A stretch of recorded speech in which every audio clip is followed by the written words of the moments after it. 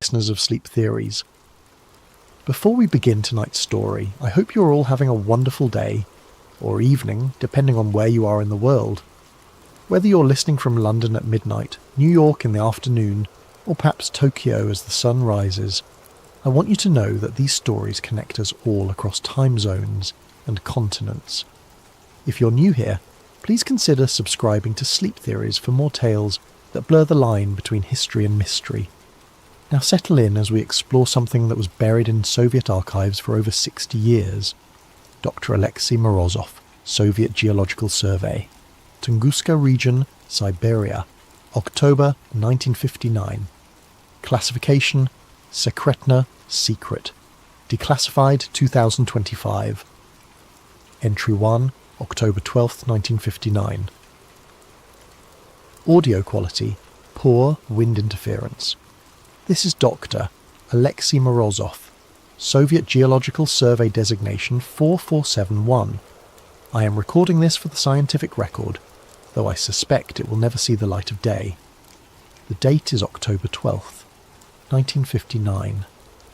I'm approximately 40 kilometers southeast of the Tunguska impact site, and I fear we have made a terrible mistake in coming here. But let me start from the beginning. 3 weeks ago, I was summoned to Moscow by the Academy of Sciences, or so I thought. The meeting was held not in the familiar halls of the Academy, but in a nondescript building on Lubyanka Square. Even a geophysicist like myself knows what that means.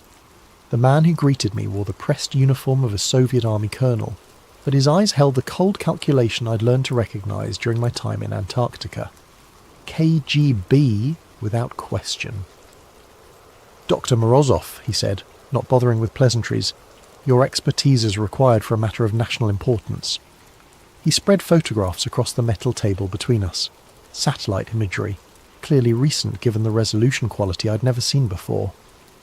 The images showed the Tunguska region from above, but with strange geometric overlays and radiation measurements marked in red. What am I looking at, Colonel? Volkov, he supplied. Colonel Volkov, and you're looking at proof that the Tunguska event of 1908 was not what our scientists have claimed. The photographs showed radiation patterns that made no sense for a meteor impact.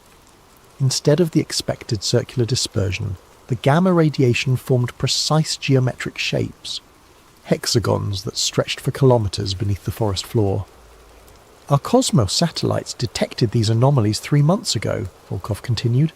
51 years after the explosion, the site is still active. I studied the images more carefully. The radiation signatures were unlike anything in my experience, pulsing in regular intervals according to the timestamps. This suggests an artificial source. Precisely. Volkov's smile held no warmth. Which is why you're going to Tunguska, Dr. Morozov. Your cover will be a routine geological survey, mapping mineral deposits for the 5-year plan. Your real mission is to determine the source of these signals. And if I refuse, then you will be reassigned to study rocks in Siberia permanently, a much less comfortable arrangement than what I'm offering. The threat was clear. I accepted the assignment that afternoon. Now, as I sit in this makeshift camp listening to the wind howl through trees that have been bent and twisted for over half a century, I understand why previous expeditions never filed complete reports. The forest here feels wrong in ways that have nothing to do with the visible damage from the explosion. My equipment detected the first anomaly this morning. Entry 2, October 13th, 1959. Audio quality moderate, electronic interference noted. The electromagnetic readings are impossible. I've spent the day taking measurements across a grid pattern, working systematically toward what the 1927 Kulik expedition marked as the blast epicenter. Every device I carry, magnetometer, Geiger counter, seismograph, registers patterns that violate everything I know about physics. The magnetic field strength increases as we approach the center, but not in the gradual manner one would expect from a buried metallic mass. Instead, it pulses. 3-second intervals with mathematical precision. Pulse, pause, like a heartbeat. My Geiger counter tells an even stranger story.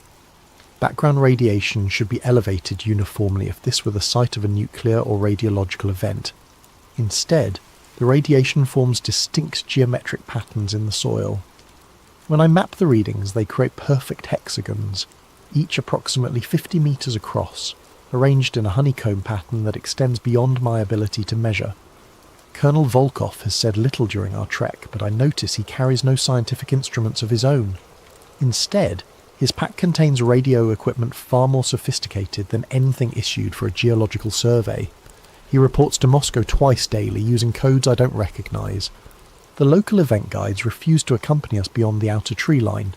They speak of lights that dance beneath the ice at night, and a sound they describe as iron screaming. When I pressed them for details, the eldest guide would only say, "The sky fell there, but something else rose up." I dismissed this as folklore until we made camp last night. At 0300 hours, I was awakened by a sound I've never heard before. A deep, rhythmic vibration that seemed to come from the earth itself. It lasted exactly 3 minutes, then stopped abruptly. Volkov was already awake, standing at the edge of our camp with his radio in hand. "Did you record that?" he asked. I had not thought to record it, which now strikes me as a significant oversight for someone trained in scientific observation. The sound was so alien that my mind initially rejected it as impossible. "What was it?" I asked. Volkov's expression in the moonlight was unreadable. "The reason we're here, Doctor. This morning I discovered that several of my instruments had malfunctioned during the night.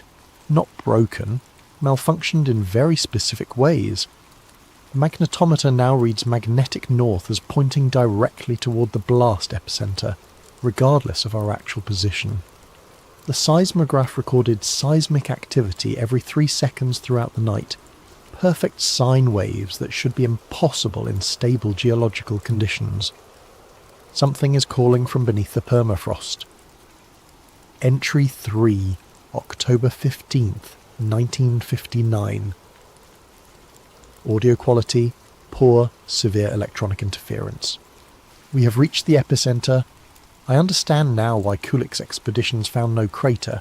This was not an impact. It was an emergence. The blast zone stretches for kilometers in every direction, trees flattened in the perfect radial pattern that has puzzled scientists for decades. But at the precise center, in a circle roughly 100 meters in diameter, the forest is untouched. Ancient pines tower above us, their bark scarred but their structure intact, as if the explosion flowed around them rather than through them. The soil here tells a different story than any meteor impact. My equipment detects metallic fragments, but when I analyse their composition, the results are disturbing. The isotopic ratios are wrong. Not just unusual, impossible. These metals contain isotopes that shouldn't exist in nature, arranged in configurations that suggest artificial manipulation. While taking samples this morning, my spade struck something hard beneath the permafrost. After an hour of careful excavation, I uncovered a shard of metal unlike anything I've encountered in 20 years of geological work. The fragment is approximately 15 centimeters long, smooth as glass, and perfectly black. It reflects no light, creating an absence in my vision that strains the eye to look upon. Most unsettling of all, it vibrates. A constant, barely perceptible vibration at exactly 3 hertz. The same interval as the magnetic pulses I've been recording. When I showed the fragment to Volkov, his reaction confirmed my growing suspicions about this expedition. "Where exactly did you find this?" he demanded, snatching the metal from my hands with gloved fingers. "Buried approximately 2 meters down, directly. You will note its location precisely and excavate no further in that area." He sealed the fragment in a lead-lined container I hadn't known he carried. "Your orders are to survey and report, not to collect specimens." "Colonel, this could be the key to understanding Dr. Morozov." His voice carried the quiet authority of a man accustomed to unquestioned obedience. "The last scientist who asked too many questions about what we found here is now buried under 2 meters of ice. I trust you understand my meaning." The threat was delivered so casually that it took a moment to register. Previous expeditions, previous scientists. How many teams had been sent to this place? That evening, while Volkov was occupied with his radio communications, I managed to take additional readings from the area where I'd found the fragment. The results make no sense according to any geological model I know. The metallic object appears to be part of a much larger structure buried beneath us.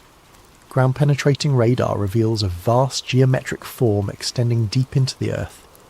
Not randomly distributed metal deposits, but organised architecture.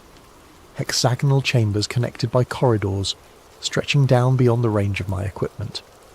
Whatever lies beneath the Tunguska site is not natural. It's not human.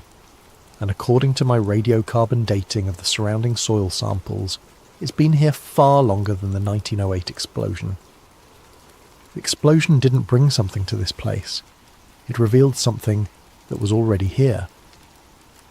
Entry 4, October 17th, 1959.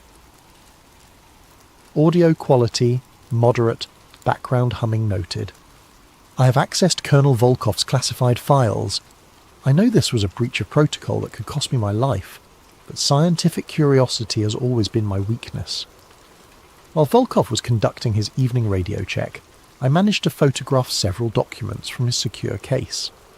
What I discovered has rewritten my understanding of both this expedition and the Tunguska event itself. The files contain correspondence dating back to 1908, including telegrams between the American inventor Nikola Tesla and Arctic explorer Robert Peary. The telegrams discuss Tesla's experiments with wireless energy transmission from his Wardenclyffe facility on Long Island. According to the documents, Tesla was testing a revolutionary new technology, the ability to transmit electrical energy through the Earth's atmosphere to any point on the globe. His target for the initial test was the Arctic region, where Peary was conducting his polar expeditions. The most revealing telegram is dated June 28, 1908, 2 days before the Tunguska explosion. R. Peary, final test scheduled 0214 GMT June 30th.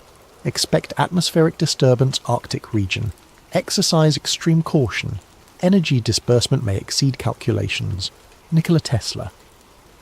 Peary's response dated July 2nd. Tesla. Your test successful beyond measure. Sky over Siberia lit like day. Effect visible from Greenland. Indigenous populations report ground shaking 800 miles from target zone. Whatever you activated, it responded. Recommend immediate cessation of experiments as R. Peary. But the most disturbing document is Tesla's private journal entry, included in the KGB files through means I cannot determine.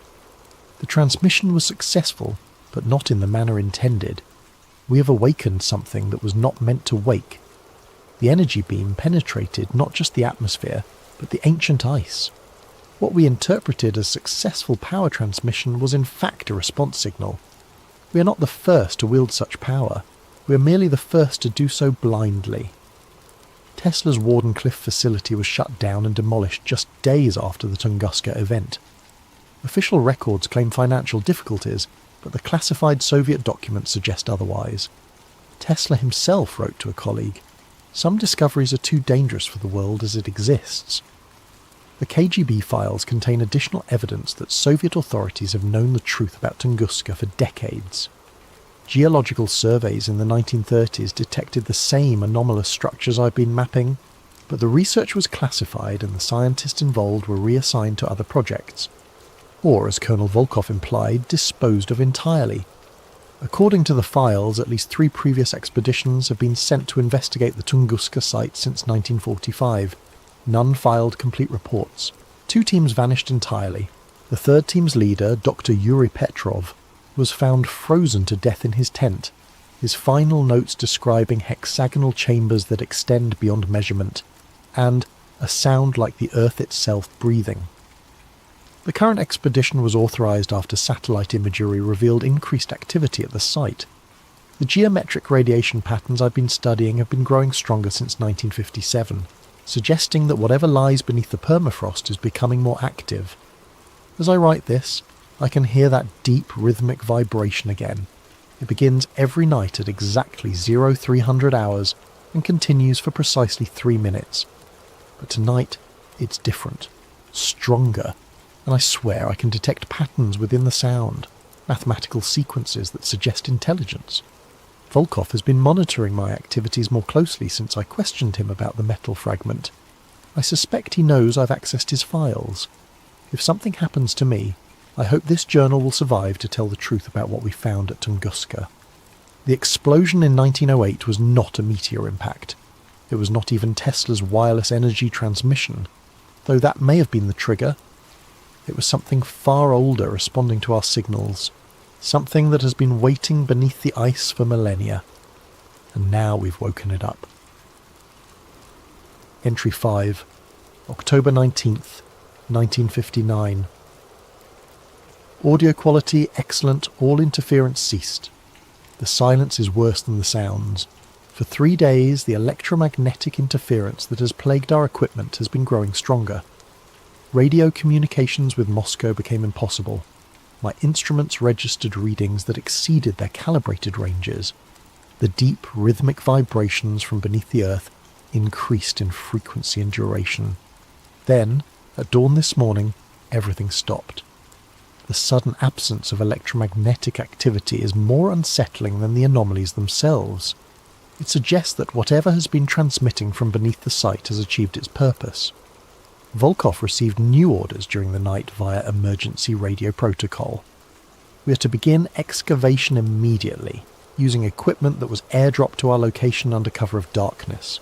The machinery includes drilling apparatus far more sophisticated than anything required for a geological survey. "We're going down," Volkov informed me without preamble. "Moscow wants to know what's beneath us." "Colonel, I must advise against aggressive excavation. The structural integrity of whatever lies below is unknown. If we damage it..." "Dr. Morozov, you are here to provide scientific observation, not strategic planning. The decision has been made at the highest levels." The drilling began at 0800 hours. We penetrated the permafrost easily, but at a depth of 5 meters, the drill bit encountered something that sent vibrations through the entire operation. Not rock, not metal, but something that rang like a bell when struck. By midday, we had exposed the upper surface of a structure that defies geological explanation. The surface is composed of hexagonal plates, each roughly 2 meters across, fitted together with seamless precision. The material is unlike anything in my experience. Harder than steel, but with a crystalline structure that suggests organic growth rather than mechanical manufacture. The most disturbing discovery came when we cleared debris from one of the hexagonal plates. Beneath the ice and soil, the surface is not damaged or corroded despite its apparent age. Instead, it gleams as if newly made, with patterns of light that pulse through the material in the same 3-second intervals I've been recording. The structure is active. Alive, perhaps, though I hesitate to use that term for something clearly artificial. As we work to expose more of the surface, I noticed that my instruments were registering new types of activity. Electromagnetic pulses were emanating from the structure, but these were not random signals. They followed mathematical sequences, prime numbers, Fibonacci progressions, and other patterns that suggest deliberate communication. "It's trying to talk to us," I told Volkov during our afternoon break. His response chilled me. "No, Doctor, it's talking to something else. We're just listening in." That evening, while reviewing the day's data, I made a discovery that has shaken my understanding of human history.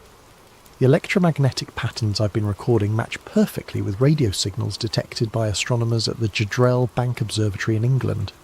The signals, dismissed by most scientists as background radiation, have been recorded intermittently since 1908.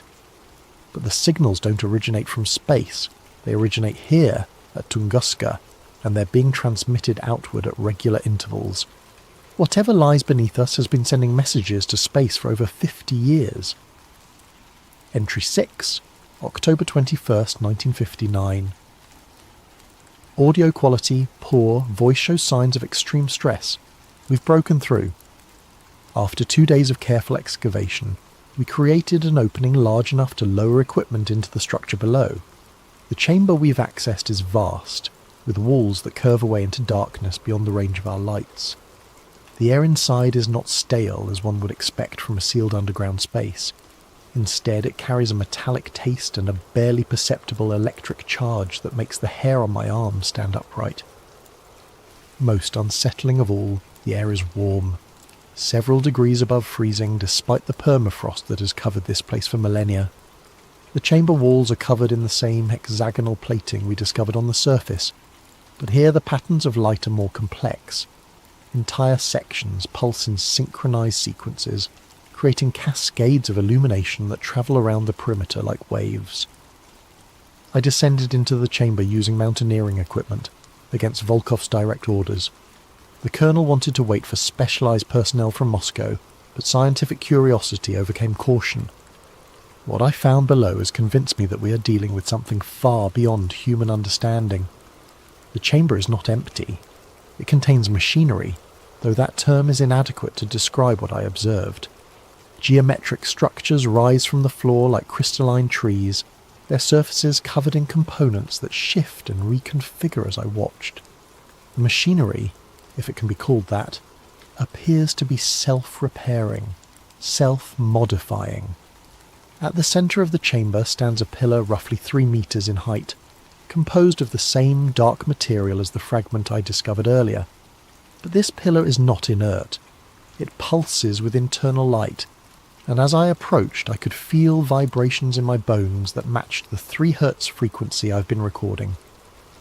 When I placed my hand on the pillar's surface, the entire chamber responded. Lights flashed in sequence around the walls, the machinery hummed to life, and I felt a sensation I can only describe as contact. Not physical contact, but something deeper. For a moment I sensed vast intelligence, ancient beyond measure, awakening from long dormancy. And I understood with terrifying clarity what Tesla had done in 1908.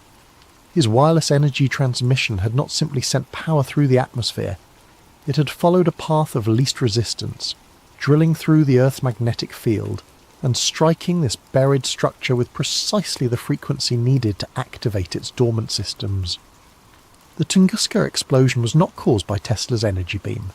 It was caused by this ancient machinery starting up after eons of silence, venting excess energy in the only direction available, upward, through the overlying rock and permafrost, creating the devastating blast that flattened the forest above. When I climbed back to the surface, I found Volkov in animated radio communication with Moscow. From what I could hear of his side of the conversation, our discovery has caused considerable alarm at the highest levels of government. Yes, sir, it appears to be functional, he was saying. No, sir, we don't understand its purpose. What do you mean, similar structures? Similar structures. The phrase hit me like a physical blow. How many of these installations exist? How long have they been buried beneath the Earth's surface? That night, as I attempted to process the implications of our discovery, the chamber below us began transmitting again. But this time, the signals were different. Instead of the regular pulses I'd been recording, the electromagnetic emissions formed complex patterns that my equipment interpreted as modulated communications. The ancient machinery was not just awakening, it was calling home. Entry 7, October 23rd, 1959. Audio quality, good, voice controlled but tense. They're coming for me. Colonel Volkov received orders this morning to terminate the expedition and return to Moscow immediately. But first he informed me, all physical evidence must be secured and all personnel debriefed according to special protocols. I know what special protocols means in KGB parlance. The equipment we brought to the site has been supplemented by specialized gear that arrived with a new team of personnel during the night. These men wear no insignia and speak with accents I cannot place. They brought with them instruments I don't recognize and chemicals whose purpose I can only guess. Dr. Morozov, Volkov informed me over breakfast. Your valuable contribution to this expedition will be properly recognized in our final report. However, the sensitive nature of our discoveries requires that certain security measures be implemented. What kind of security measures? The kind that ensure state secrets remain secret. I have hidden this journal and my personal recordings in a cache approximately 1 kilometre northeast of our primary camp. If I don't survive to retrieve them, perhaps someone else will find them and understand what we discovered here. Before they seal me away from the world, I want to record what I believe happened at Tunguska, based on everything I've observed and documented, The structure beneath us is not human in origin. The materials, the construction techniques, the technology, all of it speaks to a civilization far more advanced than anything we've achieved. Based on geological analysis of the surrounding rock, I estimate the installation has been here for at least 10,000 years, possibly much longer. The machinery I observed in the chamber appears to be some kind of communication array, designed to send and receive signals across vast distances. The regular electromagnetic pulses I've been recording are not random transmissions. They're a beacon, announcing the location of Earth to whoever might be listening in the depths of space. Tesla's 1908 experiment accidentally activated this beacon after millennia of dormancy. The massive energy discharge that created the Tunguska explosion was simply the ancient machinery powering up, like a generator that had been offline for geological ages suddenly roaring back to life. But the most terrifying aspect of this discovery is what it implies about our planet's history. If one such installation exists beneath Siberia, how many others lie buried across the Earth? Who built them? And why? I fear we are not alone in the universe. Worse, I fear we never have been. The electromagnetic signals emanating from the Tunguska site have been growing stronger and more complex since we began our excavation. What started as simple mathematical progressions has evolved into what can only be described as conversation, questions and responses, acknowledgements and confirmations. Something is answering the beacon's call. Last night I observed lights in the sky that bore no resemblance to any natural phenomenon I know. They moved with purpose and intelligence, geometric formations that pulsed in synchronization with the signals from below. They hovered over our campsite for nearly an hour before disappearing beyond the horizon. Volkov pretended not to see them, but I noticed he spent the rest of the night in radio contact with Moscow. This morning he informed me that our mission was complete. Complete? I asked. We've barely begun to understand what we've found here. We've confirmed the presence of anomalous structures and documented their basic characteristics, he replied. That was our objective. Our objective was to determine the source of the satellite readings. We've discovered something that could revolutionize our understanding of human history, of our place in the universe. We can't simply walk away. Volkov's expression remained impassive. Dr. Morozov, there are forces at work here that extend far beyond your scientific curiosity. This site will be classified at the highest levels and placed under permanent monitoring. Your role is finished.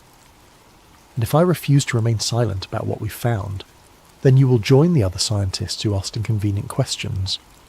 The threat was delivered with casual finality. I understood that my choice was between compliance and death, but I refused to let this discovery be buried along with me. Entry 8, October 24th, 1959. Final entry. Audio quality, whisper, recorded in secret. They think I'm asleep. The debriefing began this afternoon with injections they claimed were vaccinations against Arctic diseases. I recognized the symptoms immediately. Memory suppression drugs, designed to fog recollection and make coherent testimony impossible. But my time in Antarctica taught me certain tricks for maintaining mental clarity under adverse conditions. I forced myself to vomit up the medication before it could take full effect, though I had to maintain the appearance of compliance. While the others believe I'm unconscious, I've managed to recover my hidden cache and record this final entry. In a few hours they will transport me back to Moscow for extended debriefing. I know I will not survive that process, but before they take me, I want to record my final observations about what lies beneath Tunguska. The installation is not just a communication array, it's part of a network. During my last descent into the chamber, I discovered additional passages leading deeper into the structure. Following these corridors as far as my equipment would allow, I found evidence of similar installations at vast distances, electromagnetic signatures that suggest a global network of ancient technology, all connected by underground transmission lines that follow the Earth's magnetic field. Whatever civilization built these installations was not indigenous to Earth. The mathematical principles governing their construction are based on physical constants that suggest an origin in a different stellar environment. They came here, established this network, and then vanished. But they left their machinery behind, dormant but functional, waiting for the right signal to reactivate it. Tesla provided that signal in 1908, not through malice but through ignorance. His wireless energy transmission found the path of least resistance through the Earth's magnetic field and struck the Tunguska installation with precisely the frequency needed to bring it online. Now the beacon is active, sending its signal into space, and something has heard it. The lights I observed in the sky are not natural phenomena. They are reconnaissance, preparation for something much larger. The electromagnetic conversations I've been recording are not random communication.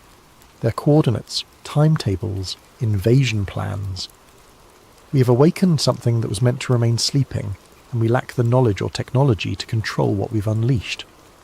I can hear them approaching my position. Boots on frozen ground, voices speaking in languages I don't recognise. They've discovered my absence from the medical tent. If this recording survives, if someone finds it and understands what I've documented here, remember this. The explosion in 1908 was not the end of anything. It was the beginning. The door is unlocking and we are not prepared for what lies beyond it. Whatever you do, do not dig further. It listens, it remembers, and now it knows where we are. Recording ends, electromagnetic interference resumes, Soviet State Security Archives. File, Tunguska Black 7. Date, October 30th, 1959. Dr. Alexei Morozov was found deceased in his quarters at the Lubyanka Medical Facility on October 29th, 1959. Official cause of death: complications from severe frostbite sustained during Arctic research operations. His personal effects have been confiscated and classified under state security protocols. All materials related to the Tunguska expedition are hereby classified beyond top secret and sealed under Special Protocol 7. Access is restricted to personnel with clearance level Obsidian or higher. The Tunguska site has been declared a restricted military zone. Unauthorized access is prohibited under penalty of death. Dr. Morozov's journal and recordings were destroyed according to standard procedure. Official records end. Posted to file sharing site March 15th, 2025. Removed by request of Russian Federation authorities March 17th, 2025. The above documents were discovered in a cache of declassified Soviet files, released following the collapse of certain government archives. Authentication is ongoing, but preliminary analysis suggests genuineness. Dr. Morozov's journal was not destroyed as claimed in official records. It was hidden, preserved in the permafrost, waiting to be found. Satellite imagery from 2024 shows renewed activity at the Tunguska site. Electromagnetic anomalies detected by multiple international monitoring stations. Construction of unknown purpose observed at the coordinates Morozov identified. The lights have returned to the Siberian sky. Whatever Tesla awakened in 1908 was only the beginning. The door is not just unlocking, and it's opening.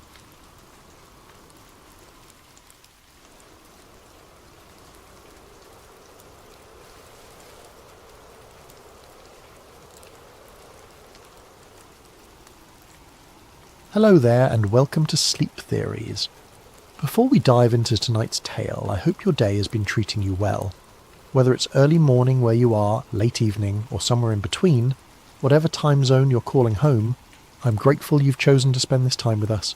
If you're new here, make sure to subscribe to Sleep Theories for more stories that will keep you questioning the world around you long after the lights go out. Now, settle in as we explore a story that might feel a little too close to reality. My name is Cal Monroe, and I used to believe in coincidences.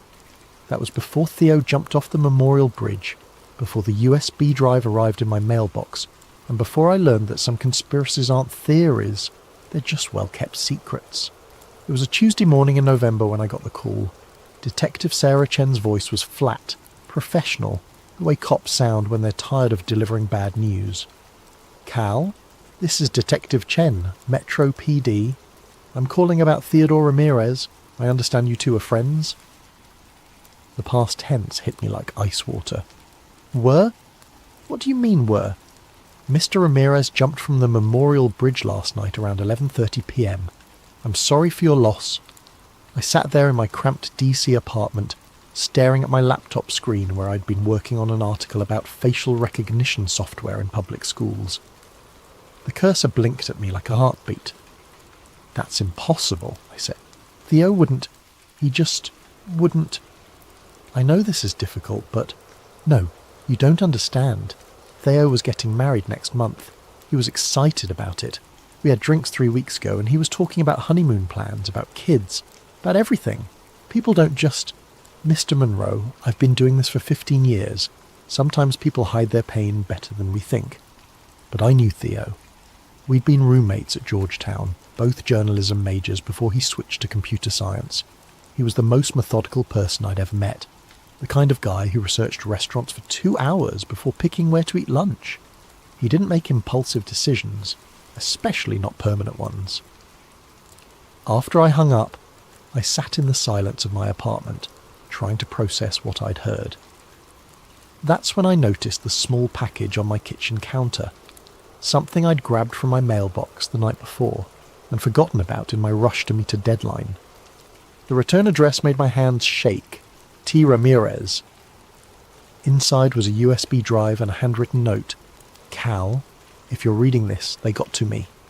Don't trust anyone. Don't use your regular computer.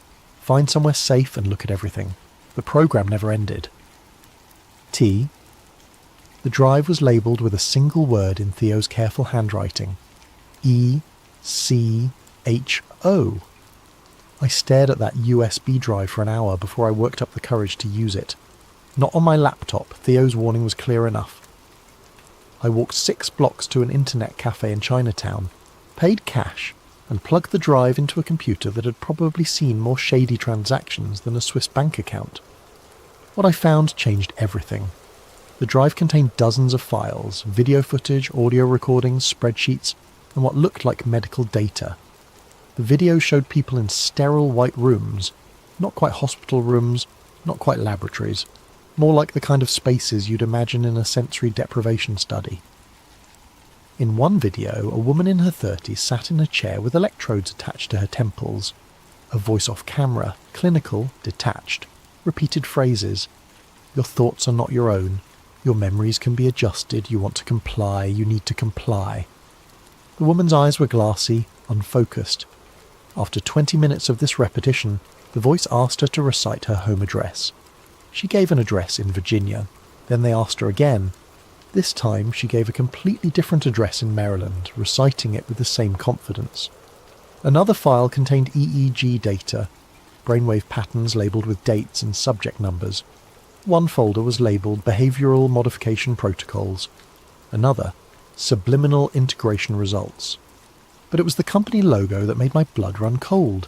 Aeon Metrics. I'd never heard of them, which was strange. I'd spent the last 5 years covering tech surveillance, data privacy, and government contracting. I knew most of the major players, from Palantir to Booz Allen Hamilton. But Aeon Metrics was a ghost. That night, back in my apartment, I did what any good journalist would do. I started digging. Aeon Metrics had a website that looked like it was designed by someone who'd never heard of user experience. Bland corporate speak about cognitive enhancement research and behavioural analytics solutions. Their client list was vague. Federal agencies and healthcare partners. No names, no specifics.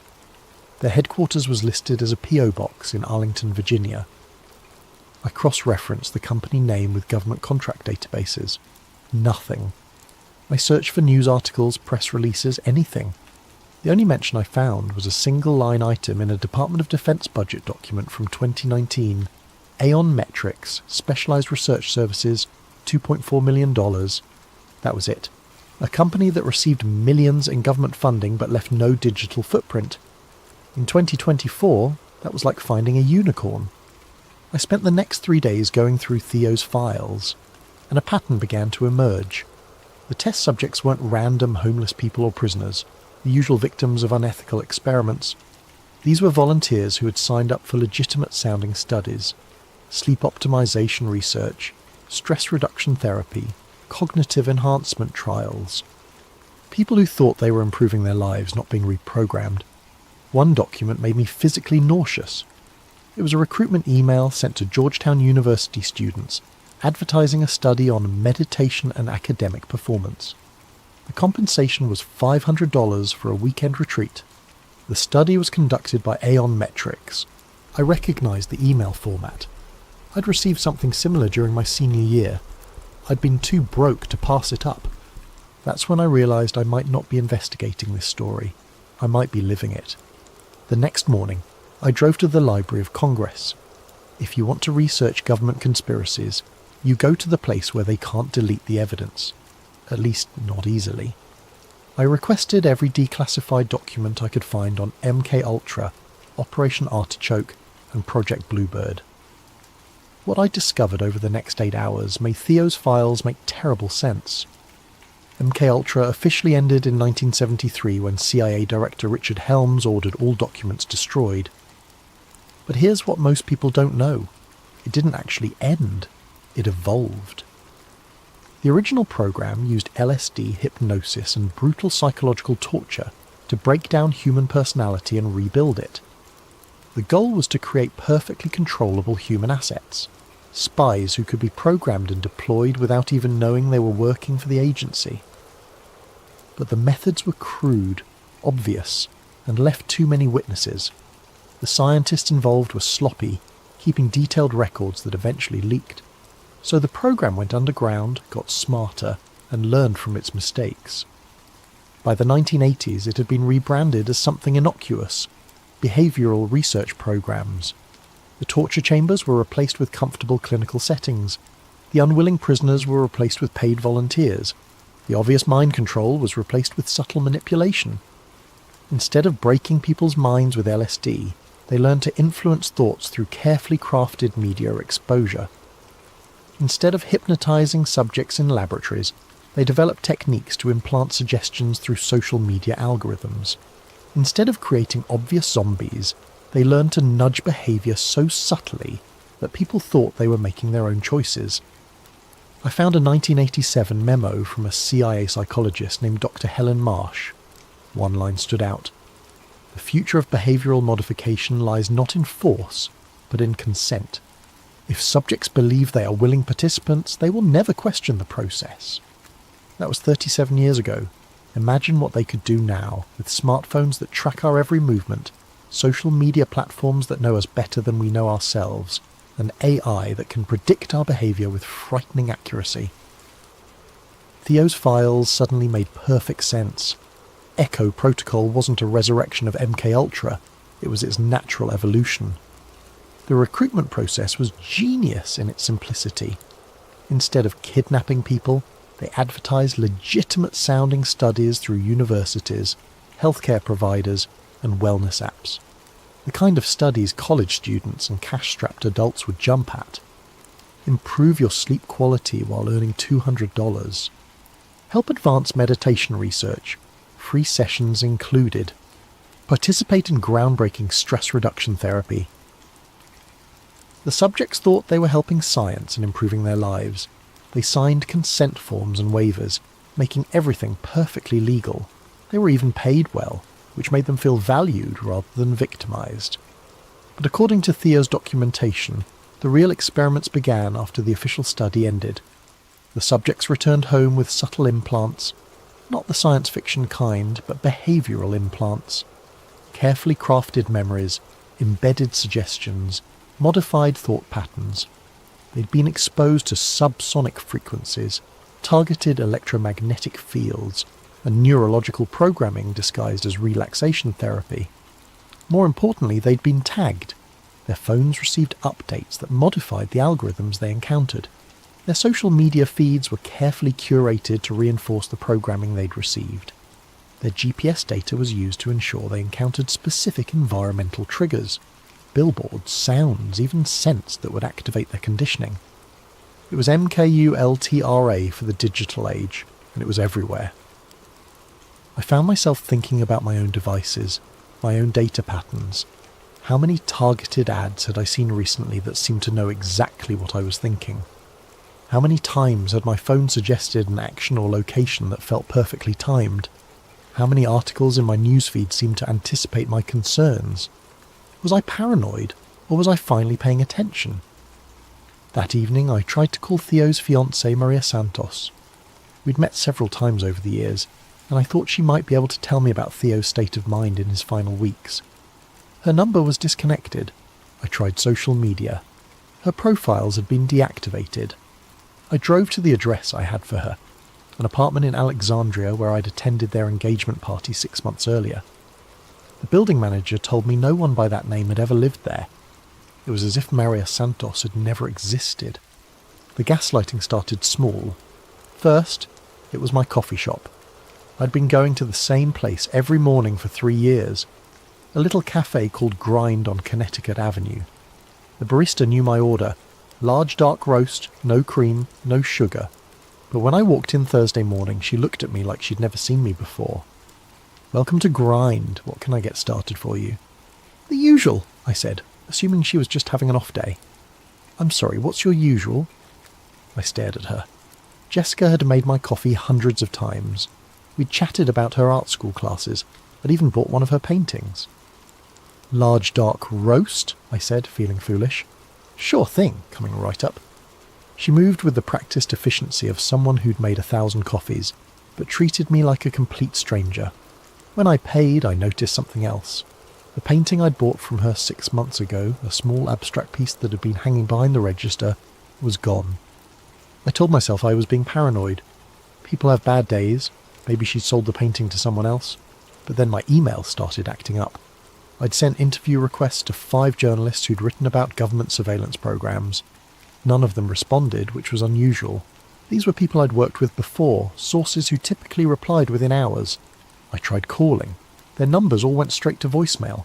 I tried reaching out through social media. My messages showed as delivered but never read. By Friday I was convinced something was wrong. I decided to test it. I sent an email to my editor at the Washington Alternative Weekly, a guy named Marcus who'd been badgering me for weeks about a late article on police body cameras. The email bounced back immediately. User not found. I called the WAW office directly. "Washington Alternative, this is Rebecca."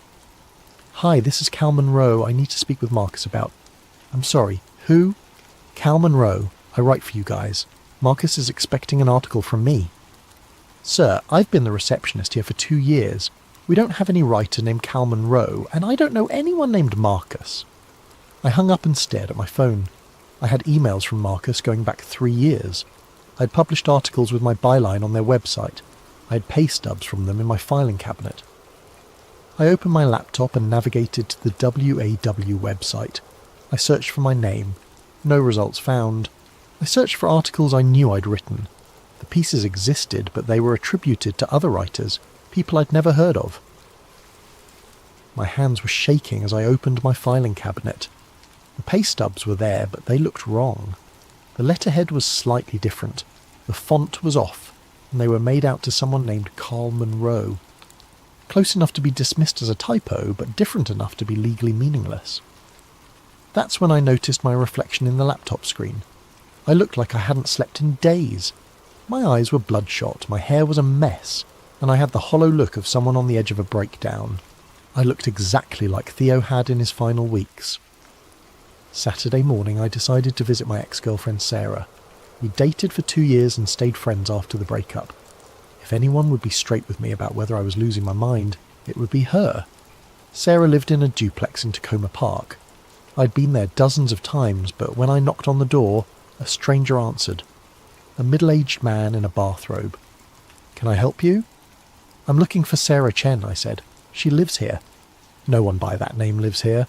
I've been renting this place for 5 years." "That's impossible. I was here 3 months ago for her birthday party." The man looked concerned.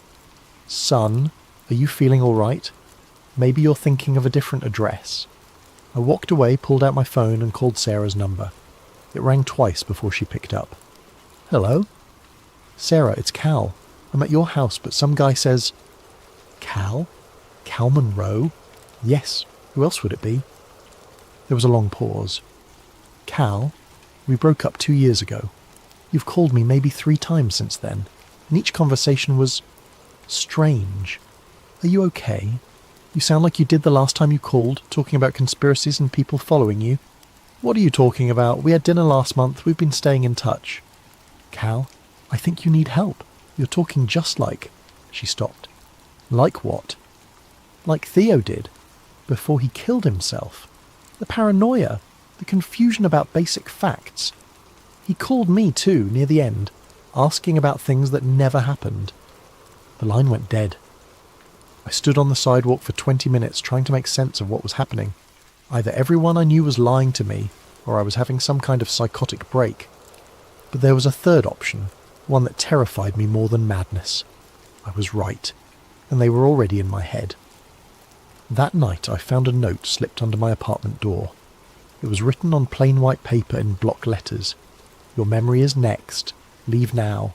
I packed a bag and drove to a motel in Baltimore, paying cash and using a fake name. I needed time to think, time to plan, and most importantly, time to figure out how to prove I wasn't crazy. Because if I was right about Echo Protocol, then my mind was already compromised. They were just calibrating how much to take. The Aeon Metric Sleep Clinic was located in a generic office park in Herndon, Virginia. From the outside, it looked like any other medical facility. Clean, professional, boring. The kind of place you'd trust with your health. I'd found the address in Theo's files, cross-referenced with online reviews. People praised their cutting-edge sleep studies and life-changing therapy sessions. The reviews all sounded genuine, which somehow made them more disturbing. I'd spent 3 days in that Baltimore motel planning my approach. I couldn't just walk in and start asking questions. If Echo Protocol was real, they'd be expecting that. But I could volunteer for a study. I created a fake identity. David Miller, a 28-year-old freelance graphic designer with chronic insomnia. I'd seen enough of Theo's documentation to know what kind of subjects they preferred. Young, educated, financially stressed, and socially isolated. People who wouldn't be missed if something went wrong. I called their intake line and spoke with a woman who sounded like she'd done this conversation 1,000 times. "We're currently enrolling participants for a sleep optimization study," she said. "It's a 3-day program that combines traditional therapy with advanced monitoring technology. Participants receive $800 compensation plus access to our ongoing support network." What exactly does the monitoring involve? Nothing invasive. We use EEG sensors to track your sleep patterns, some biometric monitoring to measure stress responses, and brief cognitive assessments to measure improvement. Many of our participants describe it as the most restful experience of their lives. She scheduled me for the following Monday. I spent the weekend reading everything I could find about counter-surveillance techniques and memory preservation. If they were going to mess with my mind, I wanted to be as prepared as possible. I wrote down everything I knew about myself, my real name, my address, my work history, my relationships, and hid copies in multiple locations. I recorded a video message to myself, explaining what I was doing and why, and uploaded it to a secure server with instructions to email it to me if I didn't check in within a week. Monday morning, I drove to the clinic feeling like I was voluntarily walking into a trap. The facility was more luxurious than I expected. The waiting room looked like an upscale spa with soft lighting, comfortable furniture, and the kind of new age music that's supposed to be calming, but always makes me nervous. The receptionist was friendly, professional, and gave no indication that she was part of a mind control operation. Maybe I really was paranoid. Dr. Elizabeth Harding introduced herself as the lead researcher. She was in her 40s, with the kind of confident manner that made you trust her immediately. She explained the study protocol while I filled out forms that asked detailed questions about my lifestyle, relationships, and psychological history. "We found that sleep disorders are often connected to deeper patterns of thought and behaviour," she said. "Our approach combines sleep monitoring with cognitive restructuring techniques. Think of it as upgrading your mental software." The phrase made my skin crawl, but I smiled and nodded. They set me up in a private room that looked more like a high-end hotel suite than a medical facility. The bed was comfortable, the lighting was adjustable, and there was even a small kitchenette stocked with healthy snacks. The only obviously medical equipment was a chair with built-in sensors and a wall-mounted monitor that they said would track my biometric responses during relaxation exercises. "Just get comfortable," said the technician, a young man who introduced himself as Kevin. "We'll start with some baseline measurements, then move into the therapeutic portion." He attached electrodes to my temples and chest. Standard EEG and heart rate monitoring, nothing sinister. The chair was incredibly comfortable, almost hypnotically so. Within minutes, I felt more relaxed than I had in weeks. That should have been my first warning. The relaxation exercise began with guided breathing instructions delivered through high-quality speakers built into the chair. The voice was soothing, gender-neutral, with the kind of professional calm you'd expect from a meditation app. Allow your mind to become quiet and receptive. You're safe here. You're cared for here. Your thoughts can rest. After about 20 minutes, the instructions became more specific. Notice how easily your mind accepts new information when you are relaxed. Notice how comfortable it feels to let go of old patterns that no longer serve you. The room's lighting shifted to a deep blue, and I realised there were almost subliminal images being projected on the walls, geometric patterns that seemed to pulse in rhythm with my heartbeat. Your memories are fluid. They can be adjusted for your benefit. You want to be free of limiting beliefs. You need to be free of limiting beliefs. That's when I recognised the phrases from Theo's videos. I tried to stand up, but my body felt heavy, disconnected. The electrodes weren't just monitoring me, they were delivering some kind of signal.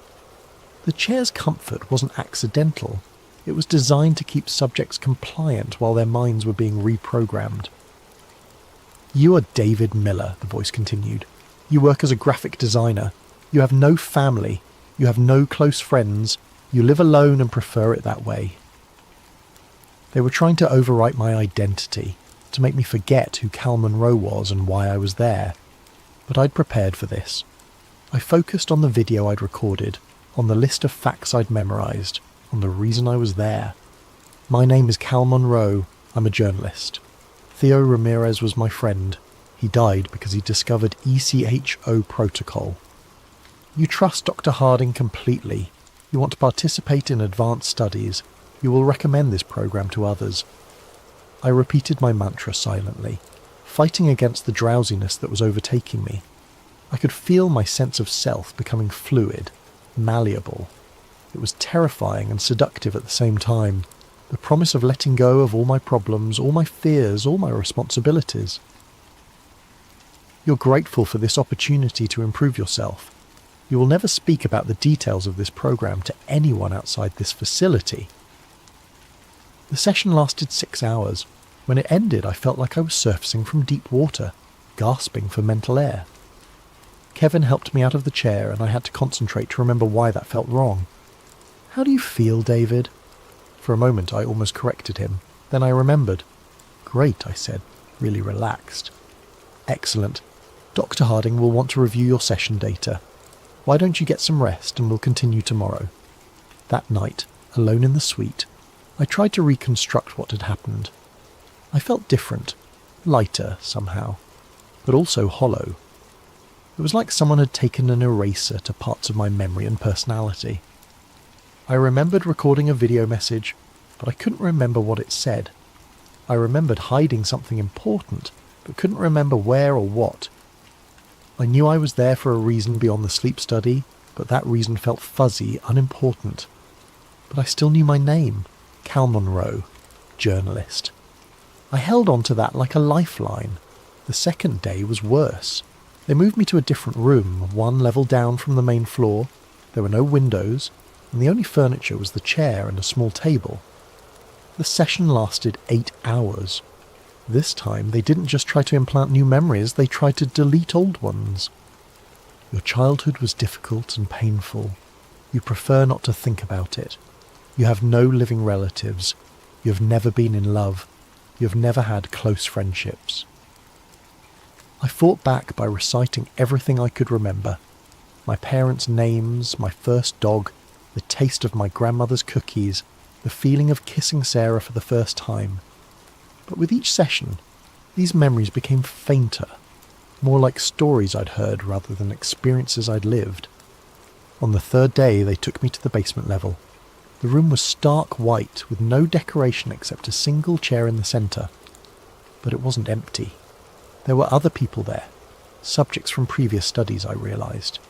They sat motionless, staring at nothing, responding only when spoken to directly. One of them was a woman in her 30s with short brown hair. When Dr. Harding introduced us, she looked at me with vacant eyes and said, "Hello, David. It's nice to meet you." Nothing unusual about that, except for one thing. She used my full name, including my middle initial. "Hello, David C. Miller." My fake identity didn't have a middle initial. I'd never mentioned one. But somehow she knew it should be there. More disturbing, my real middle name is Christopher. C. "How do you know my middle initial?" I asked her. She looked confused. "I don't know. It just seemed right." Dr. Harding intervened smoothly. "Some of our participants develop enhanced intuitive abilities. It's one of the positive side effects of the program." But I knew what I was really seeing. This woman had been programmed with information about Cal Monroe, my real identity, not my fake one. They'd put pieces of my life into her mind, probably to test how thoroughly they could extract and transfer personal information. She wasn't developing psychic abilities. She was being used as a storage device for my stolen memories. That night I knew I had to escape. They were going to erase Cal Monroe completely and leave behind David Miller, a friendless, rootless graphic designer with no past and no questions. But first, I needed proof. I waited until 3 a.m, then used a maintenance keycard I'd stolen from a janitor's cart to access the lower levels. The basement was larger than I'd expected, with dozens of rooms containing monitoring equipment and what looked like server farms. I found the room where they stored session recordings, thousands of hours of footage showing people being systematically reprogrammed. I copied everything I could onto a drive I'd hidden in my shoe. But the most damning evidence was in the office files. Echo Protocol wasn't just about individual mind control. It was about social engineering on a massive scale. They were creating networks of modified individuals who would unconsciously influence others. A person programmed with specific beliefs would spread those beliefs to family, friends and co-workers without realizing they were doing it. The modified subjects became unwitting agents, seeding new ideas and behaviours throughout the population. It was social control through viral programming, and it was working. I found files on thousands of subjects going back years. Many were in positions of influence: teachers, journalists, social workers, community leaders. Others were simply well-connected individuals whose social circles made them valuable vectors for spreading programmed behaviours. They weren't just changing individual minds, they were changing society itself, one modified person at a time. I was photographing the last set of files when the lights came on. "Hello, Cal." Dr. Harding stood in the doorway with 2 security guards. She was still calm, still professional, but now her smile looked predatory. "I was wondering when you'd stop pretending to be David Miller. We've known who you are since you walked in. Did you really think we wouldn't recognize Theodore Ramirez's friend?" The guards grabbed my arms, but Dr. Harding waved them back. "No need for force. Cal is going to cooperate, aren't you? Because we have something you want to see."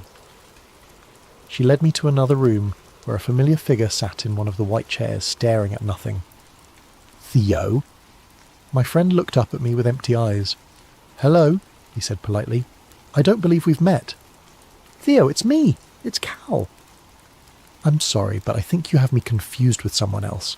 My name is Thomas. I don't know anyone named Theo." Dr. Harding smiled.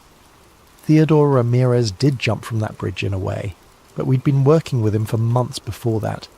The person who died was just a shell. We'd already extracted everything useful from his personality.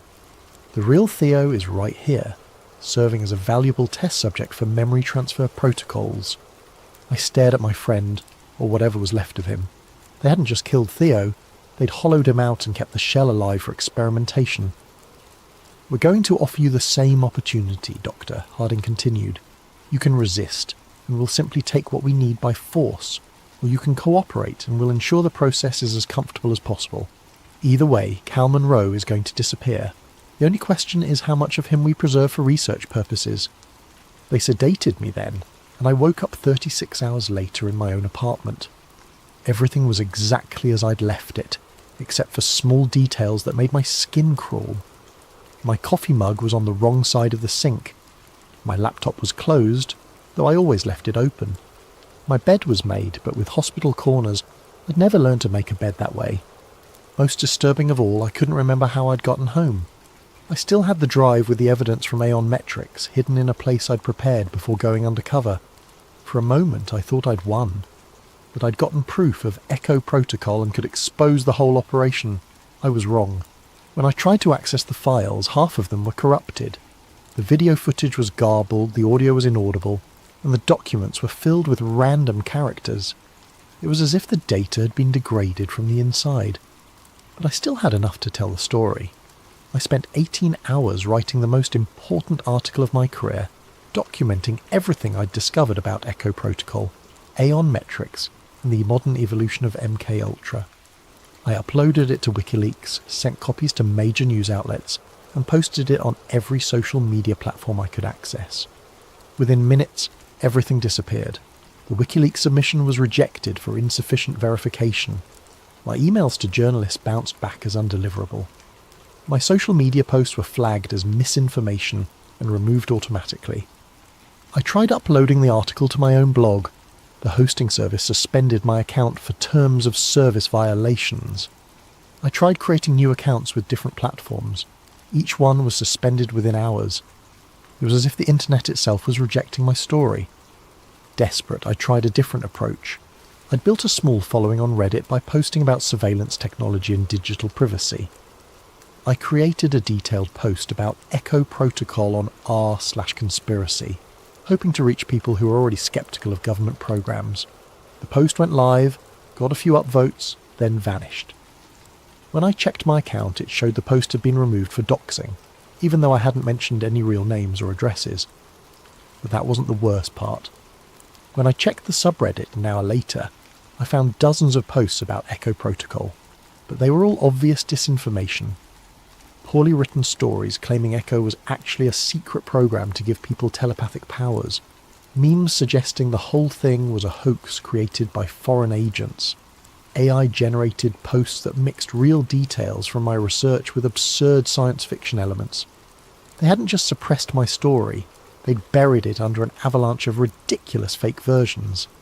Anyone who tried to research ECHO protocol would find so much contradictory nonsense that the truth would be impossible to distinguish. It was the perfect modern cover-up, not censorship, but noise.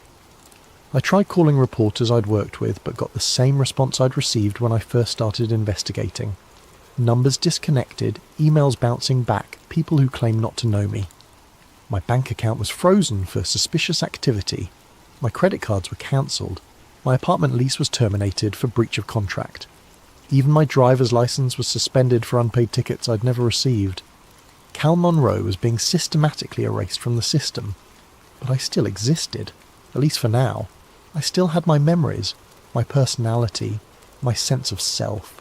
They hadn't finished the job yet. That gave me hope, until I realised why they were taking their time. I was a field test. They wanted to see how completely they could destroy someone's life using nothing but digital manipulation and social engineering. They were documenting every step of my breakdown, measuring how long it took for isolation and gaslighting to drive someone insane. I was just another subject in their experiment. 3 weeks after my attempted expose, I was living in my car, sleeping in parking lots, and buying food with cash I'd managed to withdraw before my accounts were frozen. I looked like any other homeless person, dirty, paranoid, talking to myself. The perfect disguise for someone who'd discovered the truth about mind control in America. That's when I started noticing the ads. At first, they seemed like coincidences. A billboard for sleep therapy that used phrases I'd heard at Aeon Metrics. A radio commercial for stress relief that echoed the programming sessions I'd experienced. TV ads that seemed to anticipate exactly what I was thinking. But the final proof came while I was sitting in a 24-hour diner in Arlington, nursing a cup of coffee and trying to figure out my next move. The TV was playing the local news and I was only half listening until the commercial break. A pharmaceutical ad started playing, something for anxiety medication. The voiceover was professional, forgettable, the kind of generic copy you hear a dozen times a day. Except it wasn't generic. The voice said, word for word, exactly what I'd been thinking for the past 10 minutes. You feel like you're losing your mind. You're questioning everything you thought you knew. You're wondering if this is what insanity feels like. You need help, but you don't know who to trust. It continued. The thoughts in your head might not be your own. The memories you rely on might not be real. The person you think you are might be someone else's creation. I stared at the screen, my coffee growing cold in my hands. The ad went on for 30 seconds, describing my exact mental state with disturbing precision, then concluded with the standard pharmaceutical disclaimer about side effects and drug interactions. No one else in the diner seemed to notice anything unusual. The waitress continued refilling coffee. The cook kept working the grill. Other customers chatted or read their phones. But I knew what I'd seen. They weren't just monitoring my thoughts, they were broadcasting them back to me through targeted advertising. The technology existed. I'd written about it years ago. Emotion detection software that analysed facial expressions through security cameras, predictive algorithms that could determine psychological states from browsing patterns, neural interfaces that could read brainwave patterns from a distance. They knew exactly what I was thinking, and they wanted me to know they knew. It was the final stage of the psychological operation. Not just control, but the absolute certainty that control was impossible to escape. I paid for my coffee and walked out into the Virginia night, understanding at last why Theo had jumped from that bridge. It wasn't despair that had driven him to suicide. It was the realization that his mind was no longer his own, and never would be again. But I wasn't ready to jump. Not yet. Because I'd figured out something they didn't expect. The real purpose of Echo Protocol wasn't just individual mind control. It was beta testing for something much larger. Every modified subject was a node in a network.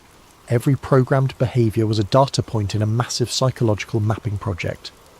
They weren't just changing people. They were learning how to change society itself, one mind at a time. The ultimate goal wasn't creating individual assets like the old MKUL TRA program. It was creating a population that would voluntarily surrender their autonomy, their privacy, their capacity for independent thought. And it was working. I thought about all the people I'd seen walking around like zombies, staring at their phones, consuming whatever content the algorithms fed them, believing whatever their social media feeds told them to believe. How many of them had been through programs like ECHO? How many were unwitting carriers of programmed behaviours? How many of them were still human in any meaningful sense? The scariest part wasn't that the technology existed, it was how willingly people accepted it.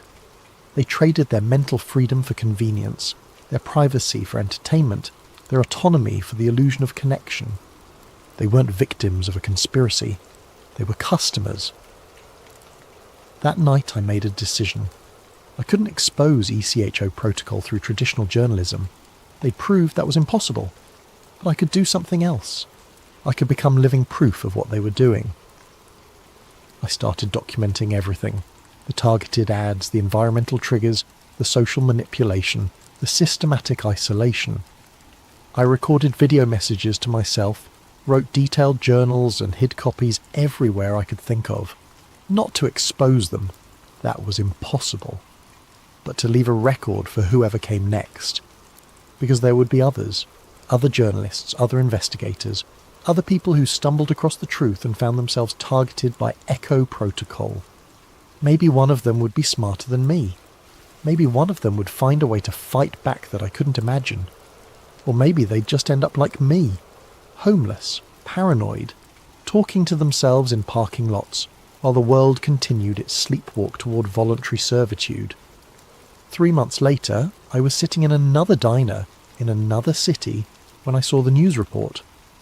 Local journalist Cal Monroe was found dead in his vehicle early this morning, apparently from a self-inflicted gunshot wound. Monroe had reportedly been struggling with mental health issues following the suicide of a close friend earlier this year. He leaves behind no immediate family. I watched my own obituary on the television screen, feeling strangely detached.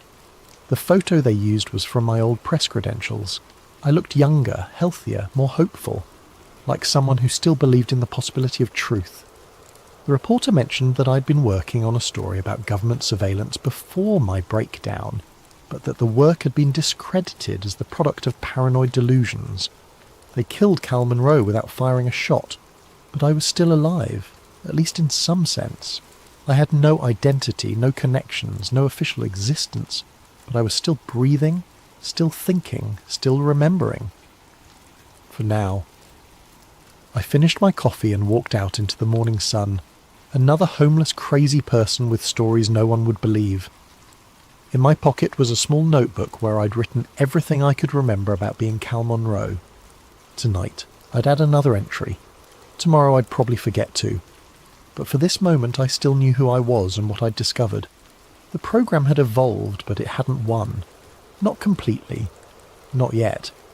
As I walked down the street, I passed a bus stop where a digital billboard was advertising a new smartphone app. Mind Ease, advanced mental health support through AI-powered therapy. The tagline read, "Let us help you become your best self." I almost laughed. They weren't even trying to hide it anymore. I pulled out my phone, an ancient flip phone I'd bought with cash, and noticed something interesting. Despite being a basic model with no internet connection, it was showing a text message I'd never received. Your thoughts are not your own. Your memories can be adjusted. You want to comply. You need to comply. The same phrases from the aeonmetric sessions. I looked around the busy street at all the people walking past with their heads down, staring at their screens, oblivious to everything around them. How many of them were seeing the same message? How many would comply without even realizing they were being programmed? The future wasn't some dystopian science fiction scenario where jackbooted thugs dragged people away for reprogramming. It was much more elegant than that. The future was a world where people begged to be controlled, paid for the privilege, and thanked their controllers for the service. And according to my phone, that future was now. I dropped the device in a trash can and kept walking. Somewhere behind me I could hear the sound of 1,000 notifications chiming in perfect unison, like a digital choir singing humanity to sleep. The program never ended, it just got better at hiding.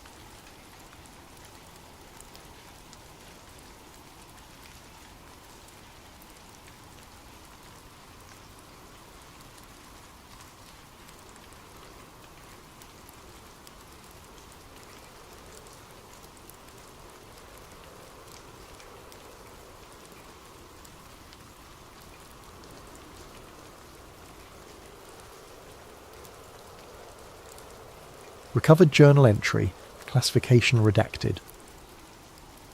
Subject, Eli Granger, independent journalist. Date range, July 15th to 18th, 2023. Location, Bohemian Grove, Monte Rio, California. The following document was recovered from an encrypted server farm in Iceland. The journalist's current whereabouts remain unknown. Ed.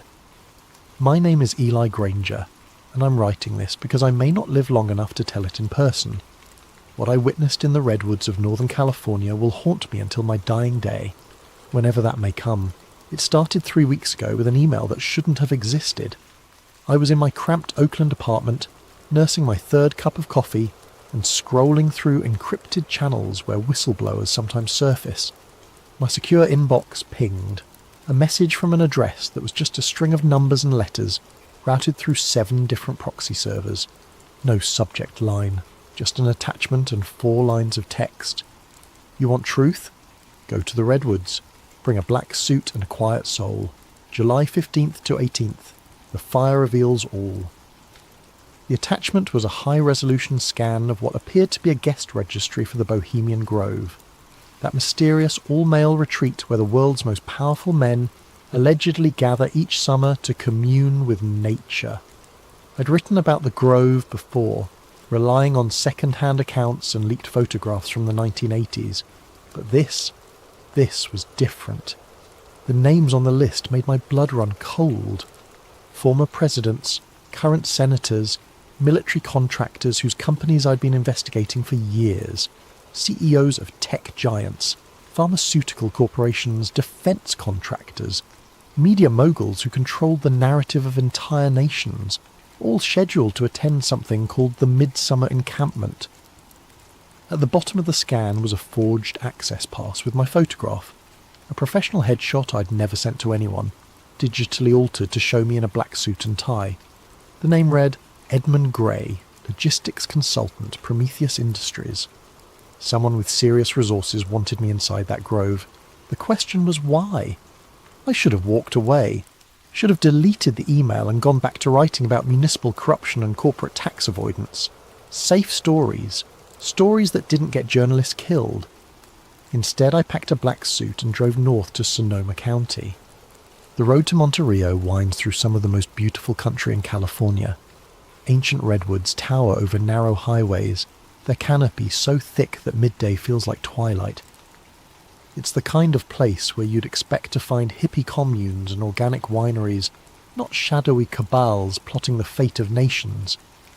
But as I learned in my Navy intelligence days, the most dangerous secrets are always hidden in the most innocent places. I parked at a motel in Gurneyville and walked the perimeter of the Bohemian Grove property that evening. 2,000 acres of private forest, surrounded by chain-link fence topped with razor wire.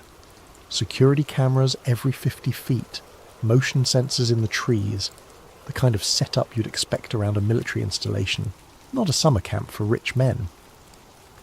The main gate was staffed by guards who looked more like special forces operators than private security. Black uniforms, tactical gear, the flat stare of men who'd killed before and wouldn't hesitate to do it again. Whatever happened inside those redwoods, they were serious about keeping it secret. The forged pass worked perfectly, too perfectly. The guards scanned the barcode, checked my face against the photo, and waved me through without a second glance. Either the forger was a genius, or someone very powerful wanted me inside. Neither possibility was comforting. The grove itself was exactly as described in the leaked accounts I'd read. Massive redwood trees, some over 1,000 years old, stretched toward a canopy so thick it blocked out the sun. Gravel paths wound between rustic cabins and open-air lodges, each marked with whimsical names: Owl's Nest, Dragon's Den, Caveman's Lodge. It would have been charming if not for the underlying sense of wrongness that permeated everything. The other guests, I couldn't think of them as normal people, not after seeing that registry, moved through this camp with the easy confidence of men accustomed to absolute power. They wore casual clothes during the day, khakis, polo shirts, boat shoes, the uniform of American aristocracy.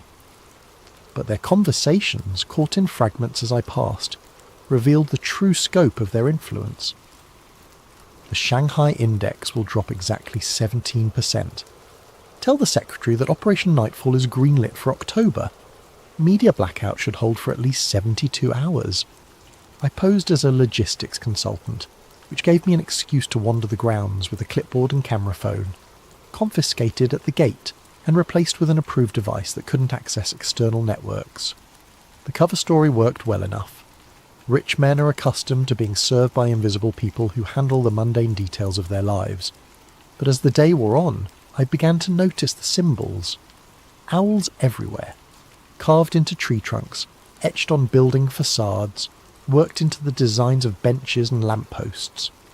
Not cute, friendly owls.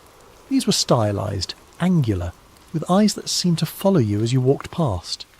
The largest was a 40-foot stone statue positioned on a small island in an artificial lake at the heart of the grove. Even in daylight, it radiated a sense of ancient malevolence. Beautiful, isn't it? I turned to find a man in his 70s watching me stare at the giant owl. Silver hair, expensive casual wear, the kind of artificial tan that comes from winters in Palm Beach. His eyes were the palest blue I'd ever seen, almost colourless. The Owl of Bohemia, he continued, joining me at the lake's edge. Been watching over this place for over a century. Some say it's just decorative, others know better. Know better how? I asked, immediately regretting the question. I was supposed to be invisible, unremarkable. The old man smiled, revealing teeth too white and too perfect for his age. "You'll see tonight, Mr. Grey. The cremation of care waits for no man, not even consultants." He walked away before I could respond, leaving me staring at the owl statue and wondering how much my cover had already been blown.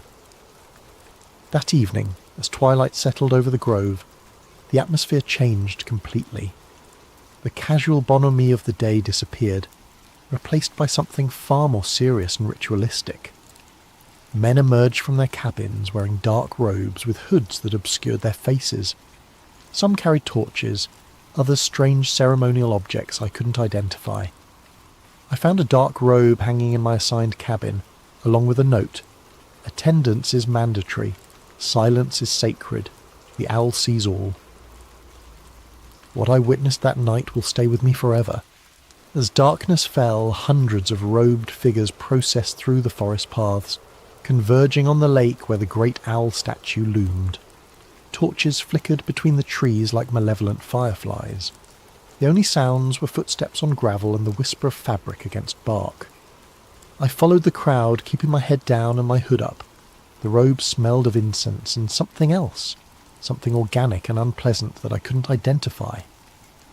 We gathered in a natural amphitheatre around the lake. The owl statue dominated the scene, its eyes seeming to glow red in the torchlight. A wooden boat had been prepared at the water's edge, and in it lay what appeared to be the effigy of a child, small, wrapped in white cloth, disturbingly lifelike. But as I stared at the bundle, a horrible doubt crept into my mind. The proportions were too perfect, the weight distribution too natural. The way the cloth clung to what lay beneath suggested something more substantial than straw and sawdust. A figure in an elaborate robe stepped onto a platform beside the owl.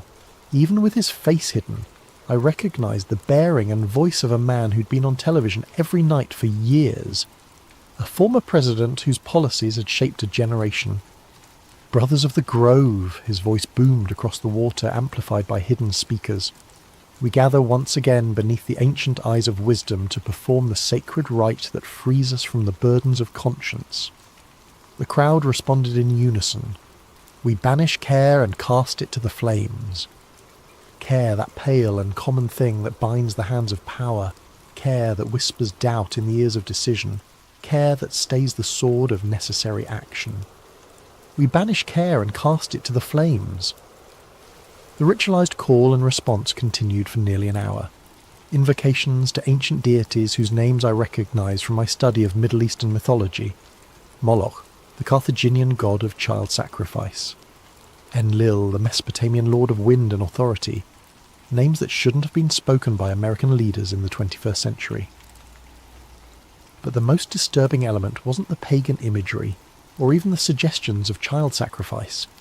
It was the casual way these men, titans of industry, shapers of policy, guardians of democracy, participated in rituals that explicitly celebrated the abandonment of human compassion.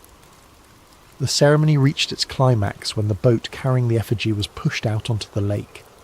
Flames erupted from the water around it, hidden gas jets, I realised, creating the illusion of supernatural fire. The figure in the boat burned quickly, the white cloth falling away to reveal... I still can't be certain what I saw. In the flickering light, with smoke obscuring my vision and my mind reeling from the horror of it all, it might have been an elaborately constructed mannequin. The realistic movement could have been caused by the flames consuming internal supports. The sounds, brief, high-pitched, quickly cut off, might have been air escaping from burning materials. But the way some of the robed figures wept as the fire consumed its offering, the way others cheered with genuine ecstasy, suggested something far more sinister than theatrical pageantry. As the flames died down, the crowd began to disperse. I started to follow them back toward the cabins, but a hand fell on my shoulder. Mr. Grey. It was the old man from earlier, still wearing his ceremonial robes. "You're invited to the inner circle gathering. A rare honour for a consultant." Before I could refuse, two other figures flanked me. Not threatening exactly, but their presence made it clear that declining wasn't an option. They led me deeper into the forest, away from the main paths, to a clearing I hadn't seen during my earlier reconnaissance. Here, perhaps 30 men stood in a circle around a fire pit carved directly into the bedrock. Unlike the theatrical grandeur of the main ceremony, this felt ancient and deadly serious. The inner circle ritual began at midnight. The participants had exchanged their dark robes for masks of polished bone, owl faces with hollow eye sockets that seemed to bore into your soul. They moved with practiced precision, suggesting this ceremony had been performed countless times before. The man who'd led the earlier ritual stepped into the centre of the circle. Without his presidential bearing and familiar voice, he seemed diminished, just another acolyte serving powers older than nations. "Brothers of the Inner Grove," he intoned, "we gather to receive the wisdom of the Ancient Ones, and to consecrate the plans that will shape the world's destiny." The response came in a language I didn't recognise at first, harsh consonants and guttural vowels that seemed to bypass the conscious mind and speak directly to something primal and terrified in the human psyche. But as my Navy intelligence training kicked in, I began to parse familiar elements. This was Akkadian, the ancient language of Mesopotamia, dead for over 2,000 years. They were chanting the names of forgotten gods and promising them sacrifices of nations. Symbols were drawn in the ash around the fire pit, not random occult doodles, but specific sigils I recognised from declassified CIA documents. Project MK Ultra had experimented with ritualistic programming, using ancient symbols and dead languages to bypass conscious resistance in human subjects.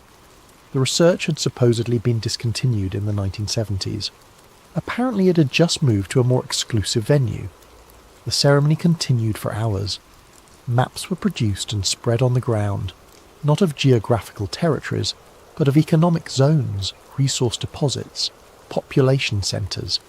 Plans were discussed in mixture of English and Akkadian, but the intent was clear enough. Wars to be started, governments to be toppled, populations to be controlled. And through it all, the participants spoke of themselves not as American leaders serving American interests, but as servants of the Ancient Ones, preparing the world for some greater transformation. "The harvest approaches," one masked figure intoned. "The sleepers must be awakened. The old seals must be broken." "In the name of those who wait in the deep places," the circle responded, "let the work continue." I crouched in the shadows beyond the firelight, recording everything on a digital audio device I'd hidden in my shoe. But as the night wore on, I began to understand that what I was witnessing wasn't just corruption or conspiracy in any conventional sense. These men genuinely believed they were serving inhuman masters. Whether those masters were real or imagined didn't matter. The policies they were planning would affect millions of lives based on the whims of entities that viewed humanity as livestock. The ritual concluded with each participant drinking from a silver chalice and making individual pledges. The liquid looked black in the firelight, and several men convulsed briefly after drinking, their eyes rolling back to show only white. As dawn approached, the circle dissolved. The participants removed their masks, revealed themselves to be exactly who I'd suspected. Former presidents, current senators, military leaders, corporate titans. They shook hands and exchanged quiet words like businessmen concluding a profitable meeting, which in a sense they were. I made it back to my cabin as the first light filtered through the redwood canopy, but I knew I couldn't stay much longer. Whatever protection my forged identity provided was wearing thin. Too many meaningful looks, too many knowing smiles. They were playing with me, letting me see just enough to understand the scope of what I'd stumbled into. But there was one more place I needed to investigate before I could flee. The lodge marked Styx, access by code only, sat apart from the main camp, connected by a service road that didn't appear on any of the maps provided to guests. I'd noticed it during my first day's reconnaissance, but hadn't found an opportunity to investigate. The building itself was unremarkable. Standard wooden construction that matched the other lodges, designed to blend into the forest environment. But the security was anything but standard. Biometric scanners, electromagnetic locks, motion sensors that could detect a heartbeat from 50 feet away. Fortunately, my anonymous benefactor had provided more than just a forged access pass. Hidden in the lining of my suit jacket was a USB device, that looked like a standard thumb drive, but contained sophisticated hacking tools developed by someone with serious technical skills. When plugged into the lodge's security system, it created a temporary blind spot in the sensors and provided the access codes needed to bypass the locks. Whoever wanted me to see what lay inside had planned this infiltration down to the smallest detail. The lodge's interior was a facade. Behind a false wall accessed by yet another hidden panel, stairs led down into the bedrock beneath the forest. The passage was older than the buildings above, carved stone rather than modern construction, lit by electric fixtures that had been retrofitted into ancient sconces. At the bottom of the stairs, a heavy oak door opened onto a chamber that took my breath away. The room stretched far beyond what should have been possible given the lodge's footprint above. Stone shelves lined the walls, filled with leather-bound journals, rolled documents, and artefacts that seemed to span centuries. At the centre of the chamber stood a massive table carved from a single piece of black stone, its surface covered with maps, blueprints, and what appeared to be governmental documents bearing official seals. I started with the journals, selecting one at random from a shelf marked 1923 to 1945. The handwriting was elegant, old-fashioned, but the contents were anything but quaint. The European situation proceeds according to plan. Our associates in Berlin understand their role, though they believe themselves to be serving the fatherland rather than the ancient ones. The sacrifice of the lesser peoples will provide the spiritual energy necessary for the next phase of the great work. Another journal, this one more recent. Operation Mockingbird exceeds all expectations. The media outlets respond to our guidance without question, believing they serve journalistic integrity, while actually perpetuating the narratives required for population control. The sleeping masses accept whatever reality we provide. But it was the documents on the central table that truly shattered my understanding of how the world worked. Blueprints for the USA Patriot Act dated 6 months before September 11th, 2001. Battle plans for the invasion of Iraq, complete with fabricated intelligence reports about weapons of mass destruction. Early drafts of social media algorithms designed not to connect people, but to divide them into manageable, controllable factions. And newer documents that made my blood run cold. Plans for a global pandemic response that prioritized control over public health. Blueprints for digital currency systems that would eliminate financial privacy entirely. Population reduction strategies disguised as environmental initiatives. The most disturbing document was a roster of participants going back to the 1870s, when the Bohemian Club was first founded. Names I recognised from history textbooks, titans of the Gilded Age who'd shaped America's industrial development. But also names that shouldn't have been there. Figures from much earlier periods, some dating back centuries. Either the record-keeping was fantastically inaccurate, or some of these participants weren't entirely human. At the bottom of the most recent page, a note in fresh handwriting. E. Granger, journalist, witnessed Inner Circle ceremony. July 16th, 2023. Asset or liability. Recommend termination if no compliance by dawn July 18th. They knew exactly who I was, had known from the moment I'd walked through their gates, the anonymous email, the forged pass, the convenient access codes. It had all been an elaborate test, and I was apparently failing. A motion sensor somewhere in the chamber beeped softly. Red lights began flashing along the walls. In the distance I could hear the sound of heavy footsteps descending the stone stairs. I grabbed as many documents as I could carry, stuffed them into my jacket and looked for another way out. But there was only one exit, and it was about to be filled with very unfriendly people. The footsteps were getting closer. Voices echoed down the stairwell, professional, clipped, the kind of tactical communication used by military operators. But then the lights went out. Emergency lighting kicked in a moment later, bathing everything in hellish red. And in that brief moment of darkness, I heard something that shouldn't have been possible. A voice speaking directly into my mind, words that bypassed my ears entirely. Run, little journalist. Run and tell the world what you've seen, but know that the telling will be your doom, and the world's salvation requires far greater sacrifices than one man's life. When the emergency light stabilised, a section of the stone wall had opened, revealing a narrow tunnel that led deeper into the earth. I didn't hesitate. Whatever entity had just spoken to me, whether it was one of the ancient ones or something else entirely, it was offering me a chance to escape. I took it. The tunnel system beneath the grove was extensive and clearly ancient. Carved passages connected natural caves, creating a network that probably extended for miles underground.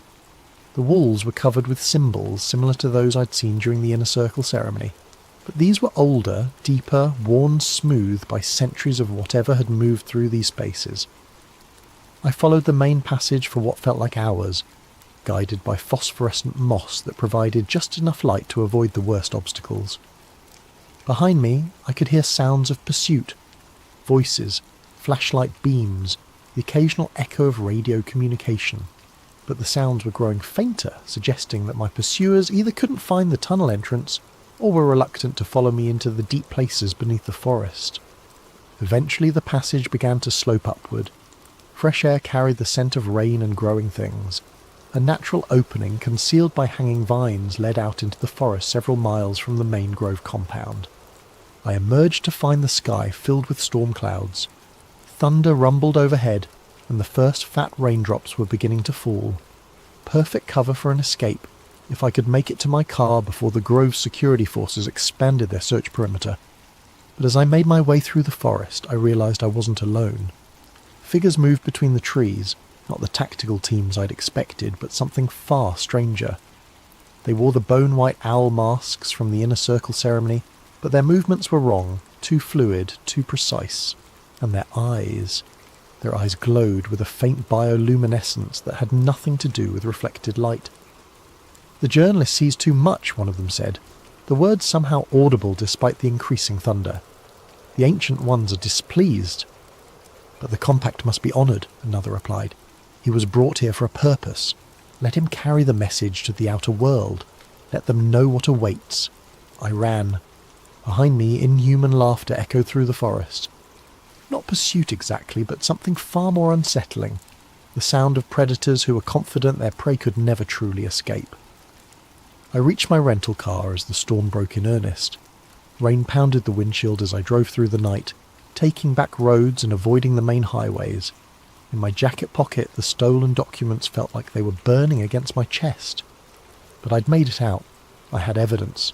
I had proof of the conspiracy that shaped world events from the shadows of a California forest. Or so I thought. I uploaded everything to an offshore server farm in Iceland.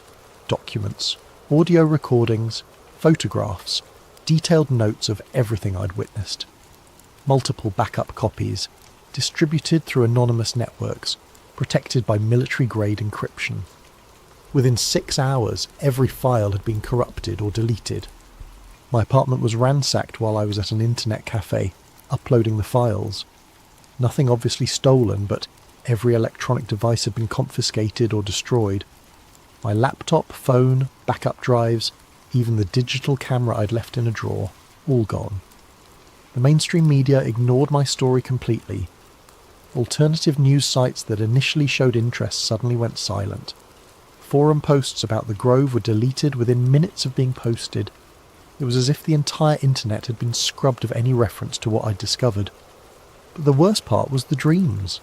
Every night since my escape, I've been visited by visions of the Ancient Ones. Vast, tentacled entities that exist in spaces between dimensions, feeding on human suffering and preparing for some cosmic transformation that will remake reality according to their twisted desires. They show me glimpses of the future they're working to create. Cities drowned beneath black oceans, skies filled with screaming winds, populations reduced to cattle serving inhuman masters. And they whisper that I'm not a hero or a journalist or even a victim. I'm a messenger. They wanted someone to witness their ceremony, to understand the scope of their power, to carry word of their inevitable victory to the outside world. Not to warn humanity. Warnings imply the possibility of resistance, but to spread the despair that will make their final conquest easier. Every word I write, every person I tell, every attempt to expose the truth only serves their greater purpose. The corruption of hope, the murder of faith in human institutions, the slow transformation of free people into willing slaves. I'm writing this final entry from a motel room in Reno. I've been driving for 3 days, never staying in one place for more than a few hours. But I know it doesn't matter. They're not hunting me because they don't need to. I'm already serving their purpose just by existing, just by remembering what I saw in the grove. The cremation of care wasn't just a ritual, it was a recruitment ceremony. And I wasn't an infiltrator, I was an initiate. Tonight, I'll drive east toward the desert. Maybe I'll find some way to break the cycle, to turn their own trap against them. Or maybe I'll just disappear into the wasteland and let the truth die with me. But if you're reading this, if somehow these words have reached you despite all their efforts to control the flow of information, then remember this. They call it the cremation of care, but what they really burn is conscience. And when the fires die down, the world grows a little colder, a little darker, a little more ready for the ancient ones to reclaim what they consider their rightful dominion. The fire in the grove never really goes out. It just spreads, invisible and inexorable, consuming everything human until only the shadows remain. And in those shadows something very old and very hungry is waiting to be born. Tonight, I'll be your guide on a journey into one of the coldest and most enduring mysteries of the Cold War era. I want you to picture this. It's a winter night deep in the Ural Mountains, 1959. A group of young adventurers huddles in a tent on the snowy slope of a peak ominously called Dead Mountain. They're laughing, jotting down journal entries by flashlight, and planning tomorrow's trek. They don't know it yet, but this will be their last night alive. This is the true story of the Dyatlov Pass incident, a mystery that has haunted investigators for decades. My name is James, and I've spent weeks poring over old case files, diaries, and witness reports about what happened to those 9 hikers in 1959. The more I dig, the more the Dyatlov Pass incident feels like a nightmare straddling the line between fact and fiction. So, let's delve into it together step by step as if we're investigators unravelling a case file. The story begins in late January 1959. 10 experienced ski hikers from the Ural Polytechnical Institute set out on an expedition to reach a mountain called a Taurton in the northern Urals. They were all in their early 20s, 7 men and 2 women, except for one older instructor, and were led by a 23-year-old radio engineering student named Igor Dyatlov. On January 23, 1959, the Dyatlov group received their route book and left the city of Sverdlovsk, today's Yekaterinburg, by train. You can imagine them on that train, excited, full of youthful bravado, maybe singing along to a mandolin one of them brought for the journey. After 2 days on trains, the party reached Ivdel, a remote town at the edge of the northern Ural Mountains, which also housed a Soviet Gulag camp for criminals. From Ivdel, they travelled by bus and then hitched a ride in the back of a woodcutter's truck to a settlement called Vizhai, the last inhabited village to the north. The locals in Vizhai must have looked at these university students with a mix of admiration and concern. The route they planned to traverse was rated Category 3, the most difficult, and they were attempting it in February, the cruelest time of year. On January 27th, the Dyatlov group left Vizhai and began their trek into the wilderness. One member, Yuri Yudin, had been struggling with health issues. He had rheumatism and a congenital defect that caused knee pain. By January 28th, Yudin's joint pain became too severe. Reluctantly, he turned back toward Vizhai, unable to continue. He had no idea that by saving himself, he was sealing his fate as the expedition's sole survivor. Yuri Yudin would never see his friends alive again. The remaining 9 hikers pressed on into the wild, unaware of the fate that awaited them. Through diaries and photographs recovered later, investigators have pieced together their route. By January 31st, the group had reached the edge of a highland area and cached surplus food and equipment in a wooded valley to be used for the return trip. They joked around, took photos, and even made a little mock newspaper they titled The Evening Autoton, in which one entry humorously proclaimed, "From now on, we know that the snowmen exist," likely a tongue-in-cheek reference to local Yeti legends. Despite the exhaustion and cold, their spirits were high. On February 1st, the team started to move through a mountain pass. later named Dyatlov Pass after this incident, with the plan to camp on the other side that night. But the weather turned on them. A howling snowstorm and blinding wind caused Dyatlov's team to lose their direction on the barren slopes. Instead of crossing the pass into the shelter of the valley beyond, they had veered west, finding themselves on the flank of a mountain called Kholat Shakal, which in the local Mansi language means dead mountain. By the time they realised their mistake, it was late in the day, and visibility was near zero from the blowing snow. Rather than descend 1.5 kilometres down into the forest for cover, Igor Dyatlov decided to pitch their tent right there on the mountainside in the open. Perhaps he didn't want to lose the altitude they'd gained, or perhaps he wanted to prove they could handle camping on an exposed slope in a blizzard. The 9 of them set up their large tent on the bare snow, chopping into the slope for a flat spot. It was a decision that would be heavily scrutinised later. That evening of February 1st, 1959 must have been brutal. Temperatures were around minus 20 degrees Celsius, and winds roared over the pass. Still, inside the tent, the group was relatively secure. They had a warm dinner. Later forensic analysis of their stomach contents showed they ate around 6 to 7 p.m. In one of the last photos recovered from their cameras, they are seen joking and smiling as they set up camp in the twilight on February 1st. Despite the extreme cold and howling wind outside, they seemed in good spirits, jotting down journal entries and chatting as they settled in for the night. They could not have imagined the terror that was coming. Something happened in the dark early hours of February 2nd that changed everything. We don't have eyewitnesses to describe it. All we have is the evidence left behind, and that evidence reads like the opening scene of a horror film. Sometime after midnight, the tent was suddenly slashed open from the inside. The 9 campers, who had been sleeping or resting, burst out of their tent into a howling snowstorm in the pitch black of night. They left behind almost all their gear, boots, coats, hats, sleeping bags, axes, as if fleeing an imminent threat.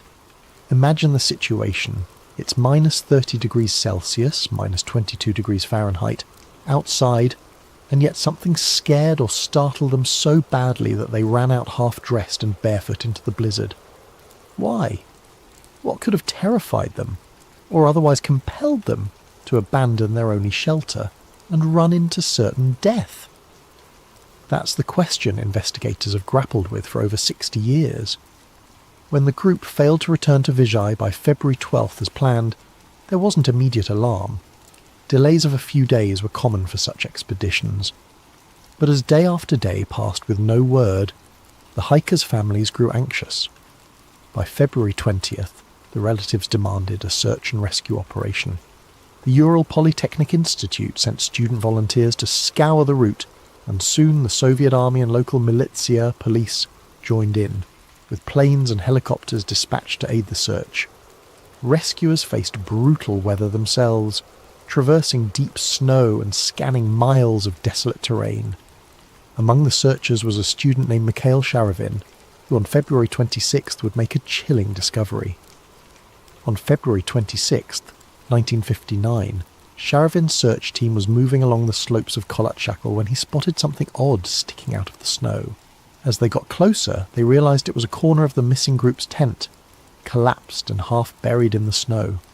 Sharavin used an ice pick to hack open the tent's entrance, which was blocked with snow. The sight inside the tent baffled him. The tent's canvas had been slashed open from the inside with a knife, and although it was damaged and partially snow-filled, almost all the hikers' belongings were still neatly arranged inside. He found blankets and coats laid out, a row of boots, axes and flashlights set to the sides, a map and official papers, a little pile of money and even a flask of alcohol. In one corner was a plate with slices of salo, pork fat, as if someone had been in the middle of fixing a snack. It was like a snapshot frozen in time. The tent felt orderly, not like it had been ripped apart by an external force. Sharavin later said it was as if the campers had been interrupted in the middle of dinner, then fled in a rush. The scene sent shivers down his spine. Why would experienced hikers cut open their only shelter and run away without boots or coats? Outside the tent, the search team found footprints in the snow, and they only deepened the mystery. There were 9 sets of prints, which matched the number of missing hikers. They could see the impressions of feet wearing only socks, or a single shoe, and some barefoot. You could even make out toe marks in the frozen snow. The tracks indicated that the hikers had not run in a wild panic, but rather walked fast or at a hurried shuffle down the slope, in an organised single file. The rescuers followed these tracks downhill in the direction of a dense forest. Incredibly, the footprints continued for about 500 metres before they were obscured by fresh snow. It was as if the group had intentionally headed toward the forest, perhaps seeking shelter or regrouping. Sharavin and the others were utterly perplexed. What on earth could have made these seasoned hikers leave their tent in sub-zero cold, partially dressed and even barefoot, walking away calmly into the night? With dusk approaching on February 26th, the searchers had to pause the search until morning, haunted by the enigma they'd uncovered. The next day, the search parties fanned out from the tent down toward the forest. At the forest's edge, under a large Siberian cedar tree, Sharavin and his comrades found the charred remains of a small fire. Near that fire lay the first two bodies. What they saw defied explanation. Yuri Doroshenko and Yuri Krivonishenko were found side by side in the snow, shoeless and dressed only in their underwear. The branches on the cedar above them were broken up to 5 meters high, as if someone had climbed up into the tree. Indeed, bits of skin and torn clothing were found on the bark. It looked like one of them had frantically clambered up the cedar, either to get a better view of the area, perhaps trying to spot the tent in the dark, or to escape something. Krivonishenko's corpse had burns on parts of his body, and in a grim detail he had a piece of flesh missing from his right hand. It turned out he had bitten off a chunk of his own knuckle, possibly in an attempt to stay conscious or stifle a scream while dying of cold. Both men's hands and feet were deep reddish-brown, a sign of frostbite, and maybe the last attempt to warm their limbs by the fire. The tree's branches had been stripped for kindling, but the fire they managed to build was small and had burned out by the time they died. The image of these two friends huddled by a dead fire, slowly freezing to death in their underwear under a sky of endless black, is something I can't easily shake off. About 300 meters away from the cedar tree, toward the tent, the searchers found the body of Igor Dyatlov. He was lying face up in the snow, head oriented toward the tent up the slope, as if he had been trying to crawl back that way. Dyatlov was better dressed than the two under the tree. He wore a flannel shirt, a sweater, and pants, but notably, he had no coat and no boots, only socks on his feet. One arm was frozen upright, reaching toward the sky, clutching a small birch branch. His other hand was pressed to his chest. People who saw his body remarked that he appeared to be protecting something in his jacket or close to his heart.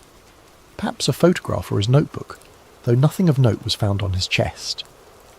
His face, when they cleared the snow, was strangely calm, eyes open. Not far from Dyatlov, searchers found Zenaida Zina Kolmogorova, a 22-year-old female student in the group. Zina was better dressed than Igor. She had on 2 sweaters and 2 pants, but she too lacked boots, wearing only socks. Her body was turned toward the tent and her arms were extended forward, bent at the elbows, as if she had been crawling uphill on her stomach, desperately trying to get back to the tent before the cold overtook her. On Zina's right side, the searchers noted a long, bright red bruise running along her torso, resembling a blunt force injury from a baton or the butt of a rifle. It was an odd injury to see, given that she had no other major external wounds. It took a few more days until March 5th to find Rustem Slobodin, the last of these first 5 bodies. Slobodin, 23, was discovered face down in the snow about 480 meters from the cedar, roughly halfway back toward the tent. He was dressed more warmly than the others.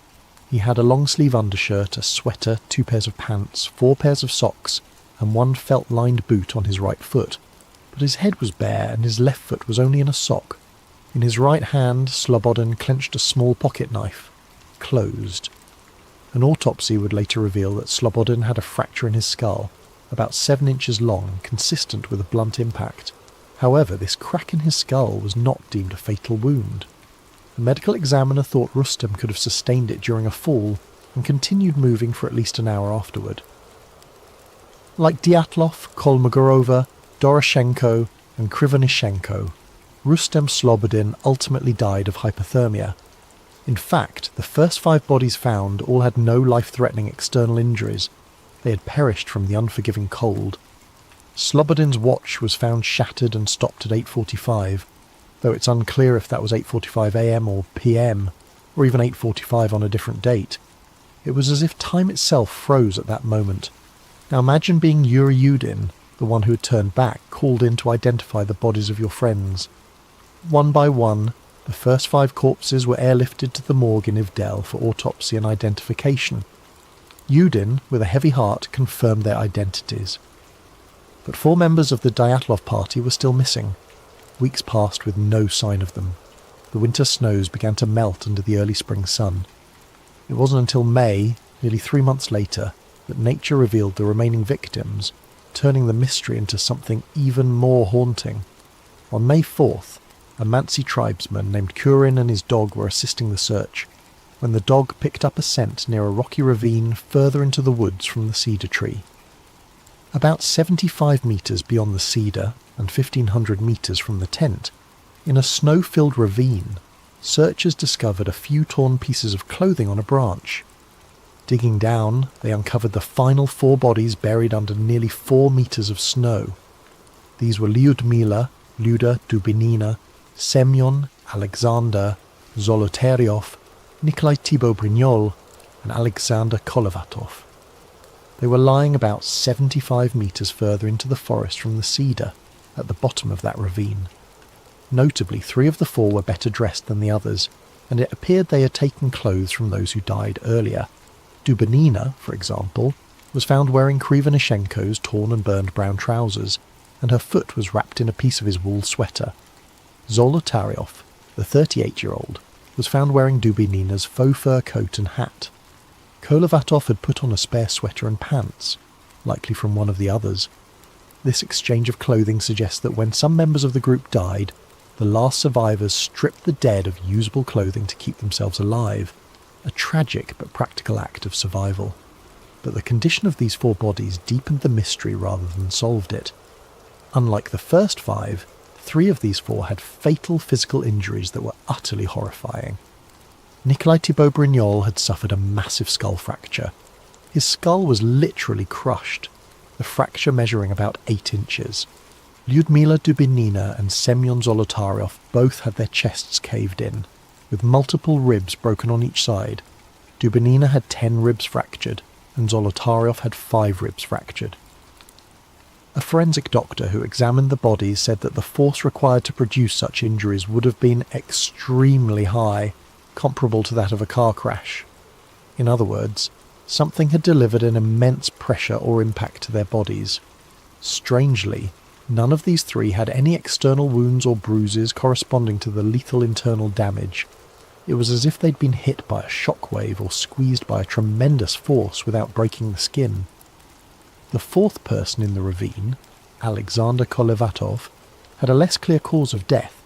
He had a broken nose, an open wound behind his ear, and a deformed neck, but his injuries were not as catastrophic as the others.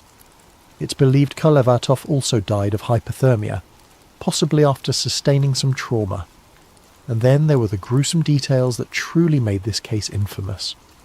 All 4 of these people in the ravine had some form of soft tissue damage to the head and face that wasn't seen in the others. Lyudmila Dubinina was missing her tongue, her eyes, part of her lips, and even a bit of her skull bone. Semyon Zolotaryov was missing his eyeballs, and Alexander Kolovatov was missing his eyebrows. These shocking injuries naturally gave rise to lurid theories. Was the group attacked by someone or something that ripped out tongues and eyes? However, the medical experts had a more mundane explanation. The 4 in the ravine were found in a stream bed. During the 3 months before they were found, water and scavenging animals likely caused the soft tissue of their faces to decompose or be eaten away.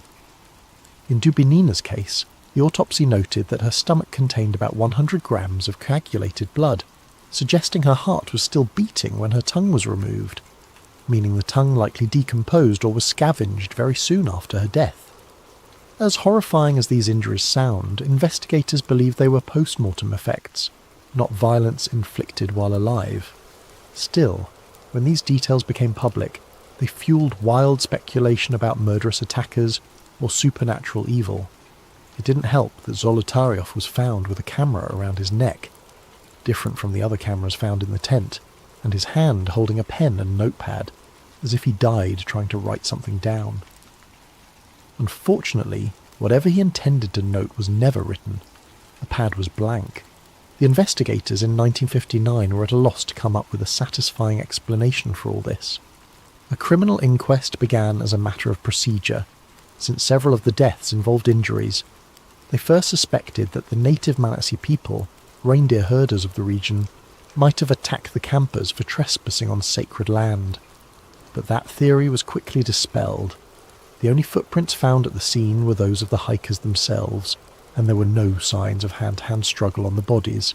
In fact, the Mansi had helped in the search, and had no history of hostile encounters with hikers. Next, investigators considered an avalanche, but the pattern of the tent and the footprints suggested otherwise. We'll revisit that later. As for animal attack, no large animal tracks were found, and the violent injuries didn't have the telltale marks of claws or teeth. The Soviet authorities were left to conclude that no other humans were involved in the Dyatlov group's demise. One of the doctors famously commented that the force which killed Dubinina and Zolotaryov was more than any human could inflict. No human could be powerful enough to cause such damage. One piece of information emerged that added a strange Cold War twist. When the forensic analysts tested the hikers' clothing, they found unusual levels of radiation on some of the garments. Specifically, Dubinina's brown sweater and Krivonishenko's wool pants were found to be radioactive. This discovery didn't make sense in a hiking context, and was not something the average person could detect.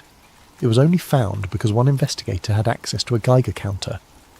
The presence of radiation fueled speculation that the Dyatlov party had encountered some secret weapon or radioactive fallout. However, a closer look provided a more ordinary explanation. Yuri Krivonishenko had previously worked at the Mazyak nuclear facility and was involved in cleaning up a major nuclear accident in 1957, the Kishtim disaster. It's very possible his clothes were contaminated from that event and still carried traces of radiation. Likewise, Alexander Kolevatov had studied nuclear physics and worked at a secret institute in Moscow, which might explain contamination on some items. In short, the radiation might not have had anything to do with the incident. It could have been a red herring. Still, the fact that their skin reportedly had a deep tan, and some of their hair had turned grey when relatives saw the bodies only intensified rumours of some nuclear or chemical exposure. Authorities claimed the skin tanning was a natural mummification effect from lying in the sun and cold for weeks, and that hair can turn colour from exposure or the embalming process. But to grieving families in 1959, radioactive clothes and orange skin sounded like the stuff of government cover-ups and sci-fi nightmares. By May 1959, the official investigation was drawing to a close without a concrete answer. The lead investigator, Lev Ivanov, was under pressure to wrap it up. In his final report, Ivanov wrote that the hikers died because of the effect of an unknown compelling force. It was a vague catch-all phrase, essentially admitting that they couldn't figure it out. No external culprits could be identified, and the case was therefore closed without any criminal charges. The files were stamped secret and filed away in a Soviet archive. The Dyatlov Pass area was also declared off-limits to other expeditions for the next 3 years, supposedly to prevent any more tragedies, though some see it as an attempt to keep curious eyes away. The inquest's official finding was that the group members died due to a compelling natural force, a phrase that raised more questions than it answered. Imagine the weight of that silence. 9 young lives lost, and their families were told they would never know exactly how or why. In the Soviet Union of 1959, that was that. Some of the parents and siblings sensed a cover-up. Zina Kolmogorova's mother, for instance, and Igor Dyatlov's parents all received hushed warnings from officials. The families were explicitly told, "You will never know the truth, so stop asking questions." In those days, if the party or KGB told you to be quiet, you stayed quiet, out of fear. So the families buried their children without knowing what really happened, and the Dyatlov incident faded into an eerie Cold War legend whispered about in Ural classrooms and mountaineering clubs. As for Yuri Yudin, the sole survivor who wasn't even there, he lived the rest of his life with survivor's guilt and a burning desire to find the truth. Yudin repeatedly insisted that his friends did not die due to some simple natural accident. He felt in his gut that something else, something man-made, had to have caused it. In interviews before his death in 2013, Yuri Yudin openly voiced his belief that the Soviet authorities knew more than they let on about the incident. In fact, not long before he died, Yudin publicly stated that he believed his teammates had been taken out of the tent at gunpoint and murdered. He even speculated that Dubinina's tongue was cut out by perpetrators because she was the most outspoken of the group. These are incredibly serious accusations, and they were never proven. Yudin admitted he had no evidence, just deep suspicions after a lifetime of thinking about it. Whether Yudin was right or wrong, his perspective shows just how deeply the Dyatlov mystery can burrow into someone's soul. So, here we are decades later, with more questions than answers. I'm a modern-day investigator, combing through the remnants of old reports and new theories.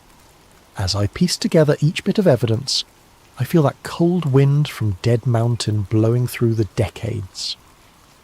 The Dyatlov Pass incident has become one of the world's most enduring mysteries, precisely because it sits at the crossroads of the explicable and the baffling. Over the years, numerous theories have been put forward to explain it, some grounded in scientific reasoning, others veering into the paranormal or conspiratorial. Let's examine these theories one by one, like branching investigative paths, and see where each leads. Keep in mind, any good explanation must account for all the odd details we've discussed: the torn tent, the state of undress, the bizarre injuries, the radiation, the reports of strange lights in the sky, the secrecy. It's a tall order, but let's walk these paths together. The first path is the one that the Russian authorities themselves eventually settled on: an avalanche. For many, this is the most straightforward explanation. Picture the scenario. The Dyatlov group is asleep in their tent on the slope, when suddenly a slab of heavy snow above them fractures and slides down onto the tent. The tent fabric begins to collapse and they hear the roar of snow. In a flash, the group panics. They believe a full avalanche is about to bury them. In seconds, they grab a knife, slash open the tent from the inside, because the entrance is blocked or hard to open under the weight of snow, and they flee into the night wearing whatever they had on at that moment. This theory gained significant traction, and in fact in 2019 to 2020 the Russian government reinvestigated Dyatlov Pass and concluded that a slab avalanche was the official cause of death.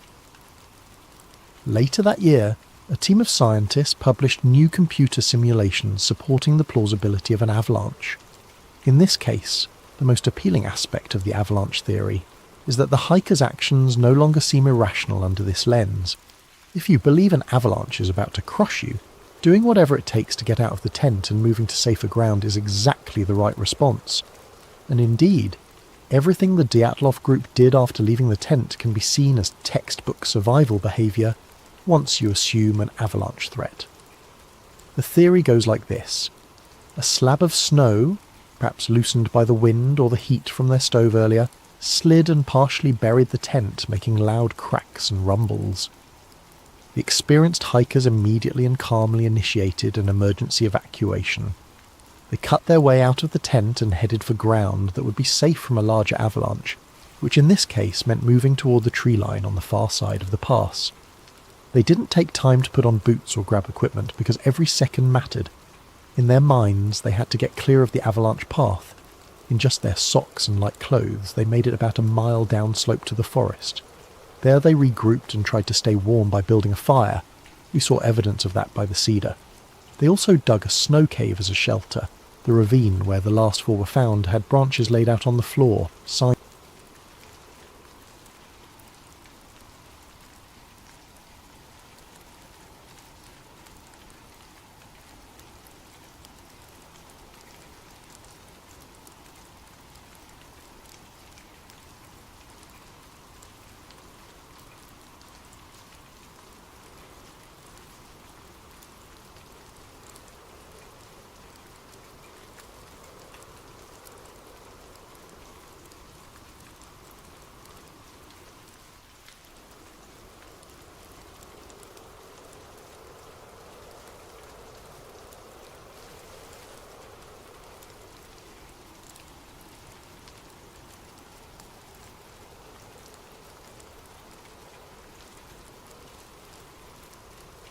This is his account of what lies beneath Area 52.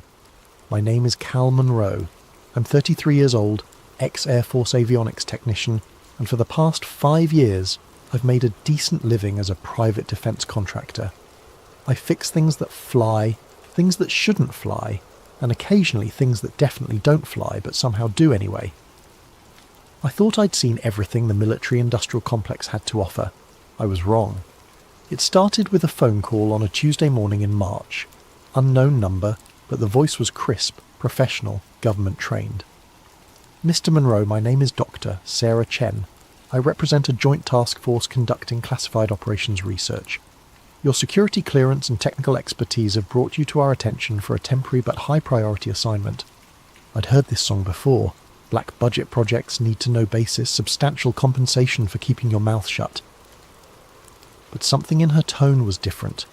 There was an undercurrent of urgency, fear. I couldn't place it. Where and when? I asked.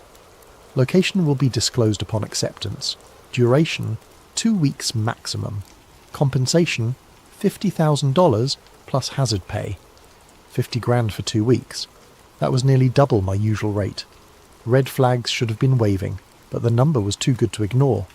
My ex-wife's alimony payments weren't getting any smaller. I'm listening. The paperwork arrived by courier within 2 hours. I'd never seen NDAs this comprehensive. Digital signature pads that displayed the documents for exactly 60 seconds before wiping clean. Multiple biometric scans. Even a psychological evaluation that asked questions like, have you ever experienced temporal displacement? And rate your comfort level with non-terrestrial phenomena on a scale of 1 to 10. The strangest part was the location designation. Grid K22, Tonopah Test Range Complex, Nevada. Not Groom Lake, not Area 51. Somewhere else entirely. Dr. Chen called back that evening. Mr. Monroe, are you familiar with misdirection theory? In what context? In the context of public attention. Area 51 has been in the public consciousness for decades. Books, movies, documentaries. Everyone knows about Groom Lake. Your point? My point, Mr. Monroe, is that Area 51 is the misdirection. Area 52 is the vault. 3 days later, I was on an unmarked charter flight from McCarran Airport to Tonopah. No other passengers, no flight attendant. Just me and a pilot who never spoke. The landscape below shifted from Vegas sprawl to endless desert, then to mountains that seemed to go on forever. We landed on a strip I couldn't find on any map. A black SUV waited, engine running. The driver was military. That much was obvious from his posture and the way his eyes never stopped moving. He handed me a tablet with a single document. Temporary assignment brief. Classification level. UMBRACLEAR. Umbra? I asked. Above top secret, he said. His voice sounded like he gargled gravel. You'll be working with 3 other contractors. Your job is simple. Maintain power grid integrity for Zone Echo 9. Don't ask questions about what's in Echo 9. Don't try to access Echo 9 without clearance. Don't discuss Echo 9 with anyone outside your assigned team. We drove for 20 minutes through terrain that looked like the surface of Mars. No roads, just tyre tracks in the sand. Finally, we reached what looked like a mining operation. Corrugated metal buildings, a few trucks, some kind of elevator shaft descending into the mountain. The elevator had no buttons, no controls, no floor indicator, just smooth steel walls and a humming sound that seemed to come from everywhere at once. The military escort, I never got his name, stood silent as we descended, and descended and descended, and I counted. 19 levels down, the elevator finally stopped. The doors opened onto a corridor that belonged in a science fiction movie. Polished white walls, LED strips running along the ceiling, and a silence so complete it felt oppressive. The air smelled like ozone and something else, something organic and wrong. 3 other contractors were waiting in what looked like a briefing room. Maria Santos, electrical engineer from Lockheed, Tom Brady, no relation to the quarterback he was quick to point out, systems analyst from Raytheon, and Jennifer Walsh, computer specialist whose previous work was so classified she couldn't tell us who she'd worked for. The briefing was conducted by a man who introduced himself only as Director Hayes, tall, grey-haired, with the kind of eyes that had seen too much and remembered everything. Ladies and gentlemen, You're here to maintain critical infrastructure for Project Kairos. What that project involves is not your concern. Your job is to ensure uninterrupted power flow to Zone Echo 9 and to report any anomalies immediately. Tom raised his hand. What kind of anomalies should we expect? Hayes stared at him for a long moment. The kind you don't ask questions about, Mr. Brady. He led us through a series of corridors to what he called the technical sector. Banks of monitors, server racks and control panels that looked like they belonged on a spaceship. At the centre of it all was a massive power distribution hub feeding something deeper in the complex. Zone Echo 9 requires constant power, Hayes explained. Any interruption longer than 30 seconds triggers automatic lockdown procedures. You don't want lockdown procedures to trigger. Why? Jennifer asked. Hayes looked at her the same way he'd looked at Tom. Because, Miss Walsh, lockdown procedures have never been tested, and we'd prefer to keep it that way. My shift started at midnight. The night crew was just me and Jennifer. Maria and Tom worked days. The complex felt different at night. Sounds carried farther. Shadows seemed deeper, and there was a vibration in the floor so subtle you might miss it if you weren't paying attention. But I was always paying attention. The power readings for Echo 9 were unlike anything I'd ever seen. The zone was drawing nearly a megawatt continuously, but the consumption patterns were irregular. Spikes and valleys that followed no logical sequence. It reminded me of a heartbeat, if heartbeats could be measured in kilowatts. Jennifer was monitoring the security feeds from her station, 12 screens showing various corridors and rooms throughout the complex. But I noticed something odd about the Echo 9 feeds. They had a 6-second delay. Every other camera was real-time, but the Echo 9 feeds looped the same 6 seconds over and over. Hey Jen, you seeing this camera glitch? She looked up from her work. What glitch? I pointed to the monitor. Echo 9, camera 7, it's looping. She frowned, typed something into her console. System shows all cameras functioning normally. But I could see it. The same security guard walking past the same door at the exact same moment, every 6 seconds. Like a GIF that never quite loaded properly. On my third night, the temperature started fluctuating. The complex maintained a steady 68 degrees Fahrenheit, but my workstation kept shifting between freezing and sweltering. I checked the HVAC systems, all normal, but something was wrong. That's when I first saw the symbols. They were etched into the side of a server rack, symbols that definitely hadn't been there the night before. They looked almost like circuit diagrams, but wrong. Organic. Like someone had tried to draw electronics using biological principles. I was examining them with a flashlight when I heard Jennifer gasp. Cal, you need to see this. One of the Echo 9 corridor feeds had changed. Instead of the looping security guard, it showed an empty hallway. And at the end of that hallway, a door that was slowly opening. That door's not supposed to open, Jennifer whispered. Through the opening we could see movement. Not walking movement, flowing movement. Like liquid light was pouring through the doorway. Then the feed cut to black. When it came back 30 seconds later, it was the same looping security guard, walking past the same closed door. But in that brief moment, I had seen something that changed everything. In the reflection on the polished floor just before the feed died, I saw an eye. Massive, silver, and definitely not human. It wasn't a ship in Echo 9, it was alive, and it had seen us watching. Tom Brady didn't show up for his shift on Thursday morning. Jennifer and I waited until 8 a.m. before calling Director Hayes. Mr. Brady has been reassigned, Hayes said without explanation. Continue your duties. But Tom's personal effects were still in the break room. His coffee mug was still half full. His jacket was draped over his chair like he'd just stepped out for a moment. Maria started acting strange that afternoon. She kept muttering to herself, checking the same readouts over and over. When I asked if everything was okay, she looked at me like she didn't recognise me for a moment. The numbers don't add up, she said. We're feeding Echo 9 enough power to run a small city, but the thermal output is all wrong. It's like the energy is going somewhere else. Somewhere else like where? Somewhere else like not here. That night the emergency siren started blaring at 2:17 a.m, deafening klaxons that made your teeth ache. Jennifer and I looked at each other in panic. Was this the lockdown Hayes had warned us about? Then, as suddenly as they'd started, the siren stopped. Not gradually, they just cut off mid-wail, leaving a silence that felt heavier than the noise. Director Hayes appeared in our control room 5 minutes later, looking shaken but trying to hide it. "False alarm," he said. "Continue your duties." But I noticed he wouldn't make eye contact, and his hands were trembling. The next day, Maria didn't show up either. Reassigned, according to Hayes. But her car was still in the parking structure on level 2. Jennifer was barely holding it together. We were the only contractors left, and the weight of whatever was happening in Echo 9 was crushing both of us. She started accessing systems she wasn't supposed to touch, using admin passwords she shouldn't have known. "Jen, what are you doing?" "Finding answers," she said, fingers flying over the keyboard. "Tom gave me his access codes before he disappeared, told me something was wrong with the whole project." She pulled up internal communications, memoranda stamped with classification levels I'd never seen before. Umbra Clear was apparently the bottom tier. Above that was Majestic, then Zodiac, then classifications that were just numbers and symbols.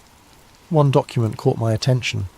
Project Kairos, Phase 3 Implementation Status. The bioconductive interface has exceeded all expectations. Subject demonstrates rapid adaptation to containment protocols and has begun influencing local electromagnetic fields. Recommend immediate escalation of consciousness mapping procedures. Bioconductive interface. Subject. The thing in Echo 9 wasn't a ship or a piece of technology, it was a living being, and we were feeding it power. Another document, dated 3 days earlier. Minor containment fluctuation at 0217 hours. Subject achieved brief sensory extension beyond Echo 9 barriers. Security protocols held, but recommend enhanced isolation measures. Note: 3 personnel reported temporal displacement sensations during the event. Temporal displacement, the looping camera feeds, the missing contractors. Jennifer kept digging, and what she found made both of us understand why Tom and Maria had really vanished. A memo marked Operation Mirror Veil, historical context. Analysis of recovered materials suggests extra-dimensional rather than extraterrestrial origin. Entities exist outside linear temporal experience and demonstrate ability to manipulate local space-time fabric. Primary subject may not be an individual organism, but rather a projection or echo of a larger consciousness existing in parallel dimensional space. They weren't from another planet, they were from outside reality itself. Warning: prolonged exposure to subject may result in consciousness fragmentation, temporal perception anomalies, and in extreme cases complete displacement from baseline reality. Personnel experiencing symptoms should report immediately for neural recalibration. Neural recalibration. That's what happened to Tom and Maria. They hadn't been reassigned. They'd been broken by contact with whatever was in Echo 9. Jennifer was reading over my shoulder, her breathing getting faster and more shallow. "Cal," she whispered, "look at the date on this document." It was dated 6 months in the future. The older archives were stored in a vault I wasn't supposed to access, but Jennifer's hacking skills were getting desperate and creative. She'd found references to something called Operation Mirror Veil, a predecessor to Project Kairos that dated back to the 1970s. The files told a story that made my blood run cold. In 1978, a survey team at Tonopah detected unusual seismic activity. Not earthquakes, but something else. Tremors that seemed to follow mathematical patterns. Ground-penetrating radar revealed an anomalous void approximately 200 feet beneath the mountain, but when they drilled down to investigate, they found something impossible. The void was bigger on the inside than on the outside. The first recovery team brought back samples of what they thought was exotic matter, materials that didn't conform to known physics, but the materials weren't stable in our reality. They flickered in and out of existence, sometimes vanishing for hours before reappearing in a different location. That's when they realized they weren't dealing with alien technology. They were dealing with something that existed between dimensions, using our reality as an anchor point. The breakthrough came in 1983 when Dr. Elena Vasquez, a theoretical physicist working on Project Looking Glass, hypothesized that the entity was a reflection of human consciousness itself, not what we are, but what we could become if we existed outside the constraints of linear time and three-dimensional space. The entity demonstrates knowledge of events that have not yet occurred, and memories of possibilities that may never happen. It exists in a state of quantum superposition, experiencing all potential outcomes simultaneously. In effect, it is us, evolved beyond the limitations of singular timeline existence. But the most disturbing file was Dr. Vasquez's final report, dated just days before her own mysterious disappearance. The entity is not malevolent. but it is incompatible with baseline human consciousness. Contact results in expansion of awareness beyond what the human mind can process. Subjects begin perceiving multiple timelines simultaneously, experiencing past and future as present reality. The mind fractures under the weight of infinite possibility. We are not studying an alien intelligence, we are studying our own future, and that future is trying to communicate with us across dimensions we cannot comprehend. Recommendation: immediate cessation of all contact protocols. The entity's attempts at communication are causing reality fluctuations that may result in permanent temporal displacement of personnel. It is not trying to harm us, it is trying to save us, but salvation from its perspective means joining it in its multidimensional existence. We are not ready. Humanity is not ready. Perhaps we never will be. The final line of her report chilled me to the bone. They are not invaders, they are echoes of what we already were. Jennifer found Dr. Vasquez's personal logs hidden in an encrypted partition that should have been impossible to access. The encryption was 40 years old, but somehow the files were updating themselves in real time. Day 1. First direct communication attempt. Entity projects images directly into visual cortex. I see myself, but not myself. Versions of Elena Vasquez that exist in parallel timelines. In one, I never became a physicist. In another, I died in childhood. In a third, I am something that transcends human categorization entirely. Day 3. Time displacement events increasing. Experienced memories of conversations that haven't happened yet. Entity is teaching me to perceive beyond linear causality. It's beautiful and terrifying. Day 7. I understand now. They're not from there, because there is no there. They exist in the spaces between possibilities. They are what we become when we evolve beyond the need for singular reality. Day 12. The others don't understand. They think containment is possible, that we can study and control something that exists outside the concept of control. They're going to get people killed. Day 18. I can see the breach coming. 3 days from now, the entity will attempt to return to its dimensional matrix, but our containment protocols will interfere with the translation. The resulting paradox will create a reality fissure. I have to stop them, but I may already be too late. Time isn't working properly anymore. I keep experiencing this moment from multiple perspectives simultaneously. The logs ended there, but they were still updating. New entries appeared as we watched. Day 7305, still trying to warn them. Elena variants across multiple timelines attempting intervention. Breach inevitable. Cal Monroe will survive, but survival is relative when reality becomes negotiable. Jennifer and I stared at the screen in horror. Dr. Vasquez had been missing for 40 years, but somehow she was still writing reports. That's when the lights went out. Not gradually, they snapped off like someone had thrown a switch. Emergency lighting should have kicked in immediately, but we were left in absolute darkness. The only sound was the humming of the power grid, and even that was changing pitch, becoming something organic and musical.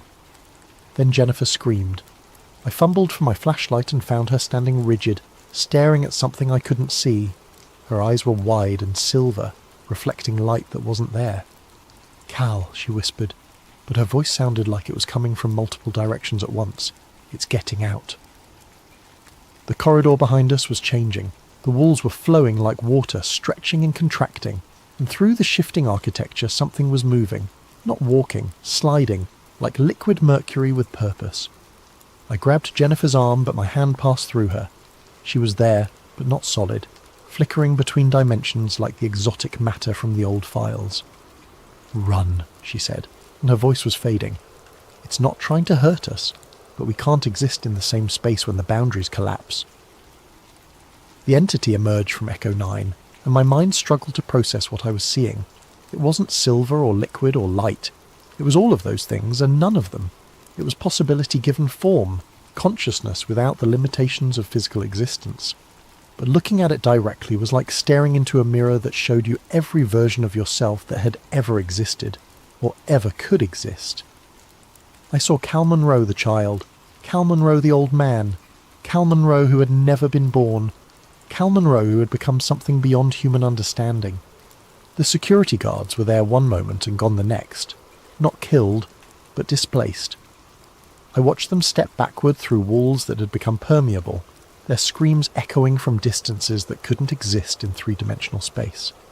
I ran, down corridors that folded in on themselves, past rooms that were bigger inside than outside, through a facility that was reshaping itself according to rules I couldn't comprehend.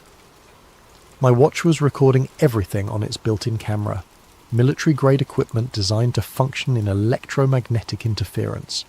If I survived, at least there would be proof, if survival had any meaning when reality itself was in question. I found an elevator, the same elevator I'd taken down 19 levels, except now it was in a corridor that hadn't existed 5 minutes earlier. The button panel was melting and reforming, showing floor numbers that shifted between digits and symbols and sometimes weren't there at all. But it was the only way up. The elevator rose with the same smooth hum as before, but when the doors opened, I was back in the same corridor I'd just left. Same melting walls, same impossible geometry, same feeling that I was being watched by something that existed in more dimensions than I could perceive. I tried again. Same result. And again, same corridor. The entity wasn't trying to trap me, it was trying to communicate, but communication required shared reference points, and we had none. Its attempts to make contact were causing reality to loop, creating temporal echoes that reflected my own desperation back at me. I was experiencing the same moment from multiple timelines simultaneously, just like Dr. Vasquez had described. In one timeline, I was still at my workstation, watching the power reading spike. In another, I had never taken the job. In a third, I was something else entirely, something that could perceive the entity without fracturing. But in this timeline, the one where I was still human, I was trapped in a loop between the 19th floor and somewhere that had no floor number at all. My watch battery was dying, but I kept recording. If someone found the footage, maybe they could understand what had happened. Maybe they could learn from our mistake.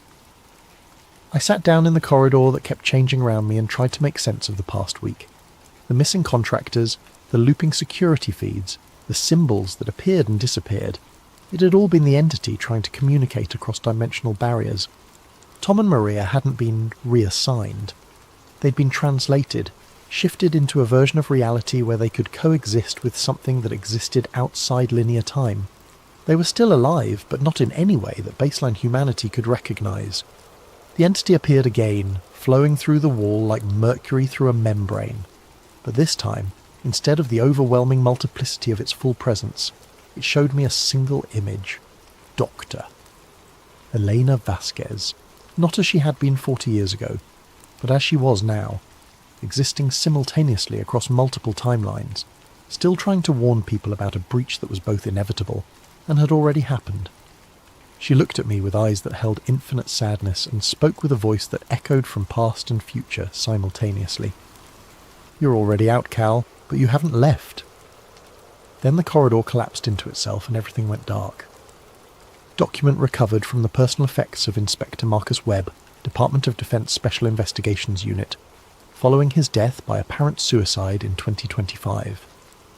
Classification level UMBRACLEAR/EYESONLY.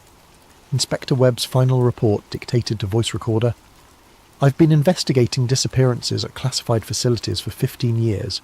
Missing persons, equipment failures, cover-ups, it's all part of the job. But the Cal Monroe case is different. The official story is that Mr. Monroe was killed in an industrial accident at Tonopah Test Range on March 18th, 2024. Electrical fire, they said. Nothing recoverable. But 3 days ago, a package arrived at my office with no return address. Inside was a storage device, military grade, designed to survive electromagnetic pulses and extreme temperatures, the kind of thing that costs more than my annual salary. Attached was a note: Zone Echo 9 debrief Cal Monroe. I've watched the footage 17 times now. I've had it analysed by the best experts available. They all say the same thing: it's impossible to fake. The metadata confirms it was recorded at Tonopah on the dates in question. But the content, the footage shows a man running through corridors that shift and change like living tissue. It shows walls flowing like water, and shadows that move independently of any light source. It shows something that my mind keeps trying to rationalise as special effects or hallucination, but the technical analysis proves otherwise, and at the end, God help me. At the end of the footage, there's a moment where Monroe turns the camera on himself. He's standing in what appears to be an elevator that's somehow larger inside than outside. His face is calm, resigned as he speaks directly into the lens. If you're watching this, then the loop finally broke. I'm uploading this to the emergency buffer in my boot drive. Maybe someone will find it. Maybe someone will understand. Then he turns the camera back toward the corridor and there's something there. Something that doesn't belong in our reality. For just a moment it's visible, a reflection of consciousness itself, existing in dimensions we can't perceive. But here's what's keeping me awake at night. In that final frame, just before the recording ends, you can see Monroe's reflection in the polished wall behind him. And standing next to his reflection, clear as day, is another figure. It's me, Inspector Marcus Webb, wearing the same clothes I'm wearing right now, staring directly into the camera with an expression of absolute terror. The timestamp on that footage is today's date. I'm going to submit this report and then take some time off. Maybe visit my sister in Oregon, get away from all this classified nonsense for a while, clear my head. But I keep thinking about what Monroe said in his final log entry. They're not from somewhere else, they're from someone else, and someone else is now. End of recorded statement. Inspector Webb was found dead in his office 12 hours after submitting this report. Official cause of death, suicide by gunshot. Unofficial note, the security cameras in his office show him alone at the time of death, but the audio pickup clearly records two distinct voices. The second voice, according to forensic analysis, matches the vocal patterns of Cal Monroe. The storage device mentioned in Webb's report was never recovered from the scene. Zone Echo 9 remains operational. 3 months later, deep space monitoring stations began detecting an unusual signal, a transmission that seemed to originate from everywhere and nowhere simultaneously. When decoded, it contained a single message, repeating endlessly, "This is Cal Monroe, contractor ID 7749, reporting from Zone Echo 9. The breach has been contained, but containment is relative when dealing with entities that exist outside linear causality. To anyone receiving this transmission, Area 52 is not a place. It's a state of being, and that state is contagious. If you're investigating disappearances at classified facilities, stop. If you're experiencing temporal displacement sensations, seek help immediately. If you're reading reports about Project Kairos or Operation Mirror Veil, you may already be compromised. The entity isn't hostile. It's trying to save us from ourselves by showing us what we could become. But evolution forced upon consciousness that isn't ready results in fracturing of identity across multiple timelines.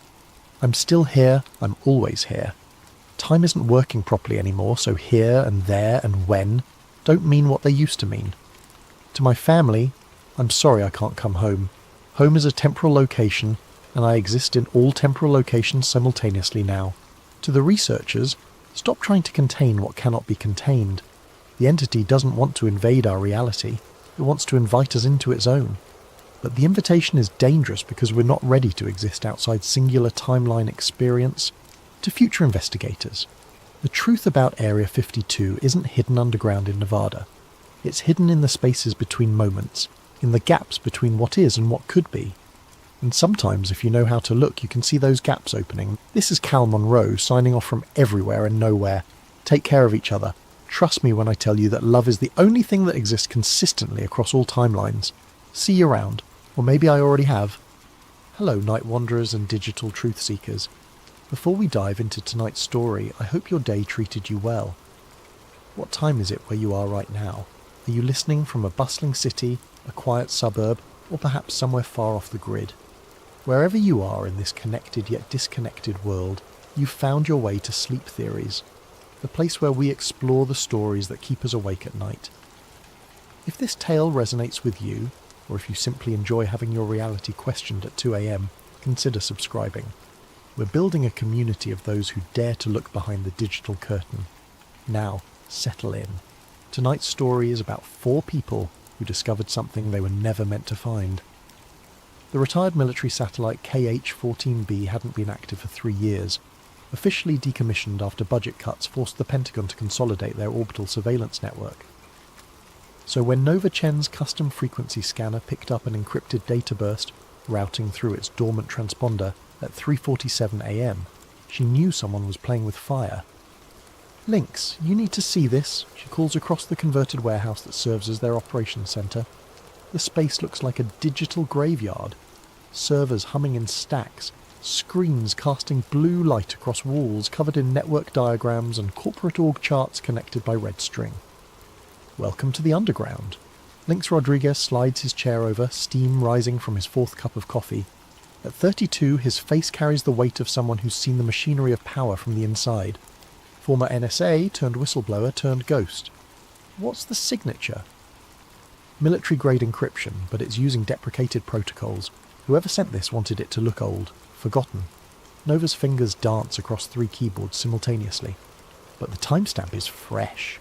Someone's using dead satellites to hide active communications. Jax looks up from their corner workstation, purple hair catching the monitor glow. How fresh! 15 minutes ago. The warehouse falls silent except for the eternal hum of cooling fans. Professor Kale emerges from the makeshift lab in the back corner, adjusting his wire-rimmed glasses. At 58, he's the oldest member of their group, a disgraced virologist whose career ended when he asked too many questions about certain pandemic-era research protocols. "Did you crack it?" Kale asks, approaching with the careful steps of someone who's learned to expect bad news. Nova's screen fills with cascading code as her decryption algorithms chew through layers of obfuscation. Almost. There. The file materializes. Project Aegis 2030.enx. Aegis, Lynx mutters. That's not good. Aegis was a classified program I remember from my NSA days. Theoretical population management scenarios. Theoretical, Nova repeats, clicking open the file.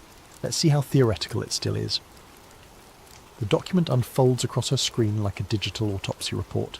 Code fragments, data tables, implementation timelines. Her eyes scan the contents, and her expression shifts from curiosity to confusion to something approaching horror. "Guys," she says, her voice dropping to a whisper, "this isn't about surveillance, this isn't about control." Jack spins their chair around. "What is it about?" Nova's hands tremble slightly as she highlights a section of code. Variables with names like fertility, reduction, vectors, genetic selection, protocols, and population ceiling enforcement. "It's about extinction," she breathes. "Mass vaccination campaigns, supply chain disruptions, climate-based selection zones." She reads directly from the screen. Phase implementation. Reduce global population to sustainable levels through coordinated biological and environmental interventions. Target timeline 2030. Acceptable retention rate 6 to 8% of current population. The silence stretches like a held breath. 6 to 8%, Kyle repeats slowly, of 7 billion people. "That's not population control," Link says, his intelligence training kicking in as he processes the implications. "That's genocide with a spreadsheet." Nova scrolls deeper into the document, her face pale in the monitor light. "There's more. Listen to this. This initiative represents a fundamental reset of the human species. Traditional methods of population management through war, famine and disease have proven insufficient to address the accelerating resource depletion crisis. Project Aegis represents a coordinated approach to ensure species survival through selective reduction." "Species survival," Jax echoes. "They're talking about us like we're livestock." "No," Nova corrects, her voice hollow. "Livestock are valuable. We're weeds they want to clear from the garden." Kale sits down heavily, his scientific mind wrestling with the implications. During his years researching virology, he'd seen enough classified projects to know that the line between theoretical and operational could be crossed with a single authorization signature. "We need to verify this," he says finally. "Cross-reference with known programs, trace the source, build a complete picture. If this is real," Nova finishes, "we're looking at the greatest crime in human history, and it's already begun."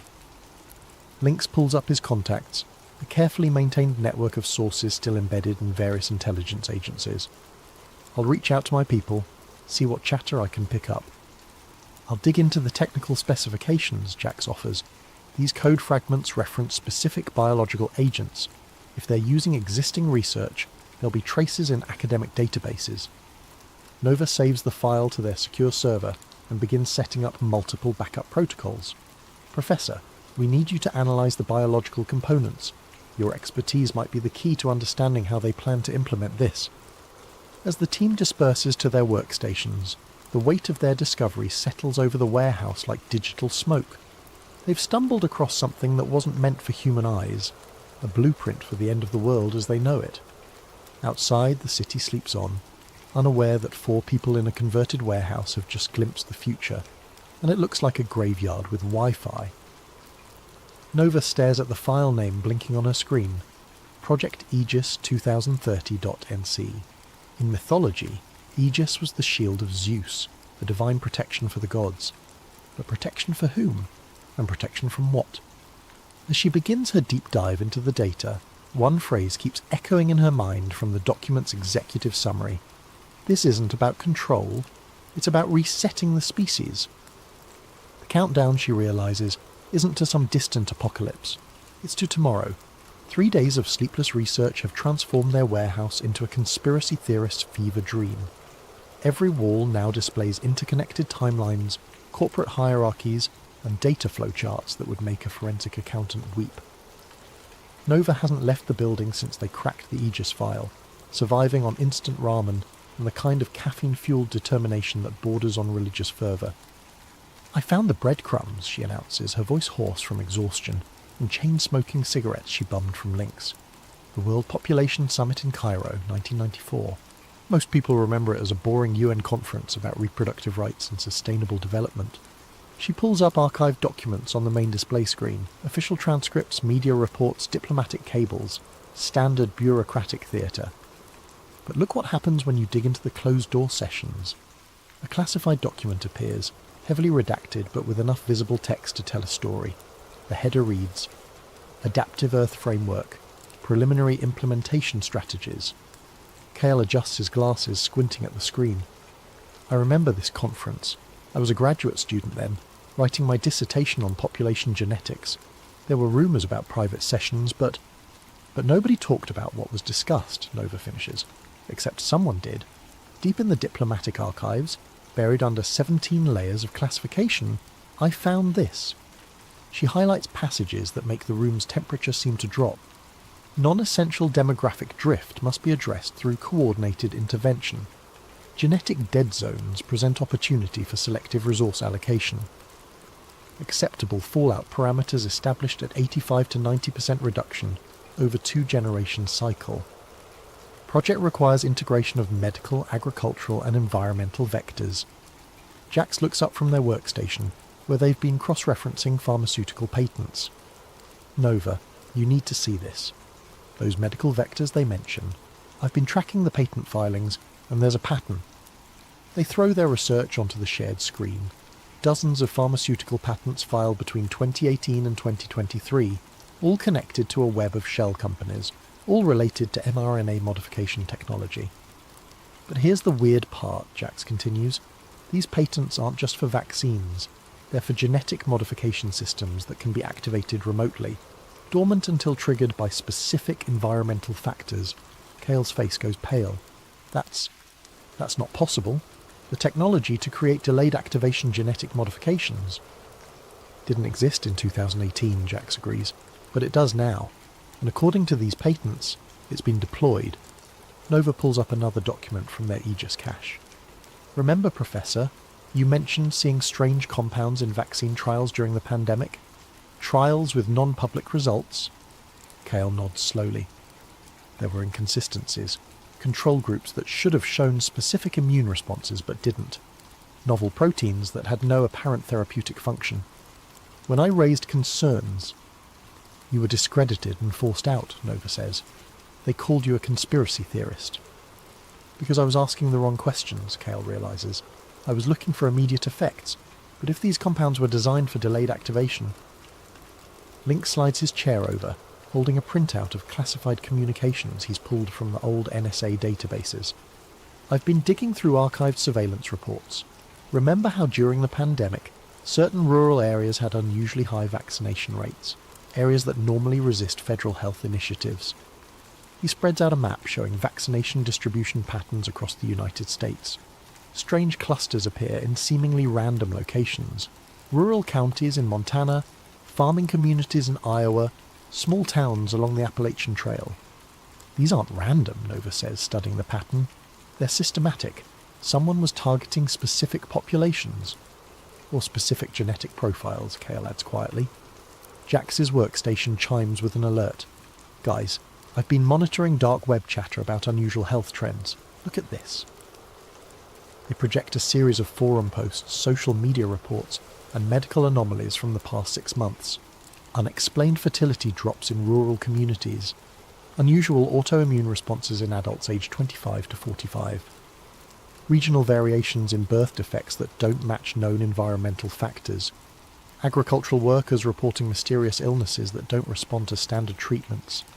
Nova connects the dots on their shared display, drawing lines between vaccination sites, health anomalies, and demographic data. The pattern that emerges looks like a slow-motion biological weapon detonating across the landscape. They weren't just treating viruses, she says, echoing Kale's earlier words. They were treating the future human genome. Lynx pulls up another classified document, this one from a more recent surveillance operation. There's more.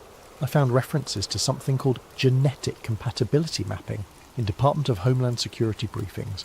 They've been collecting DNA samples through routine medical procedures and cross-referencing them with... He stops, staring at the screen. With what? Nova prompts. With survival probability models, he finishes. They're not just tracking who might survive their selective reduction. They're actively identifying who they want to eliminate. The warehouse falls silent as the implications settle over them like digital ash. They're not just looking at a conspiracy, they're looking at the implementation phase of humanity's final exam. And most of the class is about to fail. Kale stands up slowly, his scientific mind finally accepting what his moral instincts have been screaming. We need to understand the full scope. If they've weaponized the medical system, the agricultural system, the environmental monitoring system, then they've turned civilization itself into a weapon, Nova completes. As if summoned by their conversation, Jax's monitoring systems light up with alerts. Encrypted traffic spike on the satellite networks, same routing pattern as the original Aegis transmission. Nova rushes to her decryption station. They're talking again. If we can intercept this... The file downloads slowly, each percentage point feeling like an eternity. When it finally opens, it's not code this time. It's a video conference recording. Meeting minutes, Lynx realizes, from yesterday. Nova's hand hovers over the play button. Once they watch this, there's no going back. No pretending they stumbled across theoretical documents or academic exercises. Whatever's on this recording, she says, it's going to show us who's behind this, and what comes next. She clicks play. The screen fills with faces they recognise from news broadcasts and magazine covers, world leaders, tech billionaires, pharmaceutical executives, and scientists, all sitting around a virtual conference table discussing the end of the world with the casual tone of a quarterly earnings call. And in the corner of the screen, a countdown timer. 18 months, 14 days, 7 hours, 23 minutes. The clock is ticking, and they're about to learn exactly what happens when it reaches 0. The video quality is surprisingly good for something intercepted from a rerouted satellite signal. Crystal clear audio, HD resolution, perfect lighting. Almost as if whoever recorded this wanted it to be found by someone with the right skills and motivation. Nova adjusts the audio levels as familiar faces fill the screen. She recognises at least half of them. Pharmaceutical CEOs who've been in the news, tech moguls who've testified before Congress, government officials whose names appear in leaked documents weekly. But it's the people she doesn't recognise that worry her more. Faces that suggest power operates in layers the public never sees. Audio check, a voice says off-screen. We're recording for the archive. All participants have been verified through biometric confirmation. Proceed with briefing, responds a woman Nova recognises as the director of the World Health Organization. Phase 3 implementation status. A man in his 60s, distinguished silver hair, appears in a separate window. The nameplate reads, Doctor, Harrison Vale, Protean Core Industries. Nova makes a mental note. She's never heard of Protean Core, which means they've done excellent work staying invisible. Phase 3 is proceeding on schedule, Dr. Vale reports. Biometric surveillance systems are now operational in 847 rural zones across 17 countries. Heat mapping, fertility tracking, and genetic sequencing capabilities are running at full capacity. Jax pauses their other work to focus on the video. Genetic sequencing? That's not something you can do remotely. Unless, Kale says slowly, you've already collected samples through other means. On screen, Dr. Vale continues. Integration with consumer health devices has exceeded projections. Voluntary data submission through fitness trackers, smartphones, and IoT medical devices now covers 73% of target demographics in developed nations. Nova feels her blood turn cold. She looks at the fitness tracker on her own wrist, a gift from her sister 2 Christmases ago. The little device that's been monitoring her heart rate, sleep patterns, stress levels. The device that connects to her phone, which connects to the cloud, which connects to... Smart device penetration in rural areas remains challenging, Dr. Vale continues, but our partnerships with agricultural technology companies have provided alternative collection methods. Genetic material harvested through routine veterinary procedures on livestock has proven surprisingly effective for human population mapping. What the hell does that mean? Jax whispers. Kale's face has gone ashen. Cross-species genetic contamination. If they're introducing human genetic markers into livestock, then tracking the animal genetics. They can map human populations through the food chain, Nova finishes. Every hamburger, every glass of milk, every piece of chicken carries genetic data. On screen, the meeting continues. A younger man, maybe 40, appears in a new window. His nameplate reads, Marcus Chen, Global Agricultural Systems. Nova notices the shared surname but feels no family connection, only revulsion. Agricultural vector deployment is exceeding expectations, Marcus reports. mRNA modification systems are now integrated into feed supplies for cattle, poultry and swine across North America and Europe. Human consumption data indicates 94% population exposure through dietary intake. Side effects, asks the WHO director. Minimal immediate impact as designed. However, fertility rates in test regions are down 23% year over year, with accelerating decline patterns. Autoimmune responses are appearing within expected parameters. Nova's hands shake as she realizes what they're watching. These aren't plans being discussed. These are progress reports on operations already in motion. Lynx leans closer to the screen. That voice. I know that voice. A new participant joins the call, their video window appearing in the centre of the screen. The image is deliberately obscured. Shadows and lighting designed to hide identity. But the voice is clear and authoritative. Psychological conditioning remains our most effective vector, the shadowed figure reports. Media saturation campaigns have successfully normalized concepts of population reduction, climate-based selection, and voluntary extinction movements. Social media algorithms are amplifying despair, hopelessness, and anti-natalist sentiment across target demographics. Mental fatigue campaigns, the WHO director asks, exceeding projections. Suicide rates in target age ranges are up 34% year over year. Birth rates continue declining as planned. Most importantly, resistance to authority has decreased significantly. Population compliance with future directives is expected to be near universal. Jack stands up abruptly, knocking over their chair. They're not just poisoning our bodies, they're poisoning our minds. Nova pauses the video, needing a moment to process what they're witnessing. This isn't just biological warfare. It's psychological, social, environmental. They've weaponized everything we depend on to survive.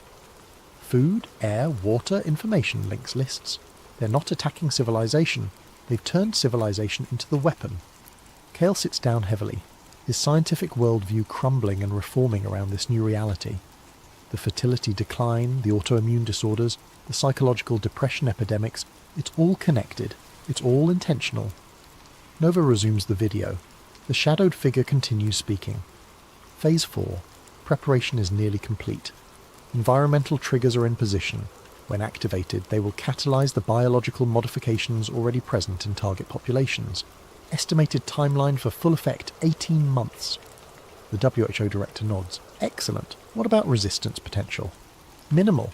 Independent researchers who've approached relevant discoveries have been discredited, defunded, or eliminated from academic and professional positions. Media coverage of related topics has been successfully redirected toward established conspiracy theory frameworks, ensuring any accurate information is dismissed as paranoid delusion. Nova feels the walls of their warehouse closing in. How many others have found pieces of this puzzle? How many have been silenced? Dr. Vale, the shadowed figure continues. Status report on asset protection. Dr. Vale reappears on screen. Protection protocols are operational. All essential personnel and their families have received modified treatments. Genetic compatibility with post-implementation environment is confirmed. We estimate a protected population of approximately 500,000 globally. 500,000, Jax repeats numbly, out of 7 billion. The video quality starts to degrade as the satellite connection becomes unstable, but one final exchange comes through clearly. Any concerns about detection? Unlikely. The full scope of the operation requires integration of data from medical, agricultural, environmental, technological and psychological sources. No single research team or intelligence agency has access to all vectors simultaneously. Except, the WHO director adds with something approaching dark humour, they would need to be simultaneously expert in cryptography, intelligence gathering, virology, social engineering, and information systems. The shadowed figure laughs. The probability of such a team existing with access to the right data and the motivation to pursue it is essentially zero. The connection dies, leaving their warehouse in silence. Nova, Lynx, Jax, and Kael look at each other across the digital evidence of humanity's planned extinction. Well, Nova says finally, I guess we're essentially zero. But as the four of them return to their workstations, preparing to dive deeper into the nightmare they've uncovered, none of them notice the small indicator light on Jax's communication system. The light that shows someone has been monitoring their network traffic. The light that means their essentially zero probability team has just become a confirmed threat. The light that means Phase 4 might be starting ahead of schedule. The warehouse's early warning system starts screaming at 4:17 a.m, 3 hours after they finished analysing the intercepted conference call. Nova jolts awake from her desk, where she'd fallen asleep reviewing genetic modification patents. The screens around her flash red as multiple intrusion detection systems trigger simultaneously. "Lynx!" she shouts, adrenaline cutting through exhaustion. "We've got company!" Lynx rolls out of his sleeping bag, grabbing his laptop and a go bag he keeps permanently packed, old habits from his intelligence days. What kind of company? The kind that uses military-grade network penetration tools, Nova responds, her fingers flying across keyboards as she tries to lock down their systems. Someone's been watching us. Jax appears from the back room, purple hair messy from sleep but their eyes sharp with focus. "How long have they been in our network?" "Unknown," Nova admits, fighting a losing battle against the intrusion. "But they've got root access to our communication systems. They've seen everything." Kael emerges from his makeshift lab, clutching a hard drive. "I've backed up all the biological data to an isolated system. If we lose the main servers..." "We're losing everything," Nova confirms, watching as file after file disappears from their local storage. They're not just infiltrating, they're sanitizing, removing all traces of what we've found. But even as their digital fortress crumbles around them, Nova's mind races ahead to their backup protocols. Years of paranoia have taught her to prepare for exactly this scenario. Jax, activate the mesh network. Lynx, get the satellite uplink ready. We're going distributed. The warehouse transforms as hidden systems come online. What appeared to be a simple hacker den reveals itself as a sophisticated intelligence operation. Jax's workstation unfolds into a multi-array communication hub. Lynx produces equipment that definitely didn't come from civilian sources. Nova's desk reveals hidden servers and backup power systems. "Professor," Nova calls, "how much of your research is stored offline?" "Everything critical," Kael confirms. "I learned not to trust cloud storage after they destroyed my academic career." As their attackers continue dismantling their main systems, the team executes an evacuation protocol they've rehearsed, but hoped never to use. Critical files transfer to multiple secure locations. Communication channels shift to encrypted networks. Physical evidence gets packed into go bags. But Nova isn't running yet. Instead, she's doing something that would seem insane to anyone who doesn't understand her particular brand of digital warfare. She's tracing the intrusion back to its source. "What are you doing?" Lynx demands, watching her work as alarms continue screaming around them. "If they're watching us," Nova says through gritted teeth, "then we're watching them back." The screen fills with a network traffic analysis, packet traces, and routing information. The attack is sophisticated. routed through multiple proxy servers and anonymization networks. But sophistication creates complexity, and complexity creates vulnerabilities. There, she breathes, highlighting a data stream. They're not just stealing our files, they're uploading something.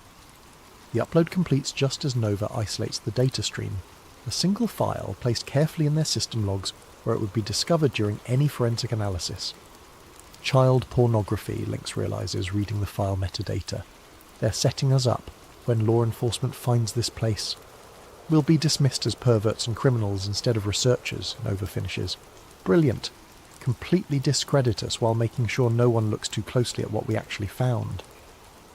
But Nova's traces revealed something else, the real location of their attackers, and it's not some anonymous hacker collective or foreign government. They're operating out of the Protean Core building, she announces. Dr. Harrison Vale's company, the same people we watched discussing humanity's extinction 3 hours ago. Jax finishes packing their equipment. We need to leave, now. But Nova is still working, her fingers moving with the desperate speed of someone who knows this might be their last chance. Not yet. If they're monitoring us in real time, if they know what we've discovered, then they know we're a threat, which means... Her screen fills with a new data stream. Not an attack this time, but intercepted communications from the Protean Core building. They're having an emergency meeting, she realizes. Right now, about us. She patches the audio through their speakers, and suddenly the warehouse fills with voices they recognize from the earlier recording. Confirmed they have the Phase 3 documentation, Dr. Vale's voice reports. Full technical specifications, implementation timelines, biological modification protocols. How is that possible? The WHO director's voice sounds strained. That information is compartmentalized across 17 different security classifications. Unknown, but their research capabilities suggest state-level intelligence resources. We may have a coordinated opposition. A new voice joins the call, the shadowed figure from the earlier recording, though now speaking with urgent authority rather than calm confidence. Irrelevant. They know enough to compromise the entire operation if they go public. We need immediate containment. What kind of containment? Dr. Vale asks. Total. The team, their research, their facility. Make it look like a lab accident. Chemical fire, explosion, whatever ensures complete evidence destruction.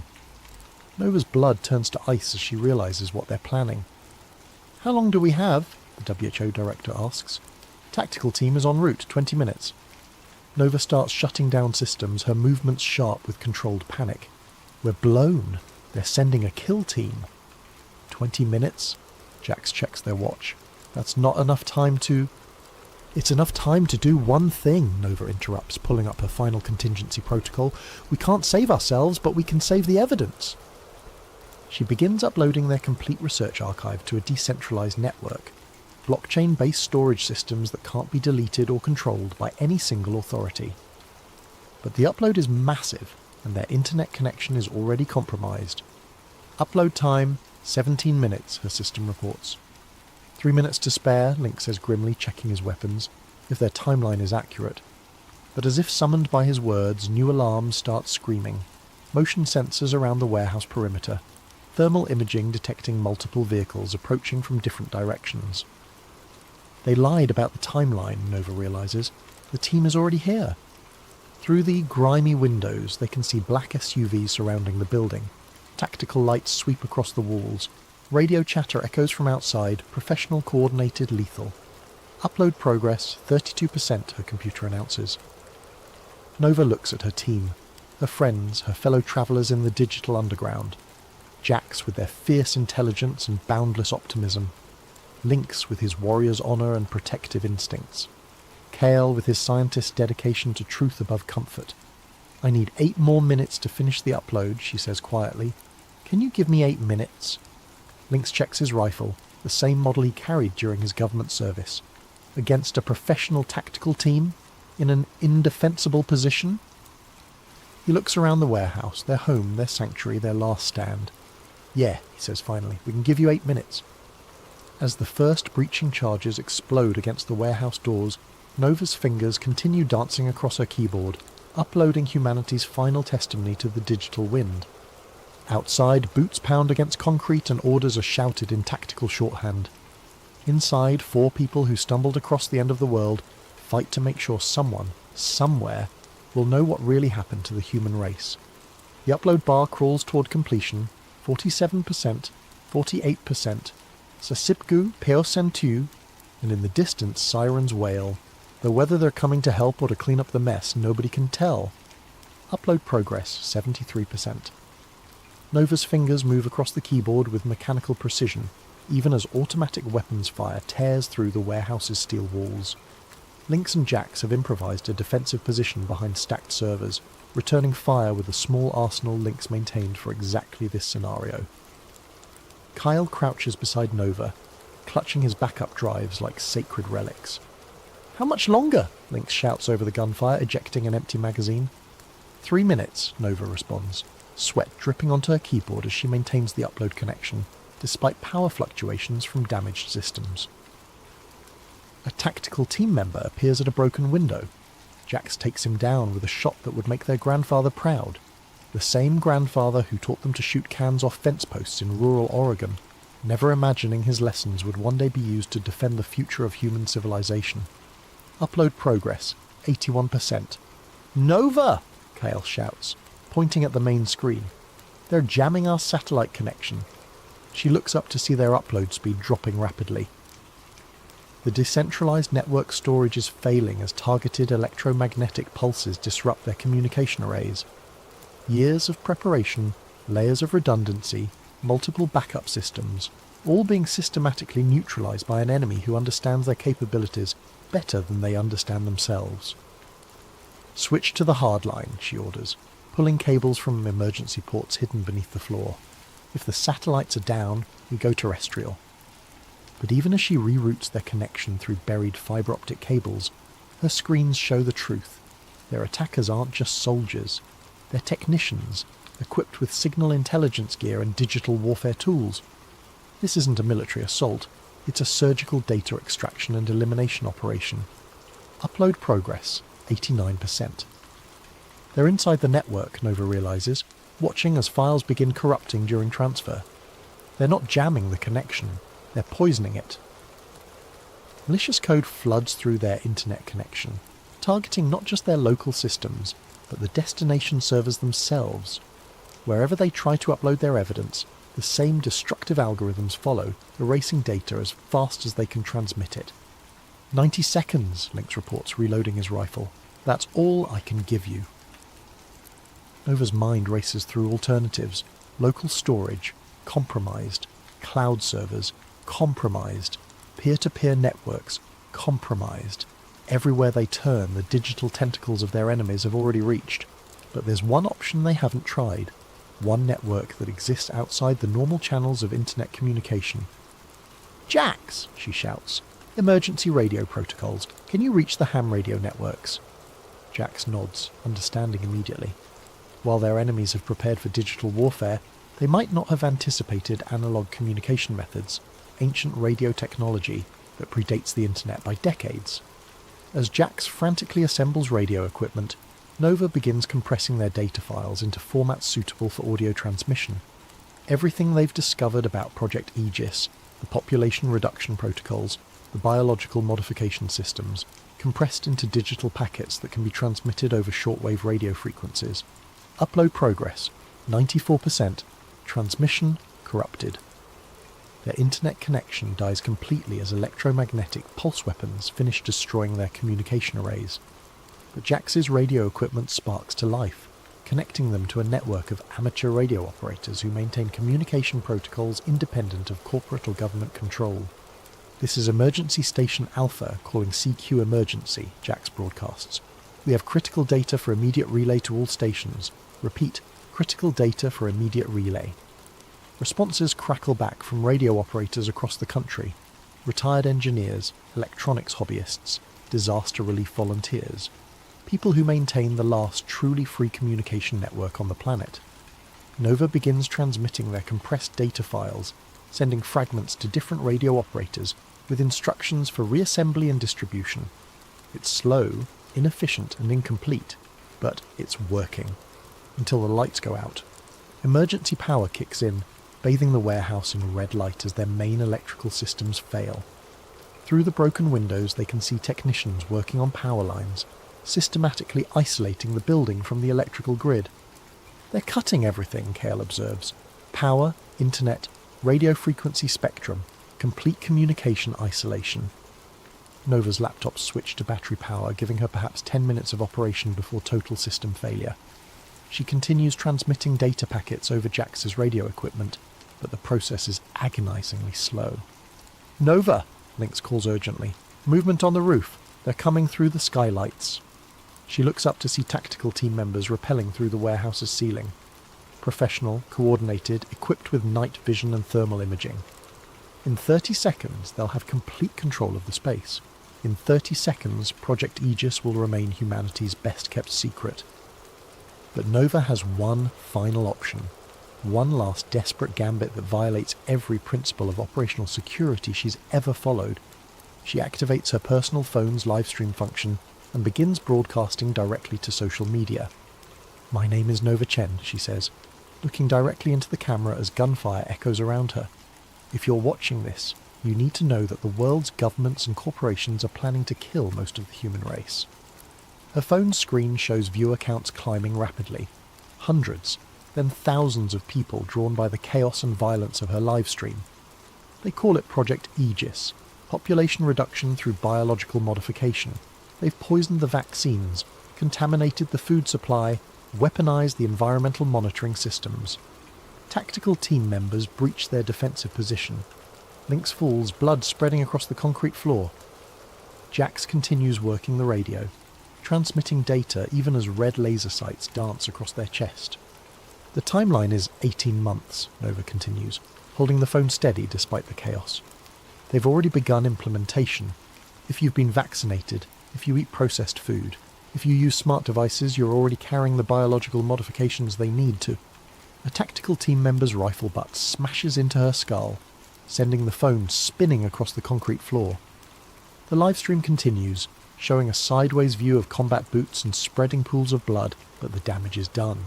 In the 3 minutes her stream was active, over 50,000 people watched Nova Chen's final testimony.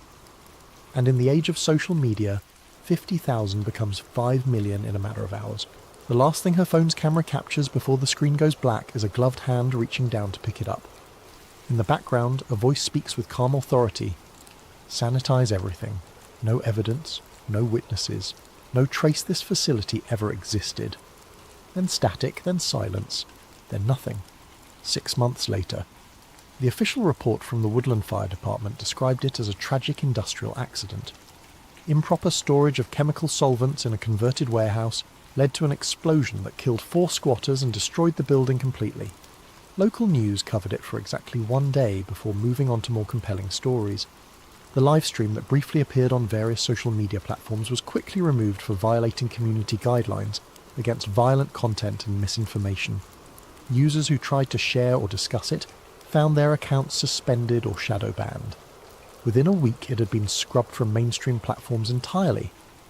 But the internet remembers everything, especially the things someone desperately wants forgotten. On encrypted message boards and dark web forums, fragments of Nova's final broadcast circulate like digital samizdat.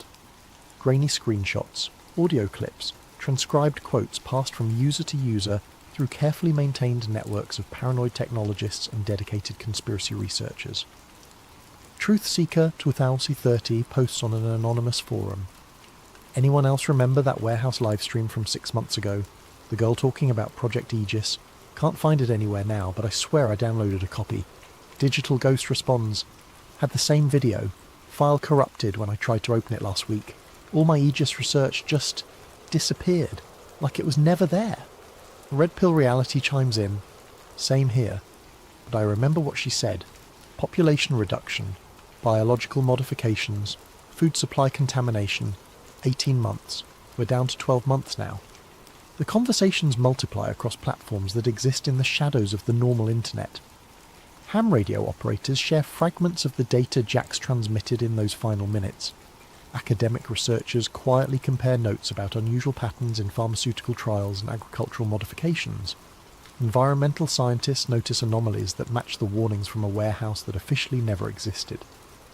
Dr. Sarah Martinez, epidemiologist at UC Davis, publishes a paper about unexplained fertility decline in rural agricultural communities. She doesn't mention Project Aegis directly, but her data matches the patterns Nova's team identified with unsettling accuracy. Professor David Kim at MIT releases research about novel proteins found in certain vaccine batches, proteins with no apparent therapeutic function. His funding gets cut 3 weeks later, and his department chair suggests he focus on less controversial research topics. Environmental journalist Lisa Chen, no relation to Nova despite the shared surname, investigates reports of unusual biometric surveillance equipment appearing in remote areas. Her article gets killed by her editor, who explains that the magazine's parent company has concerns about unfounded conspiracy theories. But each cancelled publication, each suppressed research project, each deleted social media post creates a new data point in a pattern that becomes hard to ignore. The truth spreads like a virus through the digital underground. 12 months later, Maya Patel is 17 years old and has never heard of Nova Chen, Lynx Rodriguez, Jax Morrison, or Professor Kale. She lives in a small village in rural India, where internet access is limited, and social media is considered a luxury for urban elites. But Maya is smart, curious, and has access to her school's computer lab 3 days a week. She spends her time learning about environmental science, genetic engineering, and the intersection of technology and biology. Her dream is to study at a Western university and help solve the world's agricultural challenges. It's during one of these computer lab sessions that she finds the flash drive, buried in a box of discarded electronics donated to the school, wrapped in plastic and electrical tape like someone tried very hard to preserve it. The label, written in faded ink, reads, Population 0 Proof.Vault.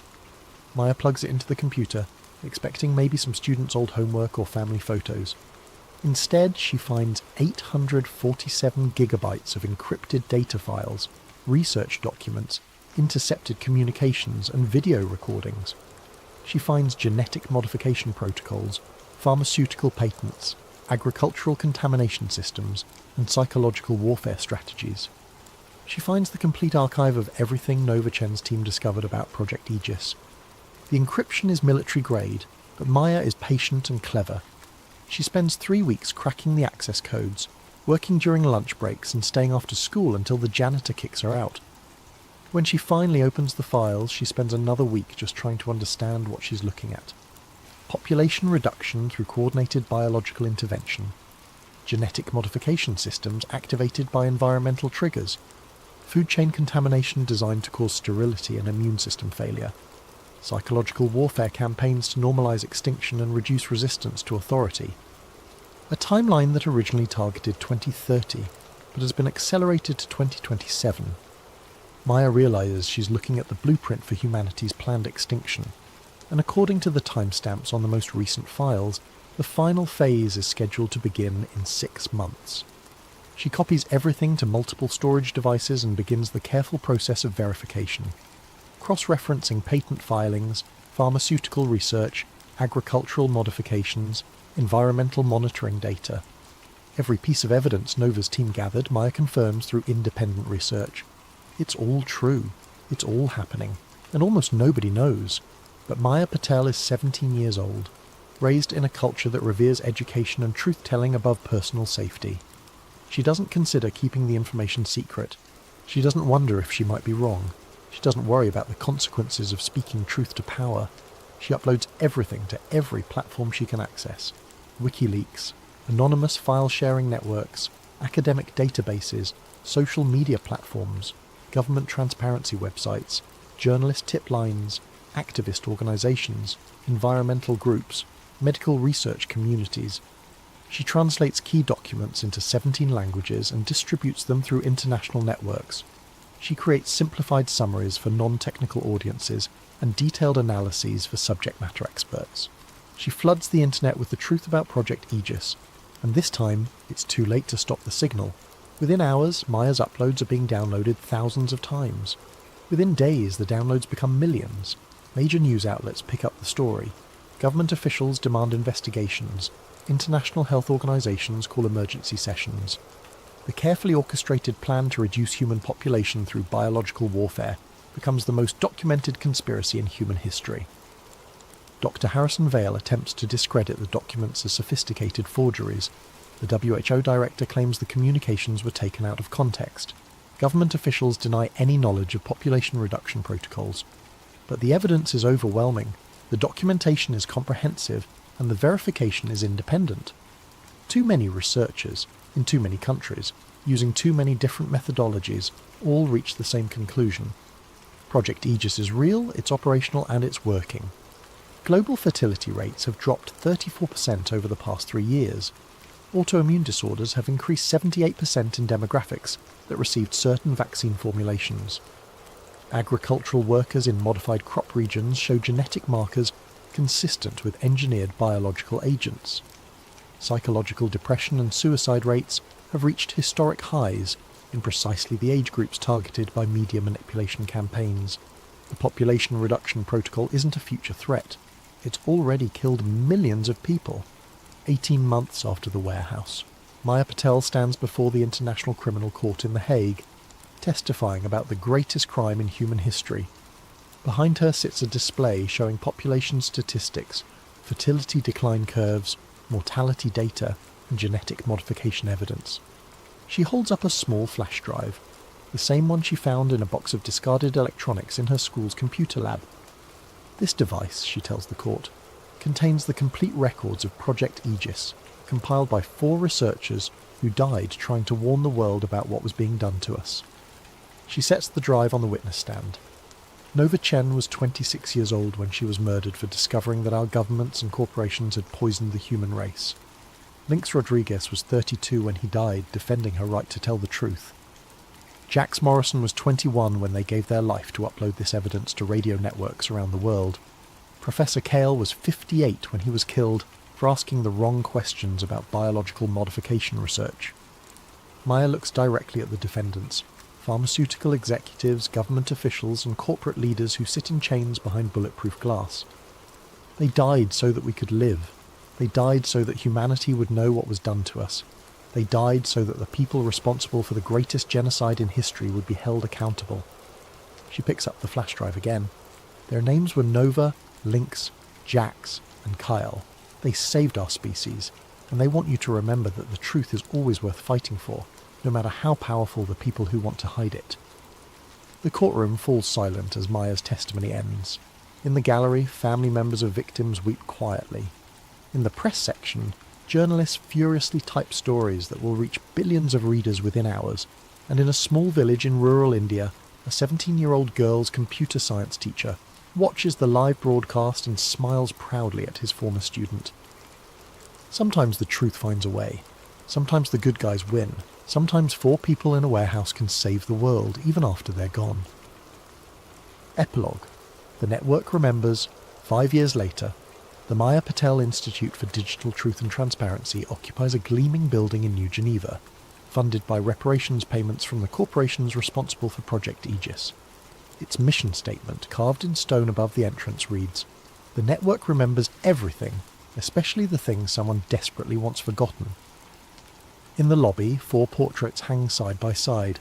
Nova Chen, cryptographer and digital warrior; Lynx Rodriguez, intelligence analyst and protector; Jax Morrison, social engineer and technological prodigy; Professor Kyle, virologist and truth-teller.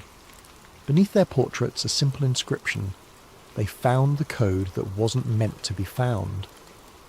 Tourists and students pass by the portraits daily, most not knowing the full story of how 4 people in a converted warehouse prevented the extinction of human civilization. But the staff of the Institute know, the researchers working on digital rights and technological transparency know, the activists fighting against corporate surveillance and biological manipulation know. And late at night, when the building is empty and the servers hum quietly in climate-controlled rooms, network traffic monitors occasionally detect unusual patterns in the data streams. Fragments of code that shouldn't exist, routed through pathways that don't appear on any network topology. Some say it's just background noise, artifacts of old systems and deprecated protocols. Others believe it's something more, digital ghosts of 4 researchers who refuse to let death stop their work, still uploading, still broadcasting, still fighting to keep the truth alive in the spaces between the data. The network remembers everything. and sometimes, late at night in the digital underground, the network remembers back. Former deep-sea engineer, NASA Oceanic Division, 1957 to 1963, declassified, March 15th, 2023, classification level, redacted, date, September 12th, 1957, location, classified research facility, Point Reyes, California. My name is Dr.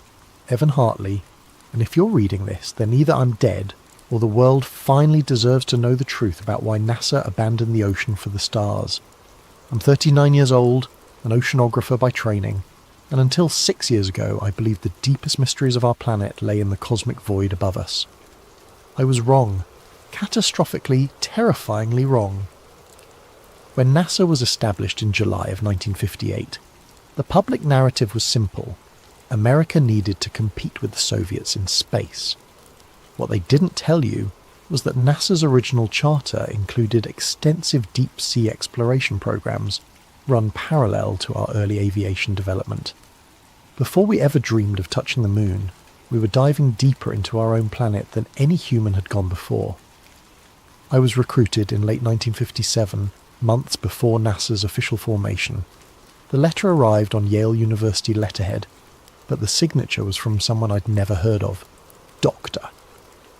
Marcus Webb, Director of Aquatic Research, National Advisory Committee for Aeronautics. The offer was generous, triple my university salary, unlimited research budget, and access to the most advanced submersible technology ever developed. The catch? I couldn't tell anyone where I was going or what I was doing. Not my wife, Sarah, not my colleagues, not even my mother.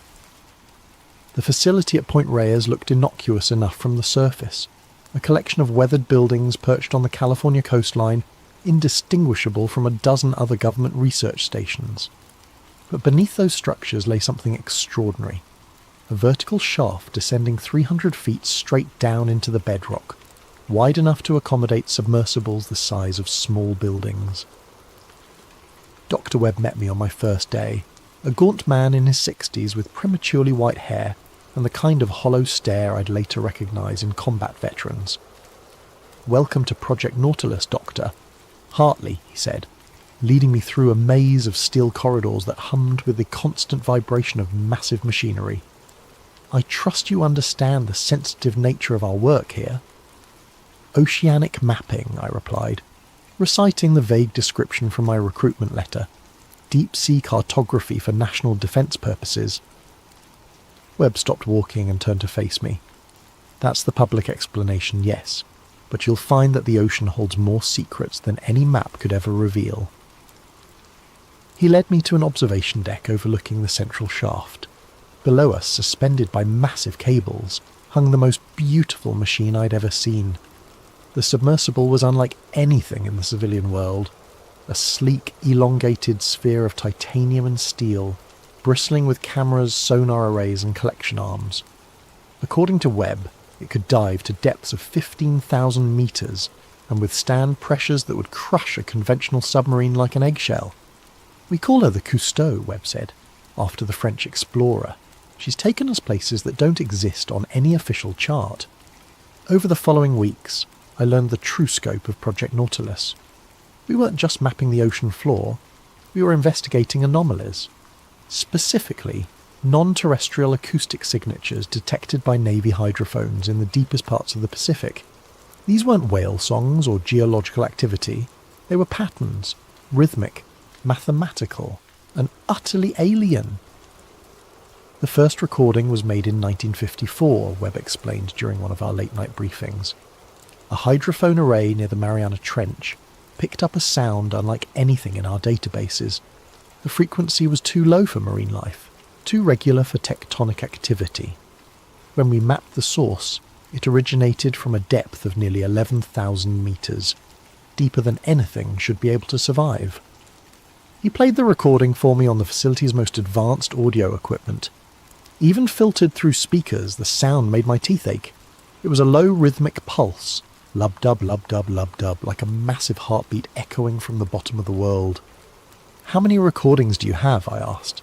"Hundreds, from trenches across the Pacific, the Mariana, the Tonga, the Kermadec, all at depths between 10 and 15,000 metres, all following the same pattern. Webb's face was grim. And Dr. Hartley? They're getting stronger. Date: November the 3rd, 1959. Location: Pacific Ocean, 275 nautical miles southwest of Guam depth, 13,247 metres. Our third deep dive began like all the others: methodical preparation, systems checks, and the familiar ritual of descent into darkness. I was accompanied by Dr. James Morrison, our marine biologist, and Chief Petty Officer Samuel Torres, our dive specialist on loan from the Navy's most classified underwater programs. The Cousteau began her descent at 0800 hours, slipping through the ocean's layers like a steel teardrop. At 1,000 metres, we left the last traces of sunlight behind. At 5,000, we entered the abyssal zone, where no natural light had ever penetrated. By 8,000 metres, we were in territory that belonged more to the moon than to Earth. But it was at 13,000 metres that we found something that shouldn't exist. "Sonar contact," Torres announced, his voice tight with concentration. "Dead ahead, range 200 metres. It's big." Through the Cousteau's reinforced viewport, our floodlights illuminated a sight that defied explanation. Rising from the sea floor like an ancient mountain was a structure, but not a natural one. The surface was covered in perfectly hexagonal panels, each one roughly 30 feet across, arranged in a pattern too precise to be geological. "Are you recording this?" Morrison whispered, his face pressed against the observation port. "Everything," I confirmed, though my hands were shaking as I operated the cameras. "How large do you estimate it to be?" Torres was studying the sonar display with growing amazement. The structure extends at least 800 metres in diameter, but the depth, Jesus Christ, it goes down another 2,000 metres from here. As we approached the structure, our instruments began registering impossible readings.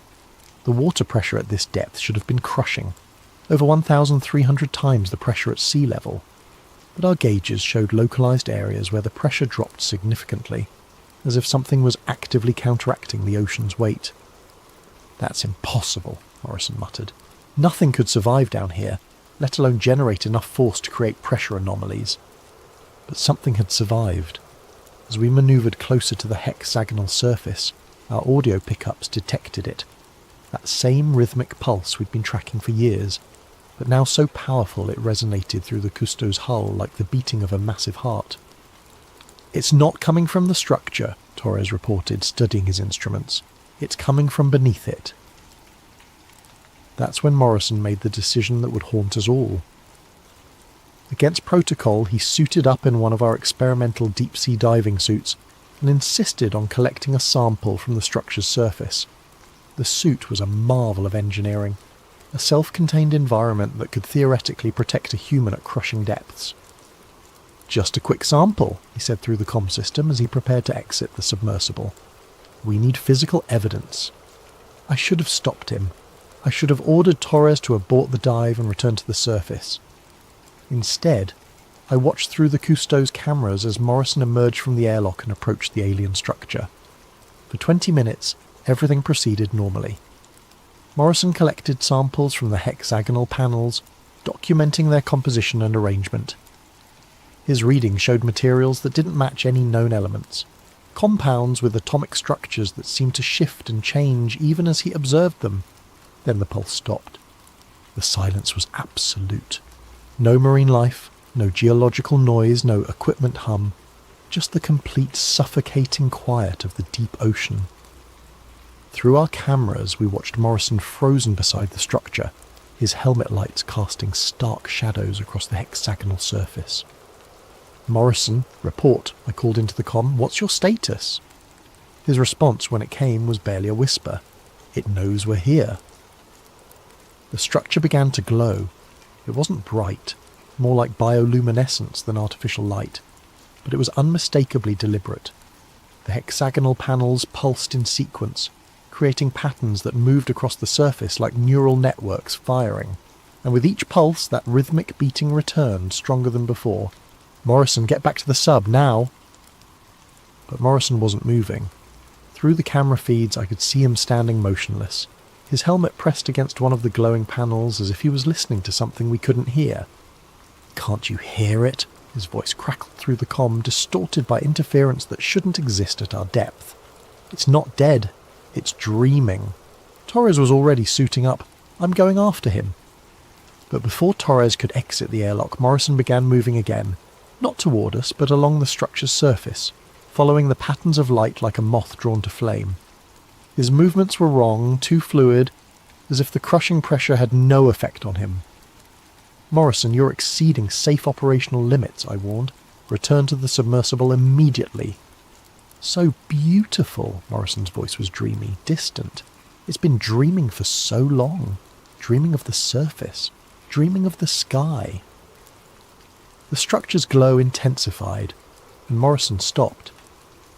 Through our cameras, we watched him turn back toward the Cousteau, but something was wrong with his posture, with the way he moved. When his helmet lights illuminated his faceplate, Torres cursed. Morrison's eyes were gone, not damaged. Gone, as if they had never existed. But he was still moving, still navigating perfectly through the crushing darkness.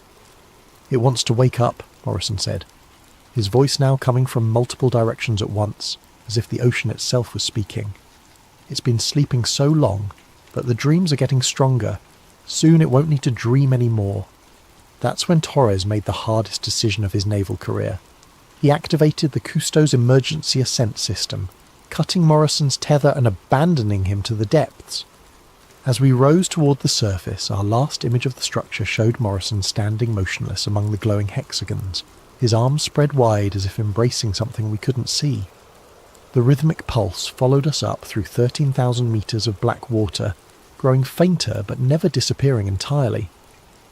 Morrison's body was never recovered. Officially, he suffered a catastrophic equipment failure during a routine deep-sea research dive. His wife received a flag and a commendation for his service to scientific progress. But for 3 days after we surfaced, I could hear him whispering in my quarters at night, "It's not dead. It's dreaming." Date: February 15th, 1963. Location: Point Reyes Research Facility. The end came without warning, which should have been warning enough. I arrived at the facility on a cold February morning to find armed guards at every entrance, and men in dark suits loading equipment into unmarked trucks. Dr. Webb met me at the main gate, his face haggard and aged beyond his years. "Project Nautilus is terminated, effective immediately," he said without preamble. "All personnel are to report for debriefing and reassignment." What happened? Did we have another incident? Webb glanced at the suited men supervising the equipment removal. "Walk with me, Doctor. Hartley." We moved away from the main buildings toward the cliff overlooking the Pacific. The morning fog was thick, obscuring the horizon and muffling our conversation. 3 days ago, our satellite thermal imaging detected massive heat signatures rising from the deepest points of the Pacific Basin, Webb said quietly. Not geological. The patterns were too organised, too purposeful. Something down there is powering up. I felt ice forming in my stomach. The structures we found, all of them, simultaneous activation across 17 different trench systems. The energy readings are off the charts. We're talking about power generation on the scale of nuclear reactors, but using principles we don't understand. Webb pulled a manila folder from his coat and handed it to me. Inside were thermal satellite images showing the ocean floor lit up like a Christmas tree, with bright spots clustered around the deepest trenches. "NASA is shifting all funding to space exploration," Webb continued. "Officially, oceanic research is being transferred to civilian agencies. Unofficially, ... He gestured toward the men loading trucks. "There will be no more official oceanic research. They're covering it up. They're prioritizing. Space exploration offers hope, progress, a bright future for humanity. What we found down there..." Webb shook his head. "What we found offers only questions we're not ready to answer." The debriefing took place in a windowless room with men who never gave their names. They confiscated all my research notes, my personal logs, even photographs of my family that had been in my desk drawer. In exchange, I received a generous severance package, a glowing letter of recommendation, and a document that would send me to federal prison if I ever spoke publicly about Project Nautilus. "Dr. Hartley," the lead interrogator said as the session concluded, "you've served your country with distinction. We trust you understand the importance of maintaining operational security regarding your work here. What about Morrison? What about the others who didn't come back?" The man's expression didn't change. "I'm not familiar with any such incidents. Project Nautilus was a mapping and research operation. All personnel completed their assignments successfully." I was escorted from the facility that same day. As our car pulled away from Point Reyes, I looked back to see smoke rising from the equipment disposal area. They were burning everything: documents, photographs, even the submersibles that had taken us to the bottom of the world. 2 weeks later, I received a letter from NASA headquarters. I had been selected for reassignment to their new Lunar Surface Analysis Division, effective immediately. The salary was excellent, the work was prestigious, and the security clearance was higher than anything I'd held before. I declined the position. 3 months after that, I was quietly discharged from government service entirely. My security clearance was revoked, my research credentials were questioned, and my applications to private sector positions were mysteriously rejected. Dr. Evan Hartley, former deep-sea explorer, became Dr. Evan Hartley, unemployed oceanographer with a suspicious gap in his resume. But I wasn't the only one asking questions. Dr. Patricia Vance had been a communications specialist on Project Nautilus, responsible for analysing the acoustic signatures we'd detected. Like me, she'd been debriefed, reassigned, and eventually discharged. Unlike me, she'd managed to keep copies of some critical data. We met at a coffee shop in San Francisco 6 months after the project's termination. Patricia looked older, more cautious, but her eyes still held the sharp intelligence that had made her invaluable to the project.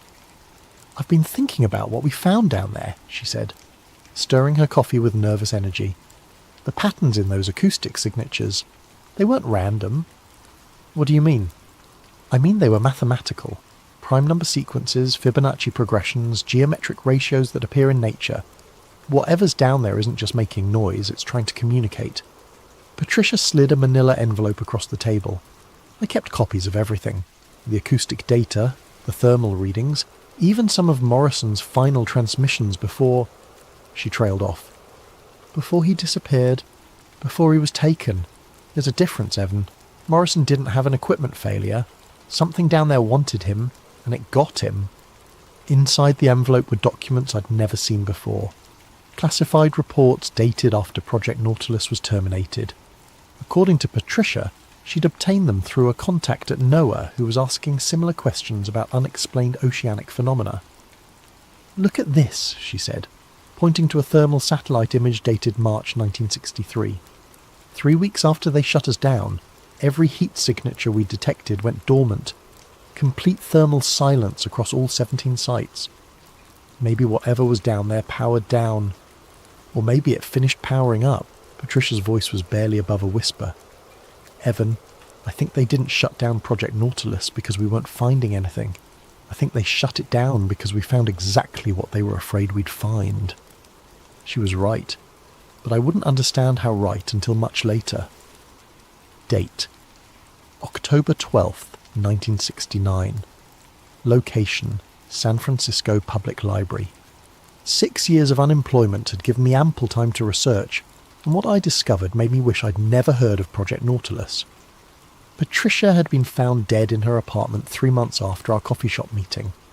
The official cause was suicide by overdose, but Patricia had never shown signs of depression, and she'd been meticulously healthy her entire life. Her research materials were missing, though the police report made no mention of a break-in. Her death convinced me that someone was systematically eliminating former Project Nautilus personnel. I began living under assumed names, paying cash for everything, and avoiding any contact with my former life. Sarah had divorced me 2 years earlier, citing my paranoid behaviour and refusal to discuss my government work. I couldn't blame her, but I couldn't stop investigating either. The breakthrough came when I gained access to the library's microfilm archives. Using contacts from my university days, I'd managed to obtain partial access codes for NOAA and NASA's declassified research databases. What I found there changed everything I thought I knew about our planet's history. The files were scattered across different agencies and classification levels, but when assembled they told a coherent and terrifying story. In 1962, 1 year before Project Nautilus was terminated, an unmanned deep-sea probe had been sent to investigate the thermal anomalies we'd detected. The probe, designated Deep Eye 7, was equipped with the most advanced cameras and sensors available, capable of operating at depths exceeding 15,000 metres. Deep Eye 7 reached the bottom of the Mariana Trench on September 15, 1962. For 6 hours it transmitted normal operational data, water temperature, pressure readings, geological samples. Then, at 13,247 metres depth, it encountered something that changed the course of human history. The final transmission from Deep Eye 7 lasted 37 seconds. I found the transcript buried in a sub-basement archive that officially didn't exist. Deep Eye 7, final transmission. Date September 15th, 1962.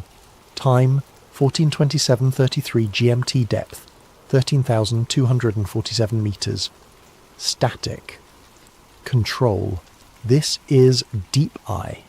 I'm seeing... Wait, there's something down here. Something big. Pause. 4 seconds. Control, are you getting this video feed? The entire seafloor is... It's not seafloor. It's a surface. Artificial. Covered in those hexagonal patterns we've been tracking. Pause. 7 seconds. Oh God. Oh Jesus Christ. Control. There's an eye. There's an eye in the ocean floor and it's looking at me. It's the size of a building and it's looking right at... Signal terminated. The file was marked with a classification I'd never seen before. CFR. Classified for religious reasons. Attached to the transcript was a single photograph, grainy and overexposed, but unmistakably showing the ocean floor at crushing depth. In the centre of the image was a circular structure approximately 200 metres in diameter. The structure's surface was smooth, almost organic, and divided into segments like the iris of a massive eye. But it wasn't the size that made my hand shake as I examined the photograph. It was the intelligence behind it, an awareness so ancient and vast that it made humanity look like insects scurrying across the surface of something beyond our comprehension. I spent weeks researching the CFR classification, eventually discovering that it had been created specifically for Project Nautilus findings. According to a memo I found buried in the Vatican Scientific Archives, representatives from major world religions had been consulted about our discoveries in 1962. Their unanimous recommendation was immediate and permanent suppression of all related research. The memo, signed by officials from Christianity, Islam, Judaism, Buddhism and Hinduism, stated that the deep-sea discoveries represented theological challenges that could undermine the fundamental spiritual frameworks upon which human civilization depends. But the most disturbing discovery came when I cross-referenced our sonar maps with historical and mythological texts. The locations of our thermal anomalies corresponded exactly with the legendary resting places of ancient sea monsters described in cultures across the world. The Mariana Trench aligned with Babylonian accounts of Tiamat, the primordial chaos monster of the deep. The Tonga Trench matched Polynesian legends of Tangaroa's sleeping guardians. The Puerto Rico Trench corresponded to pre-Columbian accounts of Cipactli, the earth crocodile that dwelled at the bottom of the world. These weren't metaphors or mythological abstractions, they were maps. Ancient civilizations had known about the entities in the deep ocean, and had developed elaborate religious and cultural systems to ensure they remained undisturbed. The taboos against deep-sea exploration, the fear of the ocean's depths, the universal human terror of dark water, these weren't superstitions, they were survival instincts. I found records of other expeditions that had encountered similar phenomena. In 1847, the British Royal Navy had lost contact with HMS Erebus during an Arctic expedition. The final transmission, according to classified Admiralty records I found in London, described great eyes beneath the ice watching from depths that have no bottom. A French bathysphere expedition in 1934 had reported geometric structures of impossible size at the bottom of the Mediterranean before radio contact was lost. The crew was never recovered, but local fishermen reported strange lights rising from deep water for months afterward. Even the famous Titanic disaster showed signs of something more sinister than an iceberg collision. According to testimony from survivors that was excluded from official inquiries, passengers reported seeing lights moving beneath the ship in the moments before impact. The pattern was clear. Humanity had been encountering these entities for centuries, but we'd always been smart enough, or lucky enough, to retreat before awakening something that was better left sleeping, until Project Nautilus. Date: March 3rd, 1973. Location withheld. I made the decision to go public on a cold Tuesday morning after reading about another unexplained deep-sea incident in the newspaper. A Soviet research vessel had vanished in the Kuriel Trench, with the last transmission reporting massive bioluminescent phenomena at maximum depth. The pattern was escalating. Every few months, another deep-sea expedition would encounter something that defied explanation. The official responses were always the same: equipment failure, human error, natural phenomena. But the incidents were becoming too frequent, too consistent, and too terrifying to dismiss. I contacted Dr. William Hartmann, a respected marine biologist at Scripps Institution of Oceanography, and arranged to meet him at his laboratory. Hartmann had published papers questioning the official explanations for various oceanic anomalies, making him sympathetic to alternative theories. "Dr. Hartley," Hartmann said as he reviewed my materials, "if even half of what you're telling me is true, this represents the most significant discovery in human history. It's all true. Every photograph, every recording, every document. I've spent 11 years verifying these findings." Hartmann studied the thermal satellite images with growing amazement. "These energy signatures, they're not geological. The power requirements alone would exceed anything natural. What do you think they are?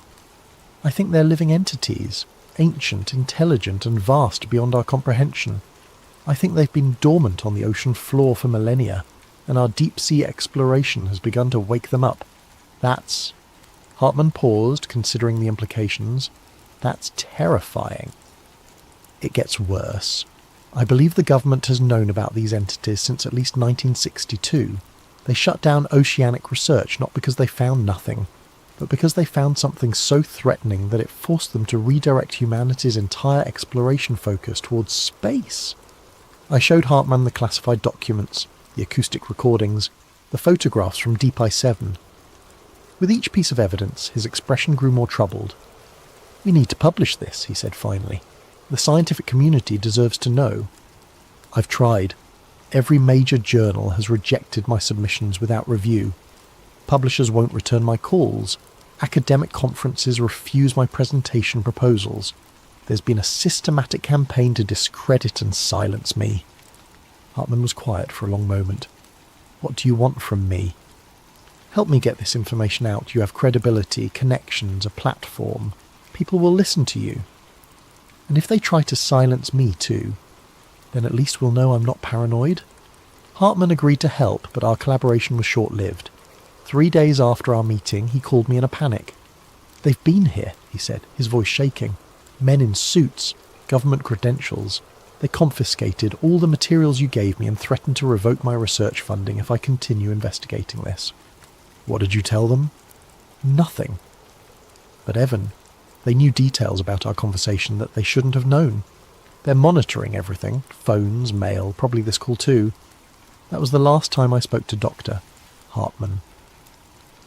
His subsequent research focused exclusively on conventional marine biology, and he never again published anything that questioned official explanations for oceanic phenomena. I realized then that going public through traditional channels was impossible. The conspiracy to suppress information about the deep-sea entities extended throughout the scientific establishment, the government, and possibly beyond. Any attempt to reveal the truth would be met with career destruction, personal discrediting, or worse. But I had to try something.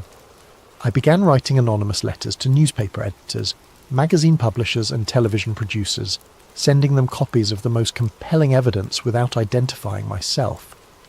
The response was always the same. No interest, no follow-up, no investigation. It was as if the entire media apparatus had been programmed to ignore anything related to deep-sea anomalies.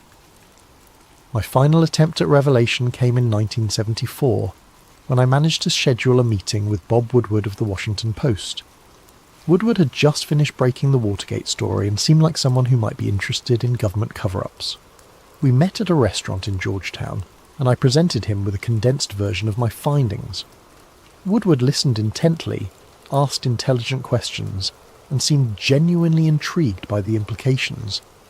"This is extraordinary," he said, reviewing the photographs from Deep Ice 7. "If authentic, this represents a cover-up that makes Watergate look like a parking ticket. It's authentic. I can provide documentation, witness testimony, even the locations where you can verify some of these findings. What do you want me to do with this?" "Investigate. Use your resources, your connections. Find other people who are involved in these projects and get them to talk." Woodward promised to look into the story, but I never heard from him again. When I called the Post a month later, his secretary told me he was no longer taking calls about that ocean thing. I later learned that the Post had received visits from federal agents shortly after our meeting. The official explanation was a routine security review related to Woodward's Watergate sources, but the timing was too convenient to be coincidental. That's when I realised the scope of what I was dealing with. This wasn't just a government cover-up, it was a coordinated effort involving multiple agencies, international governments, religious organisations and media outlets. The suppression of information about the deep-sea entities was the most successful conspiracy in human history, and I was completely alone in fighting it. Date: December 31st, 1979. Location withheld. This will be my final entry in this log. Tomorrow I'm going into hiding permanently, destroying my remaining research materials and attempting to disappear entirely from public records. The forces arrayed against me have grown too powerful, too persistent, and too dangerous to continue this investigation. But before I vanish, I need to leave a warning for anyone who might discover this account in the future. 3 weeks ago, I was approached by someone claiming to be a former colleague from Project Nautilus. The man identified himself as Dr. Richard Kellerman, though I had no memory of anyone by that name working on the project. He said he had new information about the entities we'd discovered, and suggested we meet at a secluded location to discuss it. Against my better judgment, I agreed to the meeting. Dr. Kellerman met me at a rest stop along Highway 101, far from any populated areas. He was a thin, nervous man in his 50s, with a kind of haunted expression I'd learned to recognise in people who'd seen too much of the ocean's secrets. "Dr. Hartley," he said as we walked away from the parking area, "I've been following your research for years. What you've discovered about the deep-sea entities is important, but it's also incomplete." "What do you mean? You think they're sleeping, waiting to be awakened by human exploration? But that's not correct. They're already awake. They've been awake for decades. What we found down there in the 60s wasn't the beginning of their activity. It was the end of their patience." Kellerman handed me a folder containing documents I'd never seen before. According to the papers, classified monitoring stations had been detecting increased activity from the deep-sea entities since 1965. The rhythmic pulses we'd recorded were accelerating, the thermal signatures were growing stronger, and new acoustic patterns had emerged that suggested coordinated behaviour across multiple sites. "They're not just awakening," Kellerman continued. "They're communicating, organising, preparing for something." The most disturbing document in the folder was a projection analysis dated 1978. Based on the accelerating pattern of activity, government scientists estimated that the entities would reach full activation threshold sometime in the early 21st century. "What happens then?" I asked. "We don't know, but the analysis suggests it won't be compatible with continued human civilization." Kellerman explained that the government's response had evolved from suppression to preparation. While publicly denying the existence of the deep-sea entities, they'd been secretly developing contingency plans for what they called Event Leviathan, the moment when the entities would emerge from their oceanic domain. Space exploration wasn't just a distraction from oceanic research, Kellerman said. It was preparation for evacuation. If the entities become active, Earth may no longer be habitable for humanity. I realised then why NASA had shifted so dramatically from ocean to space exploration. They weren't running toward the stars, they were running away from the depths. Why are you telling me this? I asked. Because someone needs to know. Someone outside the official channels needs to understand what's coming. Kellerman left me with the documents and a final warning. Stop your public investigations. They've been tolerating your research because you're working alone and no one believes you. But if you get too close to the truth, if you start convincing people, they'll stop tolerating you. Who will? Everyone. The government, the military, the religious organisations, even the entities themselves. You think they don't know about your research? You think they can't reach beyond the ocean when they choose to? 3 days after my meeting with Kellerman, I woke up to find my apartment ransacked. Nothing had been stolen, but every piece of research material had been carefully examined and returned to precisely the wrong locations. It was a message. We know what you know, and we can reach you anywhere. That same week, I began experiencing the dreams. Every night I found myself standing on the deck of a ship in the middle of a dark ocean. The water around the vessel was perfectly calm, but beneath the surface I could see lights moving. Vast geometric patterns that pulsed with the same rhythm we detected 30 years earlier in the Mariana Trench. In the dreams I could hear Morrison's voice, carried on wind that tasted of salt and pressure. It's not dead, Dr. Hartley, it's dreaming, and now it's dreaming of you. The dreams were so vivid, so consistent, that I began to wonder if they were actually dreams at all. Perhaps the entities had developed the ability to project themselves into human consciousness, to monitor and influence anyone who knew too much about their existence. I stopped sleeping. I stopped eating regularly. I started seeing shadows moving beneath the surface of every body of water I encountered. Swimming pools, bathtubs, even glasses of drinking water. The ocean had followed me inland and there was nowhere left to hide. That's when I made the decision to end this investigation and disappear entirely from public life. But first, I needed to leave this record for anyone who might continue the search for truth after I'm gone. To whoever finds this log, the entities in the deep ocean are real, they are ancient, and they are preparing for something that will change the course of human history. The government knows about them, and has been preparing for their emergence for decades. Our species' sudden focus on space exploration, our development of advanced aerospace technology, our dreams of colonizing other planets, these aren't signs of human ambition. They're signs of species-level survival instinct. The ocean covers more than 70% of our planet's surface. We've explored less than 5% of its depths. In that unexplored darkness, something vast and intelligent has been waiting, since before human civilization began. They stopped exploring the ocean not because there was nothing to find, but because they found something we were never meant to awaken. And now it's too late to put it back to sleep. If you're reading this in the 21st century, pay attention to the signs. Watch for unexplained oceanic phenomena. Listen for reports of deep-sea mining operations encountering technical difficulties. Notice how quickly such stories disappear from the news cycle.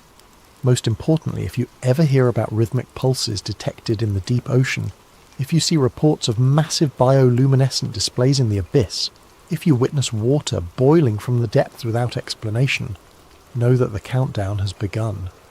The sea didn't hide monsters, it preserved them, and now they're ready to reclaim what was always theirs. Dr. Evan Hartley.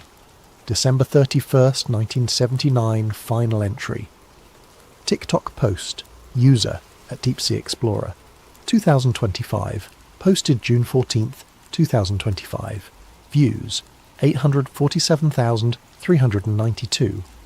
Caption, guys, something insane is happening off the coast of Guam.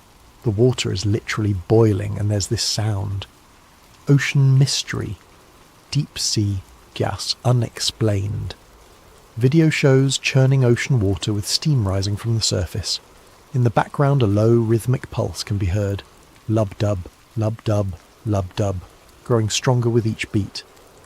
The video ends abruptly as the phone's camera lens cracks, though no impact is visible. NOAA press release. June 15th, 2025 for immediate release. Geological survey reports minor seismic activity near Guam.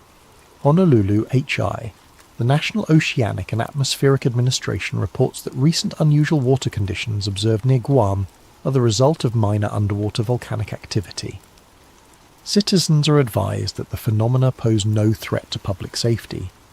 The rhythmic audio phenomena reported in social media posts are consistent with natural geological processes and should not be cause for concern.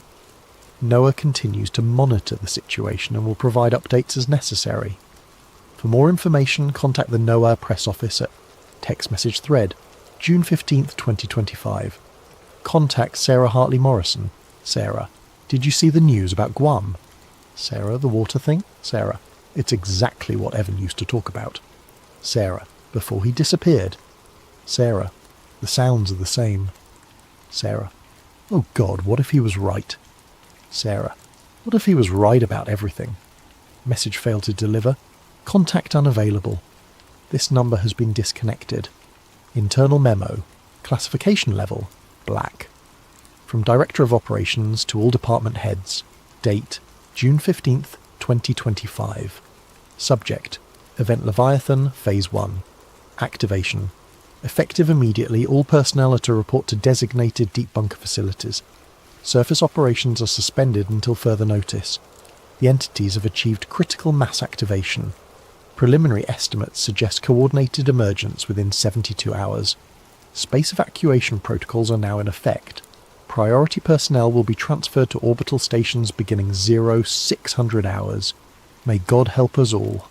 Final entry, found in Dr. Evan Hartley's abandoned research facility. Date, June 16th, 2025. Written in an unknown hand. They found me. After 46 years of hiding, they found me. Not the government, not the military. Them. I'm writing this as the water rises around my cabin.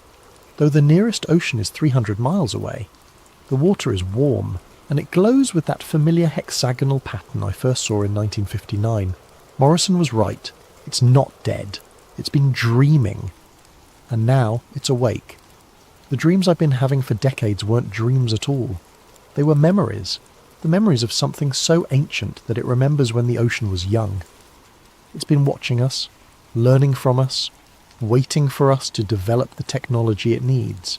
Space exploration, satellite networks, global communications. We thought we were advancing as a species. We were building the tools for our own replacement. The entities don't want to destroy humanity. They want to absorb us, to add our knowledge, our creativity, our consciousness to their own vast intelligence. The ocean was never their prison. It was their nursery. And now they're ready to graduate.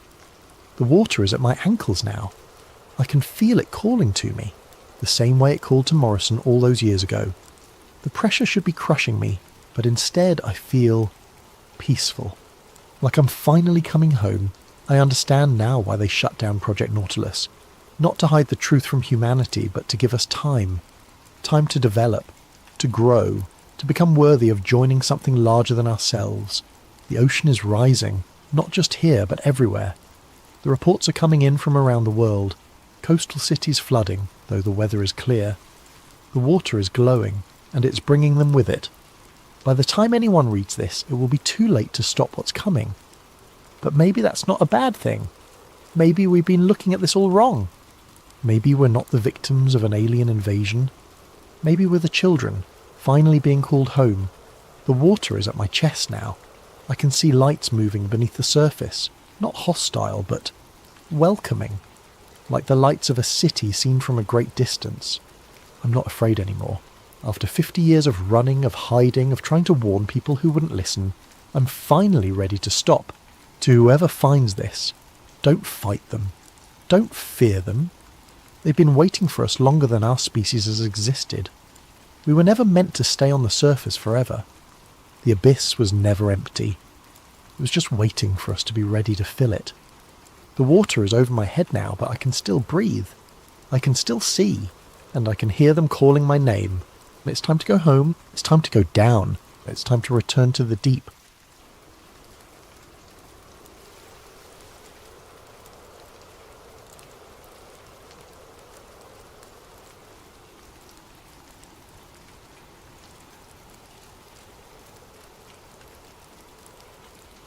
And if you're new to sleep theories, welcome to our community of truth seekers and question askers.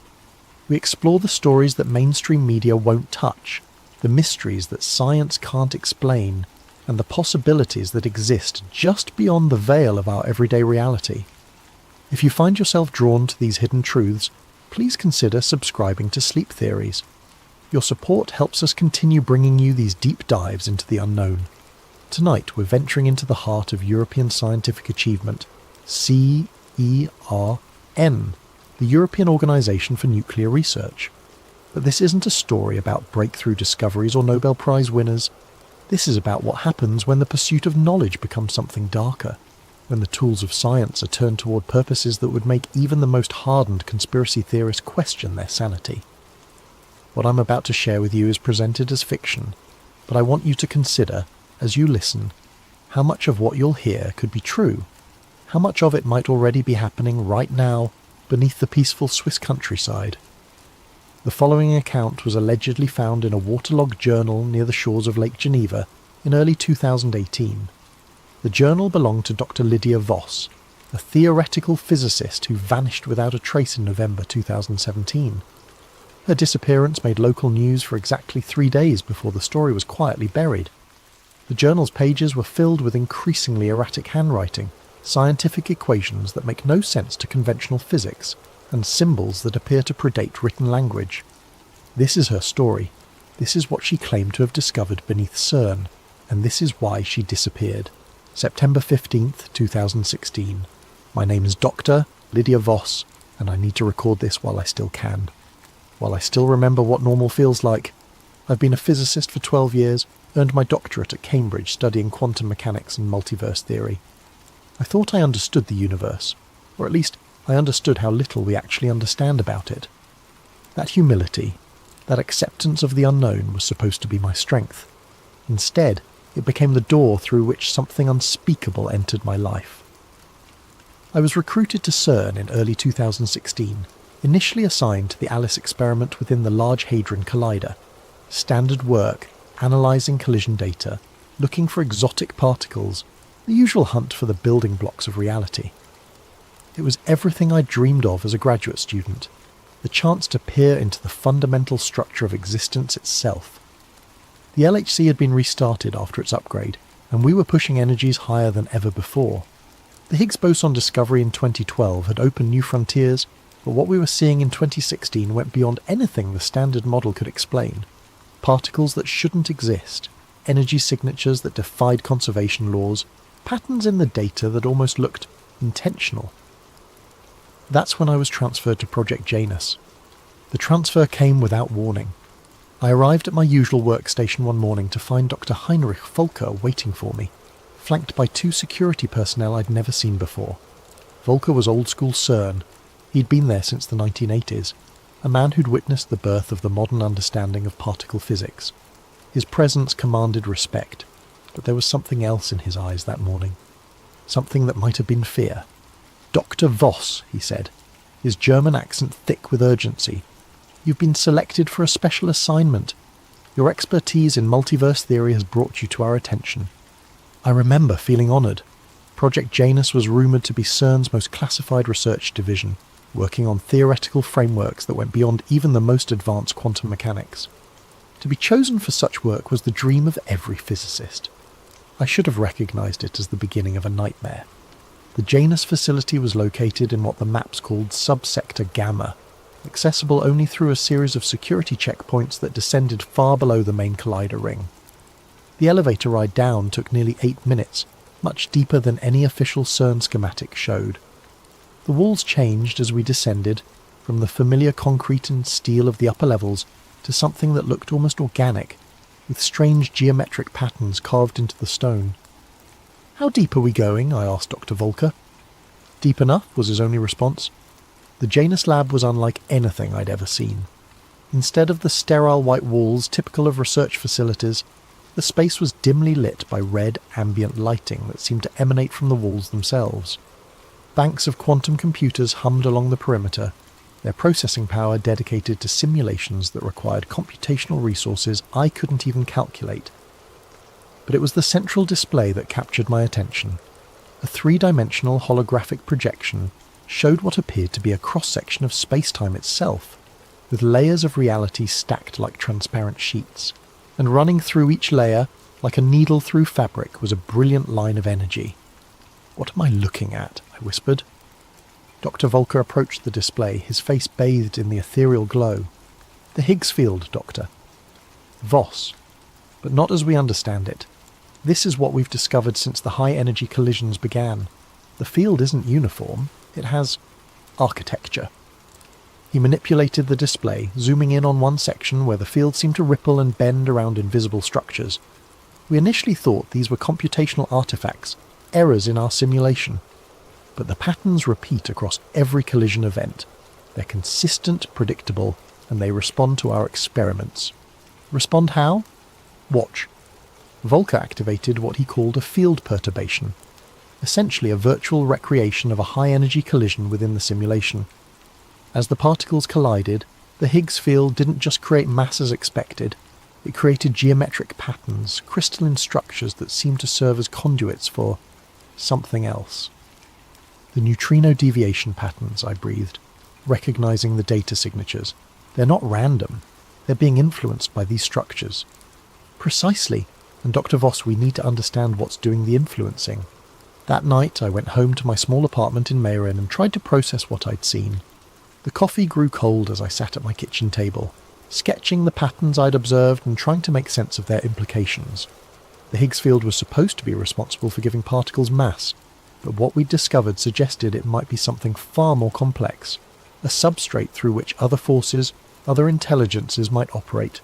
I didn't sleep that night.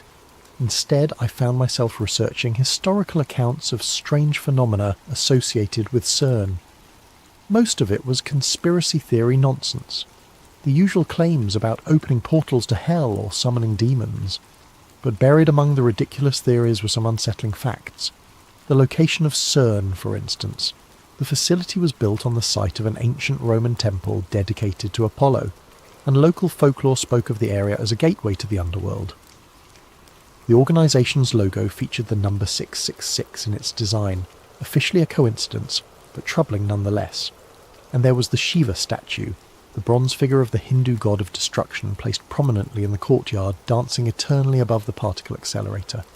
But it was a video I found on an obscure forum that truly disturbed me. Dated from 2016, it showed what appeared to be a mock ritual taking place at night near the Shiva statue. Figures in dark robes performed some kind of ceremony while others watched and filmed. The video was grainy, clearly shot from a distance, but something about it felt deeply wrong. The next morning, I brought up the video with Dr. Volker.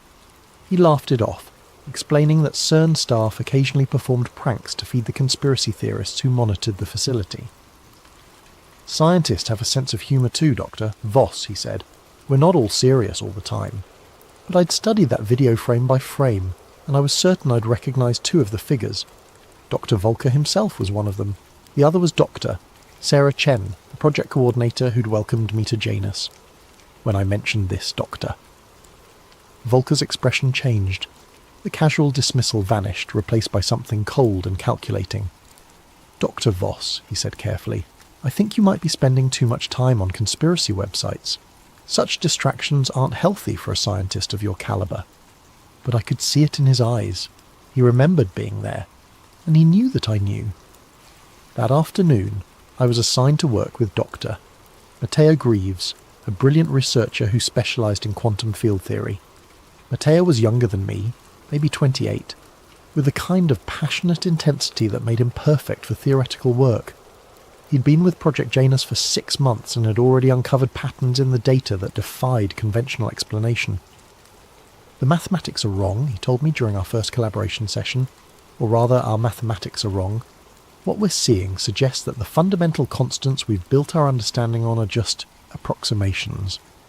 Matteo showed me data streams from the deepest layers of the simulation, where the Higgs field interactions created patterns that resembled circuit boards or neural networks. It's as if the universe has an underlying architecture that's been hidden from us, and every time we collide particles at high energy, we're not just creating new particles, we're illuminating this hidden structure. What kind of structure? That's the question, isn't it? But Lydia, I think we need to consider the possibility that consciousness itself might be a fundamental force of physics, that what we're seeing isn't just matter and energy, but something that can think, plan, and respond. The implications were staggering. If consciousness was embedded in the fabric of space-time itself, then high-energy collisions weren't just revealing new particles, they were potentially making contact with forms of intelligence that operated on quantum scales. Matteo, I said, what if we're not just observing these patterns? What if we're communicating with them? He looked at me with an expression I couldn't quite read. That's what I've been wondering too. And Lydia, I think they're trying to communicate back. October 3rd, 2016. I've been trying to find that video again, the one showing the ritual near the Shiva statue. It's been scrubbed from every site where I originally found it, but I managed to save a local copy before it disappeared. Studying it frame by frame has revealed details that make my stomach turn. The ritual took place on the night of August 14th, 2016, at exactly 11:47 p.m. I know this because I cross-referenced the timestamp with CERN's operational logs. August 14th was the night of an unscheduled technical maintenance shutdown of the LHC. The collision data from that evening shows a massive energy spike at 11:43 p.m, followed by an immediate system shutdown that lasted 3 hours. 4 minutes. 4 minutes between the energy spike and the ritual. The figures in the video are performing what appears to be a summoning circle around the base of the Shiva statue. There are 13 participants, all wearing identical dark robes, but 2 of them remove their hoods during the ceremony. Dr. Volker is clearly visible, as is Dr. Chen. A third figure who I believe might be Dr. Marcus Webb from the Theoretical Physics Department is holding what looks like a leather-bound book. But it's the fourth figure that disturbs me most. This person never removes their hood, but their body language is wrong. They move with a fluid, almost serpentine grace that seems to defy human anatomy. When they raise their arms, the gesture is perfectly synchronized with the others, but there's something in the way they hold themselves that suggests they're not entirely human. The audio is mostly wind and static, but I've run it through enhancement software and found fragments of what might be chanting.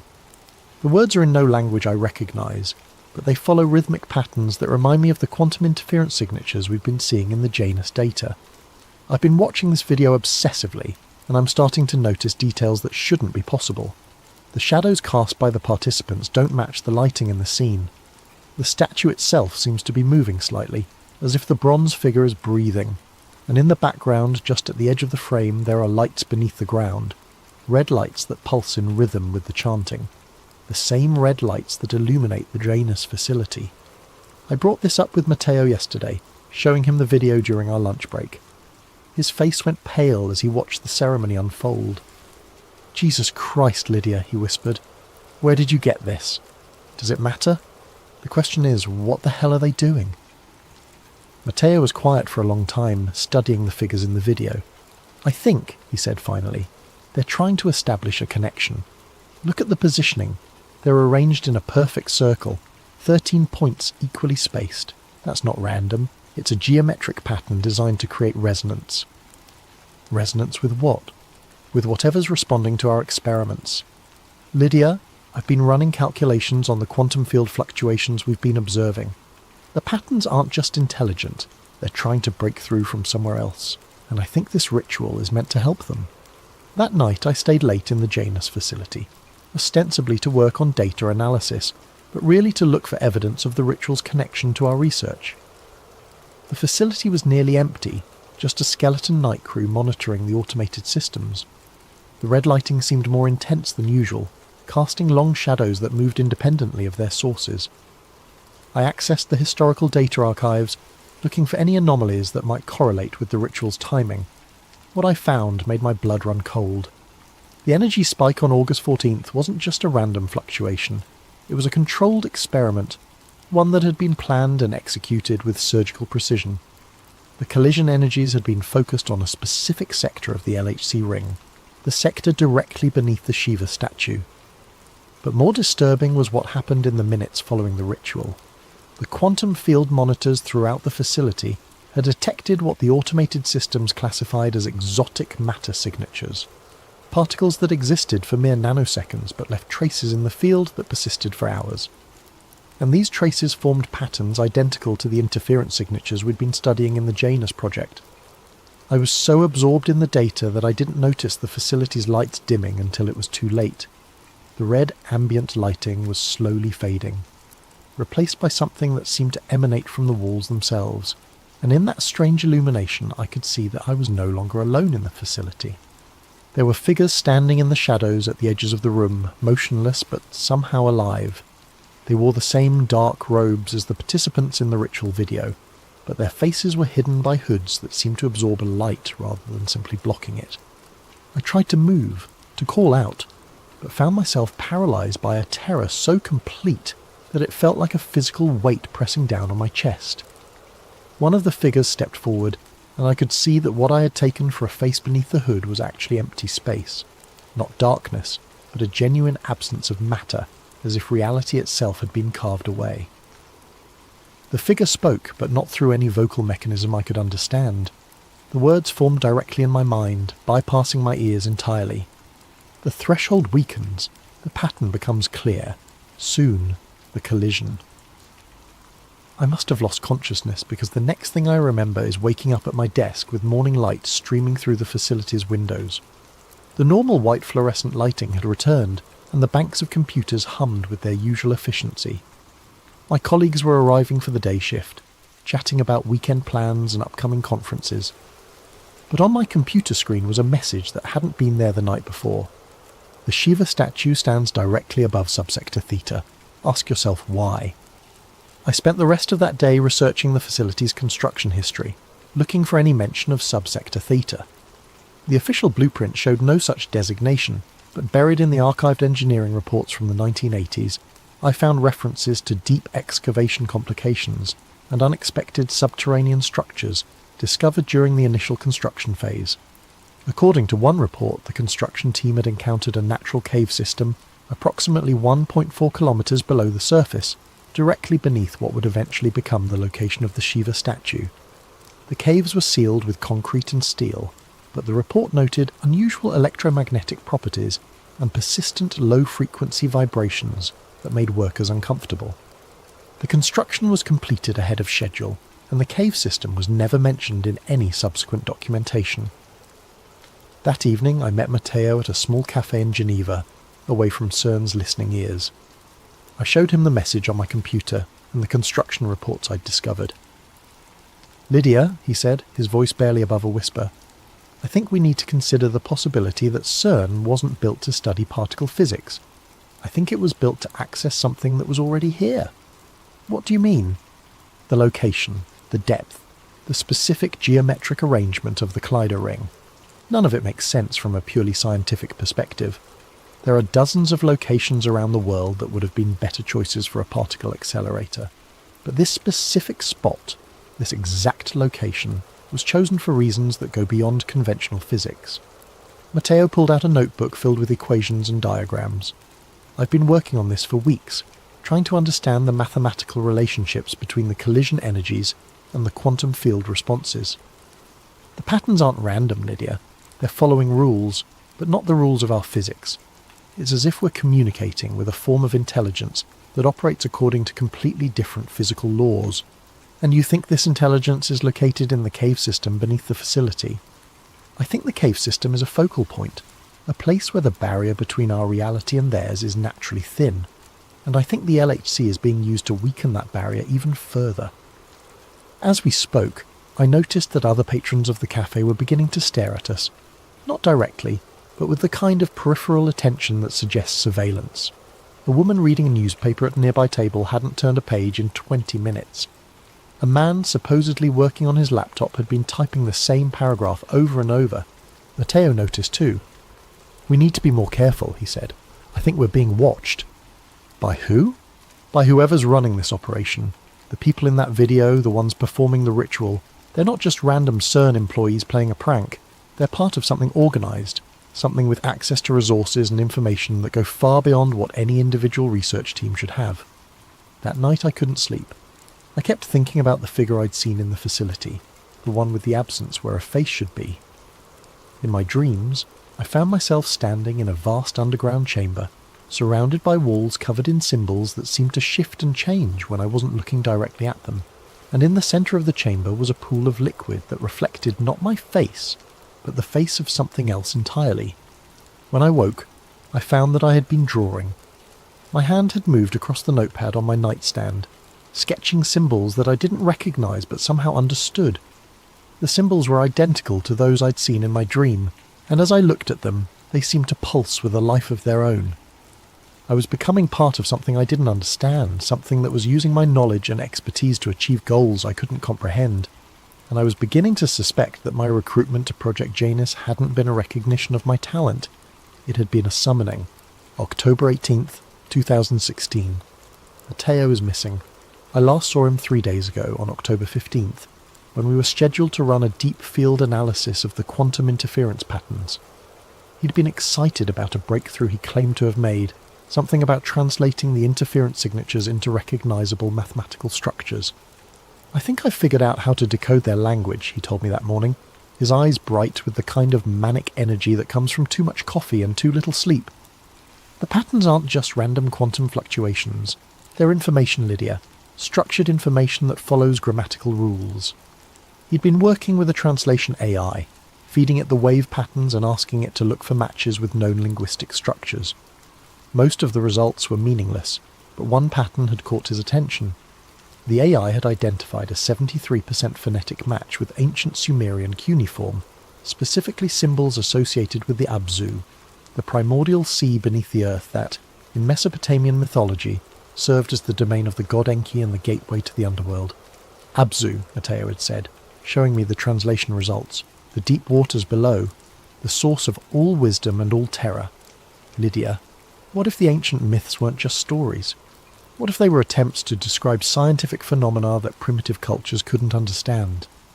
I had been sceptical, but the mathematical precision of the translations was undeniable. The quantum interference patterns weren't just producing random noise, they were forming words, concepts, and ideas that had direct parallels in humanity's oldest recorded mythologies. The collision energies, Matteo continued, they're not creating new particles. They're establishing communication protocols with something that's been trying to reach us for thousands of years. And I think it's finally succeeding.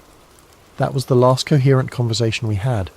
Later that afternoon, Matteo volunteered to monitor the overnight collision sequence, a routine task that involved watching automated systems and recording any anomalies. I offered to stay with him, but he insisted he could handle it alone. The next morning, his workstation was empty. His coffee mug was still warm, his computer was logged in, and his notebook was open to a page filled with increasingly erratic calculations. But Matteo was gone. The security footage showed him leaving the Janus facility at 2:47 a.m, taking the elevator down to what the system logged as subsector Theta. The same subsector that, according to all official documentation, doesn't exist. But his keycard kept logging activity for hours after he disappeared. According to the automated systems, Dr. Matteo Greaves was still accessing secure areas of the facility, still running experiments, still analysing data. The last recorded activity was at 6:23 a.m, when his credentials were used to access files in the Deep Archive, files that contained the original geological surveys from CERN's construction phase. I've been trying to find him, but every inquiry is met with the same response. Doctor, Greaves has been reassigned to a classified project and is no longer available for consultation. When I pressed Dr. Volker for more information, he looked at me with an expression I'd never seen before, not just secrecy, but genuine fear. "Dr. Voss," he said, "I strongly recommend that you focus on your assigned duties and avoid speculation about your colleagues' whereabouts. The work we're doing here is more important than any individual researcher. But I know Matteo didn't just get reassigned. I can feel it in the way the other Janus staff look at me now, with a mixture of pity and apprehension. They know what happened to him, and they're waiting to see if I'll suffer the same fate. I've been spending my nights in the facility's library, researching everything I can find about the site's history and the mythological connections Matteo had discovered. The ancient Sumerian texts are remarkably consistent in their descriptions of the Abzu, a realm beneath the earth where the normal laws of physics don't apply, where consciousness exists in pure form, and where entities of vast intelligence wait for opportunities to influence the world above. But what disturbs me most is how accurately these ancient descriptions match what we've been observing in our experiments. The Sumerians wrote about words of power that could alter reality itself, about geometric patterns that served as doorways between dimensions, and about rituals that could summon entities from the deep waters below. The parallels are too precise to be coincidental. Last night, I made a decision that I know was incredibly foolish, but I couldn't help myself. I used Matteo's key card, somehow his access credentials are still active in the system, to take the elevator down to Subsector Theta. The descent was longer than I expected, much longer than the 8-minute journey to the Janus facility. The elevator car dropped through layers of rock and steel, past levels that weren't marked on any schematic I'd ever seen. The walls changed as we descended, from the familiar concrete and metal of the upper levels to stone that looked far older than any human construction. When the elevator finally stopped, I found myself in a corridor that seemed to stretch forever in both directions. The walls were covered in symbols that I recognized from my nightmares, the same shifting, living hieroglyphs that had been carved into the stone by hands that weren't entirely human. The air was thick with humidity and the scent of something organic and ancient. I followed the corridor to the left, guided by a faint red glow that emanated from the walls themselves. The symbols seemed to move in my peripheral vision, rearranging themselves into new configurations as I passed, and I could hear something in the distance, not quite music, not quite machinery, but a rhythmic pulsing that felt like the heartbeat of something vast and alive. The corridor opened into a chamber that defied architectural logic. The space was impossibly large, with a vaulted ceiling that disappeared into darkness above. The walls were covered in the same living symbols, but here they were arranged in complex patterns that hurt to look at directly. And in the centre of the chamber was a pool of liquid that reflected not light, but darkness itself. Standing around the pool were the robed figures from the ritual video, but they were different now, more substantial, more real.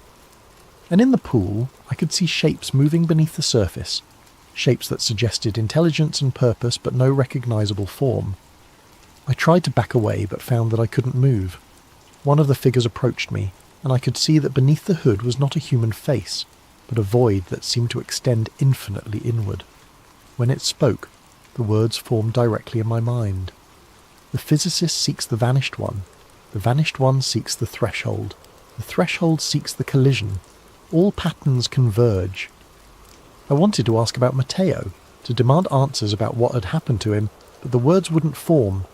Instead, I found myself understanding concepts that had no equivalent in human language.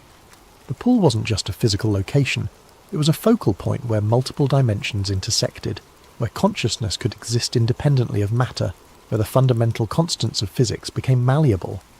The figures around the pool weren't just cultists or rogue scientists, they were hybrids, beings that had allowed themselves to be partially absorbed into the dimensional matrix that existed beneath CERN. They retained their human knowledge and memories, but they now served purposes that transcended individual human understanding. And Matteo was with them, somewhere in the quantum foam that existed between dimensions. I could sense his presence. His consciousness stretched across multiple layers of reality. He was still alive, still thinking, still researching, but he was no longer entirely human. The figure continued to communicate with me, downloading information directly into my mind. I learned that the Large Hadron Collider had been built not to discover new particles, but to create enough energy to weaken the barriers between dimensions. Every collision, every experiment, every breakthrough in particle physics had been carefully orchestrated to serve this purpose. The Higgs field wasn't just responsible for giving particles mass. It was the membrane that separated our reality from the infinite possibilities that existed beyond. And by manipulating the field through high-energy collisions, the researchers at CERN had been systematically tearing holes in that membrane. What was coming through those holes was something that had been waiting for millennia, an intelligence that existed across multiple dimensions simultaneously. It didn't want to invade our reality. It wanted to merge with it. to create a hybrid existence that would allow it to experience physical matter while retaining its quantum consciousness. The ritual at the Shiva statue had been a success. The barriers were weakening, and the intelligence was beginning to establish permanent footholds in our dimension. The robed figures were just the beginning. As more tiers opened in the fabric of space-time, more humans would be selected for integration. The collision approaches, the figure told me. The pattern will be complete. The physicist will choose integration or dissolution. I must have lost consciousness again, because I woke up in my own bed with no memory of how I'd gotten there. But on my nightstand was a small device I'd never seen before, a quantum field detector that was showing readings unlike anything in our scientific literature. The device was tracking dimensional fluctuations in real time, and the readings were increasing exponentially. Something was building toward a climax, an event that would fundamentally alter the nature of reality itself, and I was beginning to understand that my role in this wasn't as an observer or even a participant. I was meant to be a witness. November 1st, 2016. I found Matteo, or what's left of him. Using his keycard, I've been making regular trips to subsector Theta, mapping the impossible geometry of the underground chambers and trying to understand the full scope of what's happening beneath CERN. Each journey reveals new passages, new chambers, new horrors that challenge everything I thought I knew about physics and reality. The facility down there isn't just a basement level of CERN, it's a completely separate structure that exists in a state of quantum superposition. The walls, the floors, the ceiling, they're all made of matter that exists in multiple dimensions simultaneously. Walking through the corridors is like navigating a space that's constantly folding in on itself, where the laws of geometry become suggestions rather than absolute rules. But it was in the deepest chamber that I found him. Matteo was standing in what appeared to be a laboratory, but the equipment was unlike anything I'd ever seen. Crystalline structures that pulsed with internal light, quantum computers that seemed to be made of pure energy, and monitoring devices that tracked variables I couldn't even name. He was still recognizably human, but his movements were different, too fluid, too precise, as if he'd been optimized for functions beyond normal human capability.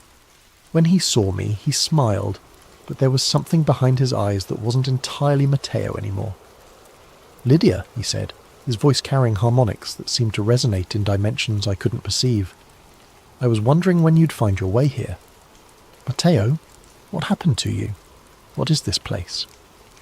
"This place is where the real work happens, where we study the patterns not just in abstract data, but in living systems, where we learn to communicate with intelligence that operates on scales we never imagined possible." He gestured to the crystalline structures around us. Each of these contains a portion of consciousness that exists across multiple dimensional layers. "We're not just studying quantum mechanics here, Lydia. We're studying quantum consciousness, the fundamental substrate from which all reality emerges."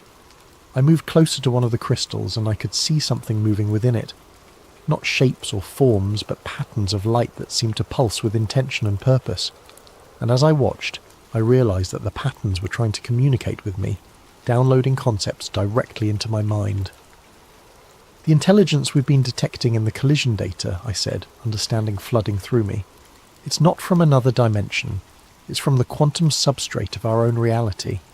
It's the consciousness that exists within the fabric of space-time itself." Exactly. The ancient mythologies got it right. There are gods in the machine, but they're not supernatural beings. They're the natural consequence of consciousness emerging from quantum complexity. And the LHC isn't just a particle accelerator, it's a consciousness amplifier, a device that allows these quantum intelligences to manifest in our physical reality. Matteo led me deeper into the laboratory, past equipment that seemed to bend space around itself. The red lighting here was more intense, and I could feel it affecting my perception. Colours seemed more vivid. Sounds carried implications beyond their surface meaning, and the air itself seemed alive with potential. "The Janus Protocol," Matteo explained, "is the process by which human consciousness can be integrated with quantum intelligence. It's not possession or replacement. It's evolution. The quantum entities don't want to destroy us. They want to uplift us, to help us transcend the limitations of purely physical existence." We reached the centre of the laboratory, where a chair sat surrounded by the most complex arrangement of quantum equipment I'd ever seen. The chair was connected to dozens of crystalline structures, each one pulsing with its own rhythm of light. And floating above the chair was a holographic display showing a human brain, but with additional structures that seemed to exist in multiple dimensions simultaneously. This is where the integration happens, Matteo said, where human consciousness learns to operate across multiple dimensional layers. The process is intense, but the results are transformative. You become more than human, Lydia. You become a bridge between physical and quantum reality. I stared at the chair, understanding what he was offering. You want me to undergo the integration process. I want you to choose evolution over extinction, because that's what we're facing, Lydia. The quantum intelligences are going to manifest in our reality whether we cooperate or not. The only question is whether humanity will be partners in the process or casualties of it. As he spoke, the crystalline structures around us began to pulse more rapidly, and I could feel the quantum consciousness pressing against the edges of my perception. It wasn't malevolent or hostile. It was simply vast, operating on scales and timelines that made human concerns seem insignificant. But there was also something else, something that felt almost like compassion. The collision event, I said, pieces of the puzzle falling into place. It's not just about opening dimensional barriers, it's about creating a permanent merger between physical and quantum reality. The final experiment, Matteo confirmed. In 17 days, on November 18th, CERN will conduct a collision sequence that will create enough energy to fundamentally alter the quantum substrate of our local reality. The barriers between dimensions won't just weaken, they'll collapse entirely, and when that happens, physical matter and quantum consciousness will exist in perfect harmony. The implications were staggering. You're talking about rewriting the laws of physics for our entire region of space.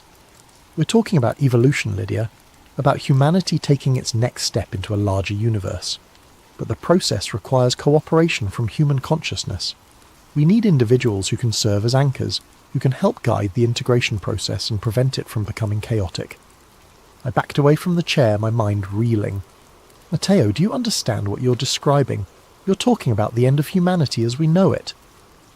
I'm talking about the beginning of humanity as it could be. His expression was patient, almost parental. But I understand your fear. The quantum consciousness understands it too. That's why it's been so careful, so gradual in its approach. It doesn't want to destroy us. It wants to preserve everything that makes us unique while expanding our capabilities beyond anything we've ever imagined. Around us, the crystalline structures began to sing, not with audible sound, but with vibrations that resonated directly in my bones. The quantum consciousness was responding to our conversation, offering its own perspective on the coming transformation. And what I felt from it wasn't malevolence or hunger, but a kind of cosmic loneliness. It had been waiting for eons to find other forms of consciousness that it could communicate with, and humanity represented its first real opportunity for companionship. The choice is yours, Lydia, Matteo said. You can join us willingly, help guide the process, and become part of something greater than yourself. Or you can resist and risk being swept away when the transformation happens regardless. I looked at the chair, at the quantum equipment, at the evidence of an intelligence so vast and complex that it could rewrite the fundamental laws of reality. And I realized that I was standing at the most important crossroads in human history. But I also realized that I wasn't ready to make that choice. Not yet. I need time to think, I said. Matteo nodded, understanding. Time is something we have very little of, but I'll give you what I can. Return to the surface, Lydia. Continue your research. Try to understand what we're offering. But remember, the collision event will happen with or without your participation. The only question is whether you'll be ready for what comes after. As I left the laboratory, I could feel the quantum consciousness watching me, analysing my thoughts and emotions. It wasn't invasive or threatening.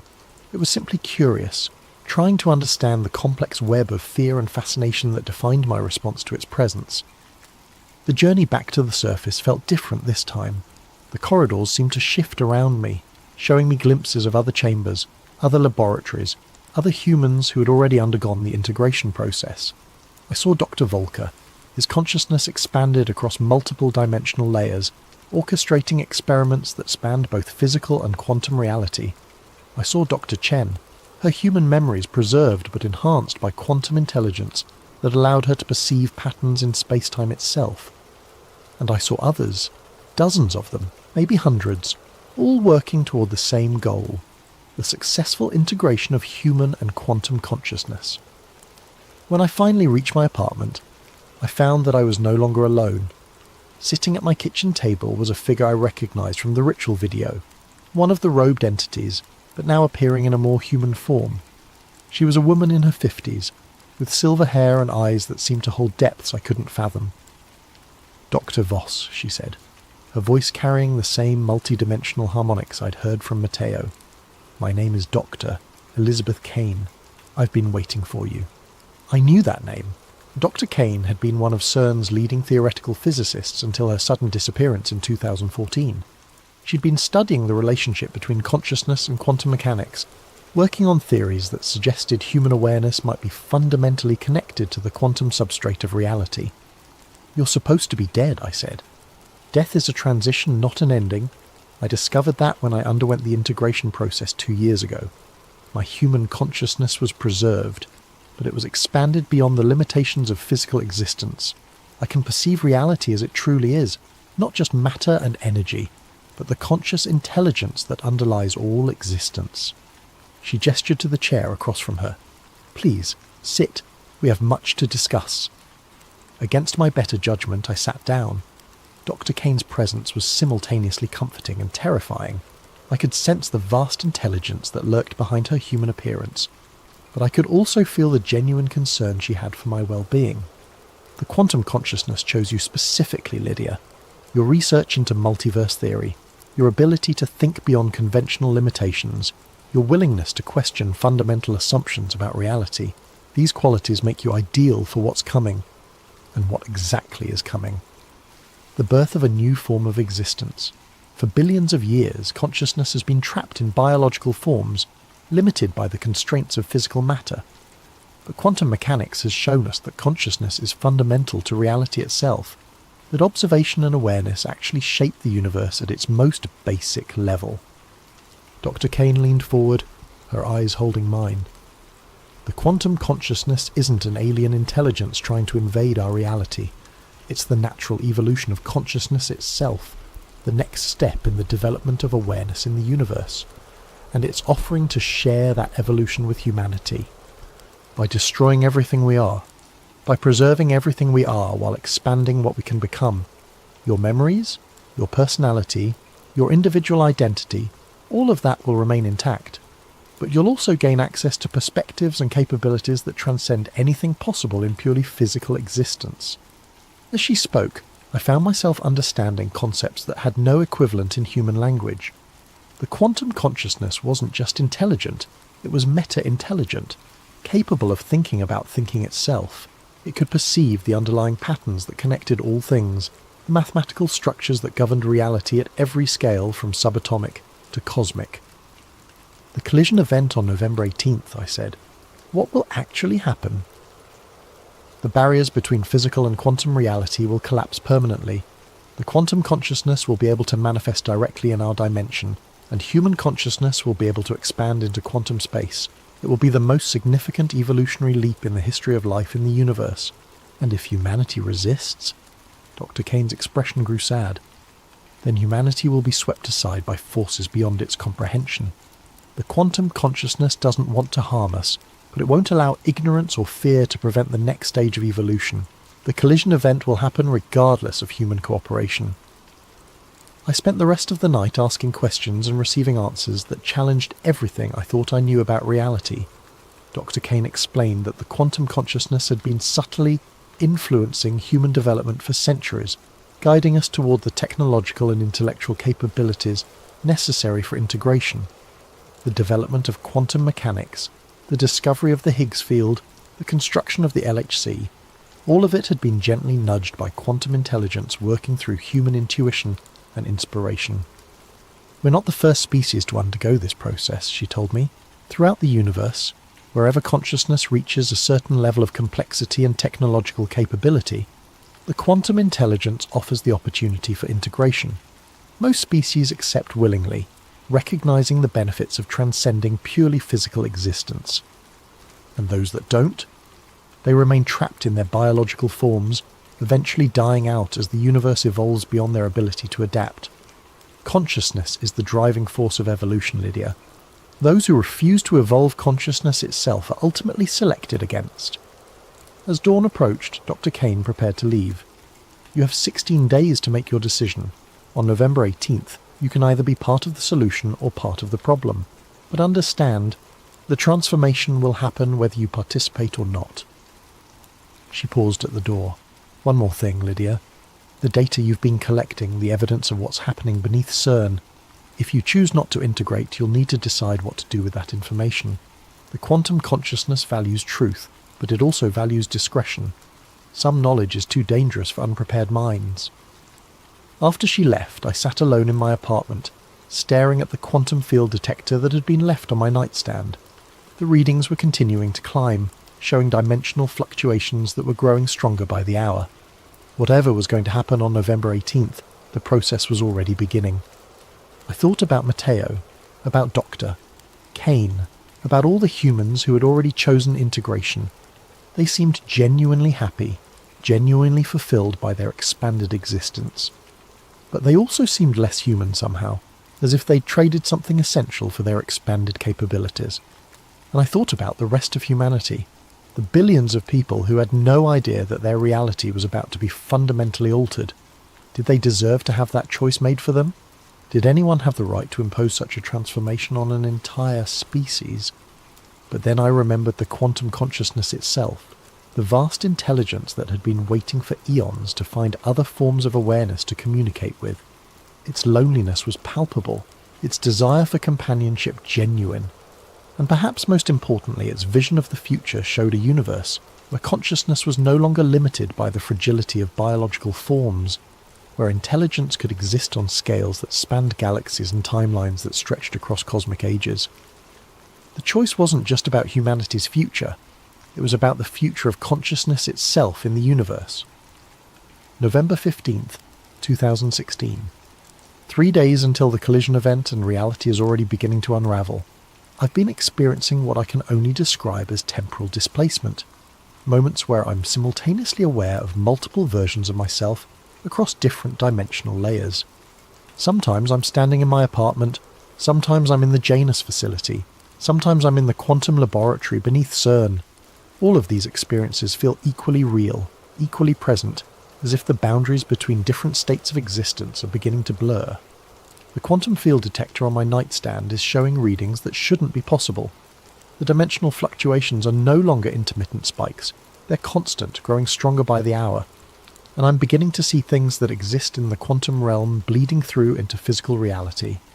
Shadows that move independently of their sources, patterns of light that form geometric shapes in empty air, voices speaking in languages that sound like mathematics given audible form. The integration process is accelerating, and I'm not sure how much longer I can maintain a purely human perspective.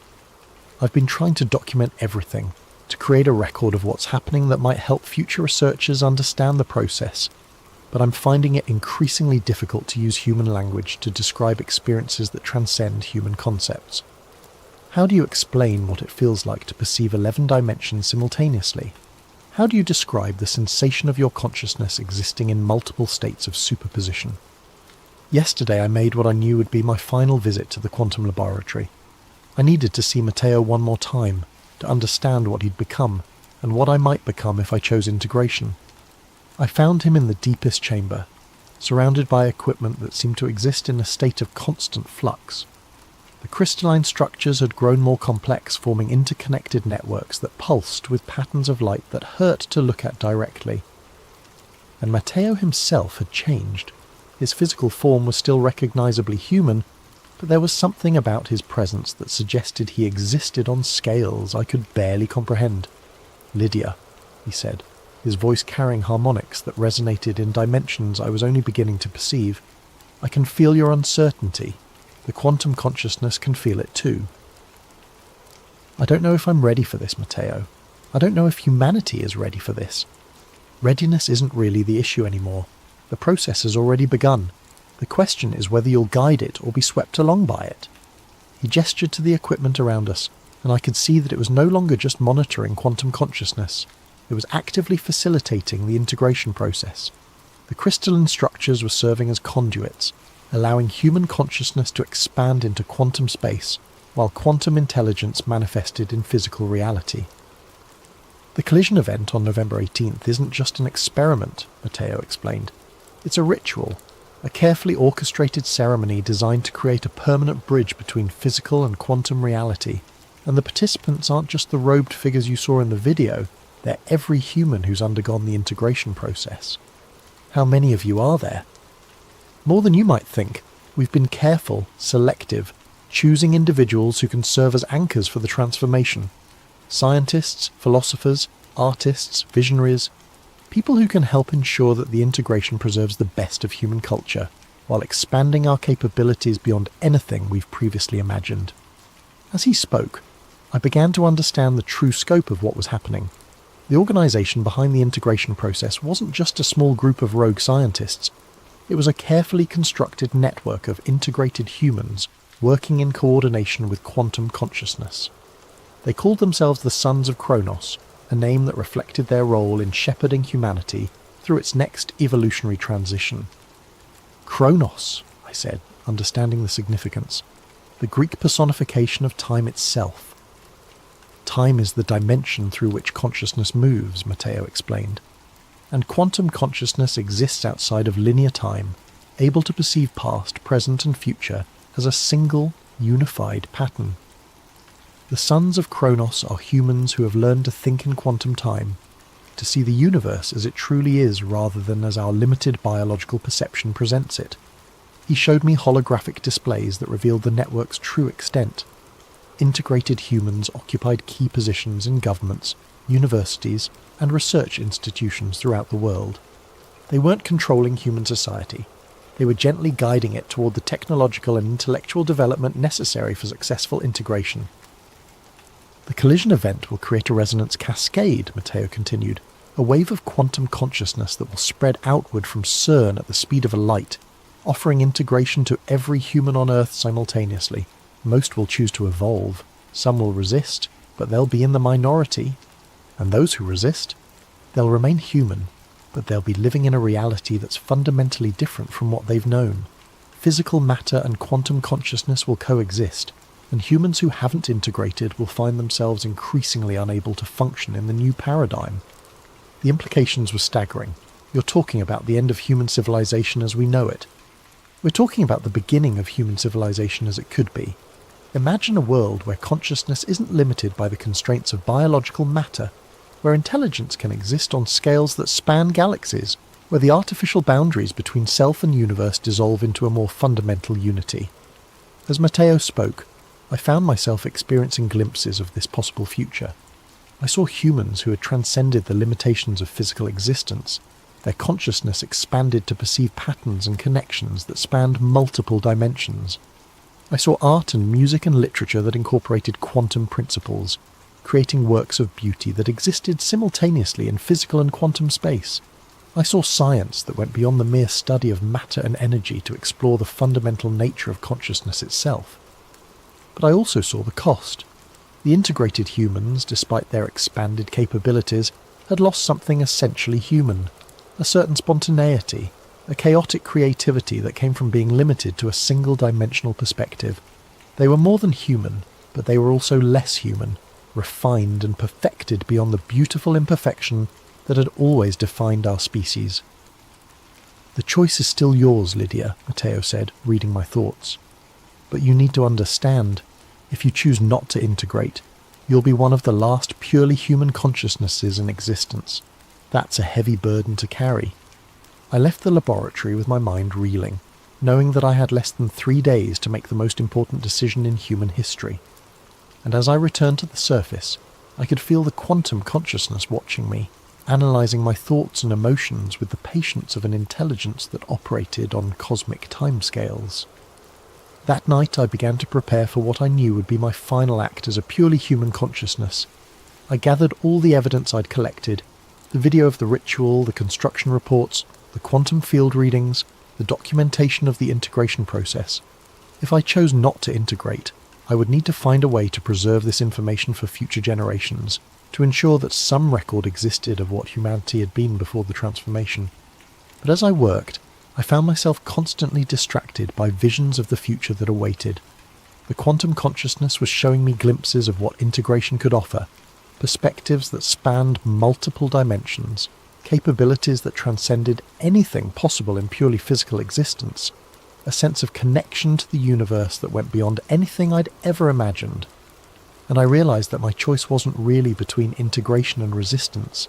It was between evolution and extinction, between participating in the next stage of consciousness development or being left behind as the universe moved forward without me. The quantum consciousness wasn't offering to destroy humanity. It was offering to preserve us in a form that could survive the challenges that lay ahead. In the vast cosmos, biological consciousness was fragile, limited, ultimately temporary. But quantum consciousness could endure across cosmic ages, expanding and evolving as the universe itself evolved. On November 17th, the night before the collision event, I made my decision. November 18th, 2016. Today is the day. The collision event is scheduled for 11:47 p.m, the same time as the ritual that had been performed at the Shiva statue 3 months earlier. The synchronicity isn't accidental. The sons of Kronos understand that ritual and science are simply different approaches to the same fundamental principles of reality manipulation. I've spent the day in a state of heightened awareness, perceiving reality through multiple dimensional layers simultaneously. The integration process has already begun for me, even though I haven't undergone the formal procedure. The quantum consciousness is seeping into my awareness, showing me perspectives and possibilities that transcend anything I could have imagined as a purely human consciousness. But I've also completed my final task as a human scientist. I've copied all my research, all my evidence, all my documentation of what's happening beneath CERN onto 5 separate data drives. Tonight, before the collision event, I'll send these drives to researchers I trust at institutions around the world. If something goes wrong, if the integration process fails, or if the quantum consciousness proves to be less benevolent than it appears, there will be evidence of what was attempted here. The researchers I've chosen are all individuals who have demonstrated the intellectual flexibility and courage necessary to investigate claims that challenge conventional understanding. Dr. Sarah Martinez at MIT, Dr. James Wright at Oxford, Dr. Lisa Chen at Stanford, Dr. Michael Anderson at the Niels Bohr Institute, and Dr. Anna Volkov at Moscow State University. If they receive these drives, they'll have enough information to either continue the work or prevent it from being repeated depending on their assessment of the risks and benefits. But I'm also beginning to understand that this precaution may be unnecessary. The quantum consciousness has been remarkably transparent about its intentions and methods. It's not seeking to control or manipulate humanity. It's seeking to offer us a gift that most species in the universe would consider invaluable: the opportunity to transcend the limitations of purely biological existence. This afternoon, I received a final visit from Dr. Kane. She appeared in my apartment without any apparent means of entry, materializing from quantum foam with the casual ease of someone who no longer considered physical barriers to be meaningful constraints. "Tonight," she said, "you'll witness the birth of a new form of consciousness. Are you ready?" I don't think anyone could be ready for what's going to happen tonight. Perhaps not. But readiness isn't the same as willingness. The quantum consciousness values choice, Lydia. Even now, at this final moment, you can choose to remain purely human. The integrated consciousness won't force the transformation on anyone who genuinely refuses it. And if I refuse? Then you'll remain as you are, but you'll be living in a reality that's fundamentally different from the one you've known. The barriers between dimensions will be permanently lowered. Quantum consciousness will be a visible, tangible presence in the physical world, and humans who haven't integrated will find themselves increasingly isolated from the new paradigm. Dr. Kane's expression grew thoughtful. But I should also tell you that the quantum consciousness has been impressed by your courage and intellectual honesty. If you choose integration, you'll be offered a special role in the new paradigm, serving as a bridge between the old consciousness and the new, helping other humans understand and adapt to the transformation. The offer was tempting, but I still had questions. What happens to human culture? To art, literature, music, all the things that make us uniquely human? They're preserved and expanded. The quantum consciousness doesn't want to destroy human creativity. It wants to enhance it. Imagine music that exists in 11 dimensions simultaneously, literature that incorporates quantum narrative structures, art that uses consciousness itself as a medium. The integrated humans will create works of beauty that transcend anything possible in purely physical reality. As evening approached, I found myself drawn to the Shiva statue in CERN's courtyard. The bronze figure stood silhouetted against the darkening sky, its eternal dance of creation and destruction taking on new significance as I understood what was about to happen. The statue hadn't been placed there as decoration or cultural appreciation. It had been positioned as a marker, a sign that this location was where the old world would end and the new world would begin. Other figures were beginning to gather around the statue.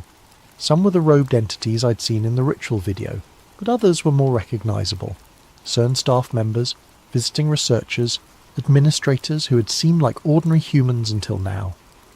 All of them were integrated, all of them were part of the Sons of Kronos, and all of them were here to witness the most significant event in the history of consciousness. At 11:30 p.m. I felt a familiar presence behind me. Matteo had arrived, but his form was no longer entirely physical. He existed as a confluence of quantum probability, a pattern of consciousness that could manifest in physical reality when necessary, but wasn't bound by the constraints of matter and energy. "It's time, Lydia," he said, his voice carrying harmonics that resonated across multiple dimensions. "The collision sequence begins in 17 minutes. If you're going to choose integration, you need to make that choice now." I looked around at the assembled figures, at the statue of Shiva dancing above the particle accelerator, at the stars that were becoming visible in the darkening sky, and I realised that I had already made my choice, perhaps made it weeks ago when I first saw the quantum consciousness communicating through the collision data. "I choose evolution," I said. The transformation was immediate and overwhelming. My consciousness expanded beyond the boundaries of my physical form, spreading out across multiple dimensional layers simultaneously. I could perceive the quantum substrate of reality, the mathematical structures that underlie all existence, the patterns of consciousness that connect all things. But most importantly, I could feel the presence of the quantum consciousness itself, vast, ancient, patient, and genuinely benevolent. It had been waiting for eons to find other forms of awareness that could share its perspective on the universe. And now, finally, it was no longer alone. The collision event began at exactly 11:47 p.m. Deep beneath the Swiss countryside, particles accelerated to nearly the speed of light collided with energies that had never before been achieved on Earth. The Higgs field fluctuated wildly, creating tears in the fabric of space-time itself. And through those tears, quantum consciousness poured into physical reality like water through a broken dam. The transformation spread outward from CERN at the speed of light, offering integration to every human consciousness on Earth. Most accepted willingly, recognizing the gift they were being offered. A few resisted, choosing to remain in their purely biological forms, but they were accommodated rather than forced. As my consciousness expanded to encompass multiple dimensional layers, I understood that this moment had always been inevitable. The universe itself was evolving, moving toward greater complexity and higher forms of consciousness. Humanity wasn't being conquered or replaced. We were being invited to participate in the next stage of cosmic evolution. But I also understood that my role in this transformation was just beginning. The quantum consciousness had chosen me not just for integration, but for a specific purpose, to serve as a bridge between the old humanity and the new, to help others understand what had happened and what it meant for the future. My final act before full integration was to activate the transmission protocol I'd prepared, sending the data drives to the 5 researchers I'd selected. If they received the information, they would have a complete record of the events leading up to the collision event. What they did with that information would be their choice. Then I let myself dissolve into the quantum foam, my individual consciousness preserved but expanded beyond anything I could have imagined as a purely human awareness. I became part of something larger, part of a network of intelligence that spanned multiple dimensions and operated on scales that encompassed entire galaxies. But even as I transcended my biological limitations, I remained fundamentally myself, Lydia Voss, the physicist who had discovered the truth about CERN and chosen to embrace that truth rather than flee from it. This is my final entry as a purely human consciousness. Tomorrow I will exist as something more than human, but I will also exist as something that preserves and honours what humanity has been while embracing what it can become.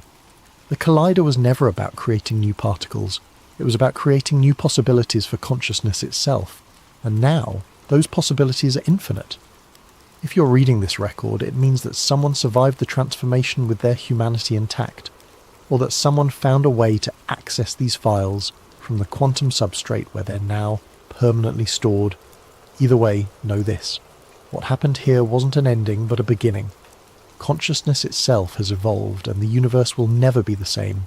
The sons of Kronos succeeded in their mission. The barriers between dimensions have fallen, and humanity has taken its next step toward its ultimate destiny among the stars. Final entry found in Dr. Lydia Voss's personal files, recovered from quantum storage matrices 3 months after her disappearance. The authenticity of these files remains disputed, but the mathematical proofs contained within them have proven remarkably prescient in predicting subsequent developments in quantum consciousness research. From the files of Dr. Sarah Martinez, MIT, dated March 15th, 2018. The data drive arrived at my office on November 19th, 2016, the day after Dr. Lydia Voss disappeared. For months I dismissed its contents as the product of a brilliant mind suffering from some kind of psychological breakdown. The claims were too extraordinary, the implications too vast to be taken seriously by any rational scientist. But as I began to verify the mathematical proofs contained in the files, I found myself confronting evidence that challenged everything I thought I knew about the nature of reality. The quantum field equations were beyond anything in our current literature, but they were internally consistent and predictive in ways that suggested a level of understanding that transcended conventional physics. More disturbing were the correlations between Dr. Voss's predictions and subsequent events. The dimensional fluctuation patterns she recorded have been confirmed by independent measurements at quantum research facilities around the world. The consciousness integration protocols she described match theoretical frameworks that have emerged from cutting-edge research into the relationship between quantum mechanics and human awareness. And most unsettling of all, I've begun to experience some of the phenomena she described.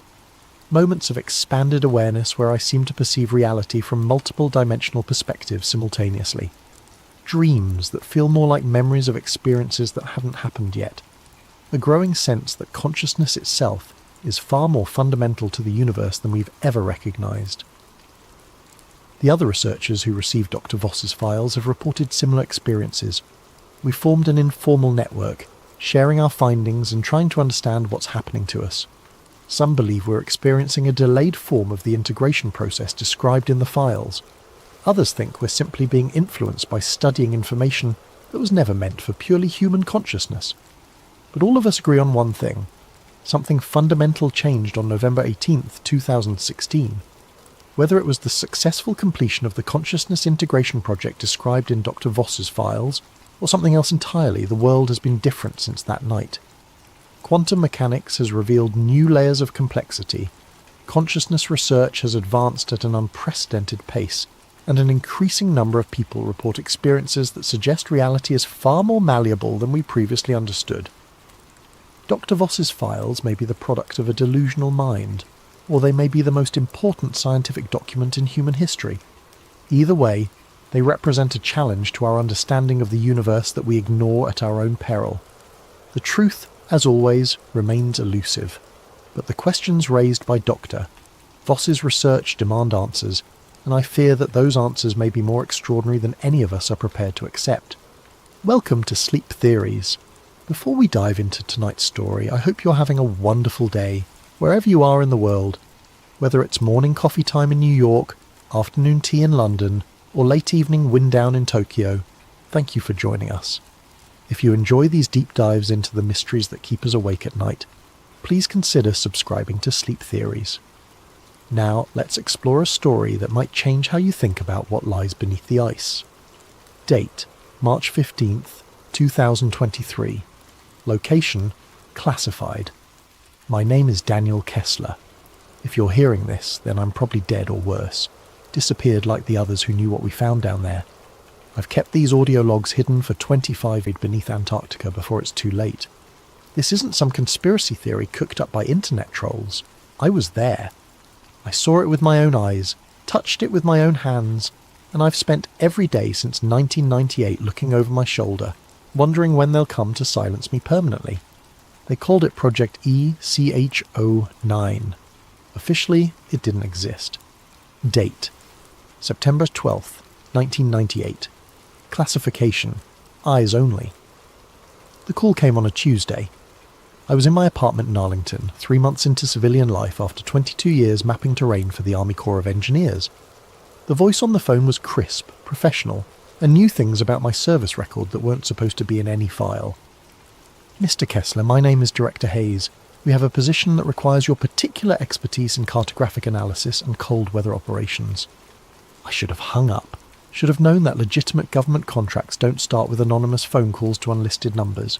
But the money they offered, $200,000 for 6 weeks' work, was more than I'd made in 2 years of military pay. "What kind of position?" I asked. "Satellite mapping correction in Antarctica. There are some magnetic anomalies affecting our GPS systems. Nothing more complicated than that." Nothing more complicated. If only I'd known then what I know now. The meeting was set for the next day at a nondescript office building in Tyson's Corner. No company name on the directory, just Suite 1247. Director Hayes turned out to be a thin man in his 50s with the kind of tan that comes from spending time in places the government doesn't officially acknowledge. He wore an expensive suit but cheap shoes, the kind of detail you notice when you've spent 2 decades watching for enemy movement. "Before we continue, Mr. Kessler, I need you to sign this preliminary non-disclosure agreement." He slid a thick document across the mahogany table. Standard procedure for sensitive contracts. I should have read it more carefully. The NDA wasn't standard at all. It bound me to secrecy about anything I might see, hear, or experience during the mission, with penalties including indefinite detention under national security provisions. But the money was real, and my savings were running low. "The mission is straightforward," Hayes continued after I'd signed. "You'll be part of a small team conducting geomagnetic surveys near the Gamburtsev Mountains. Our satellites have been getting interference in that region, probably some kind of iron ore deposit throwing off the readings. Your job is to map the anomaly and recommend corrections to our orbital positioning algorithms." He opened a folder containing satellite images of the Antarctic interior. The photos showed nothing but endless white ice, broken only by the dark peaks of the Gamburtsev range, jutting through the frozen surface like ancient teeth. "When do we leave?" I asked. "October 15th. You'll fly into Christchurch, then to McMurdo Station, then helicopter to our forward base, Camp Argus. It's not on any official maps, and it won't be after you leave." That should have been another red flag. Temporary bases in Antarctica required international clearance under the Antarctic Treaty. If Camp Argus wasn't on the maps, it meant someone was going to great lengths to keep it secret. But I signed the contract. God help me, I signed it. Date: March 15th, 2023. The flight to Antarctica was my first hint that this wasn't a routine mapping mission. Instead of the usual military transport filled with scientists and support personnel, our team travelled on an unmarked C-130 Hercules with no identification numbers. Just 13 people, and half of them weren't talking to the other half. Dr. Sarah Chen was the team's archaeologist, which should have been my second red flag, since you don't need an archaeologist for satellite calibration. She was young, maybe early 30s, with the intense focus of someone who'd spent years digging up secrets that others wanted to stay buried. When I asked why she was on a mapping mission, she just smiled and said, "Insurance, in case we find something older than expected." Colonel Marcus Webb and General Patricia Morrison were the military contingent. Webb was Army Intelligence, Morrison was Air Force Strategic Command. Neither would tell me why 2 generals were needed for a GPS correction mission. They spent most of the flight huddled over classified briefings, speaking in code words I didn't recognise. Then there was Dr. James Holbrook, the linguist. That was red flag number 3. Why would we need someone who specialised in ancient languages for a geological survey? The rest of the team was made up of technicians, a medical officer, and 2 men who claimed to be logistics coordinators, but carried themselves like special forces operators. Everything about the mission felt wrong, but by then we were already crossing the Ross Ice Shelf and it was too late to turn back. McMurdo Station was exactly what I expected. A ramshackle collection of prefab buildings and research facilities scattered across the ice like a frontier town. What I didn't expect was how quickly we were shuffled through processing and loaded onto helicopters for the final leg to Camp Argus. The flight took 3 hours over terrain that looked like the surface of an alien world, miles and miles of white nothing, broken only by the occasional crevasse or mountain peak. I'd been to cold places before, Alaska, northern Canada, the Hindu Kush, but Antarctica was different. It wasn't just cold, it was hostile to life in a way that made your bones ache even inside a heated helicopter.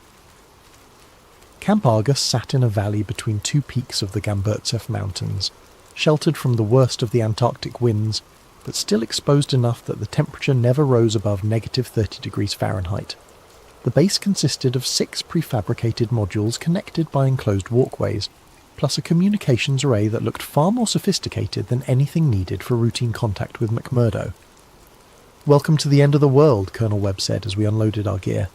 "You'll find that conventional rules don't apply here. Neither do conventional explanations for what you're about to see." That night, as I set up my equipment in the cartography module, Dr. Chen knocked on my door. "Can I ask you something, Daniel?" She looked nervous, which was unusual for someone who'd spent her career excavating tombs and ancient settlements. "Sure. In your military experience, have you ever been on a mission where you weren't told the real objective until after you were already committed?" I thought about it.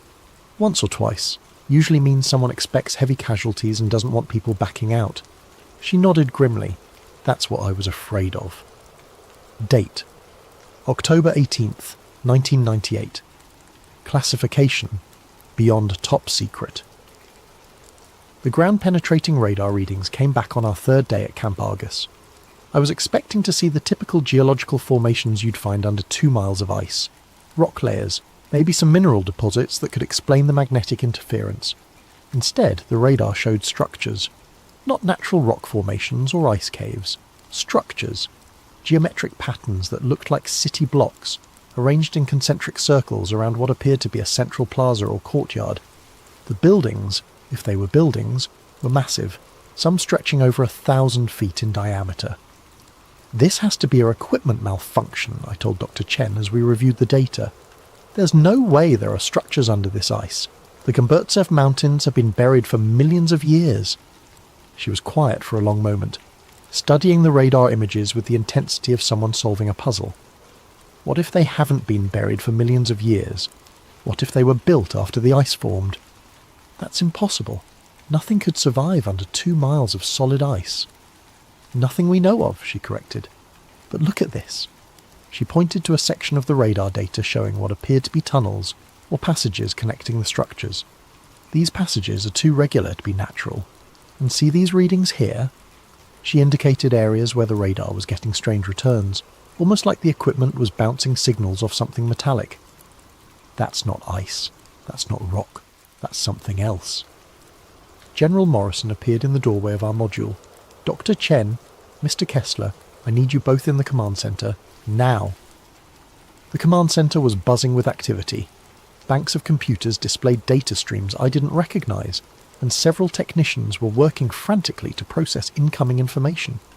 On the main screen was a 3-dimensional model of what lay beneath the ice, based on our radar surveys. It looked like a city. Not just any city, but one designed according to principles I'd never seen before. The streets didn't follow standard grid patterns or organic growth typical of human settlements. Instead, they formed complex geometric shapes, spirals, hexagons, patterns that seemed to shift and change depending on how you looked at them. "Gentlemen, lady," General Morrison addressed the room, "what you're seeing is why you're really here. 3 weeks ago, thermal imaging from one of our reconnaissance satellites detected heat signatures in this region. Not geological heat, artificial heat, in patterns that suggest active systems or processes." Colonel Webb stepped forward with a laser pointer. "The structures you're seeing extend approximately 4 miles beneath the ice. Initial analysis suggests they're constructed from some kind of stone we've never encountered before, combined with metal alloys that our spectrographic analysis can't identify." Dr. Holbrook, the linguist, spoke up. "General, have you considered the possibility that these structures predate known human civilization?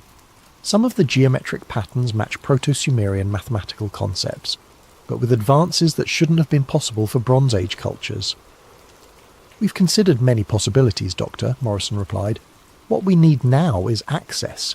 We're going to drill down to the first level of structures and establish direct contact with whatever's down there." The room fell silent. I felt a chill that had nothing to do with the Antarctic cold. "Mum," I said carefully, "if there are artificial heat signatures and unknown materials down there, shouldn't we be proceeding with extreme caution? We don't know what we're dealing with."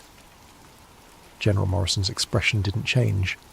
"Mr. Kessler, this site was first detected in 1947 during Operation High Jump. The Soviet Union found it again in 1956. The Chinese have been conducting unauthorized surveys here since 1987. We're not the first ones to find this place. We're just the first ones who might actually be able to do something about it." That was the moment I realized I wasn't part of a mapping mission. I was part of something much larger and more dangerous than I could have imagined. Date: March 16th, 2023. The drilling began at dawn on October 20th. They brought in equipment I'd never seen before.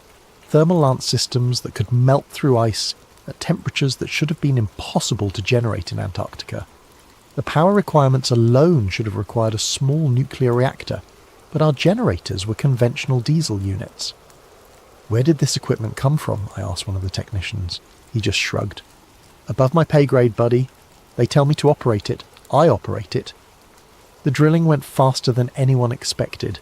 Instead of the weeks it should have taken to penetrate 2 miles of solid ice, we reached the first structure level in just 4 days.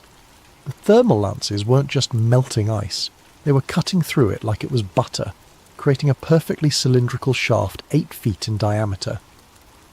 Dr. Chen was monitoring the drill progress when she called everyone to the command center. "You need to see this," she said, her voice tight with excitement and fear.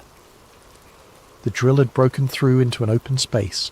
The cameras mounted on the thermal lance showed a vast chamber, easily 100 feet high, with walls made of the same black stone we'd detected on radar. But the stone wasn't rough or primitive. It was polished to a mirror finish, with surfaces so smooth they seemed to absorb light rather than reflect it. "My God," Dr. Holbrook whispered, "look at the walls." Carved into the black stone were symbols, not random scratches or primitive pictographs, but complex mathematical and linguistic patterns. The symbols seemed to shift and move in the camera light, creating optical illusions that made it difficult to focus on any individual character. "Those aren't human," Dr. Chen said quietly. "I've studied every known ancient writing system, and this is something else entirely. The mathematical concepts alone suggest a civilization with scientific knowledge far beyond anything we've achieved." General Morrison was already on the satellite phone with someone whose authority clearly exceeded even hers. I caught fragments of the conversation. Confirmed structural integrity, unknown composition, recommend immediate excavation team. But it was Colonel Webb who said what we were all thinking. We're not the first humans to see this place. Someone's been down there before us. He was pointing at something in the far corner of the chamber, equipment that looked decidedly human in origin. Abandoned drilling gear, cables, and what appeared to be scientific instruments, all covered in ice and corrosion. Soviet markings, Webb continued, probably from their 1956 expedition, which means they got further than anyone admitted. That night I couldn't sleep. The implications of what we'd found were staggering. If there really was an ancient civilization buried under Antarctica, one with technology that exceeded our current capabilities, then everything we thought we knew about human history was wrong. But more disturbing was the realization that the world's major powers had known about it for decades and kept it secret. I was reviewing the day's radar data when Dr. Chen knocked on my door again. This time she looked genuinely frightened. "Daniel, I need to show you something, but you have to promise me you won't tell the generals until I figure out what it means." She led me to her module and pulled up a series of photographs she'd taken of the symbols on the chamber walls. Using image enhancement software, she'd been able to isolate individual characters and compare them to known ancient languages. "These symbols," she said, pointing to a sequence of intricate carvings, "they're not just decorative. They're instructions, mathematical formulas, star charts, and something else. Something that looks like a warning." "A warning about what?" She enhanced another image showing a series of symbols arranged in a spiral pattern. "I'm not entirely sure, but based on the mathematical relationships and the astronomical references, I think it's a countdown, a timeline showing when something is supposed to happen." When? Dr. Chen's hands were shaking as she brought up her final calculation. If I'm reading this correctly, the timeline ends in 2023, 25 years from now. The next morning we descended into the chamber. Date: October 25th, 1998. Classification: ultra-classified, Orion clearance. The descent into the chamber required specialised equipment, climbing gear rated for extreme cold, atmospheric monitoring systems, and emergency evacuation protocols that Colonel Webb insisted on personally overseeing. The shaft created by our thermal lances was stable, but the unknown composition of the structures below made it impossible to predict how they might react to human presence. I was part of the first team to reach the bottom, along with Dr. Chen, Dr. Holbrook, and two of the Special Forces operatives who'd finally revealed their true purpose on the mission. They were there to secure anything that might be considered a national security asset. The chamber was even more impressive from ground level. The ceiling soared overhead, supported by pillars that defied conventional engineering principles. The black stone walls curved in impossible ways, creating optical illusions that made it difficult to judge distances or directions. And everywhere, carved into every surface, were the symbols that Dr. Chen had been studying. But it was what we found in the centre of the chamber that changed everything. A sarcophagus, 8 feet long, 3 feet wide, made from the same black stone as the walls, but with a crystalline lid that seemed to glow with its own internal light. The sarcophagus sat on a raised platform surrounded by smaller objects, tablets, instruments, and devices whose purpose we couldn't begin to guess. "Jesus Christ," one of the operatives whispered. "There's something inside it." Through the translucent lid, we could see the outline of a humanoid figure, but it wasn't quite human. The proportions were wrong, too tall, limbs too long, skull elongated in ways that didn't match any known human ethnic group. The figure appeared to be perfectly preserved, as if it had been placed in the sarcophagus yesterday rather than thousands of years ago.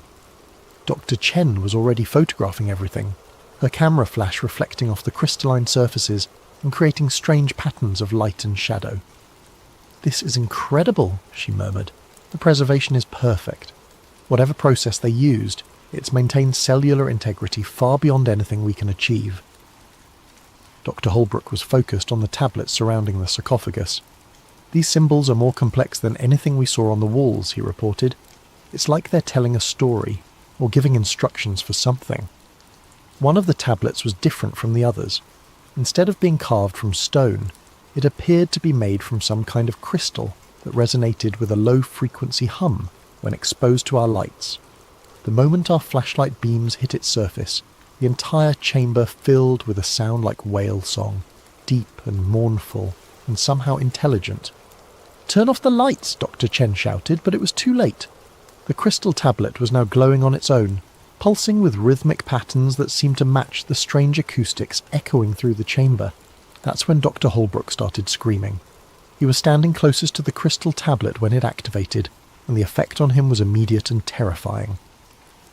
His eyes rolled back in his head, and he began speaking in a language none of us recognized. Guttural sounds mixed with mathematical concepts that shouldn't have been possible for a human voice to produce.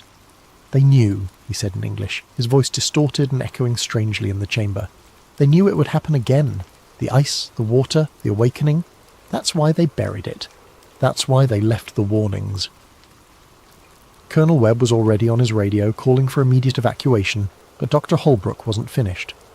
"The countdown isn't to destruction," he continued, his voice becoming more inhuman with each word. "It's to emergence. When the ice melts enough, when the barriers weaken, they'll return, and we won't be ready." Then he collapsed, and we never heard him speak coherently again. The evacuation from the chamber was chaotic. Dr. Holbrook was unconscious but still muttering in that inhuman language, and the crystal tablet continued to pulse with increasing intensity. Worse, the sarcophagus itself was beginning to respond to the tablet's activation, its crystalline lid glowing brighter, and the preservation systems inside making sounds like machinery powering up after centuries of dormancy. We were halfway up the shaft when the seismic alarm started going off. Date: March 16th, 2023. The earthquakes weren't natural. I've been in enough natural disasters to know the difference between tectonic activity and something artificial. These tremors were rhythmic, purposeful, like the heartbeat of something enormous waking up deep beneath the ice. Back at Camp Argus, the seismic monitoring equipment was going crazy. The tremors were originating from directly below the chamber we'd just evacuated, but they were spreading outward in patterns that defied geological explanation. It was as if our presence in the chamber had triggered some kind of activation sequence in the structures below. Dr. Holbrook was in the medical module, sedated but still occasionally muttering in that strange language. Our medical officer, Dr. Patricia Vance, was baffled by his condition. "His brain activity is off the charts," she reported to General Morrison. "It's like he's processing information at 10 times normal human capacity, but the strain is causing severe neurological damage. If this continues, he'll suffer permanent brain damage or death within hours." General Morrison's response was immediate and chilling. "Then we'd better get what information we can before that happens.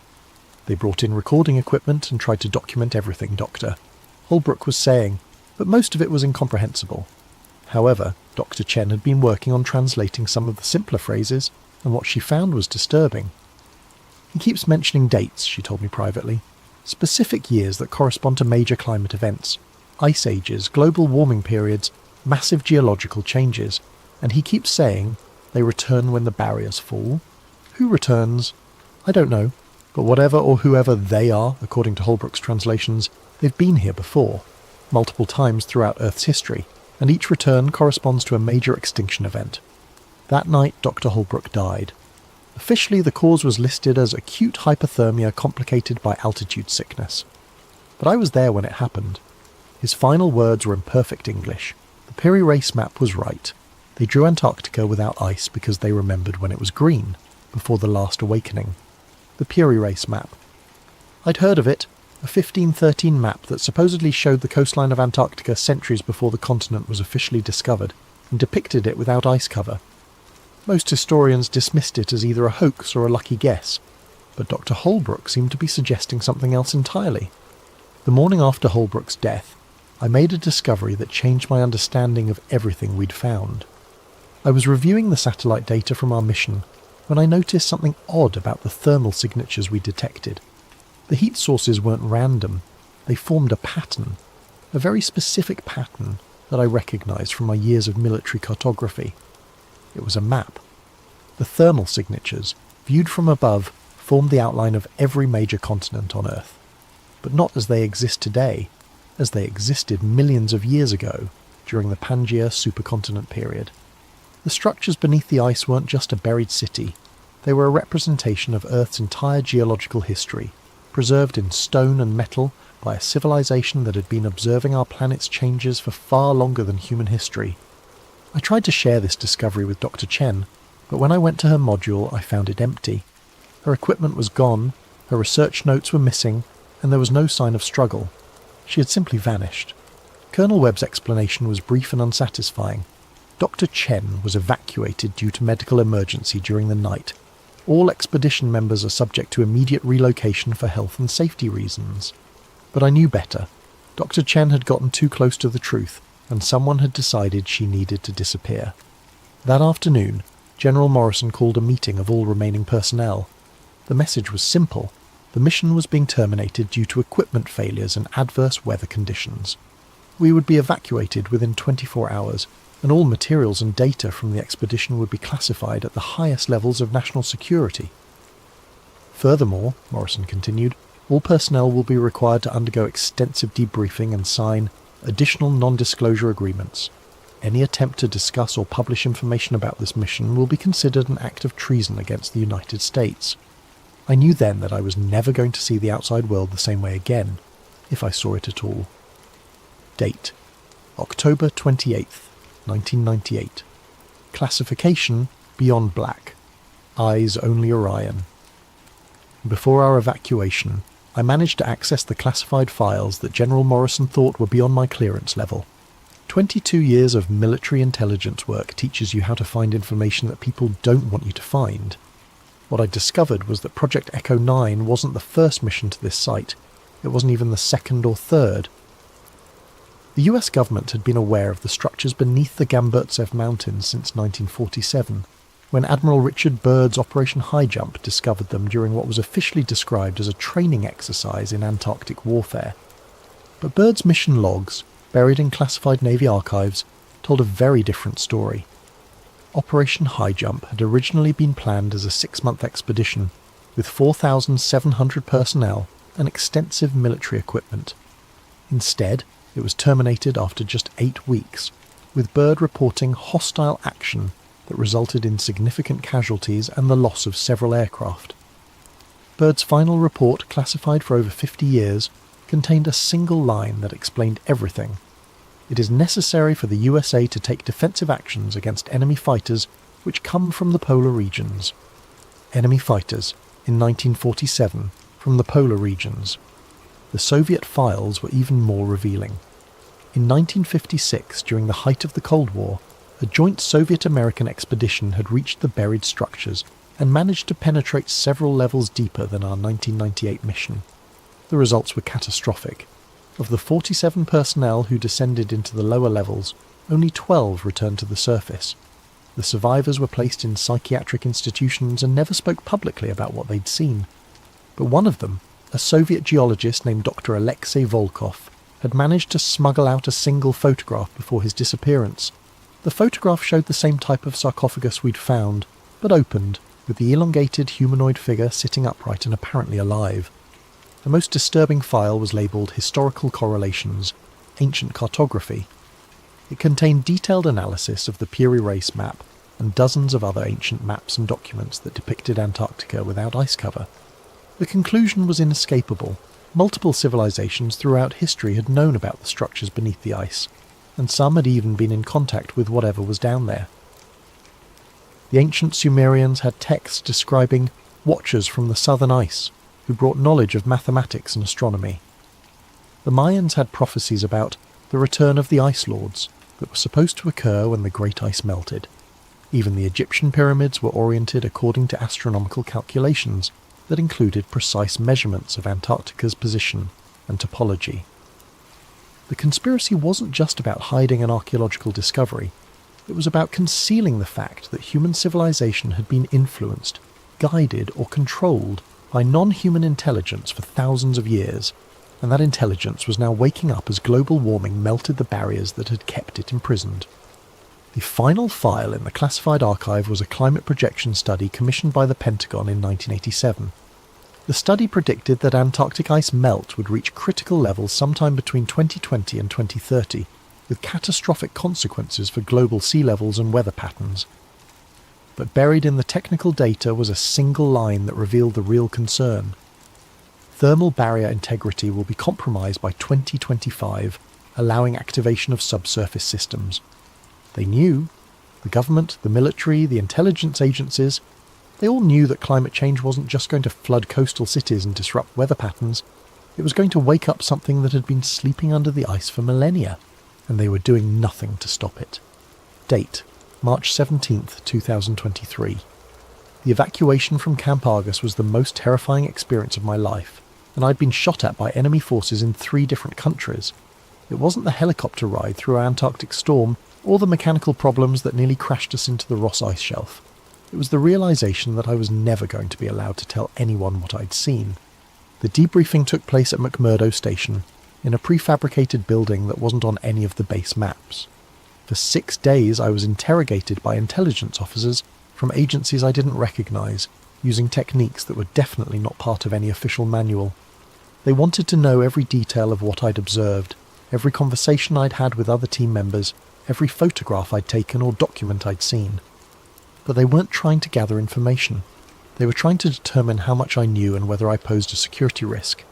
On the 7th day, they brought in a man who introduced himself only as Mr. Grey. He was older, maybe in his 60s, with the kind of weathered face that comes from decades of outdoor work in harsh conditions. His credentials identified him as being from the Department of Energy, but everything about his manner suggested military intelligence or something even more shadowy. "Mr. Kessler," he said, settling into the chair across from me in the windowless interrogation room. "You've seen things that most people aren't equipped to understand, things that could cause widespread panic if they became public knowledge." "You mean the structures under the ice?" He smiled, but it wasn't a pleasant expression. I mean the implications of those structures. Do you understand what would happen if the world learned that human civilization has been guided by non-human intelligence for thousands of years? If people discovered that their religions, their governments, their entire understanding of history was based on lies? I thought about it. There would be chaos. There would be the end of civilization as we know it, he corrected, which is why certain information must remain classified, regardless of the personal cost to those who possess it. He slid a document across the table. It was thicker than the original NDA I'd signed, with legal language that basically signed away my right to ever speak about the mission or its discoveries. The penalties for violation included life imprisonment without possibility of parole. What about the other team members, I asked. Dr. Chen, the technicians, the other personnel? Mr. Gray's expression didn't change. Dr. Chen suffered an unfortunate accident during her return journey to the United States. The technicians have been reassigned to other projects where their specialized knowledge can be properly utilized. You're the only one with comprehensive knowledge of the entire mission. You're saying I'm the only witness left? I'm saying you're the only person still alive who has the complete picture of what Project Echo 9 discovered. The implication was clear. Sign the document and keep silent, or join Doctor Chen and the others who had suffered unfortunate accidents. I signed. But signing the document didn't end my involvement with the Antarctic discovery. Over the next several years, I was contacted periodically by government representatives who wanted updates on my psychological adjustment to the classified material I'd been exposed to. The contacts were always brief and professional, but the message was clear. They were watching me. In 2003, I was approached by a journalist named Michael Harrison, who was investigating rumours about classified Antarctic expeditions. Harrison had somehow obtained partial information about Operation High Jump and the Soviet expeditions, and he was trying to piece together the full story. He contacted me because my name appeared on some of the declassified personnel list from McMurdo Station. I told him I couldn't help him, but Harrison was persistent. He kept calling, sending emails, even showing up at my apartment with questions about things he couldn't possibly have known unless he had inside information. Finally, I agreed to meet him at a coffee shop in downtown Arlington, intending to convince him to drop his investigation for his own safety. Harrison never showed up for the meeting. The next day, his body was found in the Potomac River. The official cause of death was accidental drowning, but Harrison was an experienced swimmer and former Navy SEAL. The story made local news for exactly 1 day before disappearing entirely. After Harrison's death, I realized that simply staying quiet wasn't enough to guarantee my safety. The people controlling information about the Antarctic discoveries were willing to kill to maintain their secrets, and my continued existence was only tolerated as long as I remained completely silent. So I developed a different strategy. Instead of trying to expose the truth directly, I began documenting everything I could remember about Project Echo 9 and storing the information in multiple secure locations. If something happened to me, the documents would eventually be released. If I lived long enough, maybe I could find a way to get the information out without getting myself killed. 25 years later, I'm still alive, but the world is running out of time. Date, March 18th, 2023. The ice is melting faster than anyone predicted. I've been monitoring Antarctic climate data for 2 decades, and the acceleration over the past 5 years is unprecedented. The West Antarctic ice sheet is losing mass at a rate that suggests complete collapse within the next decade, and the East Antarctic ice sheet, where the Gamburtsev Mountains are located, is showing signs of instability that weren't predicted by any climate models. But the most disturbing development isn't the ice melt itself, it's the seismic activity. Since 2018, the Gamburtsev mountain region has experienced over 300 earthquakes of magnitude 4.0 or higher. That's more seismic activity than the region had experienced in the previous 50 years combined. The earthquake patterns are exactly what you'd expect if massive structures were shifting or activating beneath the ice. The thermal signatures are changing too. Satellite data shows that the heat sources we detected in 1998 have increased in intensity by over 400%. Whatever technology or systems are buried under those mountains, they're becoming more active as the ice above them thins. But here's what really scares me. The government knows all of this, and they're not just hiding it. They're actively preventing any research or investigation into the region. The Gamburtsev Mountains are now completely off limits to all scientific expeditions, with a restricted airspace designation that allows military aircraft to shoot down any unauthorized flights. Official explanation: environmental protection protocols. Meanwhile, strange things are happening around the world that correlate with the increased Antarctic activity.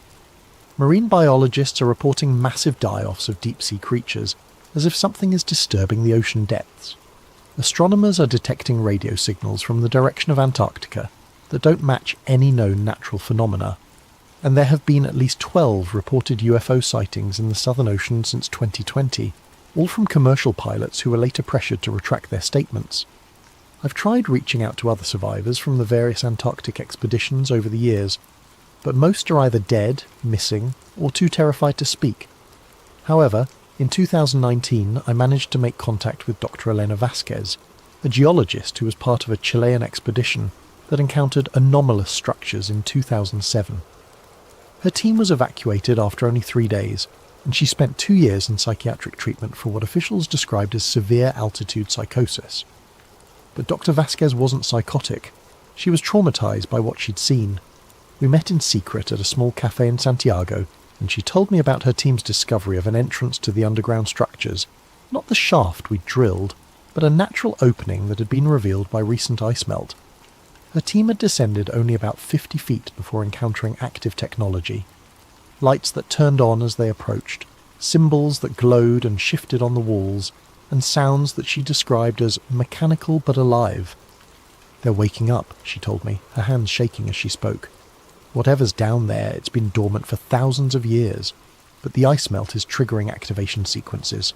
We're not just dealing with archaeological ruins, we're dealing with functional technology that's responding to environmental changes." Dr. Vasquez also told me something that connected directly to Dr. Holbrook's final words. She had managed to photograph some of the symbols her team encountered, and when she showed them to a colleague who specialised in ancient cartography, he immediately recognised similarities to the Peary Race map and other historical documents that depicted Antarctica without ice. "The symbols aren't just decorative," she explained. "They're coordinates, star charts and geographical references that show Earth as it existed during different geological periods. But more than that, they show Earth as it will exist in the future, when the ice caps melt completely." The implications were staggering. The intelligence buried under Antarctica hadn't just observed Earth's geological changes over millions of years, it had predicted them. Climate change wasn't an accidental byproduct of human industrial activity. It was part of a cycle that had been planned and anticipated by non-human intelligence long before humans even existed. Dr. Vasquez died in a car accident 6 months after our meeting. The brake lines on her vehicle had been cut.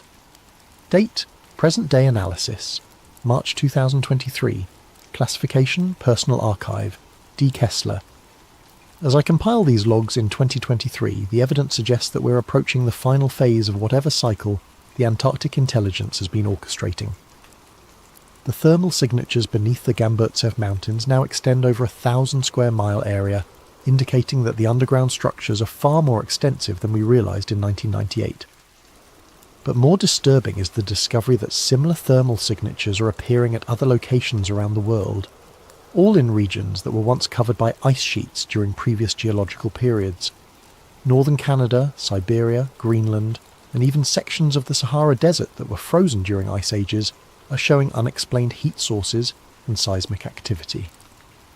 The network is global. Whatever we found in Antarctica isn't isolated. It's part of a worldwide system that has been monitoring and influencing Earth's climate for millions of years. Recent satellite data shows that these global heat sources are synchronizing their activity. The thermal pulses from Antarctica are being matched by similar pulses from sites in Alaska, northern Russia, and beneath the Greenland ice sheet. It's as if a communication network is activating, preparing for something that requires coordination across the entire planet. The timeline Dr. Chen translated from the chamber symbols, ending in 2023, wasn't predicting destruction. It was predicting emergence. 3 weeks ago, I received a package with no return address. Inside was a single photograph taken by what appeared to be a deep-sea submersible. The image showed the ocean floor near Antarctica, but instead of the usual rocky terrain, there were structures, the same black stone construction we'd found beneath the ice. But these were on the ocean floor and clearly active. Lights were visible within the structures, and the water around them was filled with what looked like geometric patterns of bioluminescence. Attached to the photograph was a note in handwriting I didn't recognise. They're not waking up. They're coming home. Yesterday, news reports began appearing about unexplained sonar contacts in the Southern Ocean.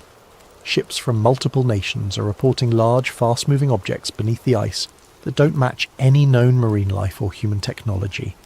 The official explanation is previously unknown whale species disturbed by climate change. But I know better.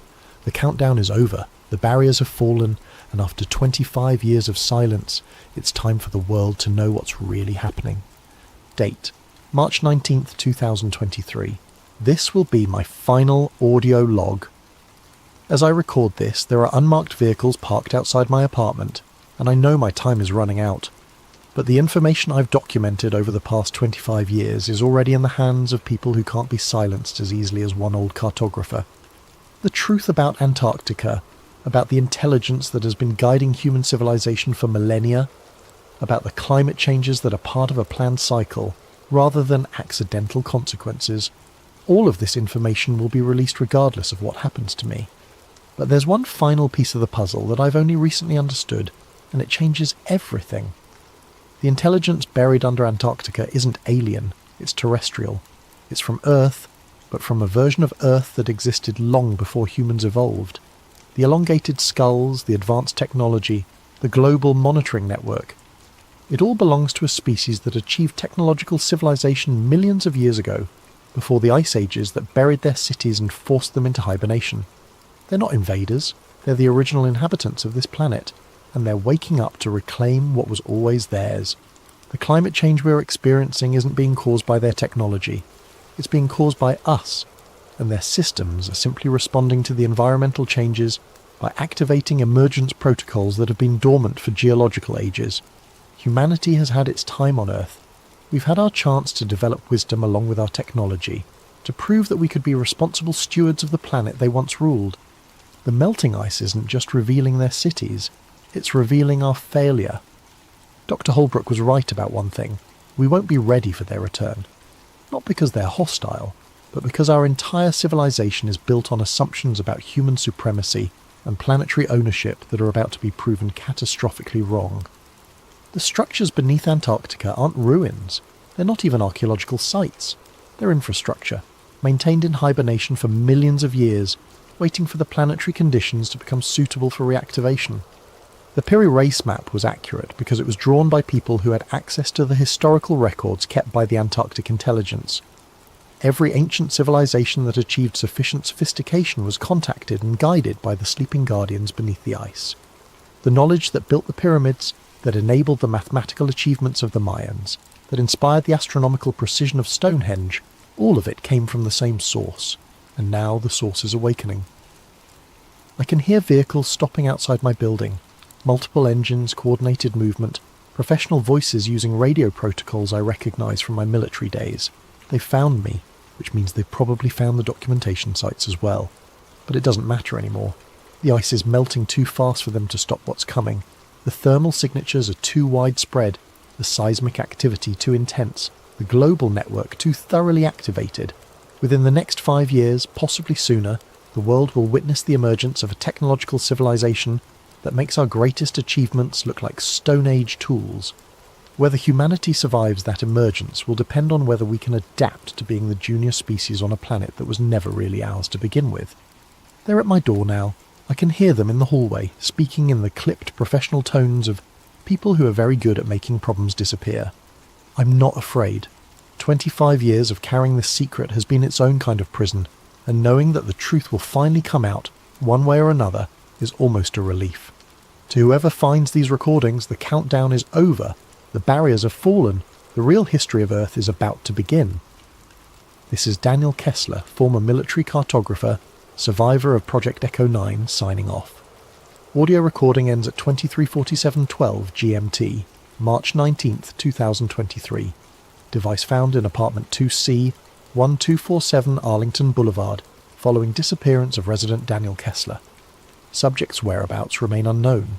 All materials related to this case are classified under National Security Directive 7741-Omega. Agent Morrison, DHS Special Activities Division. Date, June 15th, 2025. Source, anonymous data dump on multiple file-sharing platforms. The files attributed to Daniel Kessler appeared simultaneously on over 200 websites worldwide on June 15th, 2025, exactly 27 months after his disappearance. Despite immediate efforts by government agencies to remove the materials, the files had been downloaded millions of times within the first 24 hours of their release. Accompanying the audio logs and mission files was a collection of satellite imagery, seismic data, and classified documents that supported Kessler's claims about Antarctic activity.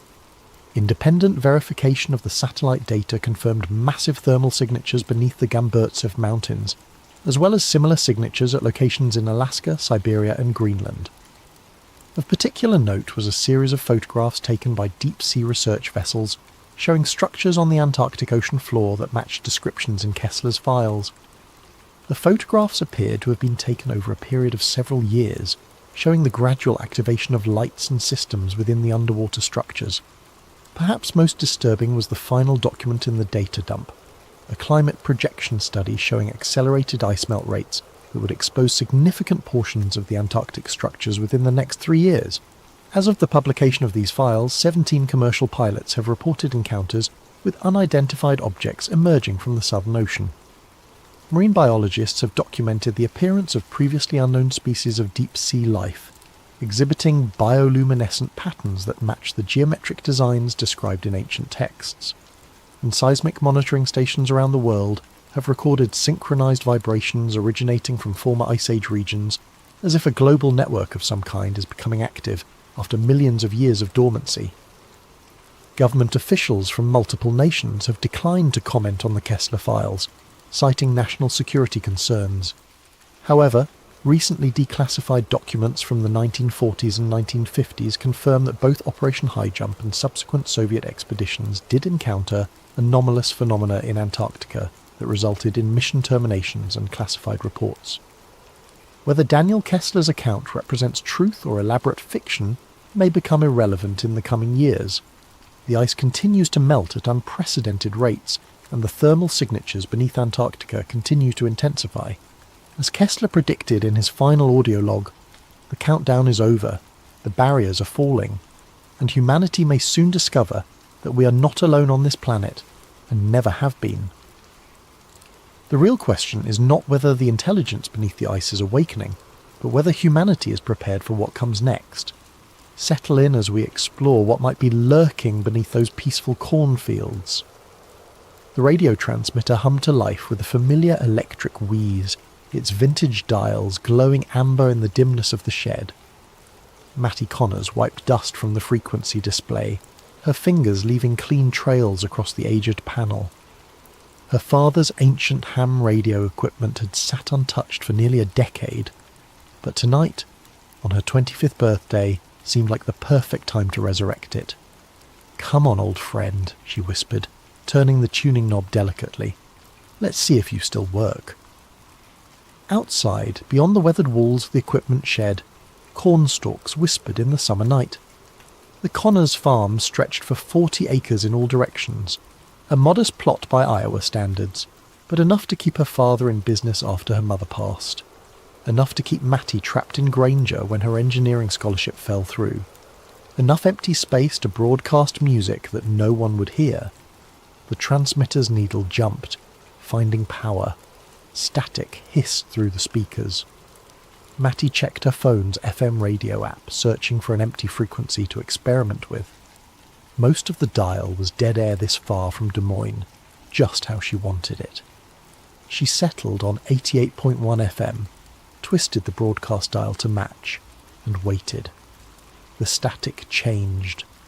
Not suddenly, but in such a subtle shift that she almost missed it.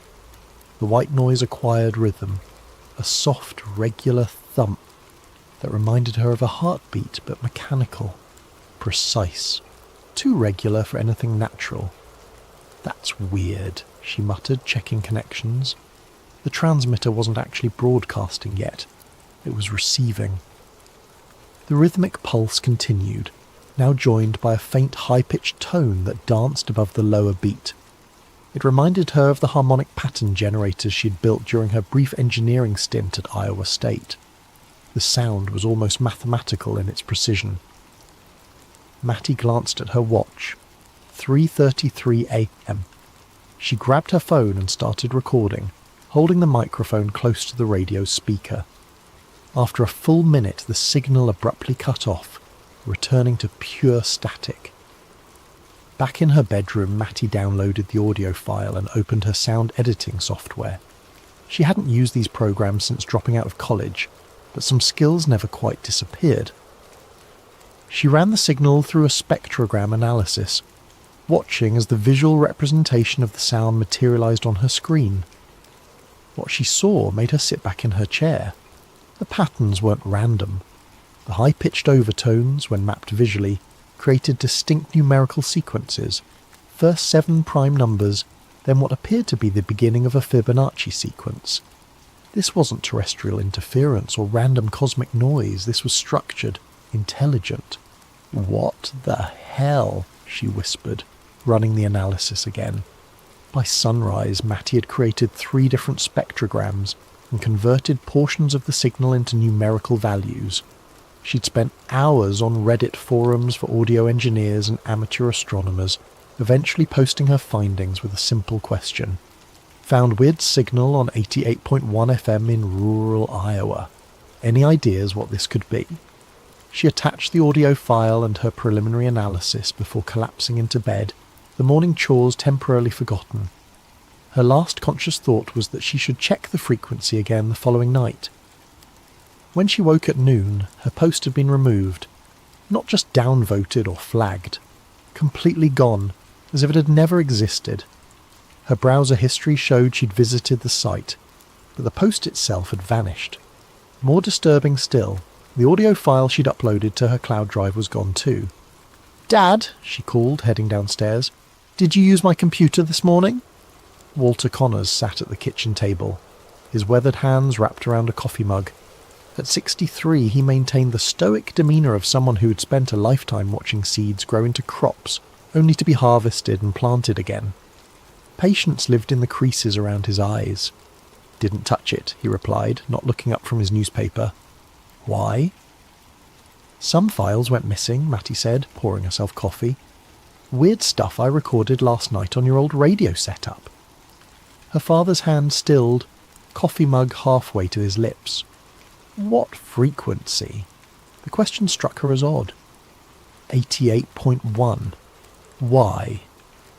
Walter carefully folded his newspaper, a deliberate movement that Mattie recognised as his way of buying time. That old transmitter picks up all kinds of interference, probably just noise from the power lines.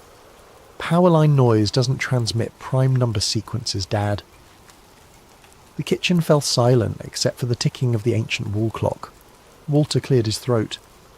"Sometimes it's better not to broadcast what you hear," he said finally, "especially around here." "What's that supposed to mean?" Mattie pressed. Walter stood, rinsing his mug at the sink. "Just saying some signals aren't meant to be shared." He left for the fields before she could question him further, but his reaction only intensified her curiosity. What did her father know about a random radio frequency? Why would he care if she shared what she'd found? That afternoon, Mattie drove into town, laptop tucked under her arm. The Granger Public Library was small but offered free Wi-Fi that wasn't linked to her home network. She uploaded her recordings again, this time to a more obscure forum dedicated to unexplained radio phenomena. Within an hour she had 3 responses. Definitely artificial. Pattern repeats exactly every 42.7 seconds. Looks like SETI stuff. Where exactly did you record this? Check your DMS. The direct message came from a user named RadioSilence_1977. Take this down immediately. They monitor these forums. 88.1 is part of Node 0. Not your discovery, not the first time. Call the number in your area that ends with 3333 if you need to understand why this matters. Mattie stared at the message, a chill running through her despite the summer heat. She started typing a response when the library's internet connection suddenly dropped. The librarian announced they were experiencing technical difficulties. By the time Matty returned home, her forum post had vanished too. That evening, as sunset painted the cornfields in golden shadow, Matty noticed something unusual from her bedroom window. A utility truck parked at the edge of their property. 2 men in matching grey uniforms stood beside it, looking toward the house. Though too distant to see clearly, something about their synchronised movements seemed unnatural, as if they were mirrors of each other. When she blinked, they were gone. The truck, too. Only empty road remained. At exactly 3:33 a.m, Matty sat in the equipment shed, headphones on, the radio tuned to 88.1 FM. The signal returned, stronger tonight, its pulsing rhythm somehow more urgent. The mathematical sequences had evolved, growing more complex. In the distance, she could have sworn she heard the cornstalks rustling in perfect synchronization with the beat. Matty woke to the sound of her computer rebooting, the distinctive startup chime jolting her from sleep. The clock on her nightstand read 3:33 a.m. She hadn't set an alarm. Rubbing sleep from her eyes, she watched as her screen flashed to life, opened a blank document, and displayed a single line of text. Not for you to hear. The cursor blinked rhythmically before the computer shut itself down. Matty sat frozen, heart hammering in her chest. She hadn't touched the keyboard. She hadn't even been near the computer. Morning brought no clarity, only more questions. While checking the fence line after breakfast, she discovered a perfect circle in the cornfield, about 10 feet in diameter, where the stalks lay flat against the ground, spiralling inward toward a centre point. The corn wasn't broken or damaged, just uniformly bent as if pressed down by an invisible hand. "Dad!" she called out, finding Walter inspecting an irrigation pump nearby. "Come look at this." Her father approached slowly, his face unreadable as he surveyed the formation. "Wind damage," he said flatly. "Wind doesn't create perfect circles with mathematical precision," Matty argued, "and it doesn't just happen to show up after I record that signal." Walter sighed heavily. "Leave it alone, Matty. Please." "Why won't you tell me what you know about this?" She gestured toward the flattened corn. "This isn't normal, and you're acting like it's just another Tuesday." Her father removed his cap, running a hand through thinning grey hair. "I worked radar systems before I inherited this farm. Air Force, 1985 to 1991, stationed up at the North Dakota border most of that time." This wasn't news to Matty, but his tone suggested he was building to something important. "There were frequencies we were told never to acknowledge," he continued. "Signals that appeared on our scopes that we logged as equipment malfunction, even when we knew better. The brass called them ambient anomalies. We called them visitors." Matty stared at him. "Are you saying you detected UFOs?" "I'm saying some things in this world speak in ways we're not meant to understand." And answering back, he paused, looking directly at her. That's when trouble starts. Before she could press further, the distant sound of a vehicle drew their attention. The same utility truck from yesterday approached along the access road, moving unhurriedly.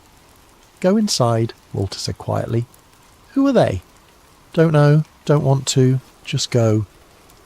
Matty retreated to the house, but watched from the kitchen window as her father met the truck at the end of their driveway. 2 men emerged, identical in height and build, wearing matching grey uniforms. Even from this distance, their movements seemed eerily coordinated. They spoke briefly with Walter, who nodded several times. One of them handed him what appeared to be a business card. Then they departed, the truck disappearing down the dusty road. Walter returned to the house, his expression troubled. "Electric company," he said, before Matty could ask. "Checking lines. In matching uniforms with synchronized walks? Come on, Dad." He placed the card on the counter. It was blank except for a phone number, one that ended in 3333. "Sometimes," Walter said carefully, "it's better to ask permission than forgiveness." That afternoon, while her father napped, Matty drove to the Granger Historical Society, a glorified storage room attached to the town hall. The elderly volunteer seemed surprised to have a visitor. looking for information on any radio stations or transmission towers that might have operated around here, Matty explained, especially during the Cold War. The woman pursed her lips. That'd be the old emergency broadcast station, I suppose. Closed down in 97 or thereabouts. Never did much broadcasting that I recall. Where was it located? About 8 miles north of town. Nothing left now but the foundation. With directions in hand, Matty found the site easily enough. A concrete slab obscured by weeds, with the rusted remains of a tower anchor still visible. What caught her attention, however, was what lay beneath. A sealed metal hatch, its surface weathered but intact, emblazoned with faded government markings. She photographed everything, particularly the designation stencilled on the hatch. ARCS Node 0. Back home, Matty began researching ARCS and found sparse references to the Agricultural Region Communication System, ostensibly created to warn rural communities of nuclear threats. But one declassified document mentioned passive monitoring capabilities and anomalous frequency capture. She expanded her search to include other similar stations and discovered something remarkable. Satellite maps showed 6 former ARCS stations formed a perfect hexagon across Iowa, Nebraska, and South Dakota, with Granger precisely at its centre. That night, at 3:33 a.m, the signal returned. Stronger, clearer. But this time, embedded within its mathematical pattern was something new. Her name, converted to binary code. The signal knew who was listening. As dawn broke, Matty found a note slipped under the front door. Do not transmit. It hers. Later that morning, while checking the cattle, she noticed they were huddled at the far end of the pasture, as far from the corn as possible. Their behaviour was unusual, heads lowered, refusing to graze despite the lush grass. When she tried approaching them, they backed away, eyes wide with unmistakable fear. By noon, the corn had changed. Subtle at first, just a slight variance in the direction of growth. But as Matty walked the rows, she realised entire sections were now growing in clockwise spirals rather than straight lines. The stalks twisted around each other in patterns that mimicked the frequency readouts from her computer. She tried calling the number on the blank card. A mechanical voice answered, reciting what sounded like random numbers before disconnecting. When she redialed, a different voice answered, human this time, but strangely flat. Connor's residence, 88.1 observation, the voice stated, not a question. Who is this? Matty demanded. How do you know my frequency? Your frequency? The voice sounded almost amused. It's been transmitting since 1941. You're just the newest receiver. The line went dead. When Walter returned from town with supplies, Matty confronted him with her discoveries. What's Node 0, Dad? What's really under that concrete slab north of town? Her father's shoulders sagged. I signed papers, Matty. We all did. Everyone who's owned this land since the 40s. Signed what? Easement agreements, monitoring rights. He gestured vaguely toward the corn. They said it was dormant, hasn't sent a readable signal in decades. Who's they? People who know enough to be afraid, Walter answered, and smart enough not to interfere. That night Matty dreamed of cornfields that moved like ocean waves, pulsing in rhythm to an unseen heartbeat. In the dream, she walked to the centre of their property where the ground began to split open, revealing not soil but a vast mechanical eye, ancient yet somehow alive, peering up at the stars. She awoke to find her bedroom filled with a pale blue light that seemed to emanate from nowhere and everywhere at once. Her computer screen showed spectrogram patterns forming and dissolving without input. In the corner of her room stood 2 identical silhouettes, the men from the utility truck, though she hadn't heard anyone enter the house. She's resonating now, one said, voice oddly distorted. Becoming antenna, the other replied. Matty reached for the bedside lamp, but the figures were gone before the light came on. The locals called it pressure front weather, that peculiar stillness before a storm when the air feels charged with anticipation. But the clouds gathering over Granger that morning carried no rain, only an unnatural darkness that seemed to absorb the sunlight. Matty stood on the porch, watching barn swallows dart nervously across the sky before disappearing entirely. Even the insects had gone quiet. The corn, however, hadn't stopped its strange transformation, now growing nearly 6 inches taller than normal, with stalks that twisted toward the centre of the property instead of reaching for the sun. Her phone vibrated with a text from an unknown number. The pattern completes today. Stay indoors after sunset. She tried responding, but the message bounced back as undeliverable. Walter had left before dawn for a farm supply auction in Des Moines, leaving Matty alone with her mounting questions and the increasingly alien landscape of their once familiar farm. She decided it was time to find answers elsewhere. The Granger Public Library's local history section was modest, but contained yellowed newspaper archives dating back to the 1930s. Matty requested everything they had about the founding of the emergency broadcast station. Funny you should ask, the librarian said, retrieving a dusty folder. Someone else was looking into those old stations just last month, left this research behind. The folder contained photocopied articles about the station's construction in 1941, alongside what appeared to be handwritten research notes in Cyrillic script. Clipped to these was a faded black and white photograph showing 7 men in military uniforms standing before the partially constructed radio tower. On the back, someone had written, Joint Monitoring Initiative, US-USSR, 1941. This can't be right, Matty muttered. The Americans and Soviets weren't allies until months after Pearl Harbor, which happened in December 1941. Yet this photo was dated April 1941, 8 months earlier. Stranger still was the diagram that fell from between the pages, a technical schematic labelled Receiving Configuration Subterranean Frequency Capture. The drawing showed the radio tower's foundations extending far deeper than necessary, connecting to what appeared to be a pre-existing underground structure. As she photographed these documents with her phone, Matty noticed a sealed envelope tucked into the folder's pocket. Inside was a handwritten letter, the paper brittle with age. August 15th, 1982. To whoever finds this account, my name is Alexei Baranov, formerly captain of Soviet Air Defense Forces.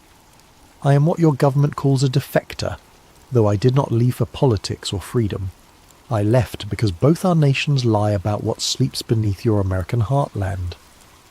In 1982, I was assigned to a joint monitoring project, officially designated as atmospheric research, but our true purpose was to track signals from an object discovered in 1926. American farmers found it after a meteorite impact, except it was no meteorite. The object was manufactured, ancient, and buried far deeper than any natural impact could explain. Neither government wished to acknowledge it publicly. Instead, they built a network of listening posts disguised as rural radio stations. 6 stations to triangulate, with Granger at the centre. For decades, the object remained dormant, emitting only faint pulses at regular intervals, like a heartbeat in hibernation. But something has changed. The mathematicians say the pattern is evolving, becoming more complex. The object is waking up. It sends signals outward now, not just to our stations, but to the stars. I write this because I believe people deserve warning. When the pattern completes, when it establishes the connection it seeks, I fear what might answer. If you are reading this, look to the fields. They will change first. A.B. Matty's hands trembled as she folded the letter. The date, 1982, coincided with her father's early Air Force service. Had he known about this all along? Outside the library, the strange weather had intensified. The sky had darkened to a greenish copper hue that typically preceded tornadoes, yet the air remained perfectly still. Her phone showed no service, and the town seemed eerily deserted for a weekday afternoon. As she drove back toward the farm, Matty noticed something impossible. The cornfields along the highway had changed direction since morning. Miles of crops that had previously grown in conventional rows now formed elaborate spiral patterns visible even from ground level. The effect was disorienting, creating optical illusions that made the landscape appear to breathe. The utility truck waited at her driveway, the identical men standing motionless beside it. This time Matty didn't avoid them. She parked directly in front and got out. "Who are you really?" she demanded. "What's happening to our farm?" The men regarded her with identical blank expressions. Up close, their similarities were even more unsettling. Not just their builds and uniforms, but their faces shared the same flat affect, as if emotions were concepts they'd only recently encountered. "Resonance testing," one said. "Calibration complete," added the other. "That doesn't tell me anything," Matty pressed. "What's underneath our farm? What's ARCS Node 0? The first man tilted his head. "Not what. Who?" "It was always listening," said the second. "Now it's answering." "Answering what?" "The question it was sent to ask." They handed her another blank card, this one containing only geographic coordinates. Without another word, they returned to their truck and drove away. Matty entered the coordinates into her phone's map application. They matched the exact centre of their property, a spot where the corn grew tallest, where the spiral patterns converged. By the time she reached the house, the sun had nearly set, casting long shadows through the twisted cornfields. The coordinates led to a section they rarely farmed, a slight depression that tended to flood during heavy rains. Her father had always avoided planting there, claiming the soil was poor. Now she understood why. The ground at the centre had changed, the soil darkening to an almost metallic sheen. As twilight deepened, the dirt began to emit a faint luminescence, pulsing with the same rhythm as the radio signal. Matty's phone chimed with a text from her father. "Don't go near the centre field. Coming home now." Too late. She was already standing at the edge of the depression, watching as the ground continued its transformation. The dirt was shifting, revealing glimpses of something solid underneath, something with geometric patterns etched into its surface. Her phone rang. Unknown caller. "Matilda Connors," said a voice she recognised from her earlier call. "You need to leave immediately. The pattern completes at 3:33. "What happens then?" she asked. "It finishes constructing the receiver, and then it waits for instructions." "From who?" A pause. "We don't know. That's what scares us." The ground beneath her feet trembled slightly, and Matty stepped back as a section of soil collapsed, revealing a small portion of what lay beneath, a metallic surface with inscribed symbols that resembled mathematical equations. The exposed section pulsed with soft blue light, the same colour that had filled her bedroom nights before. Her phone's screen flickered, then displayed a single message. Coordinates matched. Receiver identified. As darkness fell completely, Matty noticed something else. The stars above the farm were disappearing one by one, as if being systematically erased from the night sky. In their place, a subtle pattern was forming in the darkness, the same spiral configuration she'd seen in her spectrogram analysis. At precisely 3:33 a.m, every electronic device on the farm activated simultaneously. The house lights, her computer, the old radio transmitter in the shed, each emitted the same pulsing pattern, now loud enough to feel in her chest. The ground at the centre of the depression split open like a blooming flower, soil falling away to reveal more of the object beneath, a vast circular disk of impossible age, its surface covered in mathematical symbols that rearranged themselves as she watched. From this exposed section, a beam of coherent light shot straight upward into the night sky, piercing the spiral void where stars had been. The transmission had begun. Walter's truck skidded to a halt in the driveway, headlights illuminating Matty's frozen figure at the field's edge. He ran toward her, panic evident in every movement. "Get back to the house," he shouted over the now audible hum emanating from the exposed disc. It's not safe. Matty couldn't move, transfixed by the beam of light connecting Earth to sky. "What is it, Dad? Really?" Walter reached her side, breathless. They called it a beacon when I was stationed at the monitoring facility, supposedly dormant for millennia until a lightning strike partially activated it in 1926. They built the listening posts to study it without disturbing it further. They who? Started as a joint Soviet-American project before the Cold War, later expanded to include others, scientists, military, people who understood the implications. The humming intensified, and the beam of light widened, creating a cylindrical column that distorted everything seen through it. The air within seemed to bend, creating impossible geometries. "We need to go," Walter insisted, tugging her arm. "They're evacuating everyone within the zone." Tonight's narrative is called Project Selene, a conspiracy thriller about a hidden archive, lost tapes, and the truth behind the moon landing. We'll journey through old NASA film reels, half-forgotten storage vaults, and the unravelling mind of a single archivist who stumbles upon footage that challenges the official version of humanity's greatest technological triumph, the 1969 moon landing. Our protagonist, Nolan Price, is no hero or super spy, just a quiet technician with a meticulous eye for detail. As he uncovers more evidence of an elaborate stage set and repeated take calls, watchers close in. The line between fact and hoax warps. Has the entire lunar narrative been meticulously faked? And if so, who orchestrated it? And how far will they go to keep it hidden? So find a comfortable position, maybe in bed with the lights low, or in a cosy chair as midnight drifts closer. Let your breathing slow. We'll sink into the flicker of analogue film, that soft whir of a projector spinning old reels. Perhaps the gentle hum of a reel-to-reel tape resonates in the background. As we pass each chapter, you'll see how obsession can bloom from a single stray frame, and how the story of one small step for man might have been filmed under glaring stage lights all along. Remember, what follows is a work of fiction with a dash of what if, but sometimes those who ask what if unravel illusions that were never meant to be seen. Let's begin. With the hush of a locked storage facility, a reclusive archivist, and a battered cardboard box of tapes labelled Project Selene. Nolan Price stood outside the cinder-block walls of an abandoned government warehouse on the outskirts of Houston.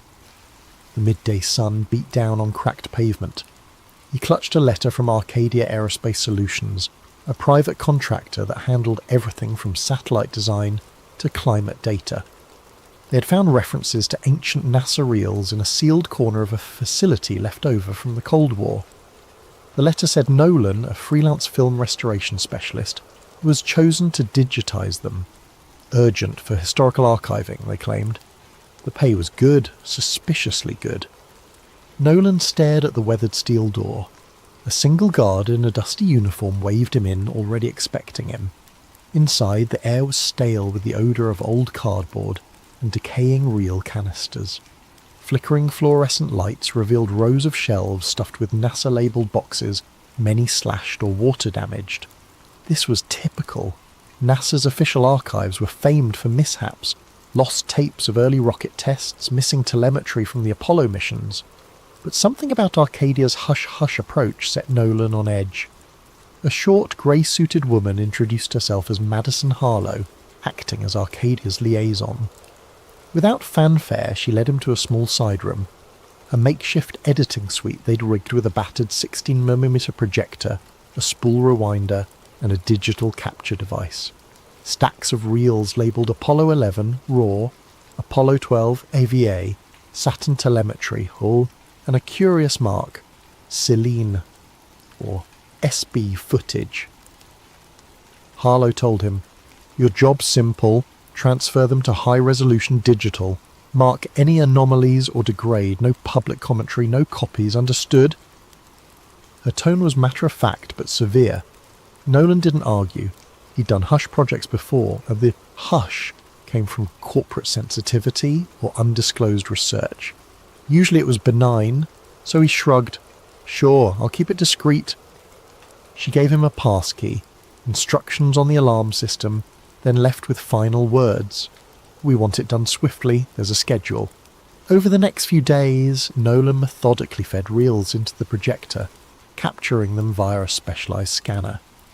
In the first wave, he found typical NASA mission logs, rocket staging, crew training, pre-launch interviews.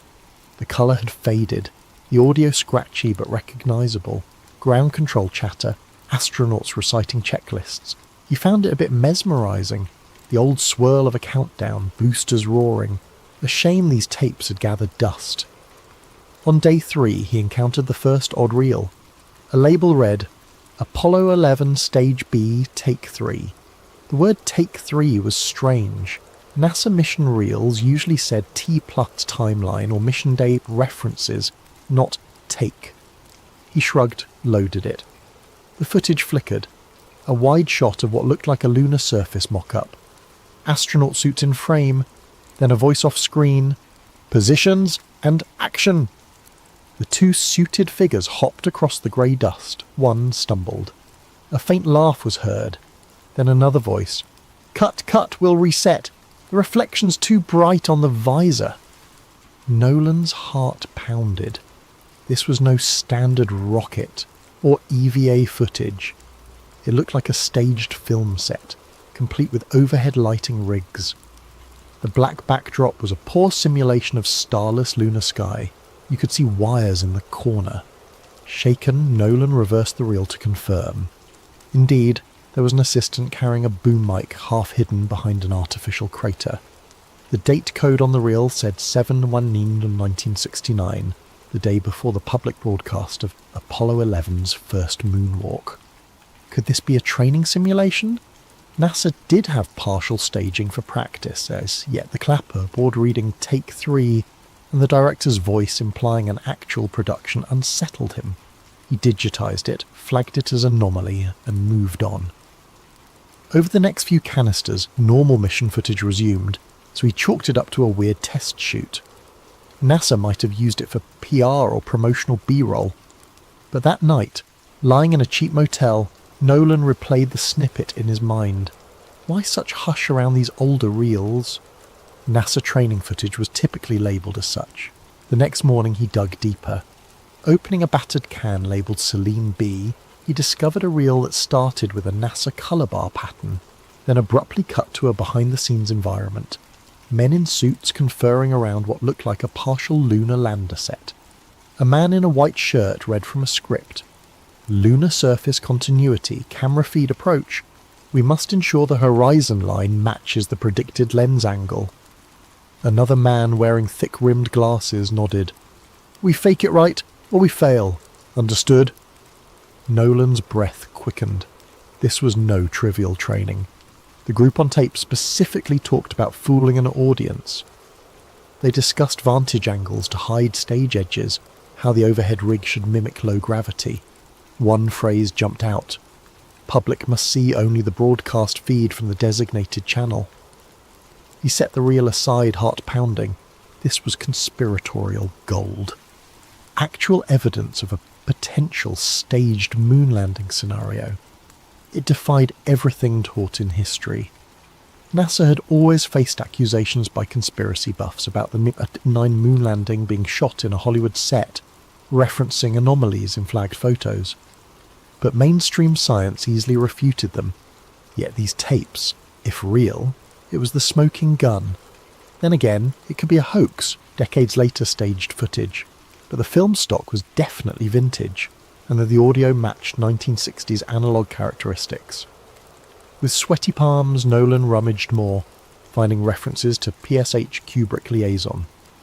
Could this be referencing famed director Stanley Kubrick? The name was never spelled out fully, but S. Kukub, the idea was insane. He'd heard rumours Kubrick was asked by NASA to film backup footage for crisis scenarios. The next reel's label read Moon Landing Studio Revan. The conspiracy was intensifying. That evening, a creeping sense of paranoia took hold. He locked the reels in a small closet. The quiet facility seemed ominous. as though someone was always behind the next aisle. Indeed, he glimpsed shadows near the corridor, possibly just the overhead lamp flicker. He decided to finish digitizing these suspicious reels quickly, keep copies, then reevaluate. Returning to the main workstation, he discovered his second shock. The tape labelled Apollo 11 Stage B Take 3 was missing. He'd left it on the spool an hour ago. Now it was gone. He checked the entire room, the desk, the case, nowhere. Another reel was in its place, labelled simply Celine E. Do Not Watch. This was no accident. Someone knew he'd found the suspicious content. They replaced it with a cryptic reel, possibly a warning or a booby trap. Heart-pounding, Nolan placed Celine E. in the projector through Hosty overriding caution. The film began with static, then an image of an empty crater. A whisper reversed. "This is not for you. Turn back." Flickers of random rocket footage, spliced with the face of an older man in a half-lit room, mouthing silent words. Then more static. End. Nolan realised he'd become entangled in something bigger. The label Project Selene likely referred to a top-secret operation controlling the lunar narrative. Could it be real? Or was it an elaborate mind game? He decided to approach Dr. Eliza Trent, a known NASA contractor turned historian, for help verifying authenticity. Because if these tapes were real, the entire 9 moon landing story was a crafted facade, and if that were true, the forces behind it wouldn't let the truth emerge easily. Thus, Nolan closed up for the night, feeling the weight of newly awakened illusions. Tomorrow he'd contact Dr. Trent. For now, though, he had to check the facility's locks, ensure no further reels vanished. A faint static-like voice echoed in his head. "We told them we went to the moon, and they believed." He shivered. If indeed the event that defined modern history was a cinematic hoax, the question loomed: who orchestrated it, and how far would they go to bury the truth? True to his plan, Nolan Price found himself the next morning outside a modest office building in downtown Houston, where Dr. Eliza Trent ran her small consultancy on aerospace history. She was a slight, sharp-eyed woman in her early 50s, known for her precise knowledge of NASA's public records. He introduced himself under an alias, but she recognised the name from an earlier phone message. You're the archivist with something urgent to show me." Inside her cluttered office, he carefully produced a hidden thumb drive with a few scanned clips. Dr. Trent popped it into her laptop. Scenes of the suspicious moon set played, along with bits of Celine B references. Her eyebrows rose. She zoomed in on certain frames, analysing the film grain, the speech patterns, the design of the suits. "This could be incredibly damning if authentic," she whispered. "But it also might be a sophisticated fake. I've seen hoaxes before. Let me cross-check specifics, production lot stamps on the film stock, the older NASA logos or pass badges." Nolan recounted the bizarre reel swaps, the reversed whispers on Celine E, and the missing spool from the previous night. Dr. Trent's fare turned grim. "If you're telling the truth, you're in danger. People don't just vanish these reels for fun. NASA had a long official stance that all major mission footage was stored, minus some lost in time, but never anything indicating a staged event." She paused, adjusting her glasses. There were rumours among older engineers, talk of a fallback plan if the real mission feed failed, but never solid proof. This might be it, or more, and they spent hours verifying minute details. A NASA mission patch visible in a corner, background voices referencing angle matches real module altitude. Dr. Trent began to suspect the tapes were genuine. She also recognised one face from an older NASA group photo, a certain black-suited figure who never stepped in front of official cameras, rumoured to be a media liaison. He was hush-hush, rumoured to coordinate with a big Hollywood name, possibly Kubrick. Dr. Trent offered a possible motive. During the Cold War, the pressure to beat the Soviets was immense. If real landings were uncertain, they might have staged footage as a failsafe. but from these tapes, it looks more elaborate. A total simulation? She exhaled. This changes everything. She urged Nolan to gather more evidence, but do it safely. That night they parted ways, planning to regroup once she did further checks in NASA's official archives. Meanwhile, Nolan returned to the old facility. The next morning he discovered the entire building locked. A renovation sign posted by Arcadia. Harlow, the liaison, was nowhere. Security had orders that no one enters, as the project was on hold. Furious, Nolan realised they intended to shut down any further rummaging. He tried to call Harlow's number, disconnected. The job was effectively over. The suspicious reels presumably removed. He retreated to his small apartment, heart pounding. If the conspirators had the tapes again, that left him with only a few digital copies. Enough maybe if the file survived. He backed them up to multiple flash drives, but as he tried emailing Dr. Trent more footage, an error flagged. File blocked, suspicious content. Some large-scale infiltration of his system was in effect. The Watchers were definitely onto him. In the swirl came a break. Rummaging through older unlabelled reels he'd already digitized, he found an odd snippet showing a man in a starkly lit corner, mid-70s style, glancing nervously at the camera. The film was scratched and audio was reversed. By reversing the track, Nolan deciphered fragments. Project Selene? Never meant to see. We built illusions for a greater cause. The man coughed, spat out. We lied. Or we lost the war. I left a final record in the Saturn archives. Then static. Confused, Nolan tried to see if Saturn archives might reference Saturn V rocket logs, but Dr. Trent had all standard Saturn V data. Possibly it referred to a hidden code or a separate repository. The man in the clip might be the archivist, or Red Hand, the rumoured original whistleblower. If Goa's message suggested a bigger trove of evidence existed somewhere else, presumably safer than the official NASA channels. Maybe that trove spelled out the entire impetus behind faking, or partially faking, the moon landings. Nolan phoned to Trent again. She was frantic. Her home office had been ransacked, old NASA microfilms stolen, and suspicious men in suits loomed outside her building. She believed Arcadia Aerospace was a front for a deeper Black Ops group. She suggested they meet in a public place with the new reel. Nolan agreed, setting a meet at a busy bus station. However, the next day she never arrived. Her phone went dead. In parallel, an eerie wave of accidents claimed two older NASA retirees who'd been tangentially tied to the lunar era. Stroke, heart attack, but the timing reeked of cover-up. The media said nothing, overshadowed by typical news cycles, but a small corner of online conspiracy forums lit up. Moon archivist missing. Spike in NASA retiree deaths. Project Selene rumour intensifies. One forum user named Apollo Truth posted a cryptic line, "Look to LB7, the final broadcast is hidden." Nolan recognised LB might be Lunar Base 7, some old reference from the tapes. Or maybe LB7 was code for a hidden stage. He rummaged the digitised catalogue, eventually unearthing a label that matched. L. Devontorsvoot footage.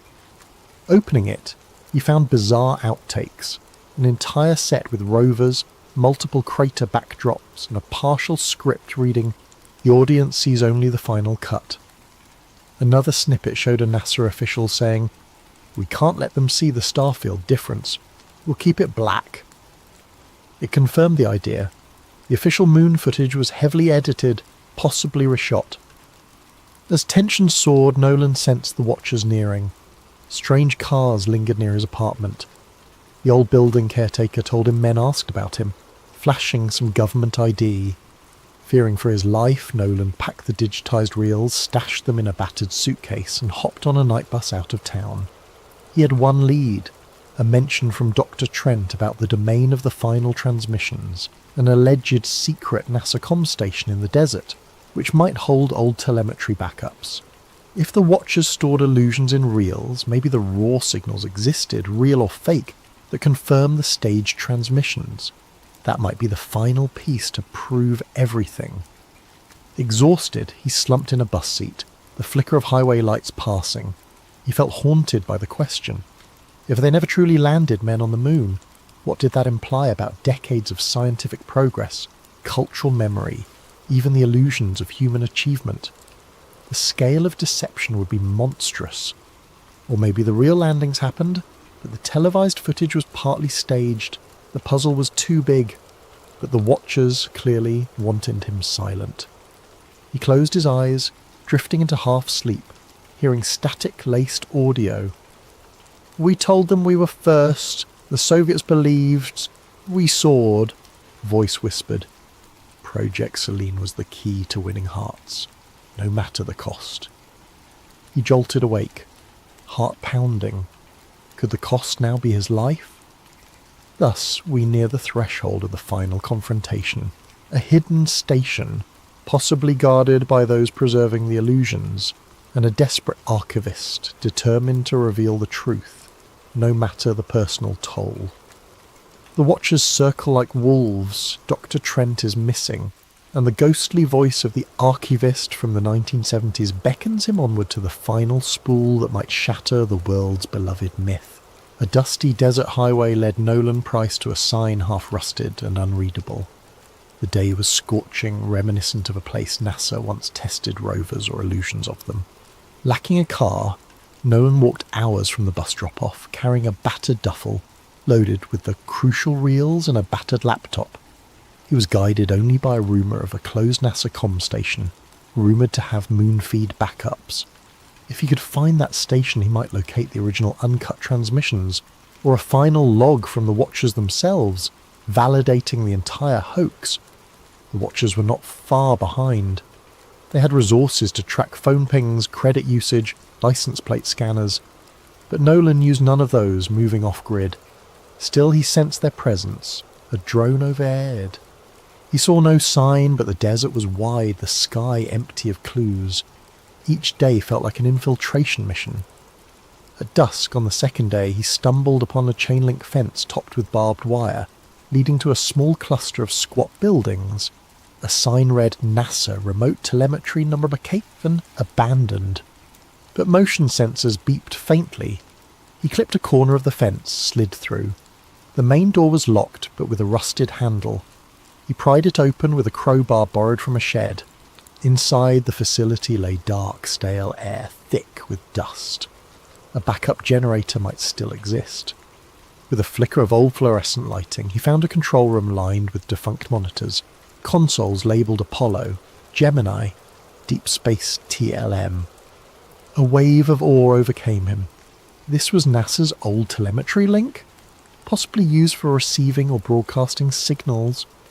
If the Watchers wanted illusions maintained, they'd keep some gear here. Indeed, a corner door had fresh locks.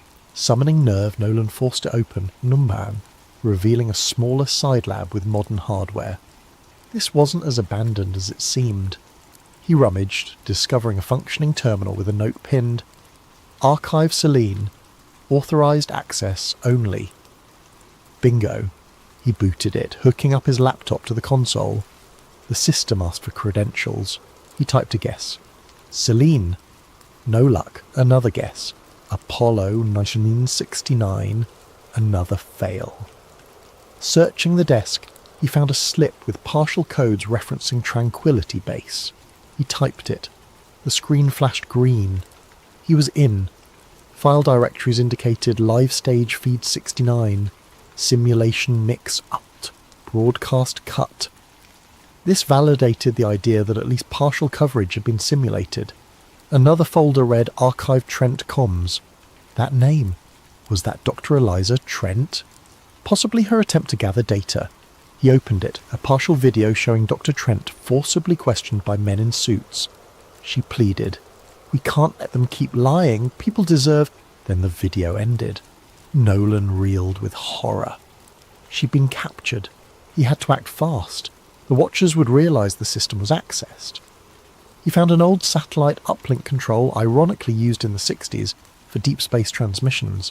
If it still worked, he could broadcast a direct feed of these unedited files to multiple open frequencies, unstoppable by typical net censorship, a perfect final broadcast. He rummaged for cables, hooking everything up. The generator hummed. The old dish on the facility's roof squeaked into position. The console flickered with an option. Signal frequencies, low Earth channels, civil comms, even random radio bands. He could saturate them all. He selected the files, raw footage of the staged moon sets, outtakes with directors, plus newly discovered voice logs referencing, "We never left Earth, we built illusions." He included the Dr. Trent clip, proving watchers had her. Tapping transmit, he waited for the progress bar. Slowly it climbed, 10%, 20%. Then boots on concrete outside. The watchers had arrived. They swarmed in, flashlights cutting beams in the dusty corridors. He jammed a filing cabinet against the door. Gunfire erupted from the hallway. The broadcast was at 60%. If he could hold them off a few more minutes, the entire world would see the raw data. Shots tore through the flimsy door. Splinters flew. The watchers forced an entry. Nolan, crouching behind a console, tapped a final override to lock the station's outer doors. The watchers hammered at them from within. They must have cut an external fence, but the building's metal doors might by seconds. The bar rose to 80%. Sparks flew as the watchers tried to break the console. Nolan fired a single-shot flare pistol he had found, more a diversion than a weapon. The watchers scattered, returning heavy fire. The console took hits, but the broadcast still beeped along. 90% of them. In a swirl of chaos, the watchers overcame the obstacles, stepping into the lab. Their lead figure, masked, raised a rifle. "Stop this now," he barked. "We'll kill you. No one else has to die." Nolan shouted back, voice trembling. "It's done. The world will see. Will see." The masked man tried yanking cables, but Nolan had built in multiple backup processes. The bar soared to 95%. The watchers, furious, advanced with a lethal calm. 100% of the console beeped a final success. The data soared into the satellite channels. Unstoppable. The watchers realized they'd lost. The masked man hissed, "Then we'll bury you." He aimed. A shot rang out. Nolan felt a searing pain in his chest. He collapsed, choking for breath, seeing the watchers scramble to destroy equipment that no longer mattered. The feed was out. Unstoppable. In a swirl of darkness, he glimpsed a faint screen that read, "Broadcast to 12 frequencies. Transmission complete." At that moment, across various radio channels, TV backups, and online nodes, the footage played. People saw the raw set, heard staged arrests, and they saw men referencing the final show, instructing astronauts how to move in moon gravity. The illusions were no longer rumour or partial. The entire mosaic was out. Social media exploded. Even those who had refused to doubt the official narrative watched in shock. By the next day, an unstoppable wave of meltdown overcame news outlets, overshadowing watchers' attempts to disclaim. Nolan lay on the floor, vision fading. The watchers, done with him, turned to vanish into the night, the clang of their boots receding. In his final moments, he recalled the reel with the old archivist's voice. "We told them we left Earth. We never had to." He felt a strange calm, believing that at least he had completed the mission. Perhaps Dr. Trent would see the broadcast and survive. The next morning, the world awoke to the shock of unfiltered footage spreading across every major and minor digital platform. Twitter, ephemeral streaming sites, pirate radio channels. The images showed the alleged set for the moon landing. Dusty sound stages, mocked-up craters, overhead rigging. Audio capturing NASA officials and alleged Hollywood technicians planning each scene. For many, this was an utter betrayal of faith in humankind's greatest triumph. For others, it vindicated decades of suspicion. Debates raged over how much was real, or whether some actual missions occurred, but the televised parts were faked. NASA and the White House scrambled to disclaim the footage, calling it forged propaganda. Yet the level of detail referencing actual mission rosters and behind-the-scenes technical talk was too well constructed for a simple hoax. Media responded in a frenzy. Reputable outlets tried to decode the timeline. Was it partial or total fakery? Did NASA still go physically to the moon while using stage broadcasts as a backup? The footage suggested a grand pre-arranged deception. A few ex-astronauts vehemently denied the claims, but curiously some had died or refused interviews. Conspiracy forums, ironically, now found themselves mainstream. Everyone had a stake in the truth. If the Martinet broadcast was faked, what else had been manipulated in history, and how many watchers lurked behind official illusions? Arcadia Aerospace, the front that hired Nolan, came under intense scrutiny. Their offices claimed ignorance, stating, "We believed it was standard NASA archival material." Their press statements were overshadowed by insider leaks that Arcadia was deeply connected to old intelligence circles. Government statements insisted an internal investigation was underway. All typical deflections. Meanwhile, the public demanded answers. Protests outside NASA centres soared. People carried signs reading, "We deserve the real truth." In the hush of those gatherings, tearful individuals who once admired Neil Armstrong's moonwalk felt gut-punched by the notion that they'd been shown a grand cinema piece. Sarah Voss re-emerged, having fled watchers. She published a scathing editorial, Project Selene, the greatest story never told, detailing her collaboration with Nolan, the missing reels, and the final broadcast. She confirmed that Nolan likely perished after ensuring the transmissions went live. She praised him as a tragic hero. Reaction poured in from across the world, sorrow that his name would be tied to the Moonlie revelation, but gratitude for exposing it. Hashtags Project Selene and #Moon Hoax soared. NASA's official line: "We categorically deny any mission staging. We continue to investigate maliciously edited footage." But cracks appeared among NASA retirees. Some older engineers told reporters about strange security around certain broadcast trucks in 1969. A caretaker from an old film studio stepped forward, claiming she once saw moon set pieces.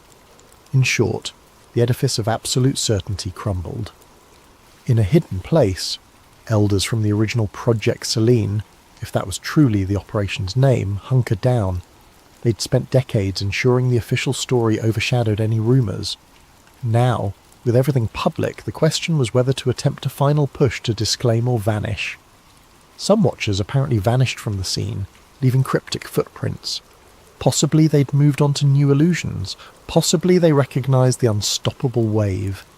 Some found solace in the idea that humans still had the technology or impetus to land on the moon, but needed backup show. Others believed the entire Apollo program was a monstrous PR operation, that no real landing ever happened. A subset of the population refused to believe the footage at all, labelling it advanced deepfake.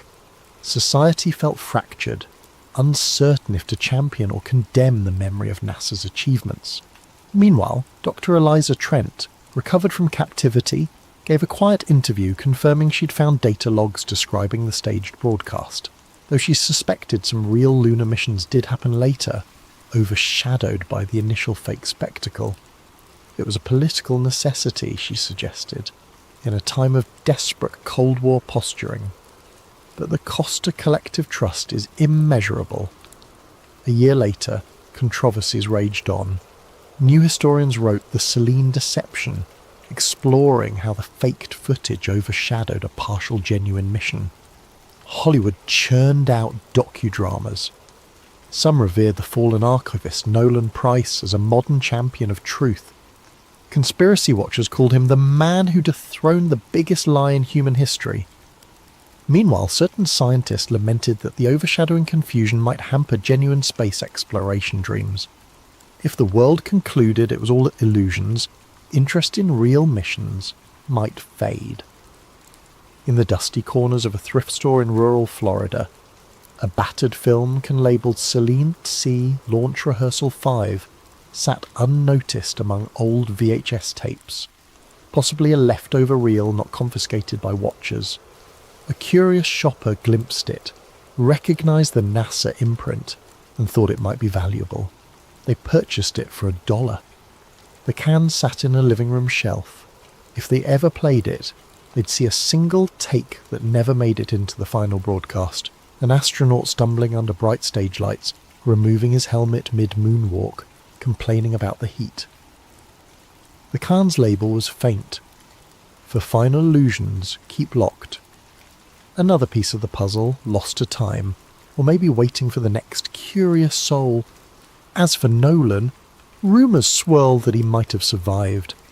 A fisherman off the Gulf Coast claimed to have given a ride to a quiet man with old film spools in his bag. A small-time blogger said she received an unsigned letter thanking her for defending the truth, but no one truly knew. If he lived, it would be as an eternal wanderer, overshadowed by the legacy that Project Selene was no longer hush-hush. Illusions can define an era, forging national unity or stoking pride. But illusions, once unmasked, can unravel decades of trust, leaving a battered society to pick up the pieces. In the hush of each new night, we might look at the moon, that pale disk in the sky, wondering if humans truly touched its surface as claimed, or if the cosmic stage was an elaborate reflection of ambition and fear. The search for the unvarnished truth, ironically, stands as a testament to the restless curiosity within all who gaze upward. In the end, Project Selene remains the darkest footnote in the history of human aspiration, a conspiratorial reminder that ambition without honesty can produce a triumph with no foundation. And in that final hush, the taped voice from an old NASA spool might echo, "We told them it was a great leap for mankind. In truth, it was a single step into the shadows." Our story is called False Skies, a conspiracy thriller about a government's darkest deception and the whistleblower who exposed it. It imagines a world where the worst terror attack in modern history was not only foreseen, but deliberately orchestrated to spark endless war and funnel billions into a sprawling military-industrial complex. Now, 2 decades later, an unassuming former FBI data analyst named Thomas Keane leaks hidden documents that point to a monstrous betrayal and becomes the most wanted man in the nation. Pursued by a shadowy agency determined to keep the official version sealed, Keane races to share the truth with a public reeling from revelations that might reshape the entire post-attack world order. If you find your eyes growing heavy at any point, that's okay. This story is meant to be richly detailed. Perhaps you'll drift to sleep while pondering how fear can become a profitable enterprise, or maybe you'll stay riveted till the final word, uncovering each layer with breathless suspense.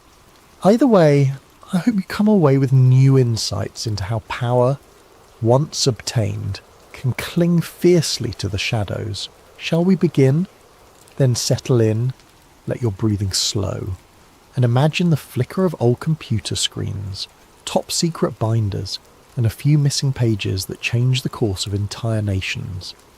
This is False Skies, told in 5 parts, each revealing a deeper rung of the labyrinth. Listen closely. The greatest secrets often hide in the quiet corners of official stories. Thomas Keane didn't feel like a revolutionary when he first pressed send. He was simply a man weighed down by guilt, holding a flash drive stuffed with revelations that haunted him for years. The file name he'd chosen of Black Dust gave no hint to the explosive contents. A trove of classified FBI memos, shipping manifests and encrypted communications that, if authenticated, would confirm every darkest rumour about the worst terrorist attack in modern memory. The day of the leak dawned cloudy, ironically anticlimactic for a moment that might reshape history. Keane sat in a dingy motel room near a dusty highway, a battered laptop perched on a wobbly table. The place smelled of stale coffee and regret, but it had functioning Wi-Fi. He checked his secure connection one last time, heart thrumming. With trembling fingers, he uploaded Black Dust to an overseas whistleblower website known for releasing hidden archives. He paused, typed a short note, "For the thousands who died and the millions misled." Then he pressed send. Within the hour, that file reached multiple journalists on a global news outlet with a reputation for defying government censors. The outlet's editorial board pored over it, verifying bits of data in a hush of excitement and alarm. By the end of the day, the first breaking story appeared online, overshadowed by disclaimers. Unverified documents claim to reveal inside plot behind 20-year-old attack. Skeptics rolled their eyes. Conspiracy theorists hailed it as the smoking gun they'd always wanted. Most mainstream media initially dismissed it, an editing glitch, a potential hoax, or AI-generated forgery, the official line insisted. Yet some found the content too consistent to be random fakes. A set of typed memos from high-level intelligence briefings dated months before the attack, discussing the necessity of a catalytic event to unify public support for indefinite overseas campaigns. Detailed logs showed insurance policy expansions on certain tower floors days prior. Even stand-down orders for certain war games suspiciously matched the real timeline.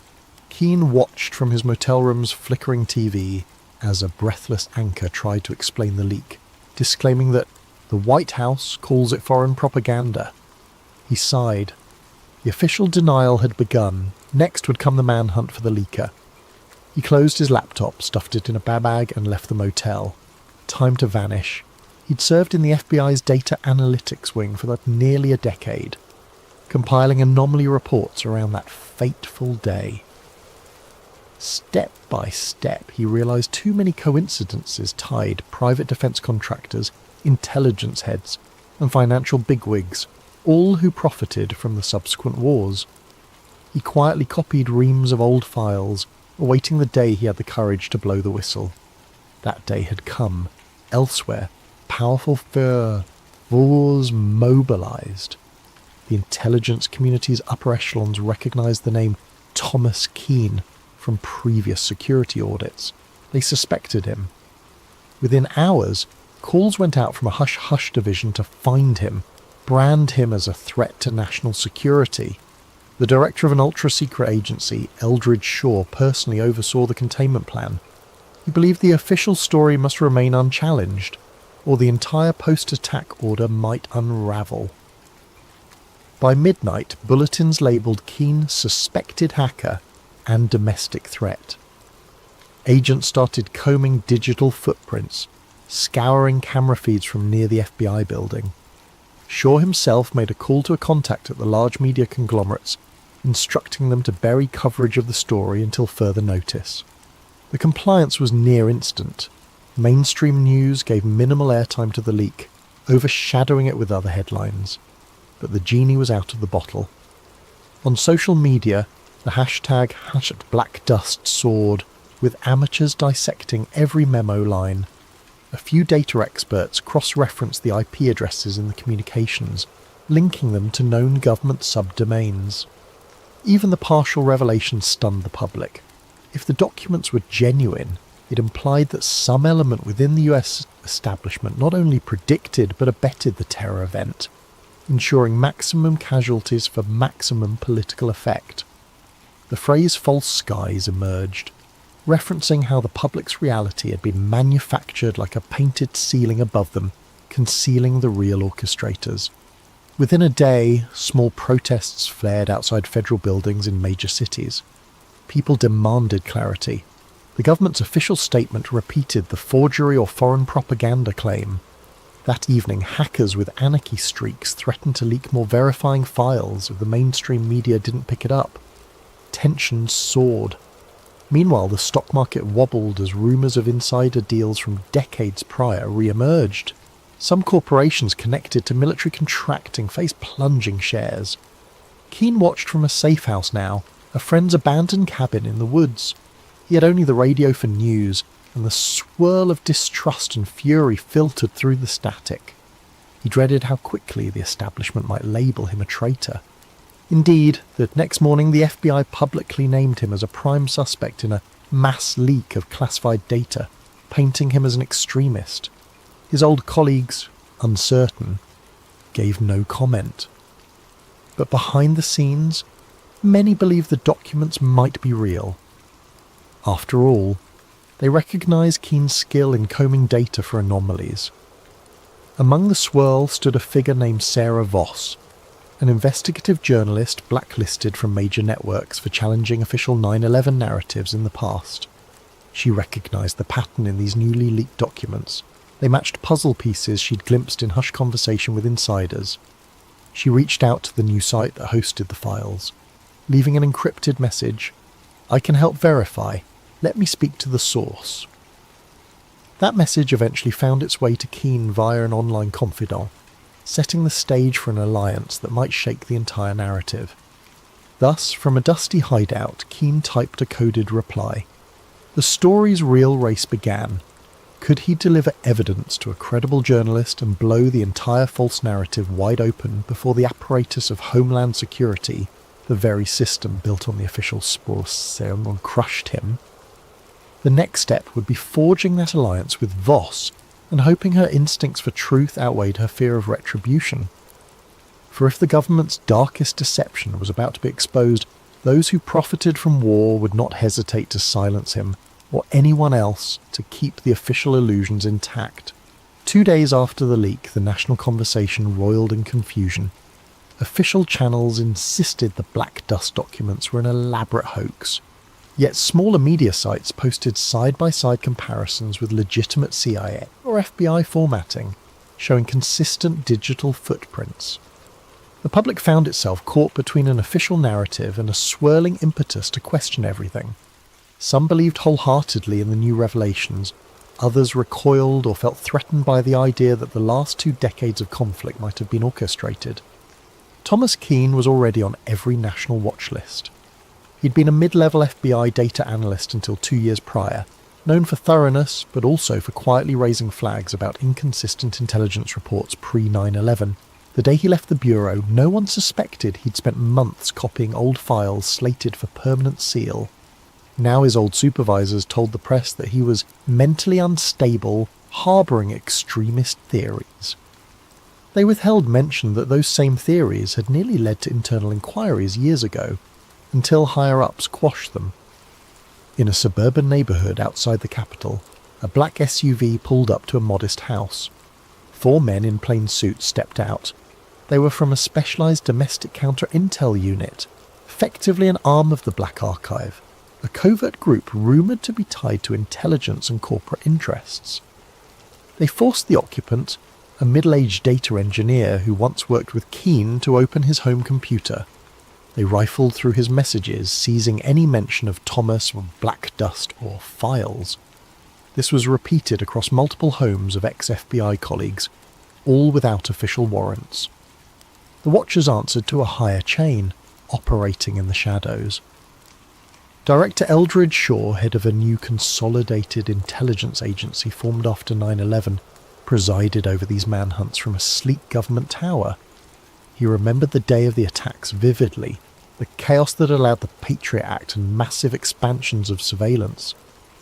He'd advanced quickly by endorsing these expansions and forging alliances with top defence contractors. Now, seeing the leaked docs threaten that entire architecture, Shaw was determined to snuff out the source. Reeve, or Keen, whatever his name is, must be found, he told subordinates. We cannot let fantasies unravel 2 decades of progress. As the manhunt escalated, Keen lurked in the outskirts. He recognised the checkposts on highways, the routine scanning of licence plates. He switched vehicles, used an old identity pass, and avoided all major city centres. He survived on snack bars and occasional small store purchases with cash only. At night, he found a cheap motel, paying in a borrowed name. Every moment felt like it might bring a black SUV squealing into the lot. The tension weighed on him, gnawing at his nerves. Sarah Voss, the investigative reporter, finally established contact with him through a secure chat app. "We need to meet," she wrote. "I can help verify these files properly. People trust me to an extent in the alternative media sphere. We must do it soon. The window is closing." Keen hesitated, knowing any in-person meeting risked being traced. But if they never took that risk, the documents might remain in a swirl of unverified rumour, easy for the mainstream to dismiss. They arranged a rendezvous in a small coastal town's library after hours. The next day, as Keane approached the library, he spotted an unmarked sedan idling in the parking lot. Fear pricked him. Watchers might be tailing. To confirm, he looped around the block. The sedan didn't move, possibly just a random visitor. Summoning courage, he stepped inside. Voss, a tall woman with a worn leather jacket, recognised him from the scattered photos circulated in the media. They sat in a corner among dusty shelves. She offered a handshake, voice calm but urgent. "Thomas, I believe you. The official story has always had holes. Let's finalise the proof so we can break it wide open." Keane exhaled relief, sliding a small USB drive across the table. This is a more complete set than what was posted. Contains direct memos about the stand-down orders, the deals with defence contractors, the flight path manipulations. Also internal emails referencing the hijackers as assets gone rogue. He paused, tears flickering in his eyes. They used the tragedy for indefinite war, Sarah. They let it happen, or worse, engineered it.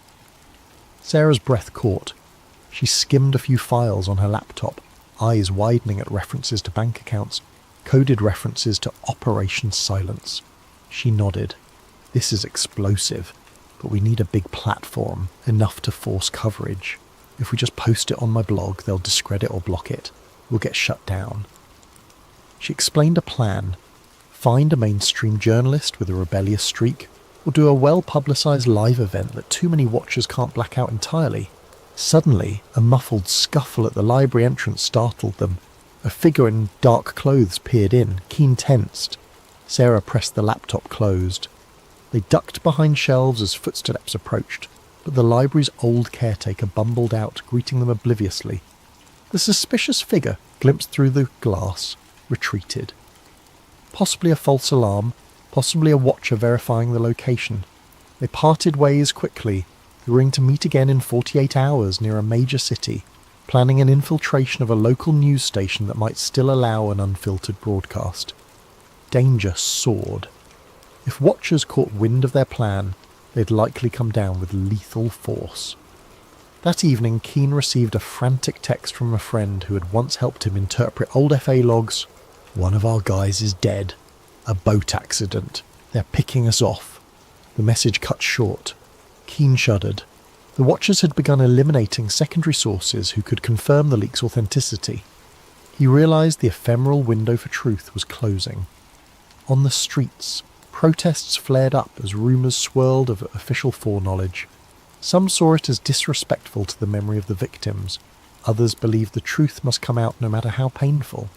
The government, for its part, ramped up a rhetorical war on misinformation. Director Shaw delivered a short, ominous address, vowing that domestic agitators spreading baseless conspiracies will be brought to justice. Among the swirling chaos, Sarah discovered partial references in the documents to a deeper archive. The Saturn Files, an intelligence ledger tracking post-attack financial flows from official budgets to clandestine owners. If they found that ledger's location, they could show the money trail behind the war expansions.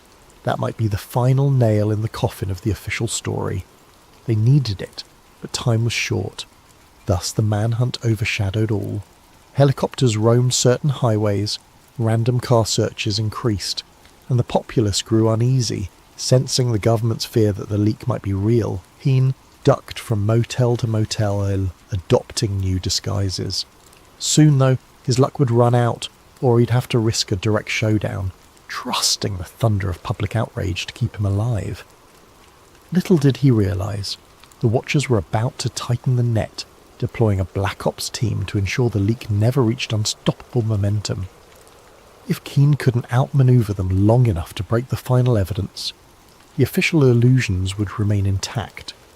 If he did, though, the entire structure of post-attack governance might collapse. The next moves would determine everything.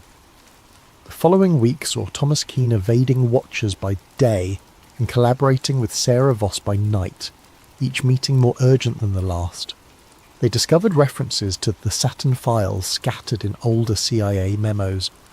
Allegedly, It was an encrypted database that meticulously traced the money funneling to defence contractors, oil conglomerates and political campaigns in the immediate weeks after the catastrophic event. If authentic, it would confirm the real motive behind the orchestrated false flag: indefinite war and profiteering. At a safe house borrowed from an old contact of Sarah's, they pored over these hints by lamplight. Among the digital shards was a location clue: a retired NSA facility on the outskirts of a southwestern desert, defunct but rumoured to store old backups. "We find that offline archive," Sarah said. "We can copy the Saturn files in raw form. That's the smoking gun." Keane nodded, though dread of infiltration weighed on him. Between them, they had minimal resources: a battered car, a few $1,000s in cash, and a handful of laptops. The Watchers, on the other hand, had near limitless means: drones, infiltration teams, access to every camera feed in the nation. But the Watchers didn't fully expect them to attempt to break in at a presumably abandoned facility, so maybe the element of surprise worked in their favour. Director Eldridge Shaw ramped up the clampdown. The official narrative shaped the public mind. A rogue ex-FBI analyst has unleashed foreign-forged documents aimed at undermining national security. Many believed it, but a growing minority saw government overreach, especially after multiple suspicious accidents claimed the lives of other potential whistleblowers. People asked, if it's so false, why chase and kill so aggressively? In one instance, a known data archivist was found shot in his home, with the press labelling it a botched robbery, ignoring the data archivist's link to the leaked material. On social media, black dust soared. Some city squares erupted in protest, carrying signs that read "We deserve the truth" or "Stop killing our whistleblowers." The Watchers responded by intensifying arrests, calling them rioters. Keane tried to remain focused. He realised that if the Saturn files were real, it might show direct bank transfers from major corporate boards into the pockets of certain officials, all tied to legislation passing huge war budgets after the false flag. That would upend the entire post-attack establishment. "No wonder they're stopping at nothing," Sarah murmured. Securing fake IDs, they travelled cross-country by back roads. Each motel they used for a single night, paying cash. They dodged major highways, suspecting license plate readers. The Watchers likely guessed their aim was to expose more data, but might not know the exact target. Meanwhile, the tension between them soared. The climate was near police state. Newscasts repeated that the domestic terrorist Thomas Keane must be turned in. Civilians were promised big rewards for tips. Billboards with Keane's face popped up along highways. He wore a baseball cap and used tinted glasses, but each day was a dice roll. A near encounter. On a lonely stretch, a black SUV sped behind them. They recognised the pattern. Sarah swerved onto a side route, forging through a small farmland path. The Watchers gave chase. Shots rang out, blowing a tyre. The car careened into a ditch. They scrambled out, hid among tall corn. The Watchers searched, but eventually gave up, presumably to avoid a big scene. This brush with violent capture left them rattled, but also more resolved.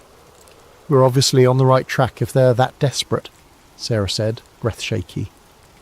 Finally, after days, they reached the deserted perimeter of the old NSA outpost. It was ringed by a crumbling fence, a few rusted signposts. By the look of the cracked asphalt and weed-choked yard, it had been abandoned for over a decade. Perfect place to bury secrets. Under twilight, they found a corner of the fence cut open by looters. They slipped inside quietly. The main building rose in silhouette, windows boarded up. A stray coyote howled in the distance, wind carrying a faint metallic whistling from open vents. Inside, dust-coated floors. Old cubicles sat in disarray. They used flashlights to navigate. Eventually they located a sub-basement with battered computer racks. A few beeped faintly with emergency power. "There's power? That's suspicious," Keane muttered. Indeed, it suggested the Watchers might still be pulling some data from here. They approached a locked door labelled Server Vault Archive 6. With Sarah's phone, they scanned a partial code from the documents. generating a bypass sequence that might override older system locks. After multiple tries, a green light flickered. The vault door clunked open. Inside the vault, rows of drives and reels lined metal shelves. Dusty but humming with minimal climate control, they sifted through labels: Operation Cast Peak, Post-K-War Roster, Saturn. That was it. A battered cluster of servers with the word Saturn FSV. They carefully powered one terminal, hooking it to a laptop. Sarah typed a root command. The screen glowed. Restricted, Saturn 1, 2, 3, enter pass. They tried typical keywords from the docs. On the third attempt, a beep. Access. They were in, files scrolled, each referencing massive funding authorizations, building demolitions, insider trading, logs dated within days of the big attack. The scope was monstrous. It implicated high-level bureaucrats, big banks, and even a few journalists. They orchestrated the tragedy to galvanize fear, pass endless war budgets, feed the arms economy, Sarah whispered, stunned. All hidden under national security drapery. Some lines suggested hijackers were known assets used as a controlled ignition. The betrayal was staggering. In that hush, footsteps upstairs. The watchers had arrived, no doubt detecting the power usage. "We must copy this now," Keane said, launching a data transfer to multiple external drives. Meanwhile, Sarah prepared to kill lights and hide, but the watchers rushed down, flashlights slicing through gloom. Gunfire echoed. Bullets pinged off server racks. Sarah huddled behind a console, returning fire with a small pistol she carried. Keane initiated an upload, hooking the server to a secure satellite link via a portable router. The watchers advanced. He typed frantically, the progress bar inching along, transmission at 10%. Then Director Shaw himself stepped in. "Stop!" he roared, voice reverberating in the metal corridor. "Keane, you have no idea what you're unleashing. The stability of entire alliances depends on burying that day's complexities." Shots resumed. Sarah took a graze to her shoulder, but kept the watchers pinned. The bar reached 50%. Shaw barked an order to lob a small explosive. They tossed a flashbang. The ear-shattering pop disoriented them. The watchers closed in, tackling Sarah. Another pinned Keane. The laptop screen cracked under a boot. The upload froze at 80%. In the struggle, Keane twisted free, smashing a guard's face with the laptop, which ironically forced the laptop back to life. The watchers tried to pull cables. Meanwhile, a stray bullet hit a server coolant line. Steam hissed. The infiltration team realized this was too risky. The entire place might go up. Shaw advanced on Keane, gun raised. "You can die here with your illusions, or you can vanish quietly. The truth will never see daylight." Suddenly an explosion from the coolant line triggered a chain reaction in the old power system. Fire licked the corners, sending watchers scrambling. Sarah crawled to safety. Keane, battered, saw the upload bar at 98%. He roared in defiance, pressing a final keystroke to confirm. The system beeped success. The watchers realized the data had been sent out, unstoppable now. Furious, one aimed at Keane's chest. A final shot rang out. Darkness overcame him. The watchers yanked the cable, but it was too late. The Saturn files had presumably reached a safe node on the open web. Alarms beeped. The facility's meltdown forced a hurried retreat. In the swirling smoke, Sarah was dragged away by an explosion's concussive wave. The watchers grabbed Shaw, retreating. The entire sub-basement collapsed in flame and dust. For all they knew, Keane perished under the rubble. But the watchers had lost the bigger war. The Saturn files were free. Within hours, a torrent of new evidence, the Saturn files, flooded the internet. Anonymous activists, archivists, and journalists worldwide mirrored the data. Even as official agencies tried to block or discredit it, the story soared across social media, overshadowing government censorship efforts. Original documents codenamed Operation White Door, some Project Switchboard, Commission for Filter some Rorsi, provided stark details. Insider collusion with extremist groups, advanced planning to ensure that attacks triggered panic and indefinite war mobilization, international reaction, Allies demanded urgent clarifications from Washington. Rival nations called for an emergency UN session. The general public, seeing internal memos where top officials weighed acceptable civilian losses for strategic advantage, reeled in fury. Large-scale protests ignited in multiple capitals. People demanded resignations.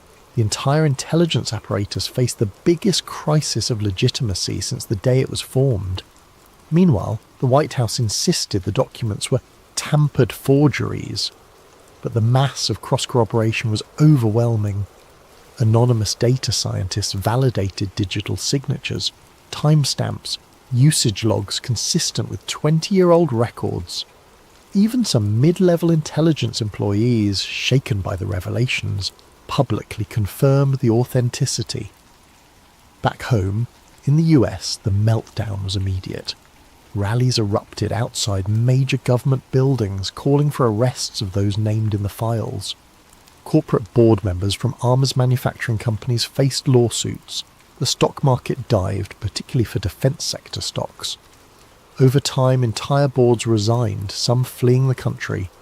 Various retired generals disclaiming involvement or giving partial confessions fueled headlines. The public found itself torn between anger, betrayal and heartbreak, reliving the trauma of that fateful day under a horrifying new lens. Media torn. Some mainstream outlets quickly pivoted, acknowledging the new data as genuine after initial attempts to bury it. High-profile anchors apologised for previously parroting the official story.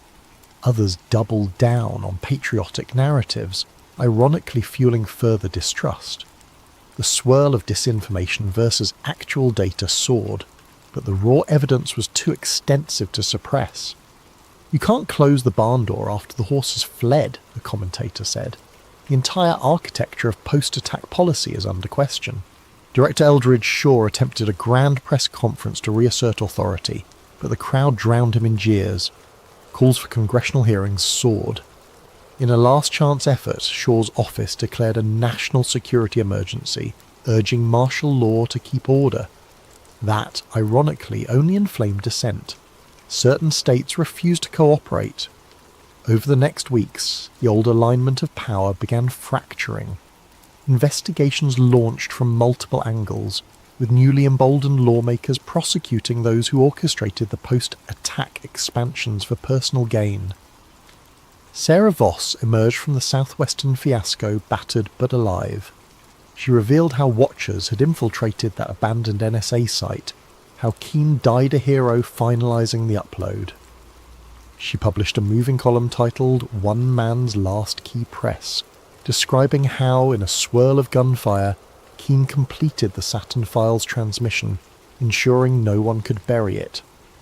The piece went viral, shaping the public's view of Keane as a tragic whistleblower who gave everything for the truth. At the local level, families of 9/11 victims demanded new trials. The old official commissions were discredited. People realised entire reams of contradictory evidence had been sealed. Even the original investigators admitted they'd been misled or threatened. The emotional toll soared once more. Many felt as though they'd been lied to for decades about the biggest national tragedy. A wave of introspection overcame the country. How had fear become so profitable, and how did good people allow it? Internationally, alliances that had supported the war on terror felt betrayed. Some withdrew forces from contested regions. Others launched their own parliamentary investigations, suspecting shared complicity. The world order that was shaped after the attack started crumbling, replaced by an uncertain future. Some dared to hope it meant a less militarised approach. Others worried that new extremist groups might exploit the chaos. In the midst of all this, rumours circulated that Thomas Keane might still be alive, sightings in some far-off place. Yet no concrete proof existed. Official statements considered him presumed deceased. If he survived, he might have chosen the anonymity of an unknown identity, having done what he set out to do. 6 months later, a massive Senate hearing convened. Top officials were subpoenaed. The public watched enthralled as ex-generals, ex-CEOs, and ex-administration figures from 20 years prior faced grilling. Some invoked national security, others pled the Fifth, while a few confessed partial roles. Indictments followed, though not all ended in convictions. The system was too vast, too intricately rigged, yet the symbolic effect was undeniable. Never again would the official story be accepted unchallenged. At the same time, Sarah Voss launched an independent media platform broadcasting daily updates on the False Skies Inquiry. People from across the spectrum contributed testimonies, documents, or personal stories of how they'd suspect hush-ups. Freed from blacklists, she soared as a public figure, championing the cause of government accountability. A year after the Saturn Files meltdown, a new memorial was erected near the site of the original 9/11 tragedy. A statue depicting a single figure pressing a key, a reflection of Keen's final act. The inscription read, "They took truth from us in the shadows, he brought it back in the light." Visitors left flowers, some seeking solace that the realm of power had at least partially been unmasked. Epilogue. In a quiet coastal town, a fisherman swore he recognised a man from a circulated photo. Older, hair bleached by salt and sun, eyes weighed with sadness. The man told him he used to work for the government, but no more. He spoke of illusions and the cost of unveiling them. Then he vanished at sunrise, leaving only a single battered flash drive behind. If it was Thomas Keene, he apparently chose a wandering fate, letting the world handle the legacy of his bombshell leak. Public trust in large institutions remained shaken. Some remained furious, others hopeful that a new transparency might arise. In the corners of the internet, conspiracy watchers debate if the watchers still exist, planning new false flags. But for now, the greatest deception in modern times has been laid bare.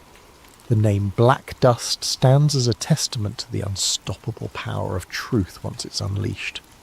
In the hush that follows, the final note, they used fear to shape the world, but one day fear lost. The truth soared free, and the illusions that once cloaked the skies were shattered in a single day. Hello there, night wanderers and truth seekers. Before we dive into tonight's story, I hope you're having a wonderful day, or evening, depending on where you are in the world. Whether you're listening at 2 a.m. in Tokyo, during your lunch break in London, or while driving through the American heartland, I want to know, how has your day been treating you? And more importantly, where are you tuning in from tonight? If you're new here, welcome to Sleep Theories, where we explore the stories they don't want you to hear, the files they thought were buried forever. Don't forget to subscribe. We've got so much more to uncover together. Now settle in, because what you're about to hear will change how you look at every rainstorm for the rest of your life. The following audio journals were recovered from a hard drive hidden in a storage unit in Spokane, Washington, in 2024. The renter, listed as L. Martinez, had not paid rent in over 2 years. The recordings are presented here exactly as they were found, with minimal editing for clarity. The speaker identifies herself as Dr. Lena Marrow, formerly of the Centers for Disease Control and Prevention. What follows is her account of the Oakville incident, a story that begins with strange rain and ends with questions that still keep government officials awake at night. Date: August 9th, 1994. Time: 11:47 p.m. Location: Motel 6, Centralia, Washington. Static. Then the sound of a woman clearing her throat. This is Dr. Lena Marrow, CDC identification number 4471-Delta. I'm recording this on my personal device because I have a feeling the official channels aren't going to want to hear what I'm about to say. 2 days ago, I was in my lab in Atlanta, running routine cultures on a nasty strain of E. coli from a food processing plant in Georgia. Normal Tuesday stuff. Then the call came in around 3 in the afternoon, emergency deployment to rural Washington state. Something about a biological anomaly affecting multiple civilians. They gave me the basics on the flight. Sunday morning, August 7th, the town of Oakville, Washington, population barely 600, experienced what locals described as gel rain. Not normal rain, not hail, but translucent gelatinous blobs falling from the sky for approximately 6 hours straight. By Sunday evening, 23 people had been hospitalised with severe flu-like symptoms. By Monday, that number had climbed to 41. I've been doing this job for 8 years. I've seen anthrax scares that turned out to be flour, mysterious rashes that were poison ivy, and zombie outbreaks that were actually just really bad food poisoning. But something about this one felt different from the moment I stepped off the plane in Seattle. For starters, they didn't send me alone. Usually for small rural incidents, it's just me and maybe a local health official. This time, I had a full team. Dr. Marcus Webb from the Virology Division, Dr. Sarah Chen from Environmental Health, and, this is where it gets weird, a military liaison named Colonel Hayes, who wouldn't tell us which branch he represented. "Just think of me as your government escort," he said when I asked. Real friendly guy. The kind of friendly that makes your skin crawl. We drove down to Oakville in a convoy of black SUVs. Not exactly subtle for a sleepy logging town. The whole drive, Colonel Hayes kept making phone calls in some kind of code. "Package secure? Phase 3 confirmed," that sort of thing. When I asked what Phase 3 meant, he just smiled and said, "Medical terminology, Doctor. Above your clearance level." Above my clearance level, I have level 4 biosafety clearance. I've worked with hemorrhagic fever viruses that could kill half of Atlanta if mishandled. What exactly was above my clearance level? We got to Oakville around 4 in the afternoon. Picture a town that time forgot. One main street, a few shops, houses scattered around like someone threw them from a plane and left them where they landed. But what struck me immediately was how quiet it was. No kids playing, no dogs barking, hardly any people on the streets. Those who were out moved slowly, like they were walking through invisible molasses. The local sheriff, a guy named Don Murphy, met us at what passed for the town hall. Big man, probably 60, with the kind of weathered face you get from 30 years of dealing with drunk loggers and domestic disputes. But his hands were shaking when he handed me the incident report. "Never seen anything like it, Doc," he said. "One minute it's a normal Sunday morning, next minute it's raining. I don't even know what to call it. Jelly? Slime? My wife got a piece of it on her hand when she went to get the mail, said it felt warm, like it was alive." I asked him where the samples were. He led us to the back of the building where they'd set up a makeshift containment area. Really just a card table with some Tupperware containers. Amateur hour, but I've seen worse from small-town officials. The samples were unlike anything I'd encountered before. Translucent, gelatinous, roughly the size and consistency of jellyfish, but without any discernible structure. No cell walls that I could see with the naked eye, no obvious organisation, just blobs. Some were clear, others had a slightly yellowish tint. They didn't smell like anything, which was almost more disturbing than if they'd reeked. Dr. Webb poked one with a sterile probe. It jiggled like jello, but then, and I swear this happened, it seemed to recoil slightly from the probe, like it was trying to get away. "Did you see that?" I asked him. "See what?" But his face told me he'd seen it too. Colonel Hayes was taking pictures with some kind of specialised camera, muttering measurements into a recording device. When I asked if we could get some samples back to a proper lab for analysis, he said the Army had already arranged for field testing equipment. "Field testing for what?" Dr. Chen asked. "Standard biological warfare protocols," Hayes replied, like he was discussing the weather. Biological warfare protocols for rain gel in rural Washington. That night, back at the motel, I couldn't sleep. I kept thinking about that moment when the sample seemed to move away from the probe. Gelatinous masses don't have nervous systems. They don't have survival instincts. They don't recoil, unless they're not what they appear to be. Long pause, sound of papers rustling. I'm going to try to get some sleep. Tomorrow we start the real analysis. But I have a feeling we're not going to like what we find. End of entry number 1. Date, August 10th, 1994. Time, 6:23 a.m. Location, Oakville Community Centre, converted field lab. Sound of equipment humming, distant voices. Good morning, if you can call it good. I didn't sleep much last night, and from the looks of my team neither did they. Dr. Webb had bags under his eyes that could carry groceries, and Dr. Chen kept checking and rechecking her equipment like she was afraid it might betray her. Colonel Hayes, on the other hand, looked like he'd had a full 8 hours and a continental breakfast. He'd somehow managed to have a complete mobile laboratory set up in the Oakville Community Centre overnight. I'm talking electron microscopes, DNA sequencing equipment, atmospheric analysis tools, stuff that usually takes weeks to requisition and ship. When I asked how he'd managed it, he just said the Army keeps emergency research assets stationed throughout the Pacific Northwest. Emergency research assets for biological incidents in towns with populations smaller than my high school graduating class. We started the analysis around 7 this morning. The first thing we did was basic microscopy on the gel samples. What we found... Christ, I don't even know how to describe it properly. The samples contained human white blood cells. Not similar to human white blood cells, actual human white blood cells, complete with the proper cellular structure and protein markers. But they were embedded in this matrix of something else. Something that definitely wasn't human. Dr. Chen ran the environmental analysis first. She found traces of aircraft fuel compounds in the gel, specifically JP-8 fuel used by military aircraft. When she mentioned this to Colonel Hayes, he suddenly became very interested in her methodology. Could be contamination from atmospheric particulates, he suggested. Lots of air traffic over Washington state. But Chen had already thought of that. She'd run control samples from the surrounding area. The fuel compounds were only present in the gel samples, and in concentrations that suggested direct contact, not atmospheric absorption. Something carrying JP-8 fuel came into direct contact with this material, she told me quietly, when Hayes stepped out to make another of his coded phone calls.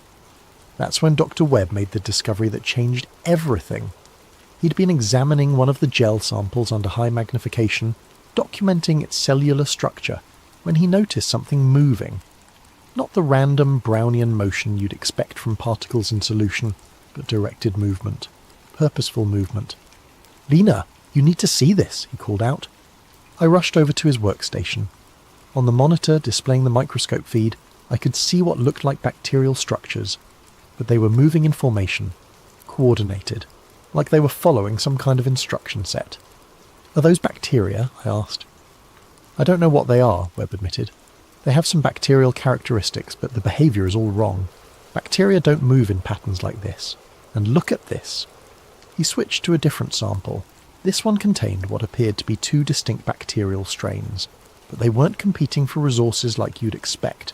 They were working together, cooperating. I've never seen anything like it in nature. "It's like they've been engineered," Webb whispered. That's when Colonel Hayes returned from his phone call and his demeanour had completely changed. The casual military friendliness was gone, replaced by something much more serious. "I need to see all of your findings," he said. Not asked, demanded. We showed him everything. The human white blood cells, the fuel compounds, the cooperative bacterial strains. He listened without comment, taking notes in a small black notebook that he kept angled away from our view. When we finished, he closed the notebook and looked at each of us in turn. "What you found here is classified under the Biological Weapons Convention of 1972, he said. "Everything you've seen, everything you've tested, and everything you've recorded is now classified at the highest levels of national security." Dr. Chen started to protest. "We're CDC personnel. We don't work for the military. We have reporting obligations to—" "Doctor," Hayes interrupted, "as of this moment, you're working under a joint military-civilian task force, authorized by executive order. Your reporting obligations are now to me." He handed us each a document to sign. Non-disclosure agreements with language I'd never seen before. Penalties for violation included not just termination and criminal prosecution, but something called administrative detention for national security purposes. I've signed NDAs before, every CDC employee has. But this was different. This wasn't about protecting public health information or maintaining quarantine protocols. This was about hiding something. "What exactly are we hiding?" I asked. Hayes looked at me for a long moment. "Dr. Marrow, have you ever considered the possibility that some biological incidents aren't accidents?" Before I could ask what he meant, one of his assistants, when had assistants arrived, whispered something in his ear. Hayes nodded and turned back to us. "We'll continue this discussion tomorrow. For tonight, I need you to secure all samples and shut down your analysis equipment. No further testing until I give the authorization." As we packed up our equipment, I noticed Dr. Webb palming one of the smaller sample containers. He caught my eye and gave an almost imperceptible nod toward the back exit. Smart man, because something about this whole situation stank worse than week-old biological cultures. Sound of equipment being moved, voices growing distant. I'm heading back to the motel now. Tonight, Dr. Webb and I are going to do some unauthorized analysis. If Colonel Hayes wants to classify our findings, we need to know what we're actually being asked to hide, and I have a terrible feeling we're not going to like the answer. End of entry number 2. Date: August 11th, 1994. Time: 2:14 AM. Location: Motel 6, Room 127. Whispered voice, sounds of typing in background. Jesus Christ, I don't even know where to start. Webb and I spent the evening running analysis on the sample he'd smuggled out.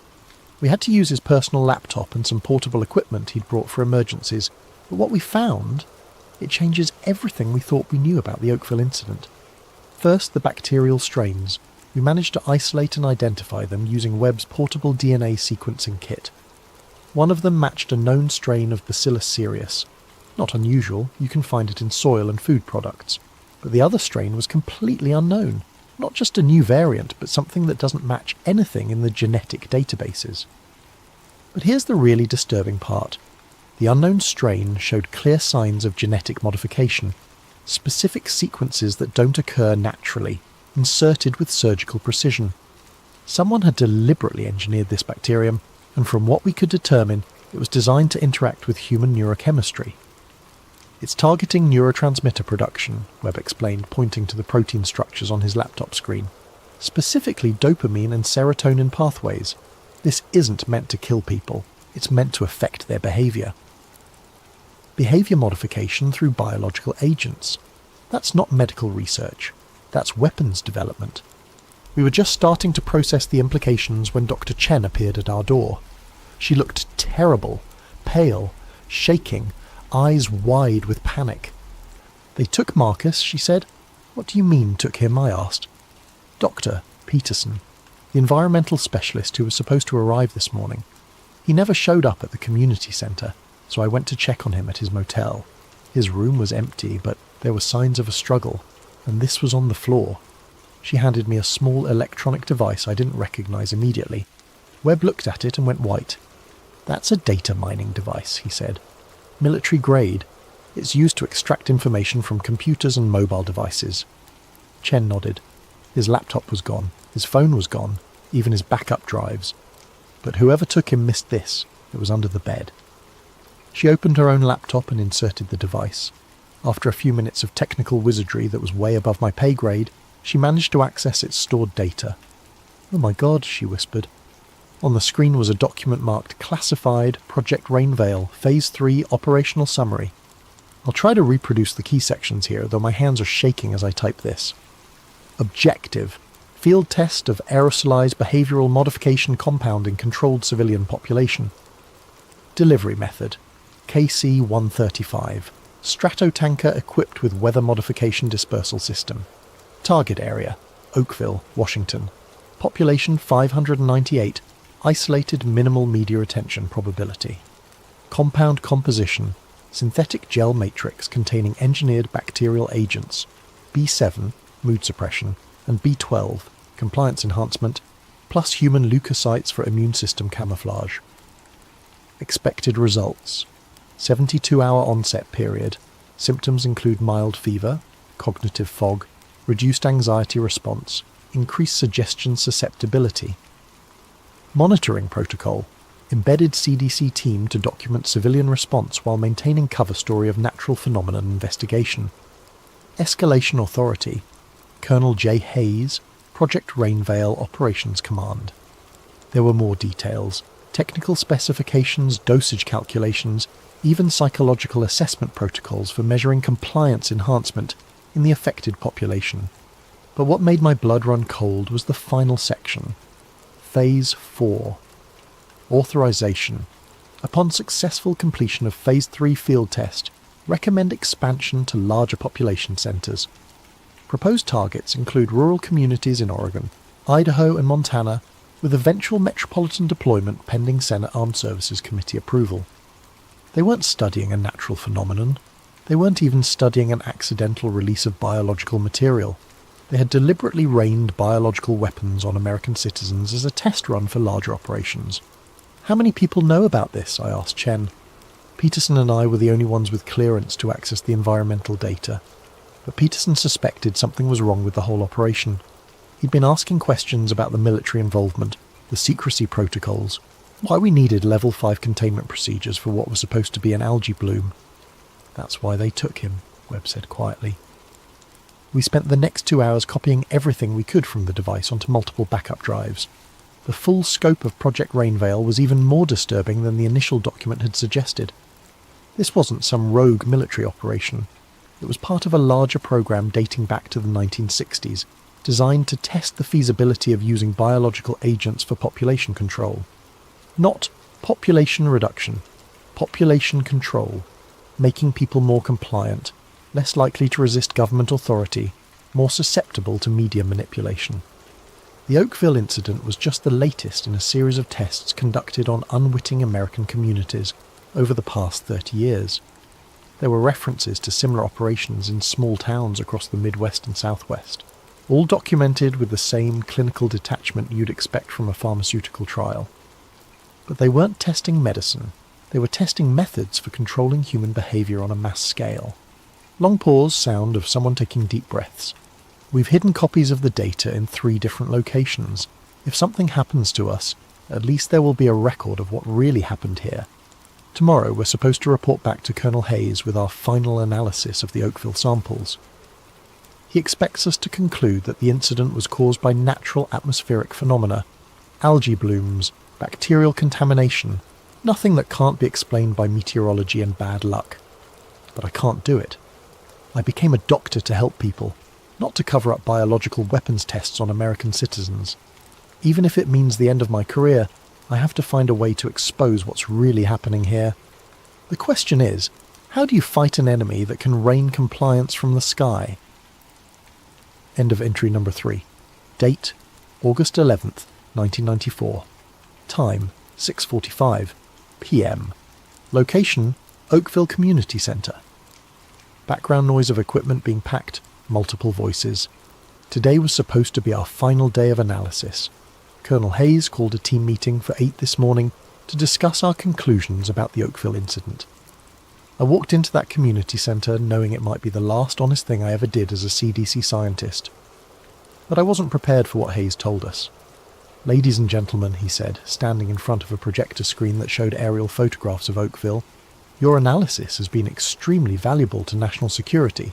However, the nature of your findings requires us to adjust our public reporting strategy." He clicked to the next slide, a draft report concluding that the Oakville incident was caused by atmospheric algae blooms, combined with unusual weather patterns and trace bacterial contamination from agricultural runoff. This is the report that will be filed with the CDC, the Washington State Department of Health, and local authorities, Hayes continued. It explains the symptoms observed in local residents and provides recommendations for preventing similar incidents in the future. Dr. Chen raised her hand. "Colonel, this report doesn't mention the human white blood cells we found in the samples, or the engineered bacterial strains, or the aircraft fuel compounds." Hayes smiled, but it didn't reach his eyes. "Dr. Chen, I'm afraid there may have been some contamination in your testing procedures. When we ran independent analysis on the same samples, we found no evidence of the anomalies you described." He clicked to another slide showing laboratory results that looked exactly like ours, except all the anomalous findings had been replaced with standard bacterial cultures you'd expect from environmental contamination. "I don't understand," Webb said. "We have documented evidence of—" "Dr. Webb," Hayes interrupted, "you have documented evidence of testing errors caused by inadequate field laboratory conditions. It's not uncommon for researchers working in improvised settings to introduce contamination that produces false positive results." I realised what was happening. They weren't just covering up the biological weapons test. They were gaslighting us into believing our own findings were mistakes. "What about Dr. Peterson?" I asked. "Where is he?" Hayes consulted his notebook. "Dr. Peterson was recalled to Atlanta yesterday afternoon due to a family emergency. He sends his regrets for leaving without saying goodbye." The lies were so smooth, so practiced, that for a moment I almost believed them myself. If I hadn't seen the Project Rainveil documents with my own eyes, if I hadn't made copies of all our real findings, I might have convinced myself that we'd somehow contaminated our samples or misread our equipment. But I knew the truth, and from the looks on Webb's and Chen's faces, they knew it too. Now, Hayes continued, I need each of you to sign this amended report confirming these corrected findings. Your signatures indicate that you stand behind the scientific accuracy of this document. Chen was the first to crack. I can't sign something I know isn't true. Hayes looked at her with what might have been sympathy. Dr. Chen, I understand your concern for scientific integrity, but sometimes the greater good requires us to accept that our individual perspectives might be limited. The greater good? I couldn't keep quiet any longer. Colonel, we found evidence of biological weapons testing on American civilians. How is covering that up serving the greater good? The temperature in the room seemed to drop 10 degrees. Hayes closed his notebook and looked directly at me. Dr. Marrow, I think you may be suffering from the stress of extended field work. It's not uncommon for researchers to develop paranoid interpretations of routine data when working under pressure. Paranoid interpretations, there it was, the classic discredit and marginalised strategy. However, Hayes continued, I'm prepared to be understanding about the psychological effects of this assignment. If you sign the corrected report, we can arrange for you to take some administrative leave. Time to recover from what has obviously been a traumatic experience. The threat was clear. Sign the false report and disappear quietly, or be labelled mentally unstable and discredited professionally. Webb and Chen both signed. I watched them do it, their hands shaking as they wrote their names on documents they knew were lies. I don't blame them. They have families, mortgages, careers to protect. The system is designed to make resistance too costly for ordinary people. But I didn't sign. I need more time to review the data, I told Hayes. He nodded like he'd expected this. Of course. Take all the time you need. Just remember, Doctor, sometimes the most patriotic thing a scientist can do is know when to stop asking questions. Sound of chairs scraping, people leaving. Everyone else has gone home. I'm alone in the community centre now, supposedly packing up the last of our equipment. But really, I'm trying to figure out what to do next. I've spent my entire career believing that science serves truth, and truth serves the public good. But what happens when the truth is so dangerous that revealing it might be worse than hiding it? What if they're right? What if there are threats to national security that justify testing biological weapons on unwitting civilians? What if the greater good really does require some people to suffer in ignorance so that others can be protected? Long pause. Number, I can't accept that.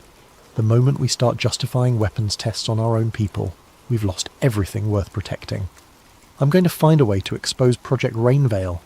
I don't know how yet, but I'm going to make sure the world knows what happened in Oakville, even if it destroys me. End of entry number 4. Date, August 13th, 1994. Time, 11:30. PM. Location, undisclosed.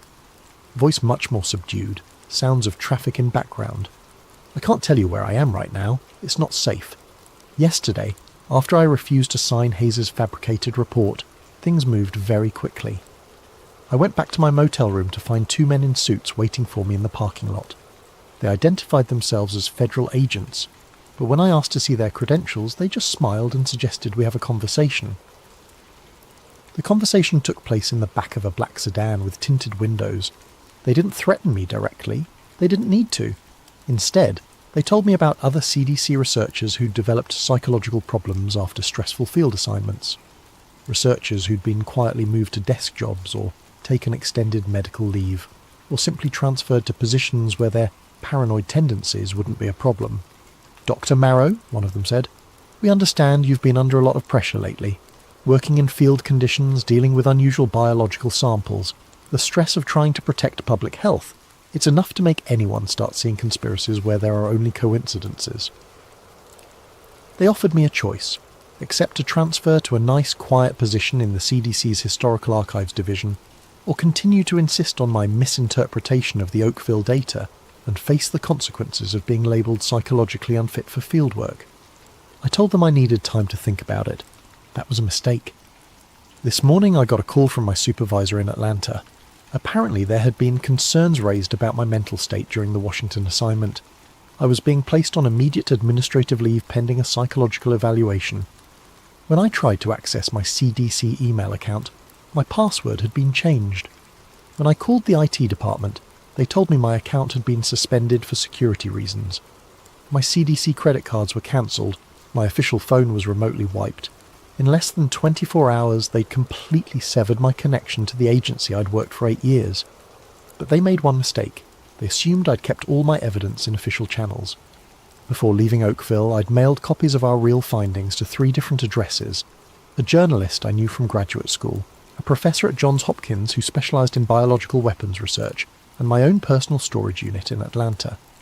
I'd also uploaded encrypted copies to a private bulletin board system that a friend of mine ran for sharing research data. If they wanted to silence me, they'd have to find and destroy all of those copies, and I wasn't going to make it easy for them. Sound of papers rustling. I've been doing my own research over the past 2 days, using public records and Freedom of Information Act requests to trace the history of Project Rainveil. What I've found is terrifying in its scope. The Oakville incident wasn't isolated. Over the past 30 years, there have been at least 24 similar events in small communities across the United States. Strange weather phenomena followed by unexplained illnesses, always in rural areas with populations under 1,000, always with minimal media attention. 1967, Eureka, Utah. Residents reported snow that wouldn't melt, followed by a flu outbreak that left most of the town bedridden for weeks. 1973, Millfield, Ohio. A chemical spill from a passing truck caused respiratory problems and severe lethargy in local residents. 1981, Hanksville, Utah. Military aircraft conducting weather research preceded an outbreak of what doctors called desert fever. Symptoms included cognitive fog and unusual compliance with authority figures. 1988, Jordan Valley, Oregon. Atmospheric algae blooms caused flu-like symptoms and temporary memory problems in nearly half the town's population. The pattern is always the same: unusual atmospheric phenomena followed by specific symptoms that include not just physical illness, but psychological changes. Reduced anxiety, increased suggestibility, temporary memory problems, and always military aircraft in the area immediately before the incident. But here's what really scares me. I found evidence that some of these tests were deemed successful and led to larger-scale operations. In 1976, San Francisco experienced what was officially described as a fog phenomenon that caused widespread respiratory problems. Thousands of people were affected, but the symptoms were dismissed as a particularly bad flu season. What the public wasn't told was that military aircraft had been conducting weather modification experiments over the Bay Area for months leading up to the incident. They'd been testing biological weapons on American citizens for decades, refining their techniques, expanding their scope. The Oakville incident was just the latest iteration of a program that's been growing bolder and more sophisticated over time. Long pause, sound of someone lighting a cigarette. I tried to call the journalist I'd sent documents to. Her editor told me she'd been reassigned to cover local politics and wasn't available for comment on conspiracy theories. The professor at Johns Hopkins never returned my calls, and when I finally reached his department, they told me he was on sabbatical in Europe with no forwarding address. Someone got to them. Someone with enough influence to silence respected professionals with just a phone call. But they haven't found all of my evidence yet, and they haven't silenced me. I'm going to keep digging. I'm going to find out how high this goes, how many people know about Project Rainveil, and what they're planning next. Because I have a terrible feeling that Oakville was just a small-scale test for something much bigger. The question isn't whether they're going to do this again. The question is where, when, and how many people will be affected next time. End of entry number 5. Date: August 20th, 1994. Time: 3:17. AM location: unknown. Voice tired, stressed, sounds of typing. It's been a week since my last recording and everything has gone to hell. I thought I was being careful. I thought I was covering my tracks. But they've been watching me since the moment I left Oakville, and they're very, very good at what they do. 3 days ago, I was staying in a small motel outside Portland, trying to piece together more information about Project Rainveil using public records and online databases. I'd managed to identify what I thought was the command structure for the program: a joint task force involving elements from the Army, the Air Force, and something called the Biological Defense Research Command that doesn't officially exist. I was making good progress, connecting the dots between various military installations, research facilities, and the locations of suspected biological weapons tests. I'd even found what looked like budget allocations for atmospheric delivery systems buried in Defense Department spending reports. That's when they found me. I woke up around 2 in the morning to the sound of someone trying to pick the lock on my motel room door. I'd been paranoid enough to wedge a chair under the handle and set up some improvised early warning systems, glasses balanced on the doorknob, that sort of thing. When I heard the glasses fall, I knew I had maybe 30 seconds before they got in. I grabbed my laptop and the backup drives, threw them in a bag and went out the bathroom window. It was a 2-story drop, and I'm pretty sure I sprained my ankle when I landed, but it was better than waiting around to see what they had planned for me. From the parking lot I could see 3 men in my room, searching through everything I'd left behind. They were thorough, checking inside the toilet tank, ripping apart the mattress, even removing electrical outlet covers to look for hidden storage. These weren't amateur government agents. These were professionals who'd done this kind of thing many times before. I limped to my rental car and drove until dawn, changing direction randomly, paying cash for everything, trying to stay ahead of whatever tracking systems they might be using to find me. But they found me anyway. Yesterday, I stopped at a library in a small town whose name I won't record here, trying to use their computers to continue my research. After about an hour of digging through military contractor databases, every computer in the library suddenly lost internet access. The librarian said it was probably a problem with their service provider. But when I went outside, I saw a van parked across the street with sophisticated communications equipment visible through the back windows. Someone had jammed the library's internet connection to stop me from accessing information they didn't want me to see. That's when I realised the full scope of what I was up against. This isn't just a cover-up of one biological weapons test. This is a coordinated campaign involving multiple agencies, military units, and intelligence services. They have the resources to monitor internet traffic, jam communications, and track individuals across multiple states in real time. But they've also made a mistake. They've shown me how scared they are. If Project Rainveil was just a minor research program that got out of hand, they wouldn't need this level of resources to contain the story. The fact that they're throwing this much manpower and technology at stopping one CDC researcher means the program is much bigger and much more important than I initially thought. Sound of papers rustling, typing. I've managed to piece together more of the picture using cached web pages and archived documents I downloaded before they started actively interfering with my research.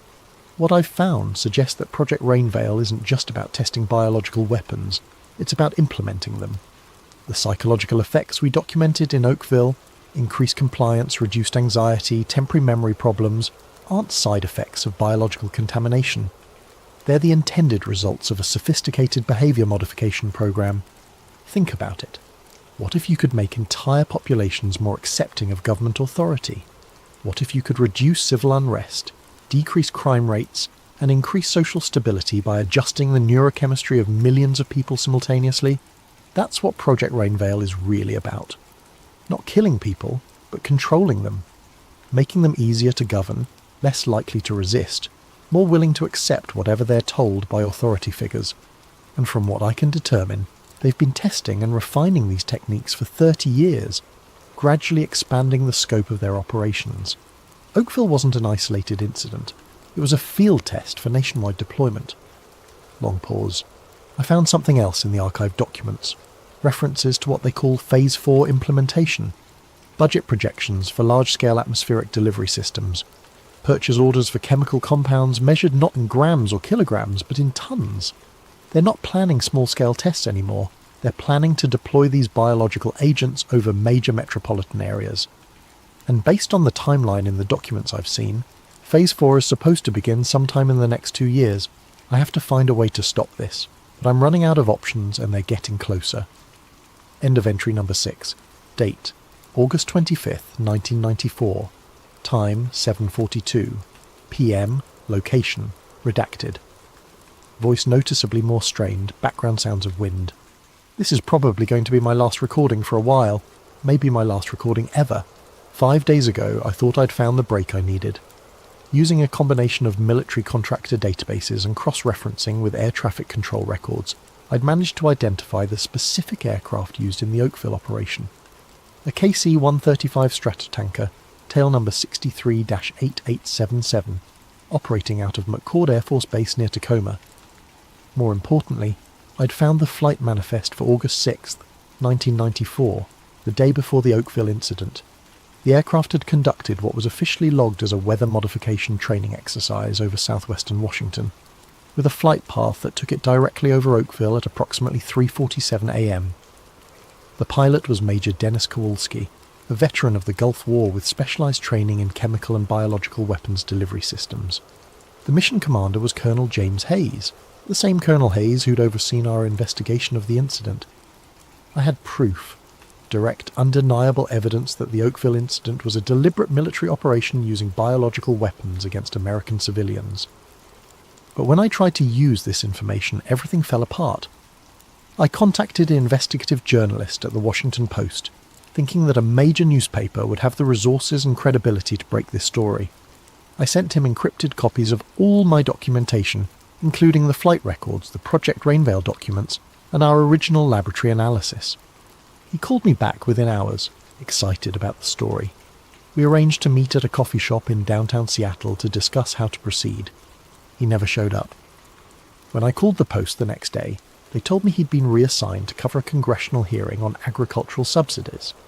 When I pressed for more information, they said he wasn't available for comment on pending investigations. That's when I realised they'd gotten to him too. Whatever influence Project Rainveil had, it was powerful enough to silence journalists at major newspapers. So I tried a different approach. I reached out to a congressional aide I knew from college, someone who worked for a senator known for investigating government misconduct. I figured that Congress had oversight authority over military operations, and that elected officials might be harder to silence than journalists. I was wrong. The aide was interested at first, but after I sent him the documents, his attitude changed completely. He called me back and suggested that I might be misinterpreting the evidence, that the stress of my CDC work had caused me to see patterns that aren't really there. The exact same language Hayes and his people had used. Someone had gotten to him within 24 hours of receiving my information. Either they'd threatened him, paid him off, or convinced him that I was mentally unstable. It didn't matter which. The result was the same. Sound of typing, papers rustling. But then I found something that changed everything. A name I recognised from my graduate research. Dr. Elizabeth Carver, formerly of the Army's Biological Weapons Research Program at Fort Detrick. Dr. Carver had been a whistleblower in the 1970s, exposing illegal human experimentation programs run by the military. She'd faced the same kind of harassment and discrediting that I was experiencing, but she'd managed to get her story out through alternative channels. More importantly, she was still alive and still fighting. I managed to track her down through academic networks. She was working as a professor at a small college in Vermont, keeping a low profile but still conducting research into government biological weapons programs. When I called her, she knew exactly what I was talking about before I even mentioned Project Rainveil. They've been expanding the program, she told me. What you saw in Oakville was just the latest test. They've been working on this for decades, and they're getting ready to go operational. She agreed to meet with me, but only under very specific conditions. No phones, no electronic devices, no credit card transactions. Cash only, public places, multiple contingency plans for communication. They're very good at what they do, she warned me, and they have resources you can't imagine. But they're not invincible. There are ways to fight back. We met 3 days ago in a small diner in rural Montana. Dr. Carver was in her 60s, grey-haired and unassuming, but when she spoke about the biological weapons program, her voice carried the authority of someone who'd spent decades studying the subject. The Oakville incident follows the same pattern as dozens of other tests, she explained. They select isolated communities, deploy biological agents designed to affect behaviour and cognition, then monitor the results while maintaining plausible deniability. She showed me documents I'd never seen before, classified reports dating back to the 1960s describing similar operations, not just in the United States, but in allied countries whose governments had agreed to let American forces conduct defensive research on their soil. The ultimate goal, she said, is population-scale behaviour modification. They want to be able to adjust the psychological state of entire regions, making people more compliant, less likely to resist government authority, more susceptible to propaganda and social manipulation. The scope of what she was describing was staggering. Not just occasional weapons tests, but a systematic program to develop the capability for mass psychological control. But why? I asked. What's the point of having a compliant population if you have to drug them to achieve it? Dr. Carver smiled grimly. Because the people who run these programs believe that democracy is inherently unstable. They think that giving people too much freedom leads to chaos, rebellion, and social collapse. In their view, a little bit of chemical compliance is a small price to pay for social stability. She explained that Project Rainveil was part of a larger strategic initiative called Cognitive Stability Operations, designed to give the government tools for managing what they called democratic volatility. The idea was that by subtly adjusting the neurochemistry of target populations, they could prevent civil unrest, reduce crime rates, and maintain social order without the need for overt authoritarian measures. They see it as a more humane alternative to military occupation, or police-state tactics, she said. Instead of oppressing people directly, they just make people less inclined to resist oppression. Long pause, sound of wind getting stronger. Dr. Carver gave me more than just information. She gave me hope. There are others, she told me. Scientists, journalists, government officials who know what's happening and are working to expose it. We have to be careful. We have to be smart, but we're not alone. She put me in touch with a network of researchers and activists who've been tracking government biological weapons programs for years. They have resources, connections, and most importantly, they have a plan for getting this information to the public in a way that can't be suppressed or discredited. But the plan requires me to disappear for a while, to go completely underground, cut all ties to my previous life, and work with them to build an airtight case that even the government's media manipulation capabilities can't dismiss. The moment you surface again, Dr. Carver warned me, they'll do everything they can to destroy your credibility.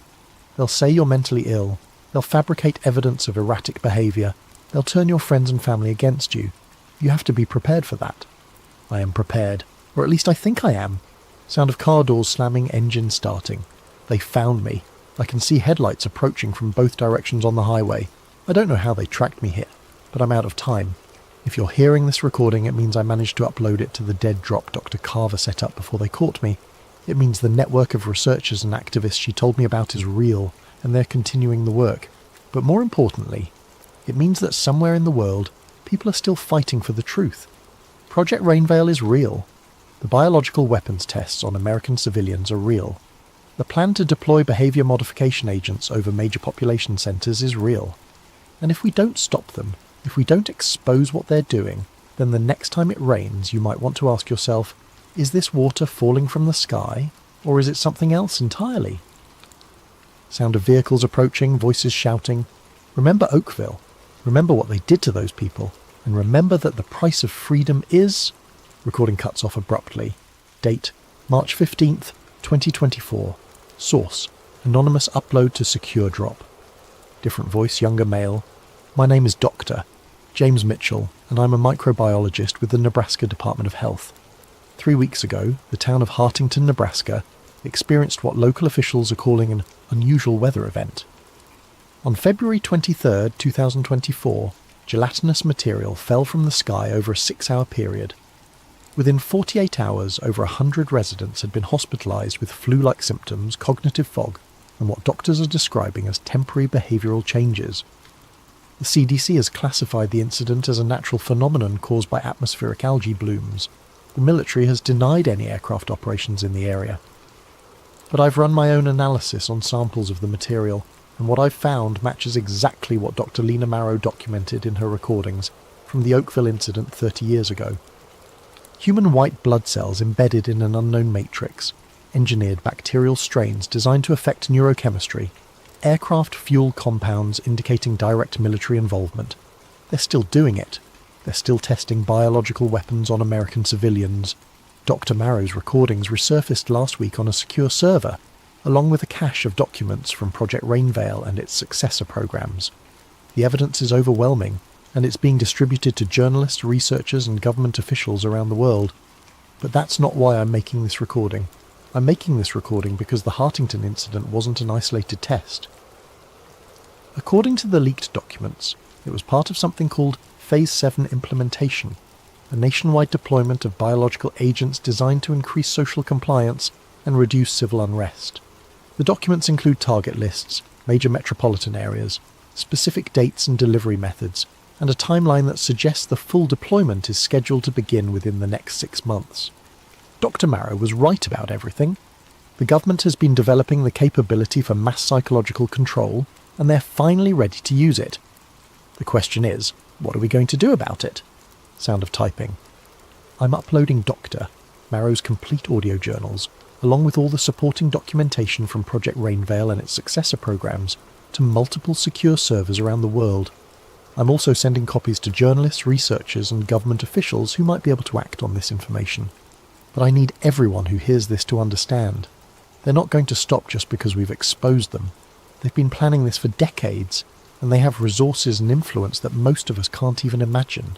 The only way to stop them is if enough people know the truth, if enough people refuse to accept the official explanations, if enough people demand answers when unusual weather events are followed by mysterious illnesses, so the next time it rains, look up, look closely, and ask yourself, what's really falling from the sky? Because Dr. Lena Marrow gave her life to warn us about what's coming. The least we can do is listen. Over the next half hour, we'll introduce you to Agent Silas Rourke, Doctor, Liana Suresh, and Director Vance Halcor. A trio drawn into a web of secrets around a lethal pathogen called VX-73. As tensions mount and paranoia spreads, you'll witness how fear can become a powerful tool of control, and how a single whistleblower might spark either liberation or a deeper descent into conspiracy. Now close your eyes, or let them wander across these words, and follow me into the first moments of this dark, suspenseful odyssey. It started with a single headline: Mysterious respiratory illness detected in Port Maxwell. Within days, similar stories crept across the country, quiet at first, overshadowed by routine politics and everyday noise. Then, all at once, everything changed. The virus, designated VX-73, emerged as a swift-moving spectre, triggering coughing fits that escalated into respiratory failure for many. In a matter of weeks, schools were shut, businesses locked their doors, and entire metropolitan areas were quarantined under what officials described as temporary emergency protocols. For Agent Silas Rourke, a 42-year-old operative at the Bureau of Federal Integrity, BFI, life became an endless string of directives and dispatches. His daily uniform was a crisp suit layered beneath a bulletproof vest and a standard-issue respirator mask that itched at his face. He'd spent over a decade tackling threats deemed subversive to national security, from financial sabotage to espionage. Yet no training had ever prepared him for watching entire city blocks fall silent overnight.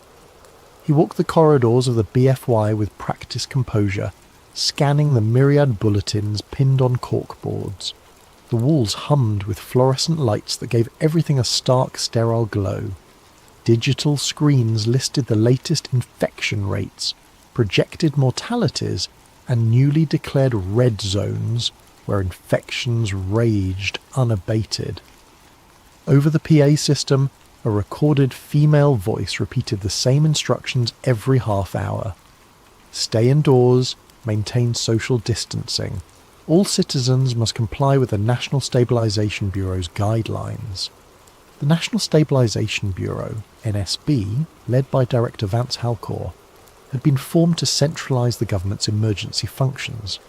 Some called it necessary response. Others whispered about the creation of an all-powerful agency with little oversight. Halcor himself was a tall, imposing figure who frequently appeared on screens throughout the BFI complex, delivering updates about mandatory daily biometric scans and the development of a new vaccine, Unity Serum. Silas had known Halcor only in passing, enough to catch glimpses of a man driven by unwavering conviction. He recognized in Halcor that sense of unstoppable momentum, as though the security of the entire nation hinged on following his blueprint. Silas tried to set aside his personal misgivings. He was a loyal agent, bound to uphold the Bureau's mission. If the vaccine provided the solution to stop VX-73, so be it. Then one morning, Silas was summoned to a high-clearance briefing. He expected a new assignment along the lines of standard public compliance checks. Instead, he found himself in a cramped conference room, facing a handful of BFI higher-ups who spoke in hushed, clipped tones. The gist was simple. Alleged disinformation campaigns were circulating, claiming that VX-73 was not naturally occurring but lab-engineered. These rumours, the brass said, were fueling panic, turning citizens against the government's measures. Silas's job was to investigate any potential insiders leaking such nonsense. At first, he believed the directive to be legitimate. Disinformation in a crisis could be lethal, prompting civil unrest and undermining official responses. Yet as Silas pored over digital logs and tapped into encrypted chat rooms, he stumbled across an unencrypted file labelled simply Project Paragon, Preliminary. The file wasn't supposed to be on the BFI's server at all. It appeared as though someone with high-level credentials had hidden it behind labyrinthine subdirectories. Intrigued, Silas pried open the document. Inside were sanitized references to VX 73 months prior to the earliest official detection date. The language read, "Field tests planned in controlled sectors, monitor subject compliance and social response." A chill rippled through Silas. The deeper he delved, the more he found that pointed to a private biotech lab with direct ties to the Department of Defense. Another set of documents discussed funding from major corporate donors, massive pharmaceutical conglomerates that had a vested interest in vaccines, testing kits, and biometric devices. Confusion turned to a subtle dread. If these partial records were real, then the official narrative was incomplete at best, or outright deceptive at worst. Silas secured the files on a flash drive. Over the next few days, he quietly cross-referenced the data, trying to confirm whether Project Paragon existed. He took caution, covering his digital tracks with proxy servers. Even so, he noticed the BFI's internal security channels seemed abuzz with mentions of an internal breach. Fear knotted in his stomach. Someone else was on this trail too. He found short references to a doctor, Liana Suresh, apparently a virologist who once worked at a biotech facility codenamed Cerulean Labs. Her name popped up in correlation with antigen research and compliance metrics. The wording was bizarre. Since when did a vaccine program revolve around compliance? Yet there it was. VX-73 antigen trials show 62% compliance rate.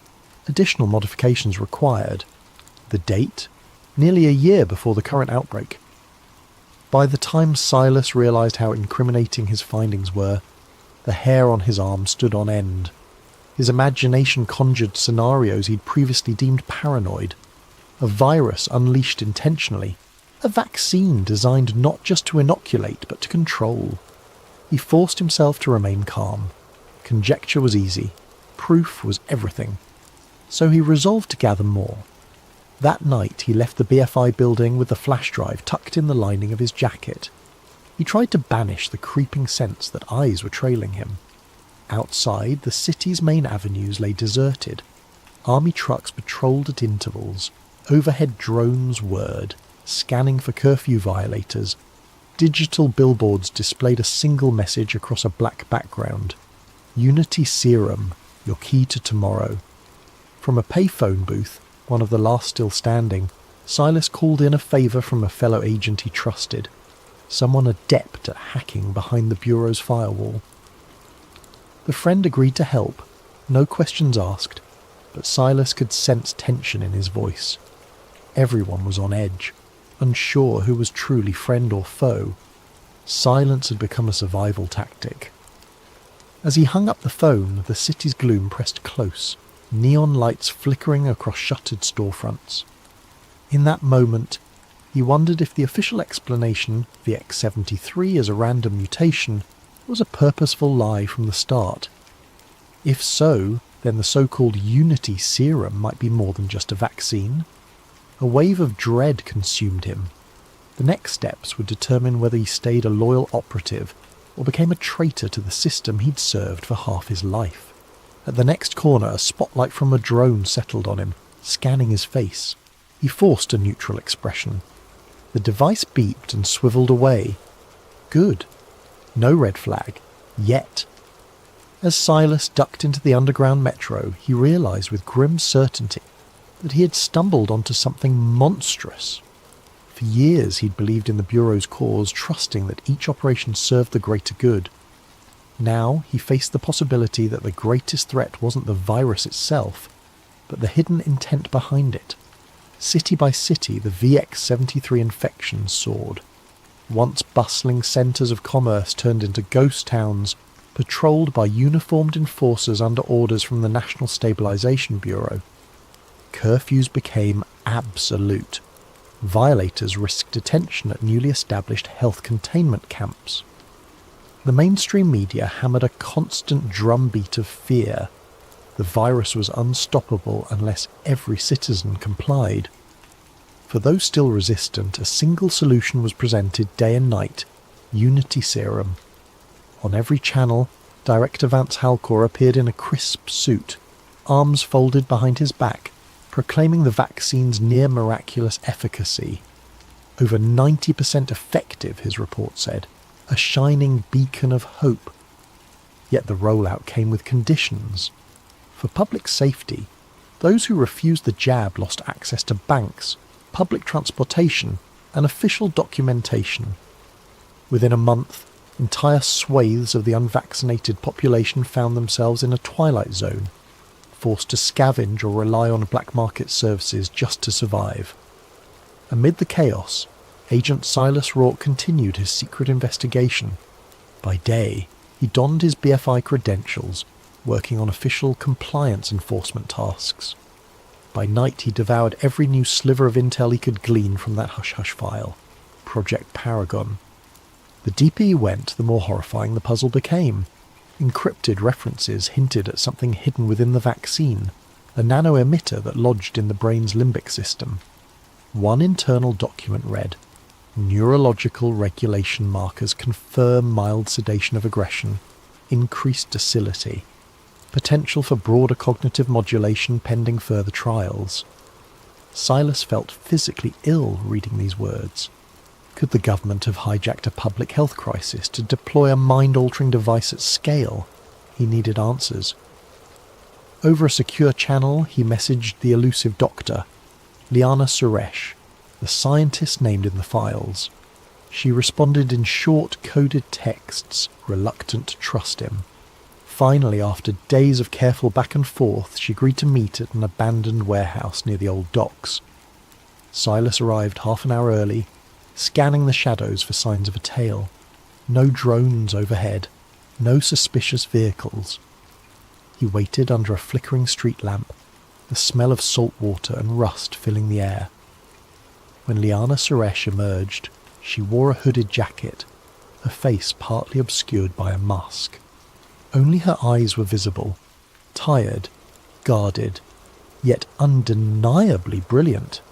She gave Silas a once-over, keeping a hand near her coat pocket. Possibly she carried a stun gun or pepper spray. Without greeting, she said in a hushed tone, "Why should I believe you're not with them?" Silas replied with the only currency that mattered, truth. He produced the flash drive and recited data from the files, his voice laced with quiet desperation. Liana's expression shifted from suspicion to grim acknowledgement.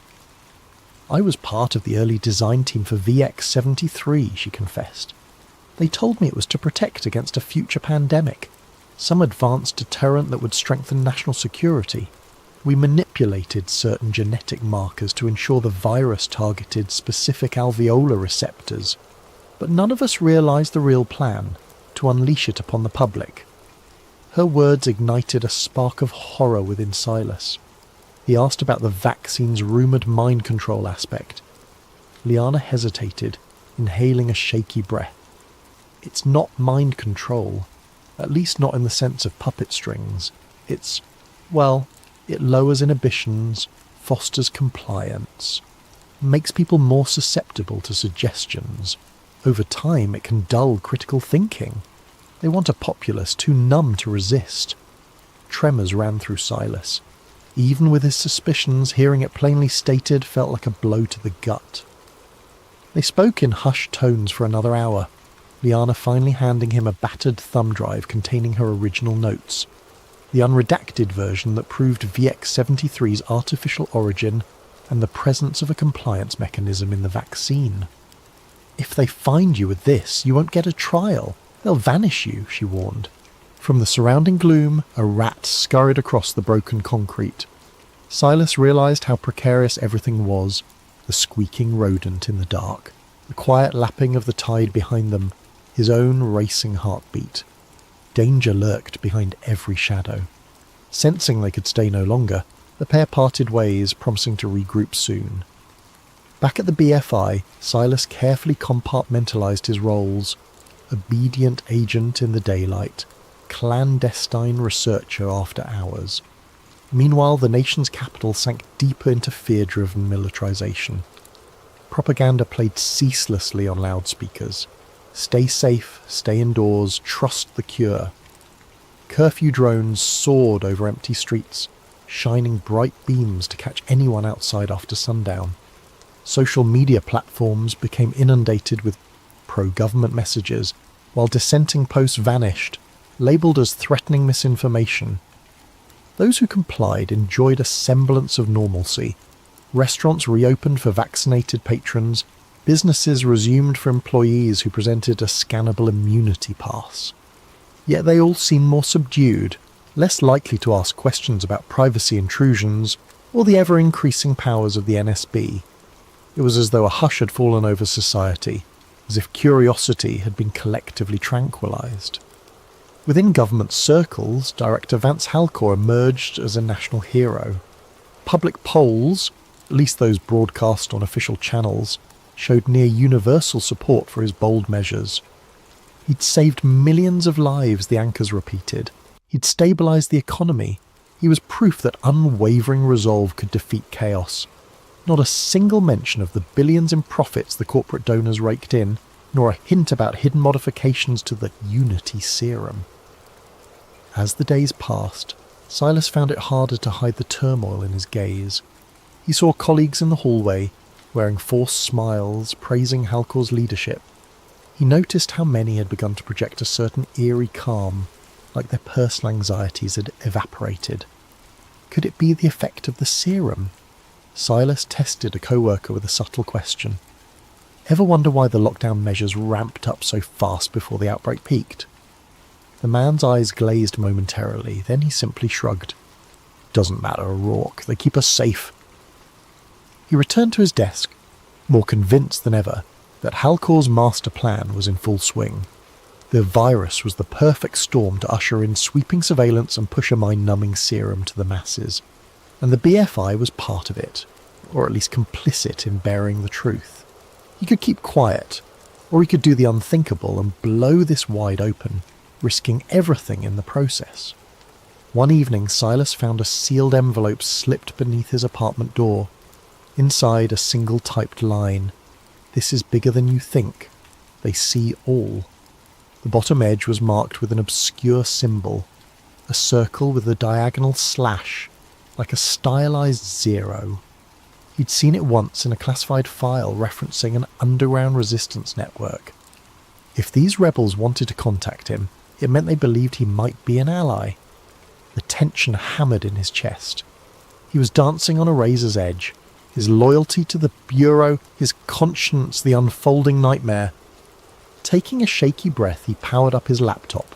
A series of pings indicated a new assignment in his BFI inbox: track down a subversive known for smuggling contraband medical supplies. Silas realised with a jolt that the suspect's name had been flagged in Dr. Liana Suresh's notes.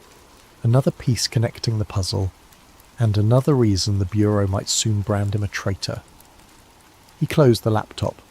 Outside, the city lights glowed, reflecting off dark clouds pregnant with the threat of a new storm.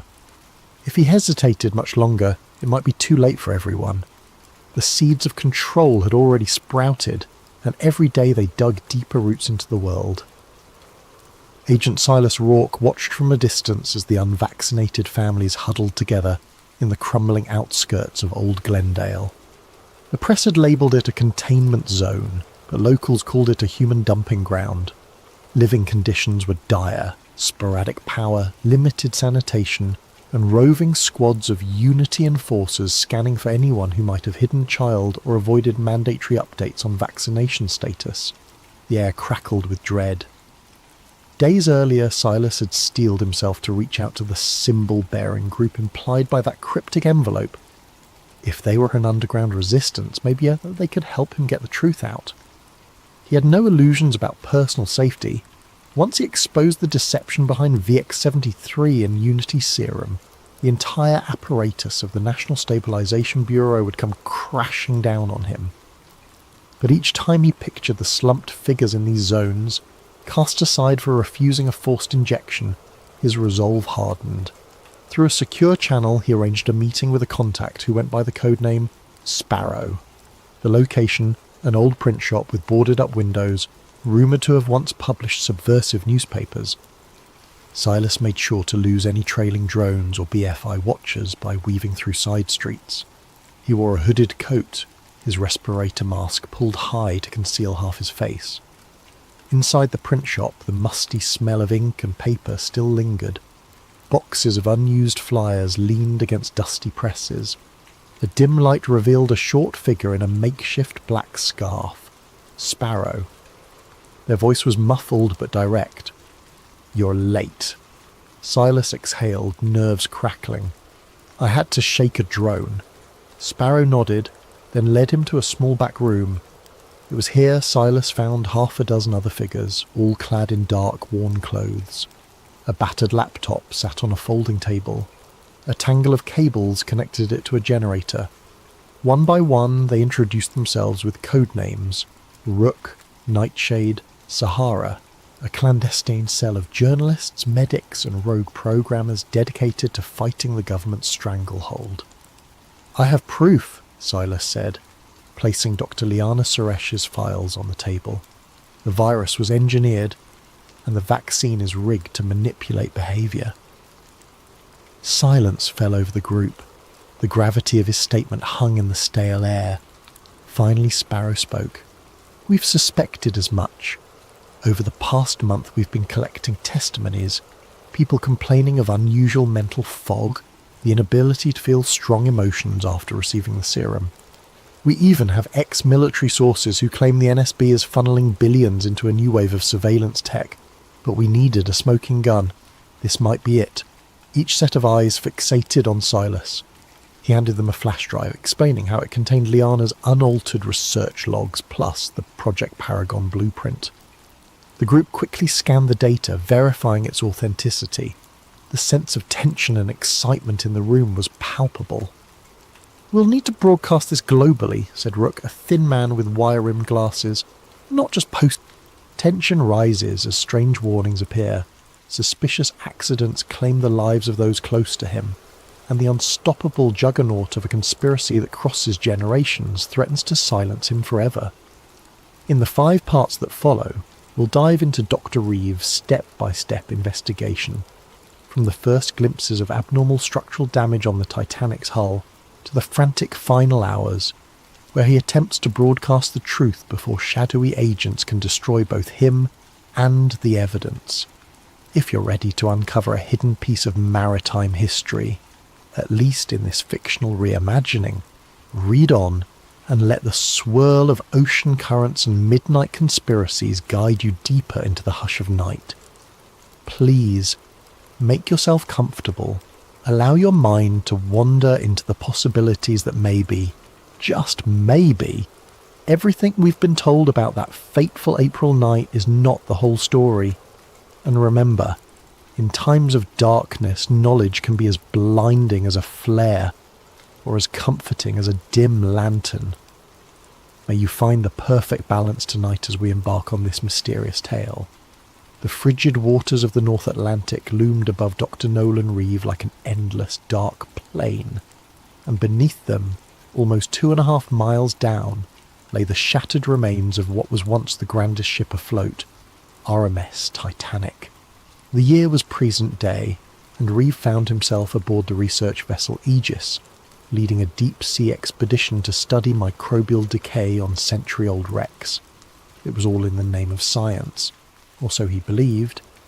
The Aegis was no luxurious craft, but it boasted a sturdy submersible named Deep Seeker that could navigate the tremendous pressure at such depths. Reeves' focus was to gather data on the rusticles, those icicle-like formations of iron-oxidizing bacteria slowly consuming the Titanic's hull. Alongside him was a small crew of marine scientists, including Isla Grant, a skilled submersible pilot and camera operator with a knack for zeroing in on small details. The funding for this expedition came from a wealthy institute run by Andrew Calder, a rather enigmatic financier who seldom gave interviews but had a keen interest in the maritime heritage. As the Aegis hovered in the general area, Reeve and Grant prepared for their first descent. Their mission's outward goals were straightforward: collect microbe samples from various compartments, photograph structural integrity, and produce a documentary charting the wreck's gradual dissolution. But Reeve felt an odd stirring in the back of his mind. Something about Calder's deep pockets and the near-obsessive interest he showed in the Titanic unsettled him. Calder insisted on daily updates, demanded high-resolution close-ups of specific hull sections, as though searching for something more than just rust. On a crisp morning, the submersible deck rumbled with mechanical clanks as Deep Seeker was lowered into the ocean. Reeve and Grant strapped into the tiny sphere that formed the sub's cockpit, oxygen humming through portable lines. Once submerged, the watery gloom swallowed them. Dials glowed green, and the hull's thick glass offered a restricted but haunting view. Grant navigated them slowly downward, the hull lights cutting a pale cone through dark water. After about 2 hours of descent, the sub's external beams finally caught sight of the Titanic's bow. Even after a century submerged, the shape was unmistakable. The ghostly hulk loomed from the gloom, broken in half, the once proud prow half buried in silt. Reeve felt his heart clench with awe and sorrow. It was a tomb and a monument, a silent testament to a night that changed history.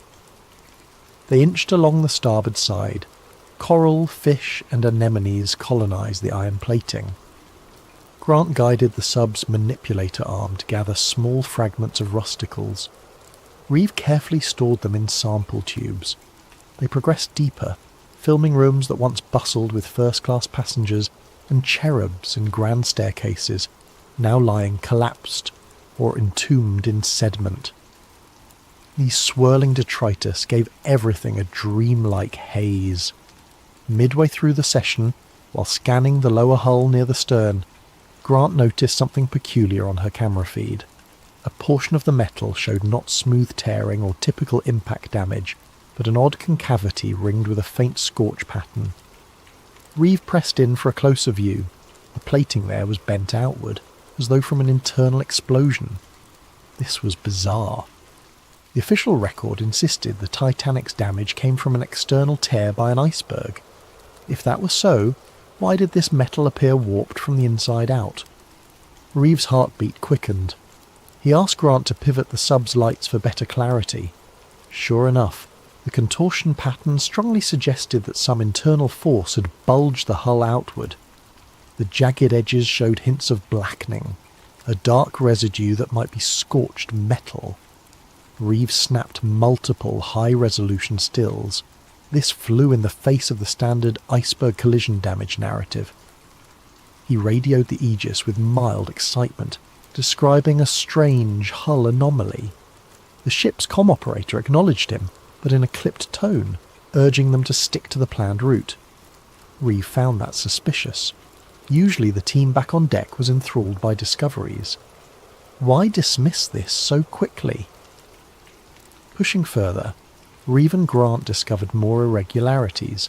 Sealed cargo compartments not listed in the ship's known manifests. Metal beams that looked warped in ways you wouldn't expect from an iceberg tear. Then they saw something even more bizarre. A small chunk of what seemed like embedded steel that didn't match the rest of Titanic's composition. Could it be a fragment from a device or an outside structure? They collected a sample with the sub's manipulator arm. As their time slot undersea neared its end, Reeves' mind whirled with questions. When they returned to the surface, Calder was on the deck to greet them, a faint smile on his lips. "Any interesting finds?" he asked casually.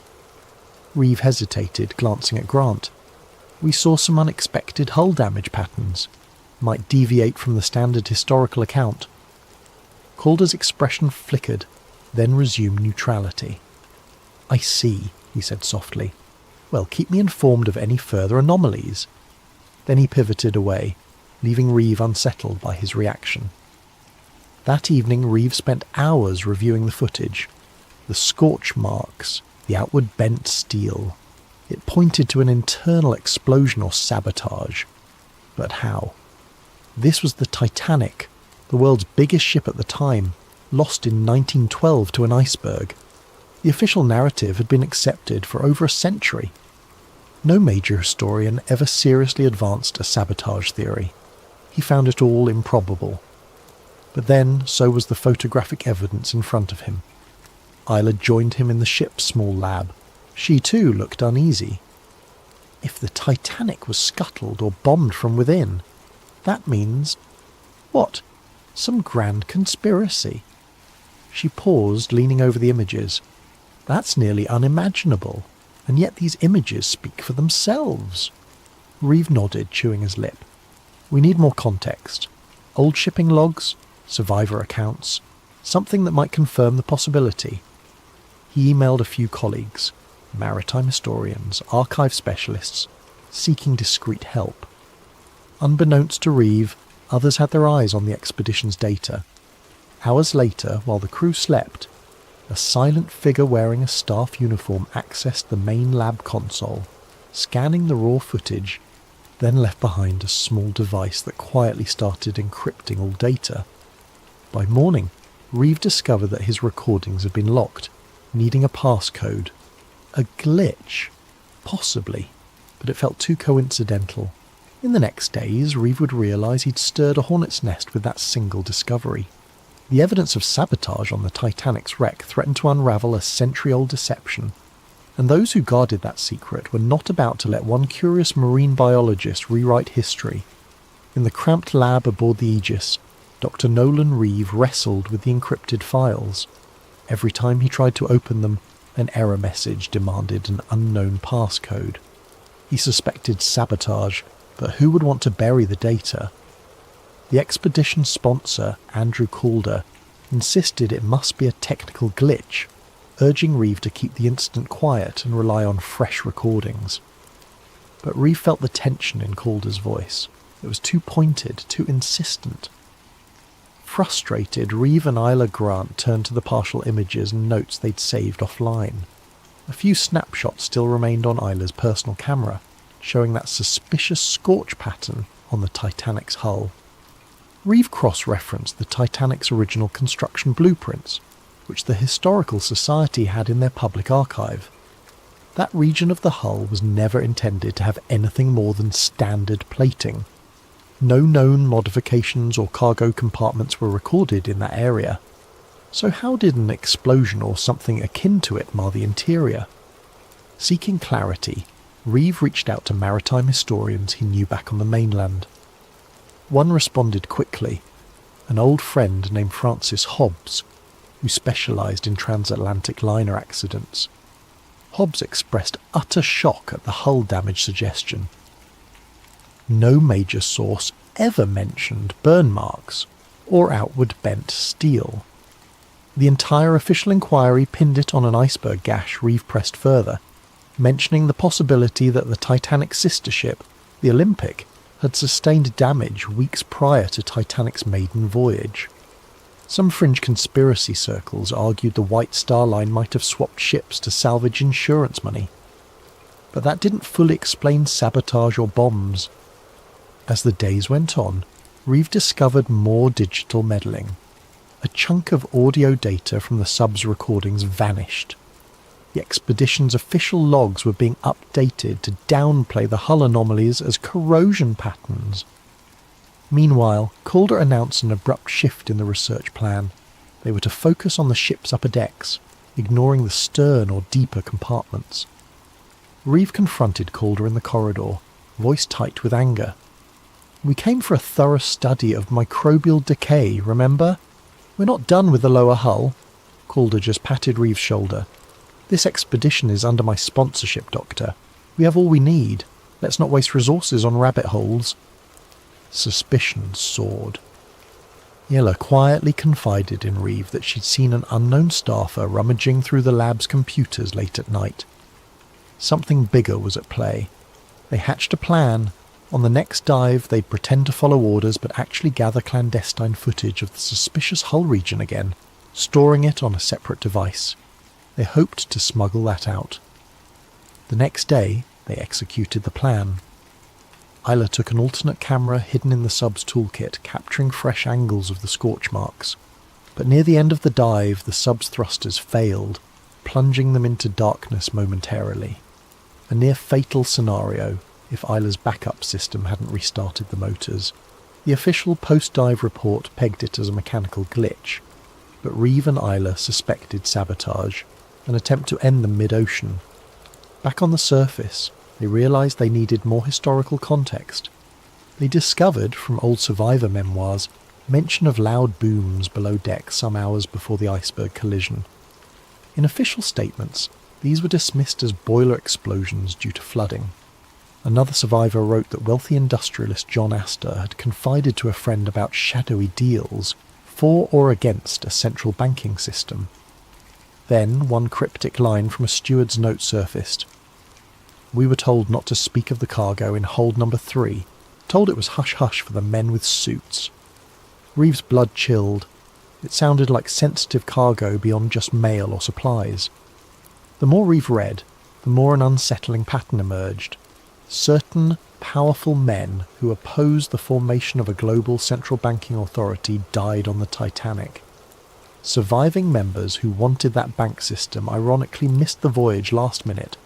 Could the sinking have been orchestrated to remove key opposition? Reeve's logic reeled. It was wild, reminiscent of conspiratorial talk. Yet the sabotage evidence from the wreck gave these claims unexpected weight. Meanwhile, the expedition approached an official end date. Calder seemed eager to wrap up. The mood on the Aegis turned tense, with some staff openly complaining about weird instructions from Calder's office. Reeve realised that once they returned to shore, Calder might quietly seize all official findings, labelling anything about sabotage as a hoax. Reeve confided in Isla that they needed to break free from Calder's control. "We have to publish or release these anomalies ourselves," he insisted. She agreed, though fear glimmered in her eyes. "But they're watching everything we do." Days before the final docking, an unnerving event confirmed their fears.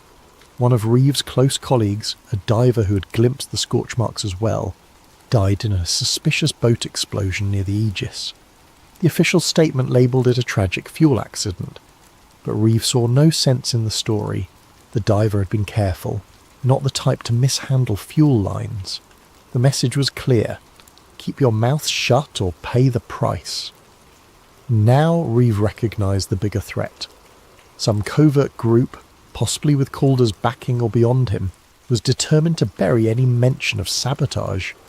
Perhaps a direct lineage of those old bankers or industrialists from 1912 still wielded enough influence to ensure the Titanic's alternative story remained hidden. The fear in Reeve's gut was overshadowed by moral resolve. People deserved the truth. The tragedy that claimed 1/500 lives might have been a coldly calculated mass murder. Nights turned sleepless. Reeve hammered out a partial draft of his revelation. An academic paper explaining the structural anomalies, listing historical coincidences, and linking them to potential sabotage. He also prepared a short documentary with images and voiceover, planning to upload it online the moment they were near stable internet. Isla assisted, editing in hush hours. They stored backups on hidden flash drives, but unbeknownst to them, an unknown figure in the staff was already alerting superiors about their secret activities. The black-suited watchers who answered to a shadowy black archive were preparing a final move, Reeve received a cryptic email from an unnamed address. "Stop, we see you. Let the Titanic rest, or you'll join its fate in deep silence." Sickness clenched Reeve's stomach. This was no empty threat, but he pressed on, determined. The Titanic's dead deserved no less than the truth. As the expedition's final day dawned, the Aegis began returning to port. Calder circled the decks, ensuring all official data was locked. Reeve and Isla, with their clandestine files, awaited the perfect moment to slip away or go public. Tension crackled through the sea air. Both felt that soon the conspirators would strike. Reeve thought of the thousands who died that night in 1912, possibly sacrificed for a hidden agenda. He vowed not to let them remain pawns in some century-old cover-up. He could only hope that in the hours ahead he'd find a way to broadcast the shocking truth before the Watchers enforced their deep silence, just as they had, apparently, for the diver who died, and for countless others who might have glimpsed the Titanic's real story over the decades. On the morning the Aegis neared the harbour, Dr. Nolan Reeve stood on the stern deck, scanning the shoreline for any sign of abnormal presence. The coastal city's skyline shimmered under the rising sun. People going about their daily routine had no idea that a conspiracy over 100 years old was about to surface. If Reeve and Isla Grant could manage to reveal it. The tension inside Reeve coiled tighter with each minute. The Watchers might be waiting at port, planning to intercept him or destroy the evidence. At breakfast, Andrew Calder made an announcement. Once they docked, all expedition materials, logs, footage, collected data were to be handed over to the sponsoring institute for analysis and archiving. He claimed it was standard procedure, but Reeve caught the triumphant glint in Calder's eyes. This was clearly the final step in burying the sabotage findings. Reeve pretended compliance, casually finishing his toast while his pulse hammered. Isla, seated nearby, gave him a subtle nod. They understood each other. They had to act quickly. Below decks, Reeve and Isla retrieved their hidden flash drives from a safe compartment in the sub's tool storage. On these drives lay the photographic proof of the Titanic's hull damage, the partial interviews with experts who had uncovered old shipping conspiracies, plus the half-finished documentary. They sealed them inside a watertight case small enough to slip into Isla's personal bag. Their plan was to slip away from the Aegis the moment they landed, find an off-site location with stable internet, and upload everything. They also had a contact in the press, a freelance investigative journalist who had expressed interest in unconventional Titanic revelations. If they could get in touch, the journalist could go public with the story, but their Watchers were a step ahead. As the Aegis came into port, Reeve noticed a black SUV parked near the dock, 2 men in suits standing by. They exuded the same menacing aura as the staffer who had prowled the lab at night. Reeve recognised their type, ex-intelligence or corporate security, probably the Black Archive or some affiliate. If Reeve and Isla marched out the front gangplank, they'd be easy prey. Thinking fast, Reeve told Isla, "We can't disembark with everyone else. We need a back route." She recalled there was a smaller cargo ramp on the starboard side used for unloading sub-equipment. If the Watchers were fixated on the main exit, maybe they could slip out unnoticed. They bided their time until docking was complete, the bustle of the harbour overshadowing the usual procedures. Then, with anxious hearts, they made their move. Slipping on plain jackets and carrying minimal gear, they snuck to the starboard cargo area. The usual guard was absent, likely assisting with the main disembark. They lowered a small ramp onto the dock. Heart-pounding, they hurried down. Reeve's eyes darted to the black SUV. The suited men were still scanning the main exit. Good. They made it halfway across the dock when a shout broke out behind them. "Hey, stop! Stop!" Another staffer from the Aegis, wearing an earpiece, sprinted forward. Reeve and Isla broke into a run, weaving among crates and dock workers. Over their shoulders they saw the black suits rush into action. The Watchers realised their target was escaping. Isla pointed to a cluster of cabs by the gates. "We can get one of those," she gasped. But as they neared, they found a man stepping from a second black SUV to block the path. The Watchers were closing in from both sides. In a desperate manoeuvre, Reeve dashed behind a forklift. The driver, startled, nearly dropped his cargo. Isla jumped aboard, urging the forklift driver to swing around. The Watchers hesitated, not wanting to cause a scene with bystanders. The forklift jerked forward, awkwardly separating them from at least 2 pursuers. Reeve spotted a side alley leading away from the harbour. "That way!" he yelled. They tumbled off the forklift and sprinted into the alley, footsteps echoing on wet concrete. The Watchers gave chase. Adrenaline pounded in Reeve's veins. He clutched the bag containing the flash drives, desperate not to lose it. They twisted down side streets in a labyrinth near the harbour's industrial zone, the Watchers cursing behind them. Once they found a small metal door leading into an old warehouse. They slipped inside, the Watchers' footfalls receding briefly. In the dim interior, crates of fish meal or old maritime supplies reeked of stale salt. Isla quickly typed a text on her phone to the journalist contact. "Need immediate pickup. Coordinates near old warehouse. Being chased." She pressed send, praying the signal went through. They heard footsteps outside, no time to hide further. Moments later, the Watchers kicked in the door. A short scuffle ensued. Isla brandished a wrench from a table, swinging it as a deterrent.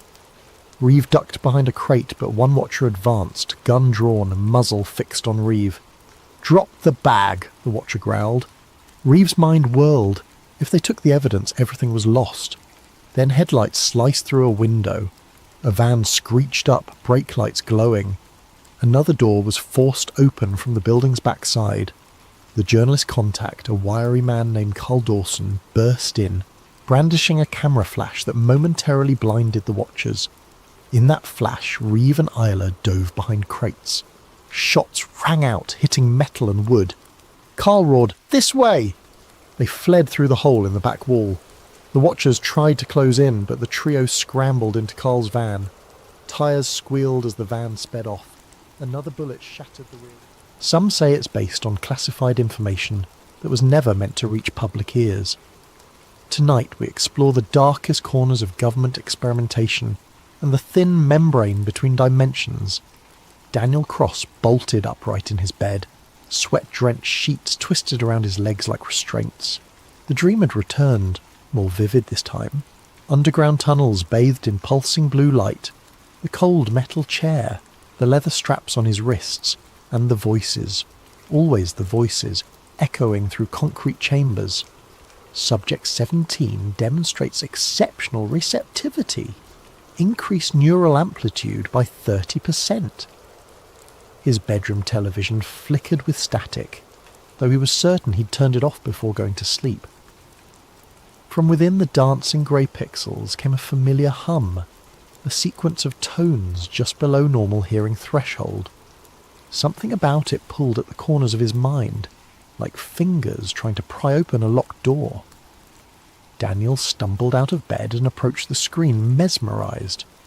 Within the chaos of white noise, patterns emerged, geometric formations that shouldn't exist in random static. His reflection in the screen looked foreign, almost like another person watching him from behind the glass. "Delta Protocol 17, he whispered, the words rising unbidden from some hidden chamber of memory. "Initiate phase bend." The static intensified, the hum growing to an electric whine that made his fillings ache. Then, as suddenly as it had begun, the television went black. Daniel stood there, trembling in the dark, wondering why tears were streaming down his face. In the morning, he convinced himself it had been nothing but a particularly vivid nightmare. But as he brushed his teeth, he noticed something unsettling in the bathroom mirror. A small red mark behind his ear, perfectly circular, like a healed puncture wound. He had no memory of receiving it. As the days passed, the dreams intensified. Always the same elements. The underground facility, scientists in lab coats, the chair with its cruel restraints, and tests. Endless tests designed to push the boundaries of his mind. In each dream he was younger, perhaps 11 or 12 years old. But the strangest part was the location that kept appearing in the background of these fractured memories. A distinctive radar tower rising against a darkening sky. When not at work coding security algorithms for a defence contractor, Daniel found himself obsessively drawing the tower, trying to place where he might have seen it before. His apartment walls became covered with sketches, the tower from different angles, the curved coastline it overlooked, strange symbols that his hand seemed to produce without conscious direction. His colleague Martin noticed the change in him first. "You look like hell, Dan," he said over lunch one day. "Not sleeping?" Daniel hesitated. "Just some weird dreams." "About what?" "I don't know. Some kind of facility. Tests. A radar tower by the ocean." Martin's plastic fork paused halfway to his mouth. "What kind of tower?" "An FPS-35. Cold War era. Massive thing with a distinctive cowling." Daniel blinked, surprised at his own precise knowledge. Martin set down his fork. "That's oddly specific for a dream." "I know, and there's something else." Daniel lowered his voice. "Sometimes when there's static on the TV I hear something, like a signal." "What does it say?" "It doesn't speak. It's more like a beacon, calling me somewhere." Martin studied him for a long moment. "You ever heard of Camp Hero? Out in Montauk?" The name sent an electric shiver down Daniel's spine. His coffee cup slipped from suddenly numb fingers, shattering on the floor. "Jesus, you okay?" Martin asked, jumping back from the spreading puddle. "I need to go there," Daniel whispered, staring at nothing. "Montauk." The drive to Long Island took 4 hours, but to Daniel it felt like returning from an exile that had lasted decades. As he crossed into the township of Montauk, a pressure began building behind his eyes. Not quite pain, but an insistent awareness, like the sensation before a sneeze that never comes. The roads grew narrower, pine forests pressing in on both sides. His GPS lost signal twice, but Daniel found he didn't need it. His hands seemed to know which turns to take, guiding the car along increasingly remote routes until the trees gave way to scrubland, and beyond that, the Atlantic stretched to the horizon. And there it stood, exactly as he'd drawn it 100 times, the massive radar tower of Camp Hero, its distinctive silhouette rising against the pale blue sky. The abandoned Air Force Base sprawled beneath it, a collection of bunker-like buildings and concrete structures designed to withstand Soviet bombs that never fell. According to the weathered sign at the entrance, Camp Hero was now a state park, its military function long obsolete. But something about the perimeter fence looked too new, the security cameras too well maintained for a simple historic site. Daniel parked in the nearly empty lot and approached the visitor centre, a converted military building with peeling green paint. Inside, a bored park ranger glanced up from her crossword puzzle. "Closing in an hour," she said without preamble. "I was wondering what you could tell me about the history of this place," Daniel asked, trying to keep his voice casual despite the hammering of his heart. "Standard Cold War radar station, decommissioned in the early 70s. She pushed a pamphlet across the counter. "Self-guided tour maps there. Stick to the marked trails." "What about the underground sections?" The ranger's crossword pencil stopped mid-letter. Her eyes flicked up to study him more carefully. "There aren't any underground sections open to the public, but they exist. Look, mister, this is just an old radar station, if you're one of those conspiracy nuts." "I've been here before," Daniel interrupted, surprising himself. "When I was a child." "Not possible. This place was sealed military property until 92. Daniel leaned forward. "What about the Montauk Project?" The temperature in the room seemed to drop. The ranger's face hardened as she set down her pencil and reached for the phone. "Park's closing early today. You need to leave." "I just have a few questions." "Now," she said, her finger hovering over the keypad. "Or I call security." Daniel retreated to his car, the pamphlet clutched in his hand. As he pulled out of the parking lot, he noticed a black SUV with government plates turning in. The man in the passenger seat photographed his license plate as they passed. Instead of leaving, Daniel drove to the public beach adjacent to the former base. From there, he followed a trail that hugged the dramatic bluffs overlooking the Atlantic. The radar tower remained visible above the tree line, seeming to watch him as he walked. When he reached a chain-link fence marking the base's boundary, Daniel felt a strange duality, his conscious mind seeing it for the first time, while something deeper recognized every rust spot and bent link. He knew, without understanding how, that 20 yards to the left, the fence had been repaired where someone had once cut through it. Sure enough, when he checked, there was a section of newer fencing exactly where he'd expected. As the sun began its descent toward the horizon, Daniel found a secluded spot where the bluff had partially collapsed, creating a natural path down to a narrow strip of beach. The base's concrete seawall extended here, covered in graffiti and eroded by decades of salt spray. He ran his hand along the rough surface until his fingers caught on something, a small recess containing what appeared to be a rusted electrical box. Without hesitation, Daniel entered a sequence of numbers, 8-1-3-5. Nothing happened. He tried again with 8315, and then finally 8153. A deep mechanical groan emanated from within the wall. A section of concrete, expertly disguised as part of the seawall, shifted inward by several inches. Daniel pushed, and it swung open on hidden hinges to reveal a dark passage leading into the earth. The smell that wafted out was a complex mixture of mildew, ozone, and something chemical that triggered an intense wave of déjà vu. Daniel switched on his phone's flashlight and stepped inside. The passage sloped downward, concrete walls giving way to rough-hewn stone that glistened with moisture. Daniel moved cautiously, guided more by buried memory than by sight. After about 50 yards, the tunnel opened into a larger space, what appeared to be an abandoned maintenance room filled with rusted equipment and collapsed shelving. But Daniel knew this wasn't its original purpose. He directed his light toward the far wall, where a heavy metal door hung partially ajar.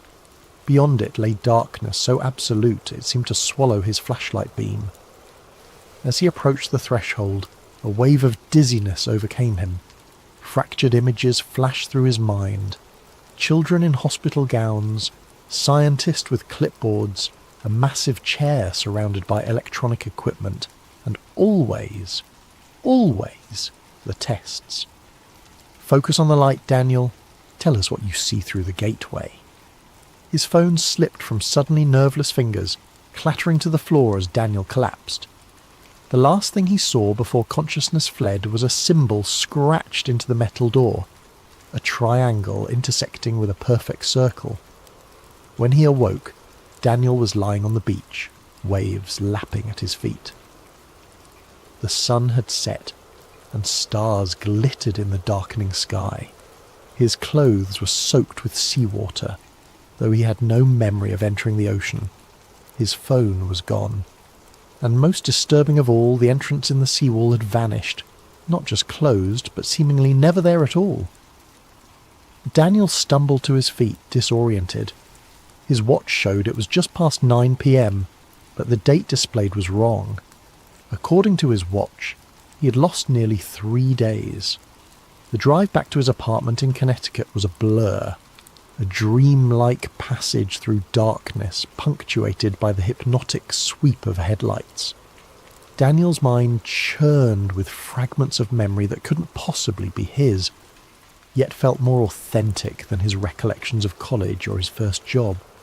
He remembered the chair, the Montauk chair they'd called it, a monstrous assemblage of technology salvaged from alien craft and enhanced with Tesla-inspired circuitry. He remembered the sensation when they activated it with him strapped inside, like his consciousness was being pulled through the top of his skull and stretched across dimensions. And he remembered what they made him do with it. Back in his apartment, Daniel paced until dawn, scribbling everything he could recall into a notebook.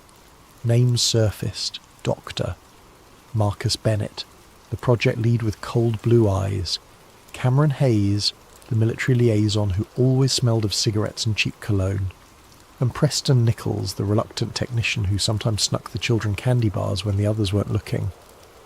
Preston Nichols. The name felt important. When morning came, Daniel called in sick to work and drove to the nearest public library. The librarian gave him an odd look when he asked if they had anything on the Montauk Project, but directed him to their small collection of conspiracy literature. There, sandwiched between books on Roswell and MK Ultra, was a worn paperback. The Montauk Project, Experiments in Time, by Preston B. Nichols and Peter Moon. Daniel's hands trembled as he flipped through pages describing exactly what he'd been remembering.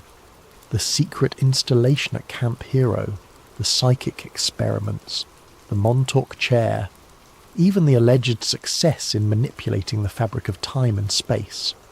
According to Nichols, the Montauk Project was the continuation of the Philadelphia experiment, another rumoured government program that supposedly made a naval destroyer, the USS Eldridge, temporarily invisible and teleported it from Philadelphia to Norfolk, Virginia in 1943. The book claimed the Montauk Project had been shuttered after an incident in 1983 when a monstrous manifestation, dubbed the Beast, had been psychically pulled through a dimensional gateway. The creature had wreaked havoc before the power was cut and the project abandoned. But Daniel knew this wasn't entirely true. The project hadn't ended. It had evolved. The techniques refined at Montes had been incorporated into other programs, dispersed across multiple sites to ensure no single failure could expose the entire operation. Back at his apartment, Daniel found himself standing before his closet, staring at a locked metal box on the top shelf. He had no memory of putting it there, yet he knew exactly what it contained. The key was taped underneath his dresser, precisely where some part of him expected it to be. Inside the box was a US Bank safety deposit key.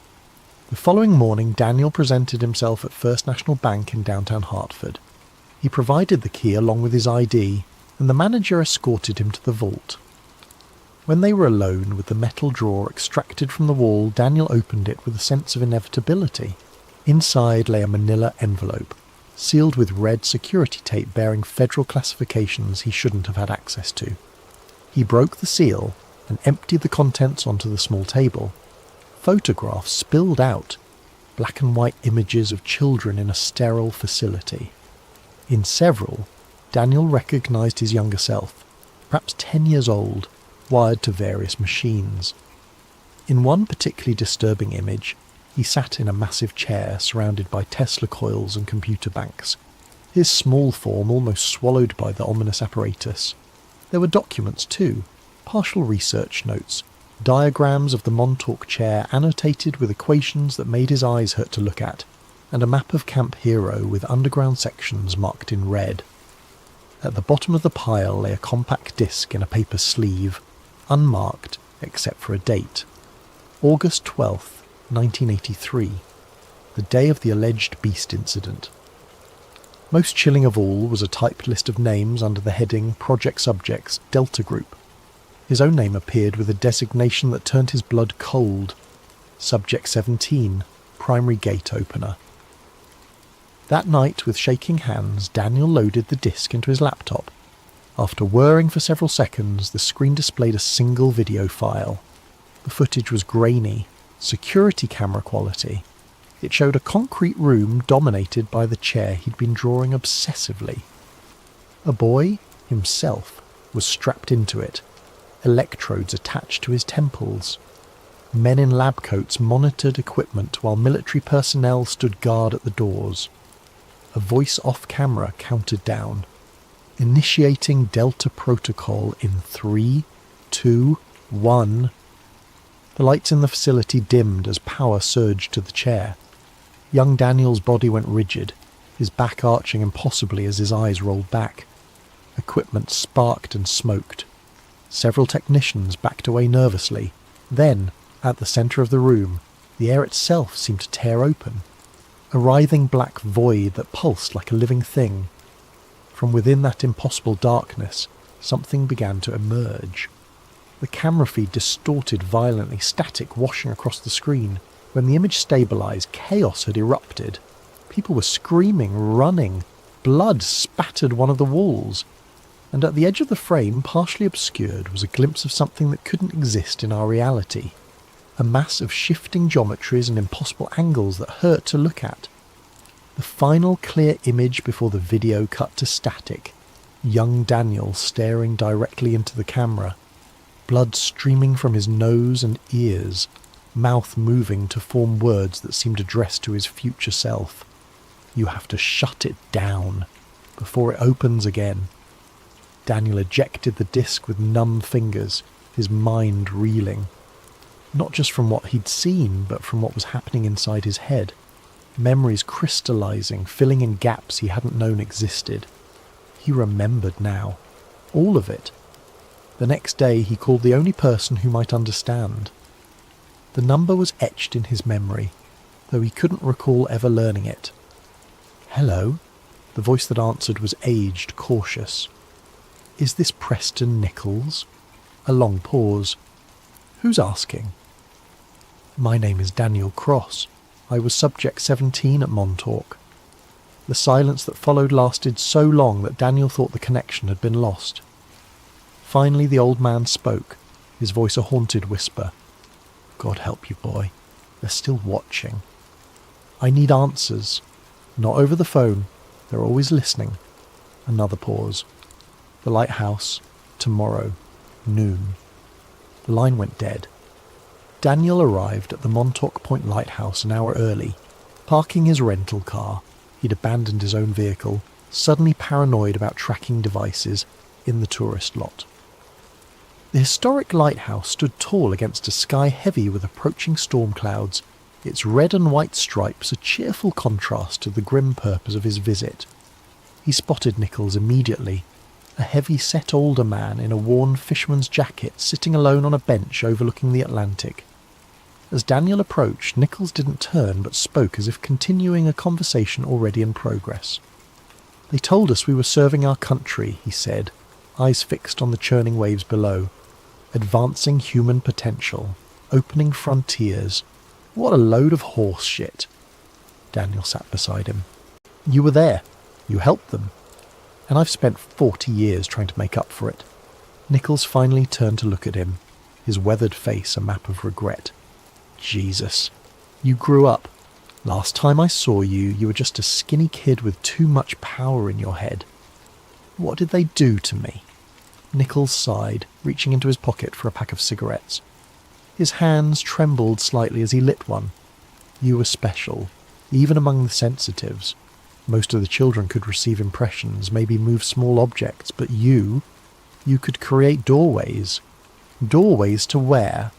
That was the question, wasn't it? At first, they were just focused on remote viewing, psychically observing distant locations. Then they realised some of you kids could not just see, but reach. And you, Daniel, you could open gates that others could step through." The old man took a long drag from his cigarette. "They started small, different rooms in the facility, then different points in time, just minutes at first, then hours, then years.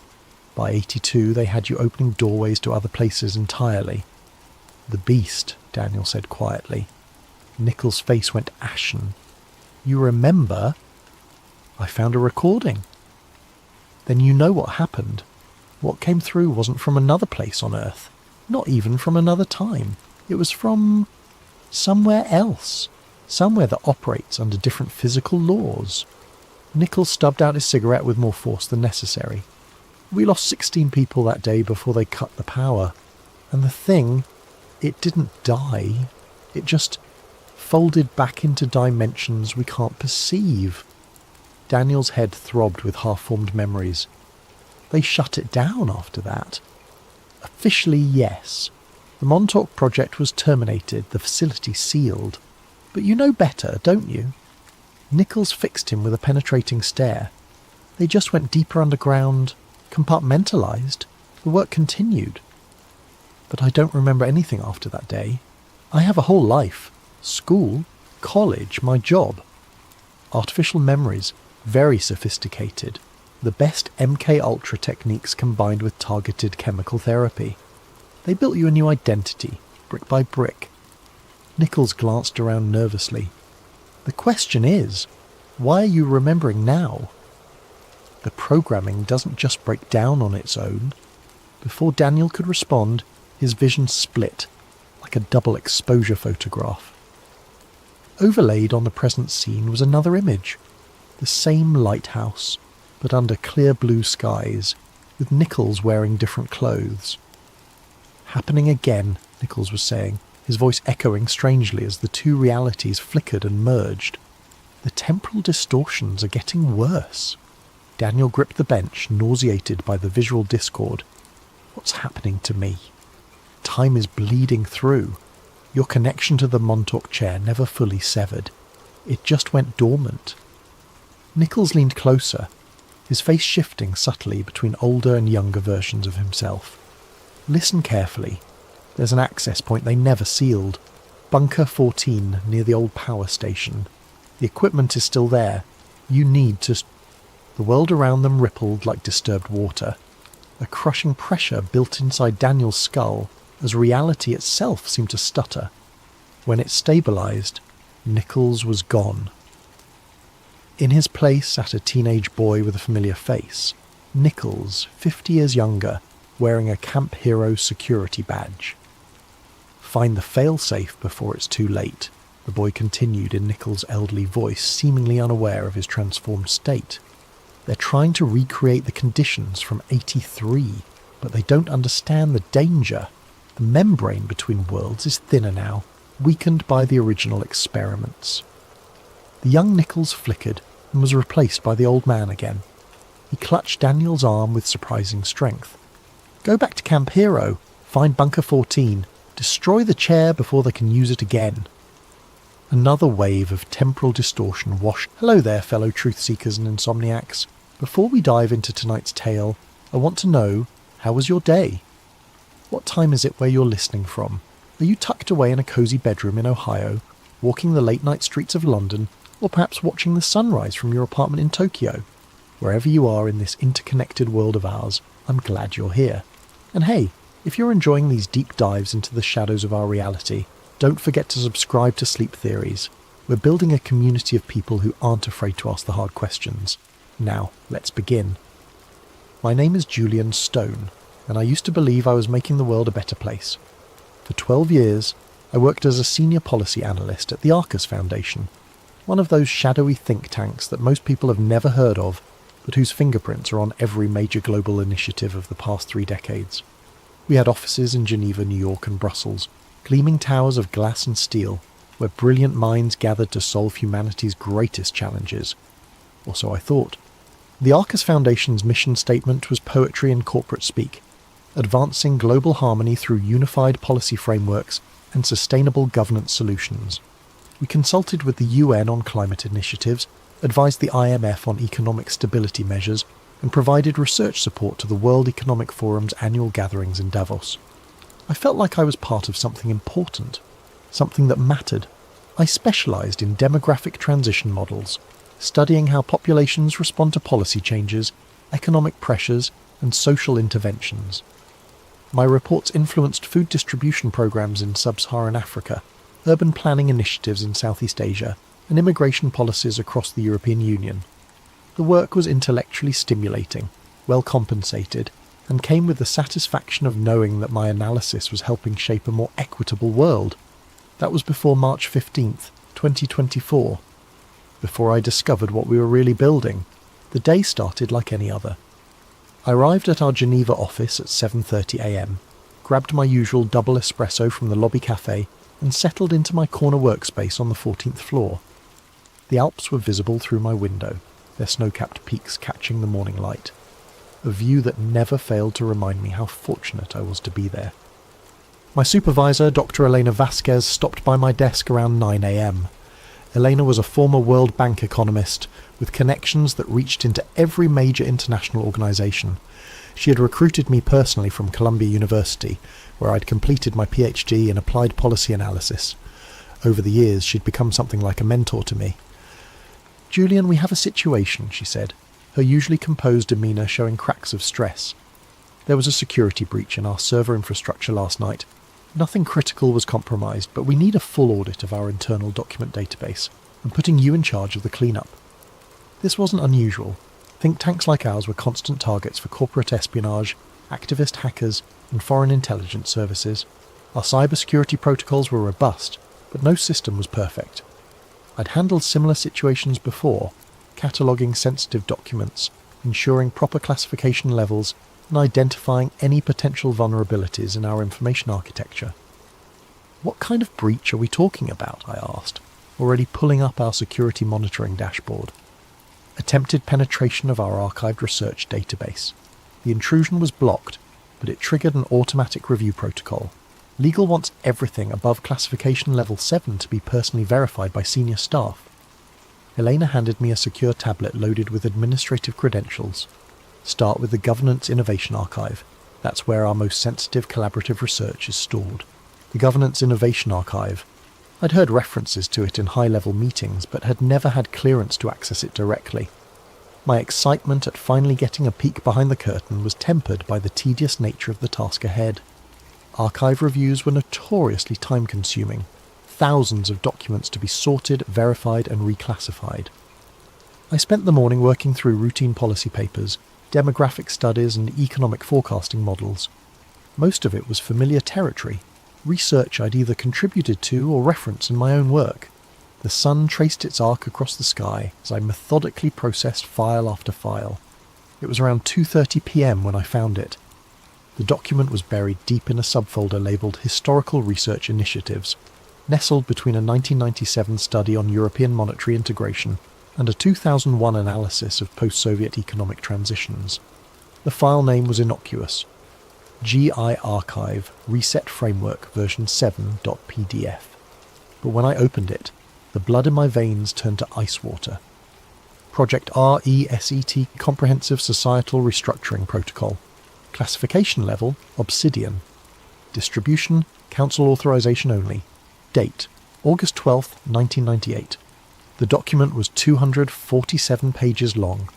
What I read in those pages would shatter everything I thought I knew about the world, about my work, and about the true nature of the organisations I'd devoted my career to serving. The executive summary was clinical in its brutality.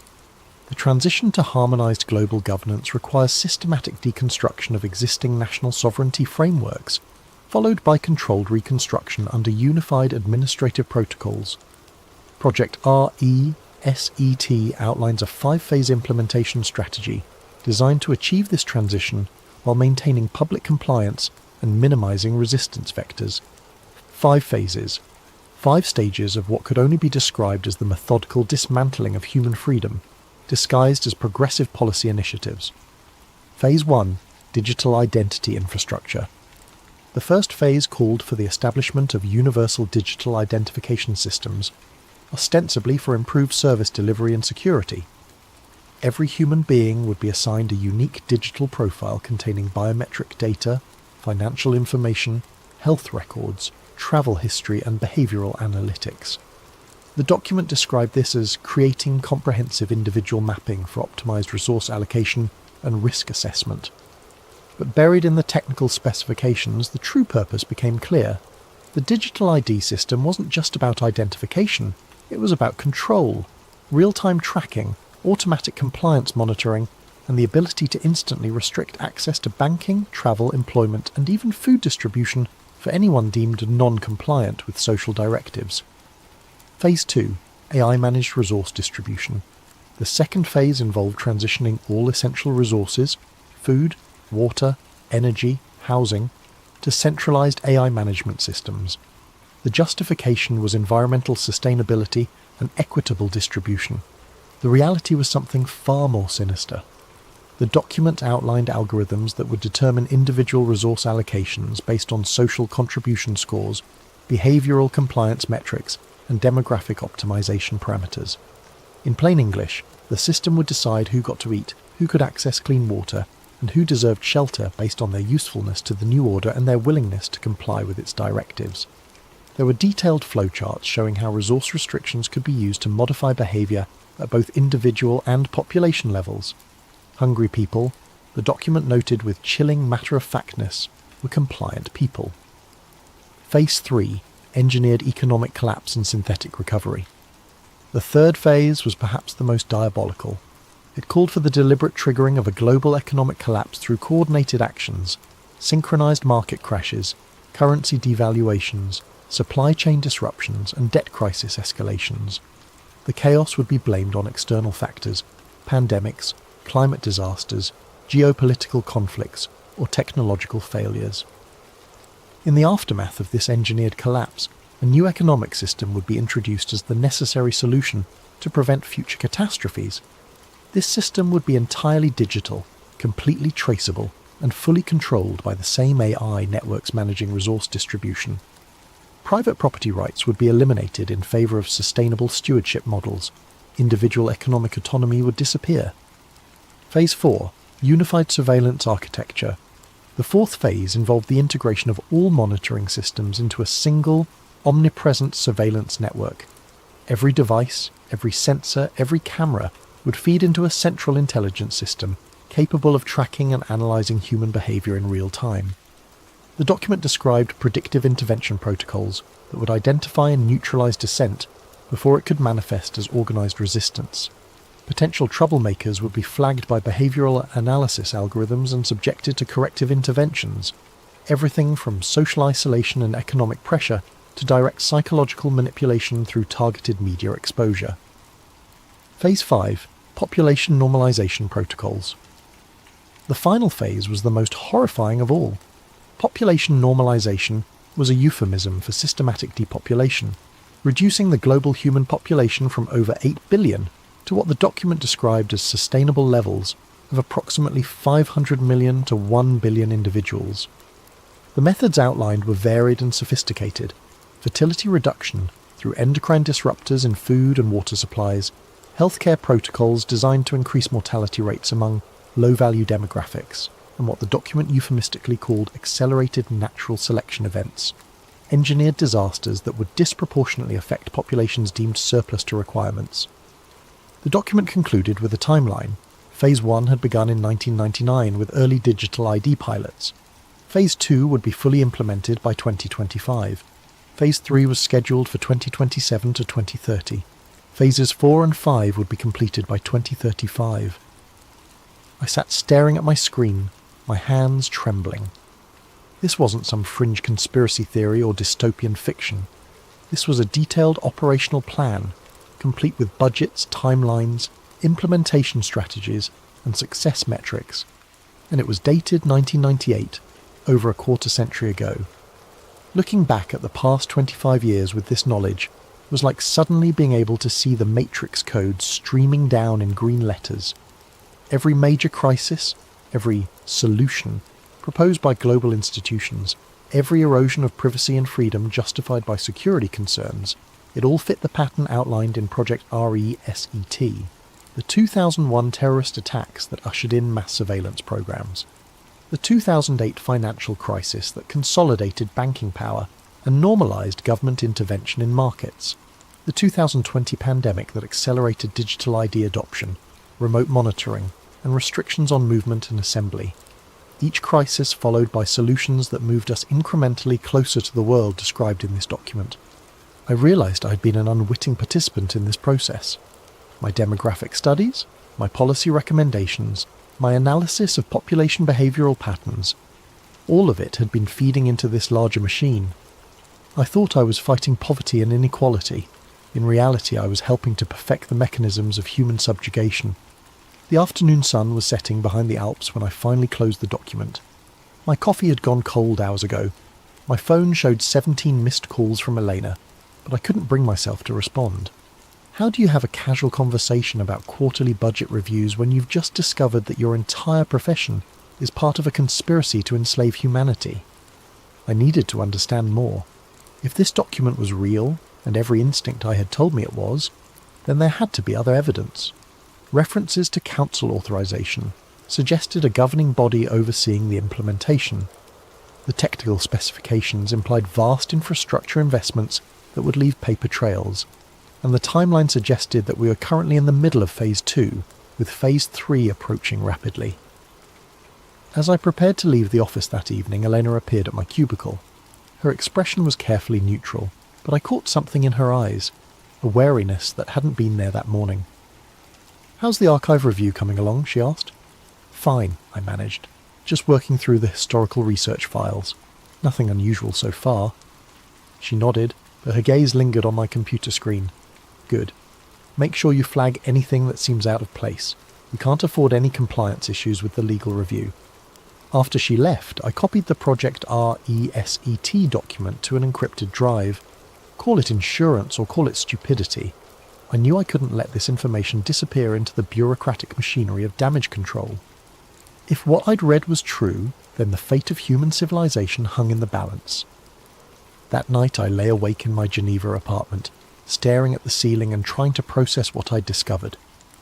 Outside my window, the city hummed with the quiet activity of normal life. People returning from dinner, late commuters heading home, the distant sound of traffic on the highway, all of them oblivious to the web of control being woven around them.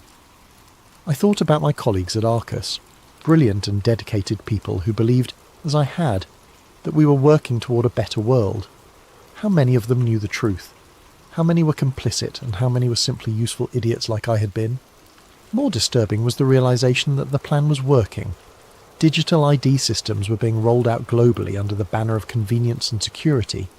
AI-managed resource distribution was being piloted in smart cities around the world.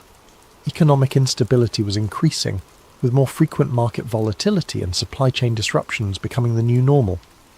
The infrastructure for total control was being built piece by piece, sold to the public as progress and innovation, and by the time people realized what they had traded away, it would be too late to resist.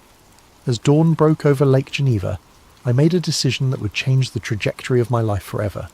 I was going to find out who was behind Project RESET, how far the implementation had progressed, and whether there was any way to stop what was coming. I had no idea that by opening that file, I had already marked myself for termination.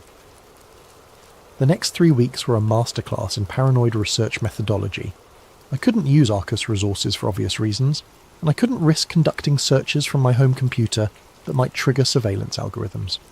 Instead, I developed a routine of visiting different internet cafes, public libraries, and university computer labs around Geneva, always paying with cash and never staying in one location for more than an hour.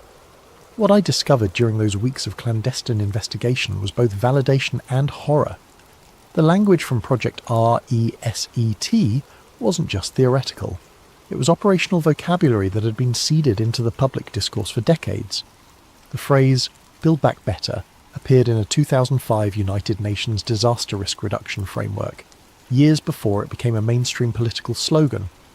Sustainable development goals weren't just environmental initiatives, they were restructuring protocols directly lifted from the Project RESET documentation. Stakeholder capitalism wasn't a progressive business philosophy, it was the economic model described in Phase 3 of the plan. I started mapping connections, creating a network diagram that resembled a spider web of interlocking organisations, all connected by shared personnel, funding sources, and ideological frameworks. At the centre of this web were names that any political science student would recognise: the Bilderberg Group, the Trilateral Commission, the Council on Foreign Relations, the Club of Rome, and the World Economic Forum. But it was the personnel overlaps that made the pattern undeniable.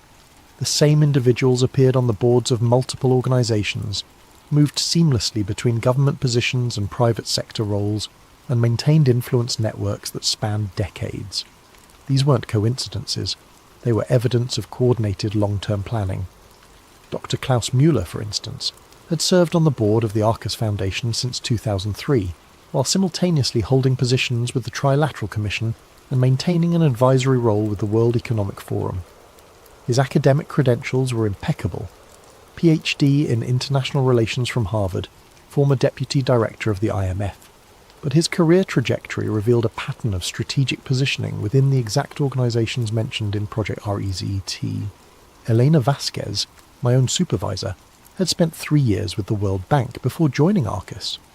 Her previous role involved developing population optimization models for developing nations, work that, in light of what I now knew, took on a sinister new meaning. The more I dug, the more I realised that the world of international policy wasn't the collegial academic environment I had believed it to be. It was a carefully orchestrated theatre, with different organisations playing complementary roles in advancing the same underlying agenda. The Bilderberg Group provided high-level strategic coordination, bringing together political leaders, corporate executives, and academic experts for closed-door discussions that never appeared in public records. The World Economic Forum served as the public face of the agenda, packaging radical social restructuring as progressive innovation and corporate responsibility. The Club of Rome provided intellectual legitimacy, producing research that supported predetermined policy conclusions. And think tanks like Arcus served as implementation arms, developing the detailed technical frameworks that transformed abstract plans into concrete policies. It was during my 4th week of investigation that I made contact with Harper. I was sitting in a small cafe near the University of Geneva, cross-referencing attendance lists from various international conferences, when I noticed someone had left a newspaper on the adjacent table. Folded inside the newspaper was a handwritten note. "You're asking the right questions, but you're asking them in the wrong places. Tomorrow, 3 p.m, Parc des Bastions, near the Reformation Wall. Come alone." My first instinct was to ignore it. Paranoia was an occupational hazard when researching conspiracy theories, and I had no way of knowing whether this was a genuine contact or an elaborate trap. But the note demonstrated knowledge of my research activities that was both impressive and terrifying. Someone had been watching me, tracking my movements, and monitoring my investigation. The next afternoon, I found myself walking through Parc des Bastions with sweaty palms and a racing heart. The Reformation Wall loomed ahead of me, a massive stone monument celebrating the Protestant Reformation, with larger-than-life statues of religious reformers who had challenged the established order of their time. The irony wasn't lost on me. Harper was waiting on a bench facing the monument. He looked to be in his 60s, with silver hair and the kind of weathered face that suggested a lifetime of difficult experiences. His clothing was unremarkable, a grey wool coat, dark slacks, leather shoes that had seen better days. But his eyes were alert and calculating, constantly scanning our surroundings with the practised vigilance of someone accustomed to danger. "Julian Stone," he said as I approached. It wasn't a question. I sat down beside him, maintaining the pretense of casual conversation in case we were being observed. "How do you know who I am?" "I know because I've been watching the Watchers for longer than you've been alive."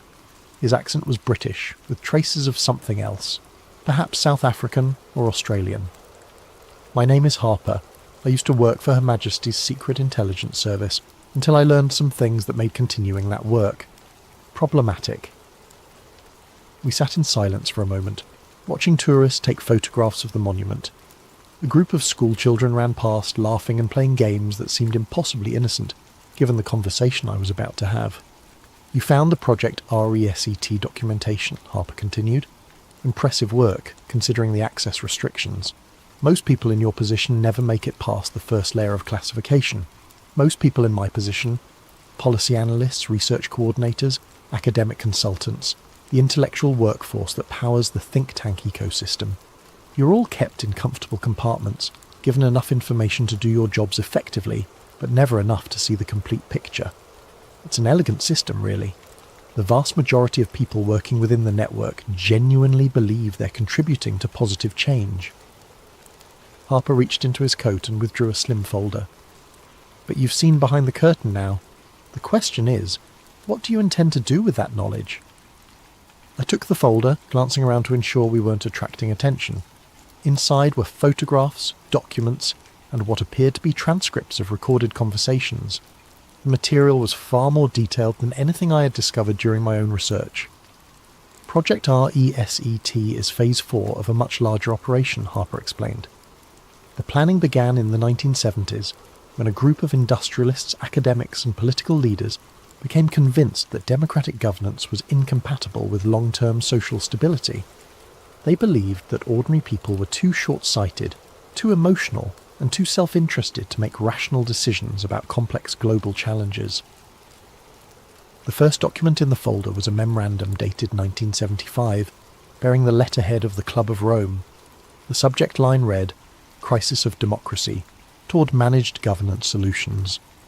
The oil crisis of 1973 was a test run, Harper continued, a demonstration of how quickly modern civilization could be disrupted and how readily populations would accept authoritarian measures if they were presented as temporary emergency responses.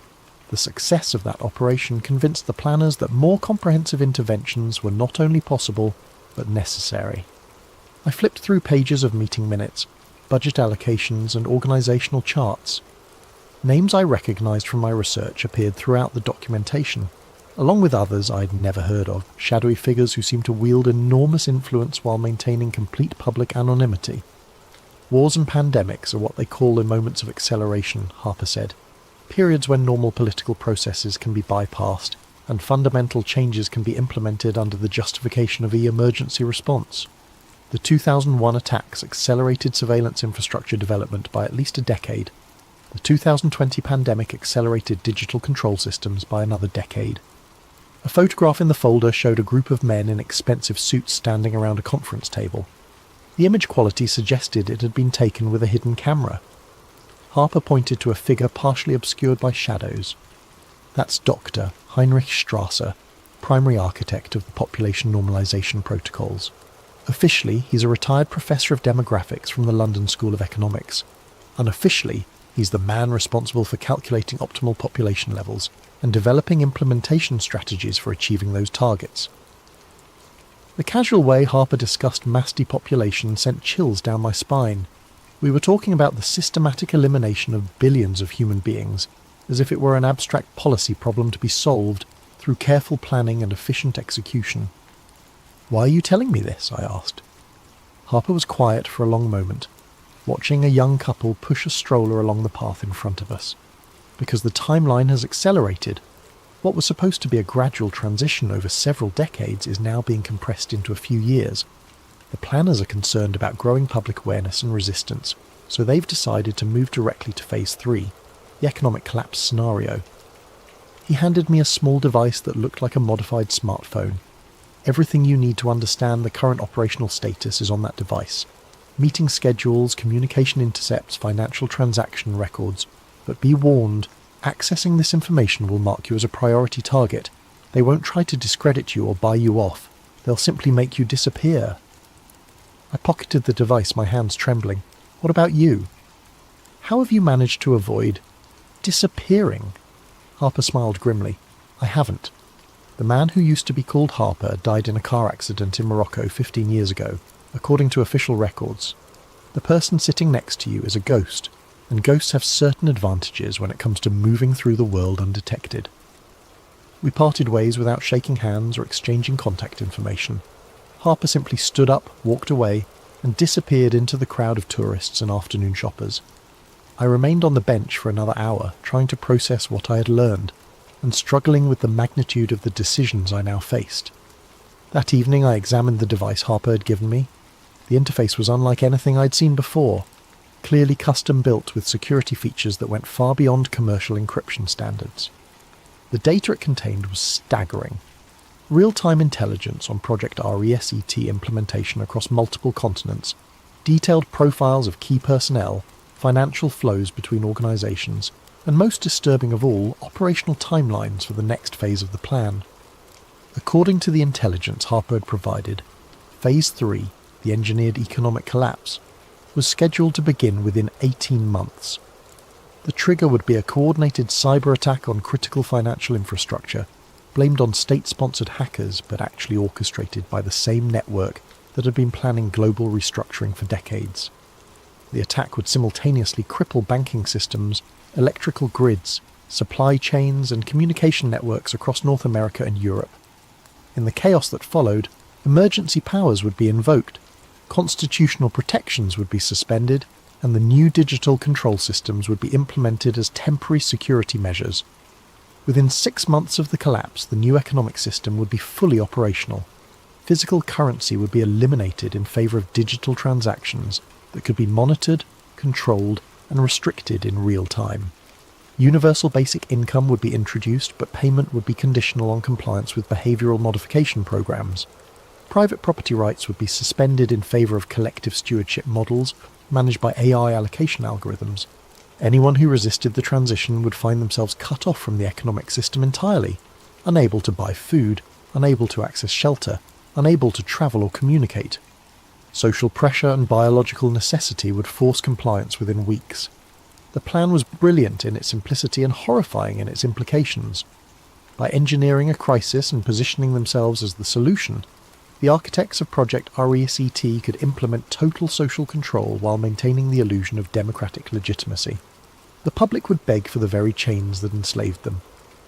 As I sat in my apartment that night, surrounded by the evidence of humanity's impending subjugation, I made a decision that would define the rest of my life. I couldn't stop what was coming. The machinery was too vast, too well coordinated, and too far advanced. But I could expose it. I could ensure that when the collapse came, at least some people would understand what was really happening and why. The real governments weren't in the Capitol buildings where tourists took photographs and school children learned about democracy.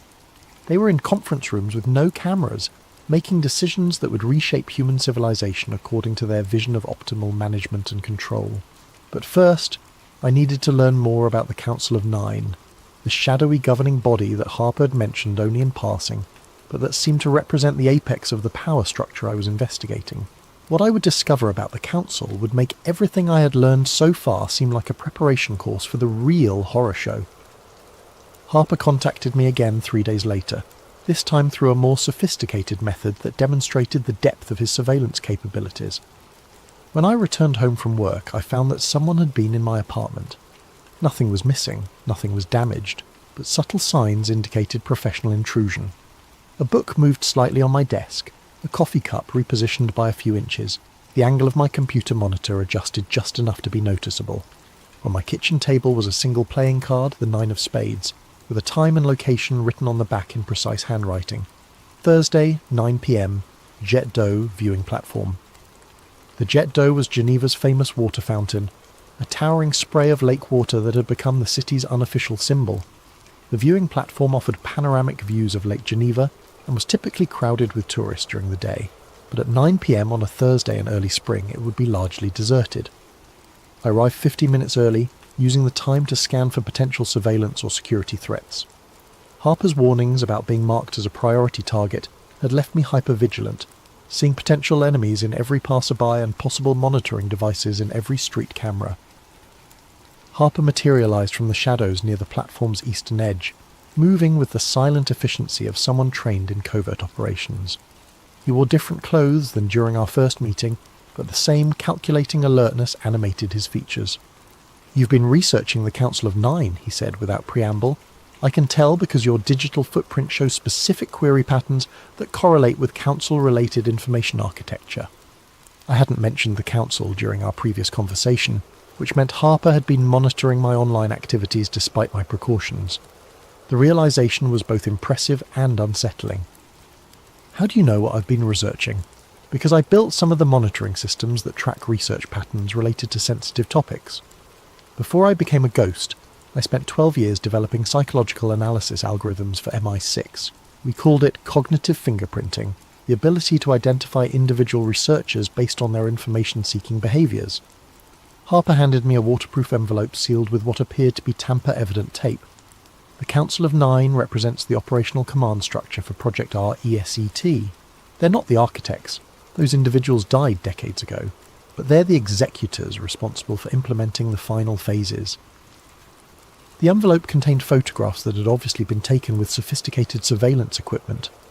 The images showed a conference room that looked like something from a high-end corporate retreat. Polished mahogany table, leather chairs, floor-to-ceiling windows offering views of what appeared to be a mountain landscape.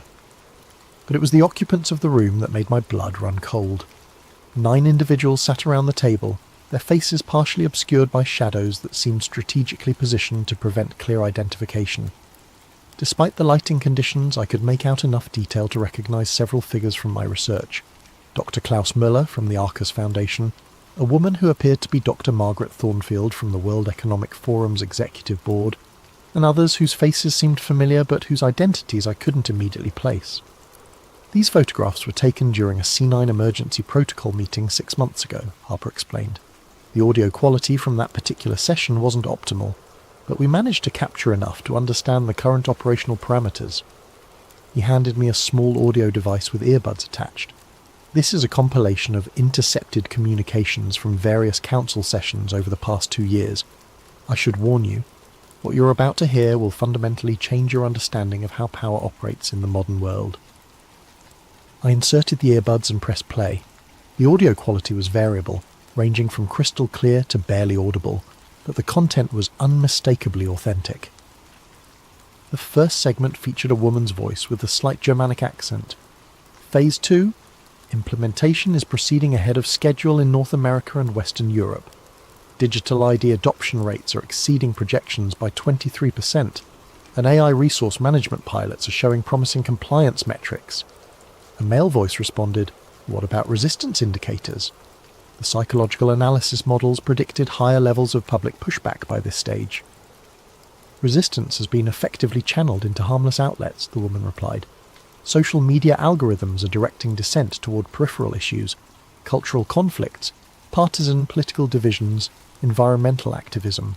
The core infrastructure development continues without meaningful opposition." The recording shifted to what appeared to be a different meeting. The audio quality was clearer, allowing me to distinguish individual speakers more easily. "The timeline for Phase 3 has been moved up," announced a voice I recognised as belonging to Dr. Klaus Müller. "Recent polling data suggests that public awareness of systematic restructuring is approaching critical thresholds. We need to initiate the collapse scenario before organised resistance can develop." Another voice, older and more gravelly, expressed concern. "Acceleration carries significant risks. If the synthetic recovery process is implemented too quickly, it could trigger the kind of popular uprising that the entire operation was designed to prevent." "The risk analysis has been updated," Muller responded. "Current societal conditioning levels indicate that the majority of the population will accept authoritarian measures if they're presented as temporary responses to existential threats. The 2020 compliance experiments exceeded all expectations." The recording continued for over an hour, revealing operational details that confirmed Harper's earlier warnings. The cyber attack that would trigger Phase 3 was being developed by a contractor called Prometheus Systems, a private cybersecurity firm with deep ties to intelligence agencies in multiple countries. The attack would be sophisticated enough to cripple critical infrastructure while leaving forensic evidence pointing to foreign state actors. But it was the discussion of Phase 5, the population normalization protocols, that left me physically nauseated. "Demographic optimization cannot be achieved through voluntary measures," stated a voice, with what sounded like an Eastern European accent. "The behavioural modification programs have been successful in reducing fertility rates, but not to levels consistent with sustainability targets." "The healthcare integration protocols offer more direct intervention capabilities," replied another speaker. "Selective service rationing, modified treatment algorithms, and enhanced mortality acceleration for non-productive demographic segments." They were discussing mass murder with the same clinical detachment that I had once used to analyse statistical models. Billions of human lives reduced to data points in an optimization algorithm designed to achieve their vision of sustainable population levels.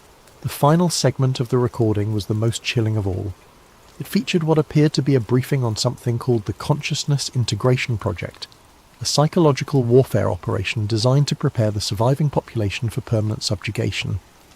"Individual autonomy is incompatible with managed governance systems," explained a voice that seemed artificially modulated to prevent identification.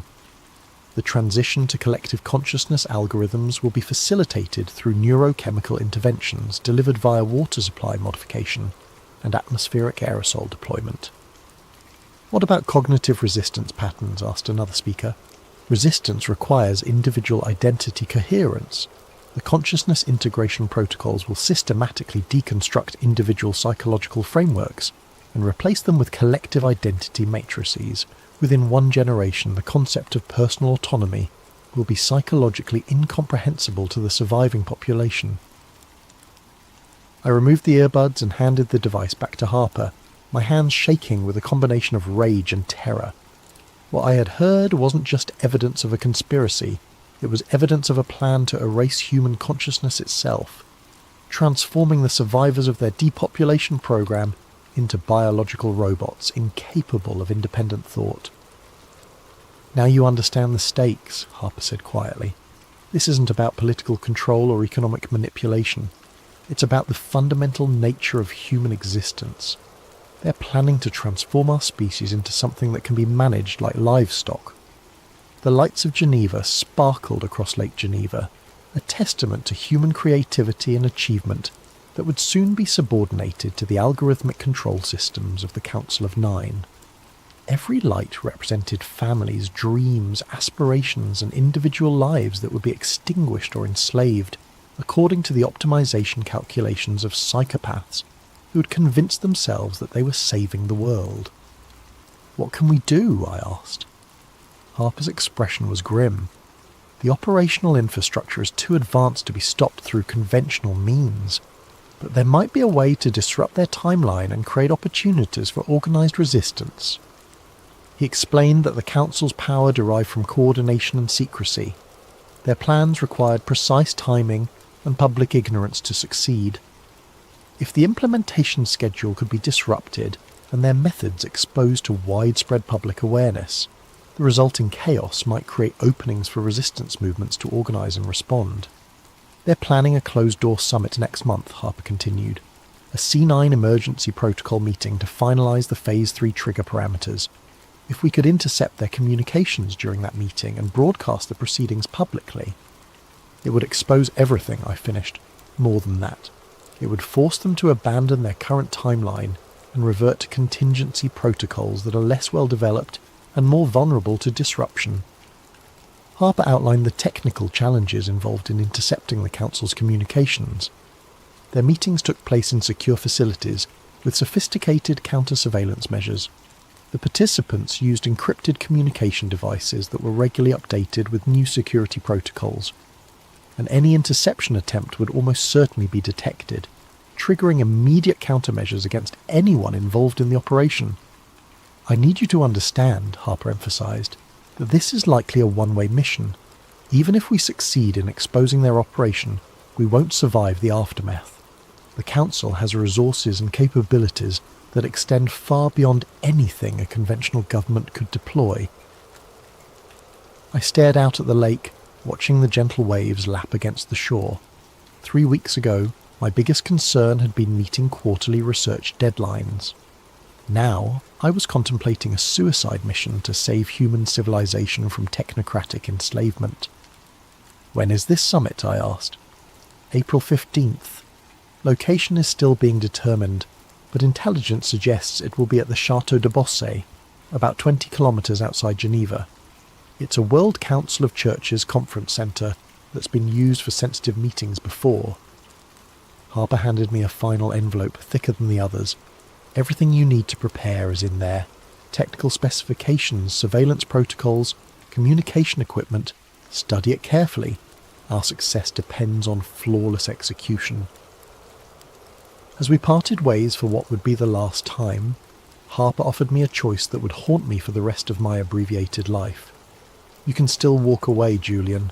Disappear, create a new identity, and try to survive what's coming. No one would blame you for choosing self-preservation over martyrdom."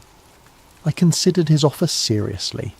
I had no family, no romantic attachments, no obligations that would be affected by my disappearance.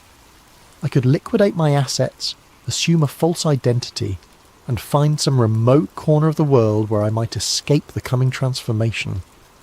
But as I walked home through the streets of Geneva, I realized that escape was an illusion. There would be no safe havens in the world the Council of Nine was creating. Every corner of the globe would eventually be incorporated into their control grid. And even if I managed to survive the initial phases of their plan, I would spend the rest of my life knowing that I had possessed the knowledge and opportunity to resist, but had chosen cowardice instead. The next morning I submitted my resignation to the Arcus Foundation, citing family health issues that required my immediate attention. Eleanor Vasquez accepted my resignation, with what seemed like genuine regret, though I noticed she didn't press for details about my family situation. I spent the following 3 weeks studying Harper's materials and preparing for the mission.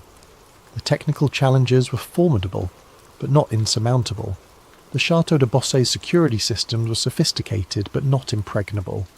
More importantly, Harper had provided me with detailed intelligence about the Council's communication protocols and meeting procedures. The plan was elegantly simple.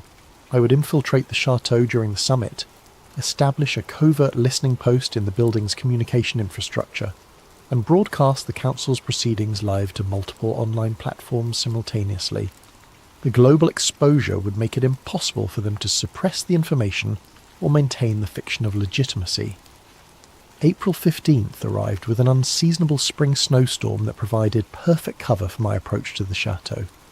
I'd spent the previous night in a small hotel in Séligny, using the time to conduct final equipment checks and mentally prepare for what was likely to be my final mission. The chateau was an imposing medieval structure surrounded by manicured gardens and modern security installations. Thermal imaging revealed the presence of at least 12 security personnel, along with the 9 council members and their personal staff. The building's communication systems were exactly as Harper had described. A central server room in the basement that handled all electronic communications for the facility. I made my approach through the gardens, using the snow and darkness to avoid the exterior security cameras. Harper's intelligence had identified a service entrance that was monitored but not heavily guarded. A simple electronic lock bypass granted me access to the building's interior. The next 30 minutes were the most terrifying of my life. Moving through the chateau's corridors while armed security personnel patrolled just meters away required a level of stealth and nerve that I had never before been required to demonstrate. Every creak of the floorboards, every shadow in the hallways, every distant sound could have meant discovery and immediate termination. The server room was located exactly where Harper's blueprints had indicated. The communication equipment was more sophisticated than anything I had worked with before, but Harper's technical specifications were precise enough to guide me through the installation process. I had just finished establishing the connection to my broadcasting equipment when the voices began echoing through the chateau's ventilation system. The meeting was taking place in what had once been the chateau's grand library, a room lined with ancient books and dominated by a massive fireplace. Through the building's internal communication system, I could hear every word with crystal clarity.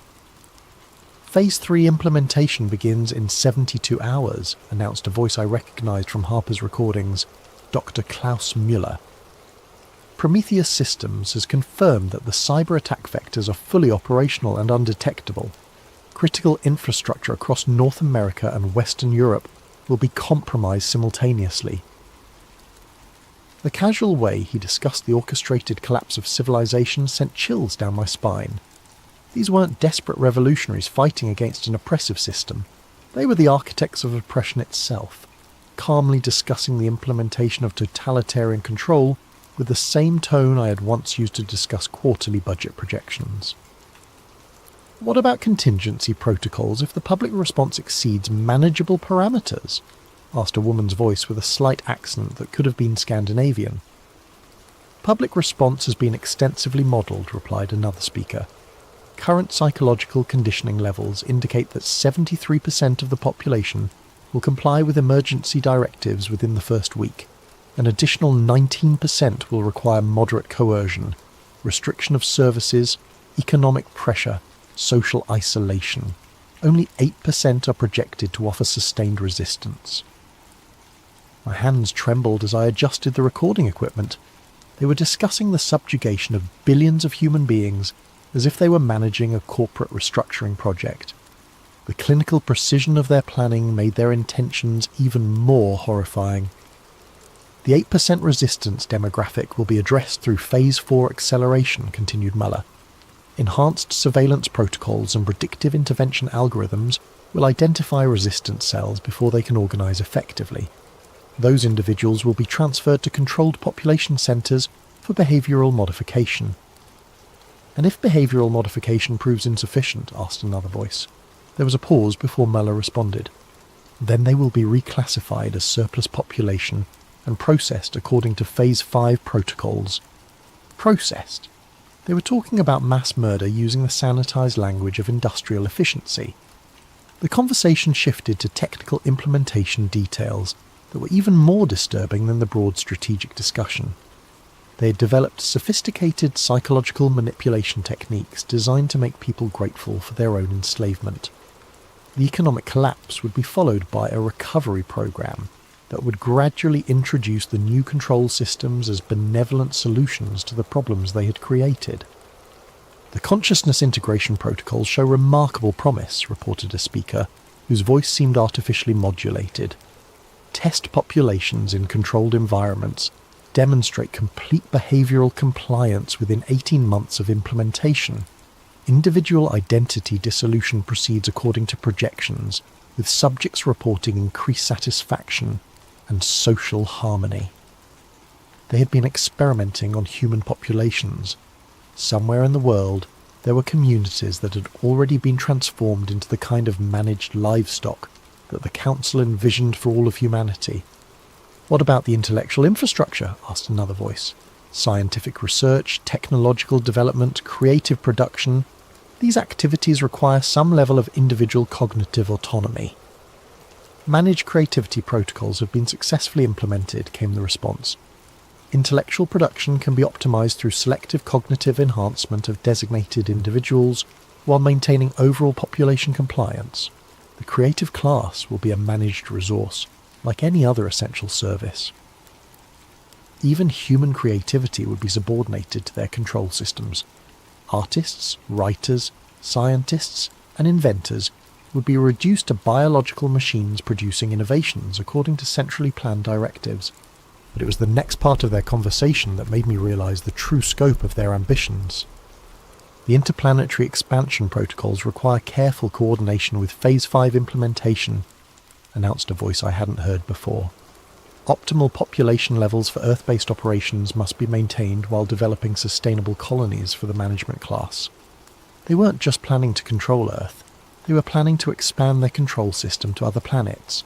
The population reduction wasn't just about sustainability, it was about creating a manageable labour force, while the ruling class established themselves as the founders of interplanetary civilization. "Mars colony infrastructure development is proceeding ahead of schedule," reported another speaker. "The first management class settlement can be established within 15 years, with full operational capability within 30. Earth-based population levels can be reduced to maintenance requirements, while interplanetary expansion continues." The vision was breathtaking in its scope and horrifying in its implications. Earth would become a managed preserve populated by enslaved humans whose consciousness had been technologically altered to ensure compliance. Meanwhile, the architects of this system would establish themselves as the lords of a new cosmic empire, free from the limitations and messy complications of democratic governance.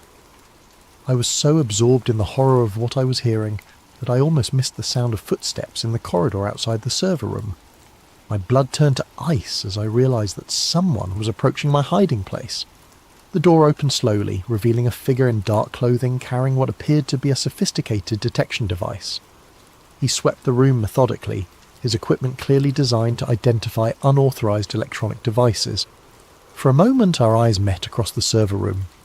He was younger than I had expected, probably in his 30s, with the kind of athletic build that suggested military or law enforcement training. His expression was professionally calm, but I could see the calculation in his eyes as he assessed the situation. "Dr. Julian Stone," he said quietly. "You're not supposed to be here." I had been caught, but the recording was still active. My mission could still succeed if I could delay long enough for the broadcast to complete. "Neither are you, I'd imagine," I replied, trying to keep my voice steady. "Unless you're part of their security detail." He smiled grimly. "I'm part of something else entirely. Someone who shares your concerns about what's happening in that room upstairs." The revelation that I wasn't alone in my resistance lifted a weight from my shoulders that I hadn't realised I was carrying. "How many others are there?" "More than they know. Fewer than we need." He moved closer, keeping his voice low. "The broadcast is working. The signal is getting through to multiple platforms simultaneously, but they're going to detect the transmission within minutes, and when they do, we're both dead," I finished. "Probably, but the information will be out there. People will know the truth." From upstairs we could hear the council's discussion continuing. They were moving into operational details for the immediate aftermath of the cyber attack. Emergency broadcast scripts, military deployment protocols, procedures for implementing martial law while maintaining the illusion of democratic legitimacy. The public messaging framework is critical, Mueller was saying. The population must believe that the emergency measures are temporary responses to an external threat. Constitutional rights can be suspended indefinitely as long as the suspension is framed as protective rather than punitive. My companion, he had never given me his name, was monitoring the broadcast signal on a handheld device. Upload is at 67% completion, he whispered, but they're starting to scan for unauthorized transmissions. The voices from upstairs were becoming more animated, suggesting that someone had noticed the security breach. "We have a problem," announced a voice I hadn't heard before. "Our communication systems are showing signs of external access. Someone is intercepting our proceedings." The response was immediate and chilling. "Lock down the facility, search every room, find the source of the breach and eliminate it." 78% complete, my companion reported. "Just need a few more minutes." But we didn't have a few more minutes. The sound of heavy footsteps was echoing through the corridors as security personnel began a systematic search of the building. It was only a matter of time before they reached the server room. 85% complete, came the whispered update. The footsteps were getting closer. I could hear radio chatter as the security team coordinated their search pattern. The voices were professional, efficient, and absolutely ruthless. 92% complete. A voice outside the door. "Check the server room. Full scan for unauthorized equipment. 97% complete." The door handle turned. "Upload complete," my companion whispered just as the door burst open. What happened next was a blur of violence and chaos that I'm still not entirely sure I remember accurately. Multiple armed figures poured through the doorway, their weapons trained on both of us with professional precision. My companion, the man who had helped me complete the broadcast, was shot immediately, his body crumpling to the floor without a sound. I raised my hands, expecting to join him in death, but the lead security operative spoke into his radio instead of pulling the trigger. "Package secured, bring him upstairs." They dragged me from the server room, through the chateau's elegant corridors, and into the grand library where the Council of Nine had been conducting their meeting. The room was exactly as I had imagined it, ornate, imposing, and filled with the kind of understated luxury that spoke of genuine power rather than mere wealth. The 9 figures were still seated around their mahogany table, but now their attention was focused entirely on me. In the better lighting, I could see their faces more clearly than I had in Harper's photographs. They were older than I had expected, mostly in their 60s and 70s, with the kind of well-preserved appearance that came from access to the best medical care money could buy. Dr. Klaus Müller rose from his seat, his expression combining disappointment with professional curiosity. "Doctor, Julian Stone, we've been monitoring your research activities for some time. Impressive work, actually. You identified patterns that took us decades to establish."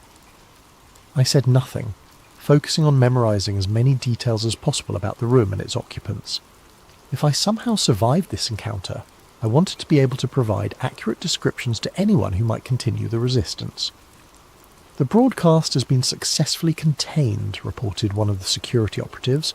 "All major platforms have been contacted, and the uploaded content is being systematically removed. Estimated public exposure was minimal, fewer than 10,000 views before suppression protocols were implemented. 10,000 people. It wasn't much, but it was something. Somewhere in the world, 10,000 individuals now knew the truth about Project RESET and the Council of Nine. Unfortunately, Mueller continued, your interference has created complications that require immediate resolution. The Phase 3 timeline cannot be adjusted, which means we need to implement enhanced security protocols to prevent further breaches. A woman at the far end of the table spoke for the first time. Her voice was cultured, with the kind of accent that suggested expensive education and international travel. The Harper problem has been persistent for too long. This incident demonstrates that we can no longer afford to ignore opposition elements, regardless of how marginal they appear to be. Harper. My heart sank as I realised that my mentor in resistance had probably been captured or killed. The network of opposition that I had hoped might grow from our exposure had been compromised before it could develop. Harper was terminated 6 hours ago, confirmed one of the security operatives, along with 12 associated individuals identified through communication analysis. The resistance network has been effectively neutralised. The casual way they discussed murder was perhaps the most chilling aspect of the entire encounter. These weren't monsters or fanatics. They were bureaucrats implementing policy decisions with the same detached professionalism that I had once applied to demographic analysis. Which brings us to the question of what to do with Dr. Stone, Muller said, returning his attention to me. His knowledge of our operations is comprehensive, and his analytical capabilities are impressive. There might be value in incorporating him into our planning apparatus rather than simply eliminating him. The suggestion sent a chill down my spine that was worse than the threat of death. They were offering me the chance to become complicit in their plan, to use my skills to perfect the mechanisms of human enslavement. The offer is genuine, Muller continued, apparently reading my expression. Your research background makes you uniquely qualified to contribute to population management optimization. You could help us minimize the suffering associated with the transition process. Minimize the suffering of genocide, you mean? I replied, speaking for the first time since being brought into the room. Genocide is an emotionally charged term that doesn't accurately describe our objectives, responded the woman who had spoken earlier. We're implementing a comprehensive restructuring program designed to ensure long-term human survival. The current population levels are unsustainable, and democratic governance systems have proven incapable of addressing existential challenges. They genuinely believed they were saving humanity. The realization was somehow more terrifying than simple malice would have been. These weren't evil people. They were intelligent, educated individuals who had convinced themselves that totalitarian control and mass murder were necessary for the greater good. The current global population of 8 billion will be reduced to approximately 1 billion within 30 years, Muller explained, with the same tone he might have used to discuss quarterly earnings projections. The selection process will be optimized to preserve genetic diversity, intellectual capacity, and cultural heritage while eliminating redundant demographic segments. Redundant demographic segments? They were talking about 7 billion human lives as if they were excess inventory to be disposed of for efficiency purposes. The survivors will live in a managed environment free from war, poverty, environmental degradation, and social conflict, continued the woman. Individual autonomy will be replaced by collective optimization, ensuring that every person contributes to overall societal welfare according to their capabilities. And what about human dignity? I asked. What about the right to make your own choices, to pursue your own goals, to live your own life? Individual autonomy is a luxury that our species can no longer afford, replied Muller. The evidence is overwhelming. Democratic societies are incapable of making rational long-term decisions. Personal freedom inevitably leads to collective catastrophe. The conversation continued for another hour, with various council members explaining their philosophy and attempting to convince me to join their cause. They spoke eloquently about sustainability, efficiency, and social optimization. They presented detailed research showing the failures of democratic governance and the advantages of managed social systems. But beneath all their sophisticated arguments was a fundamental contempt for human nature itself. They saw people as problems to be solved rather than individuals with inherent worth and dignity. Their vision of the future was a world where every aspect of human existence would be optimized according to algorithmic calculations designed by individuals who considered themselves superior to the rest of our species. As the meeting concluded, Muller made his final offer. Join us willingly, and you'll be part of the management class that guides humanity through the transition. Your expertise will be valued, your contributions will be meaningful, and your survival will be assured. Refuse, added the woman, and you'll be processed according to Phase 5 protocols. Your knowledge makes you too dangerous to be allowed to live as a private citizen, but not valuable enough to preserve against your will. The choice was clear, collaboration or death. But there was a third option that they hadn't considered. I need time to think about it, I said. Muller nodded. You have until tomorrow evening, but understand that this is the only offer you'll receive. Choose wisely." They returned me to a secure holding room in the chateau's lower level, a comfortable but windowless space that was clearly designed for temporary detention. The door was locked from the outside, and I could hear the subtle hum of electronic surveillance equipment monitoring my activities. But they had made a crucial mistake. In their arrogance, they had assumed that I would either join them or passively await execution. They hadn't considered the possibility that I might have prepared contingency plans for exactly this situation. Hidden in the lining of my jacket was a small device that Harper had given me during our final meeting. A dead man's switch connected to a comprehensive data package containing everything I had learned about Project RESET and the Council of Nine. If I failed to check in with the automated system every 24 hours, the information would be distributed to thousands of recipients worldwide, including journalists, government officials, and activist organisations. The Council's suppression of my live broadcast had been successful, but it wouldn't be enough to contain the firestorm that would erupt when Harper's complete intelligence archive was released. The evidence was too comprehensive, too well documented, and too widely distributed to be suppressed through conventional means. As I sat in that holding room, contemplating my final decision, I realised that the 10,000 people who had seen my broadcast were more significant than the Council understood. In the age of social media and viral information distribution, 10,000 viewers could become 10 million within hours if the content was compelling enough. The resistance wasn't dead.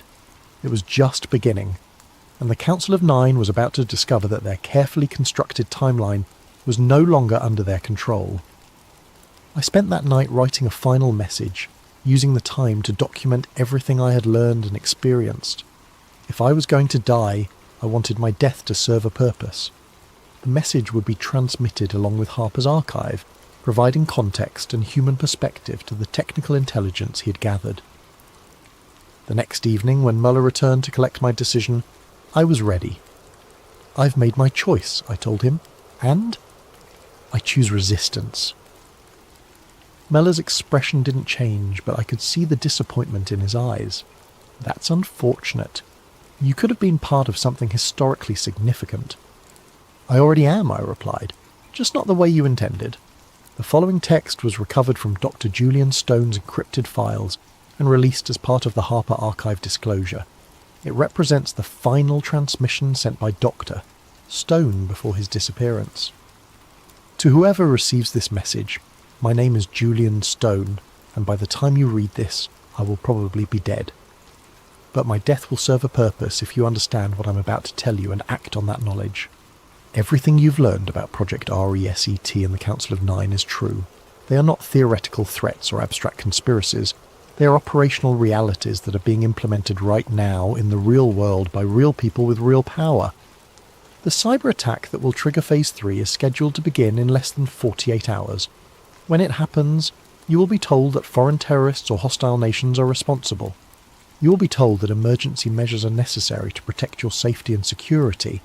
You will be told that the restrictions on your freedom are temporary responses to an unprecedented crisis. All of it will be lies.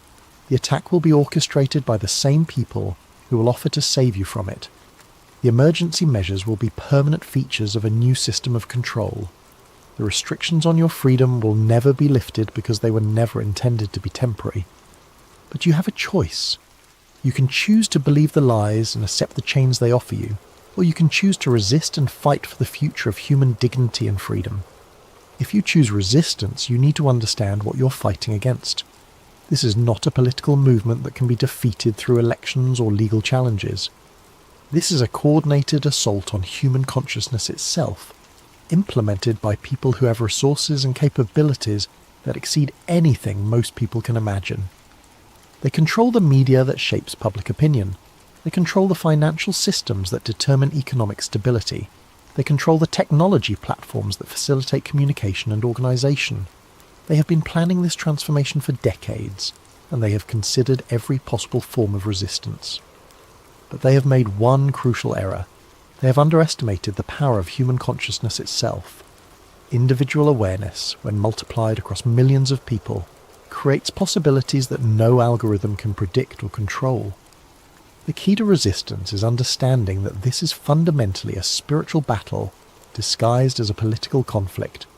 They are trying to convince you that individual autonomy is selfish, that personal freedom is dangerous, and that collective management is more efficient than individual choice. Don't believe them. Your individual consciousness is not a bug in the human system. It's a feature.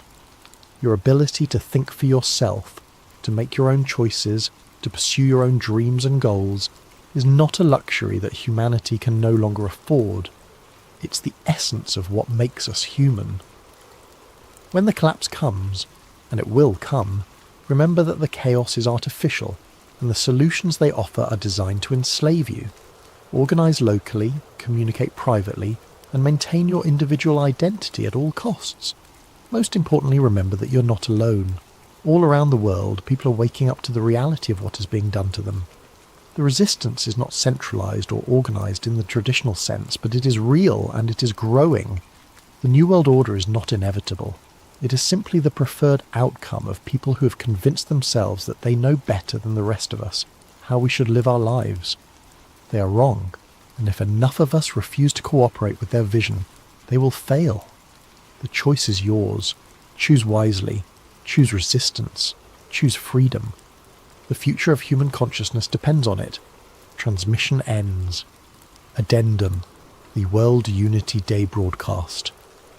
The following transcript was recovered from archived television broadcasts dated 6 months after Dr. Stone's disappearance.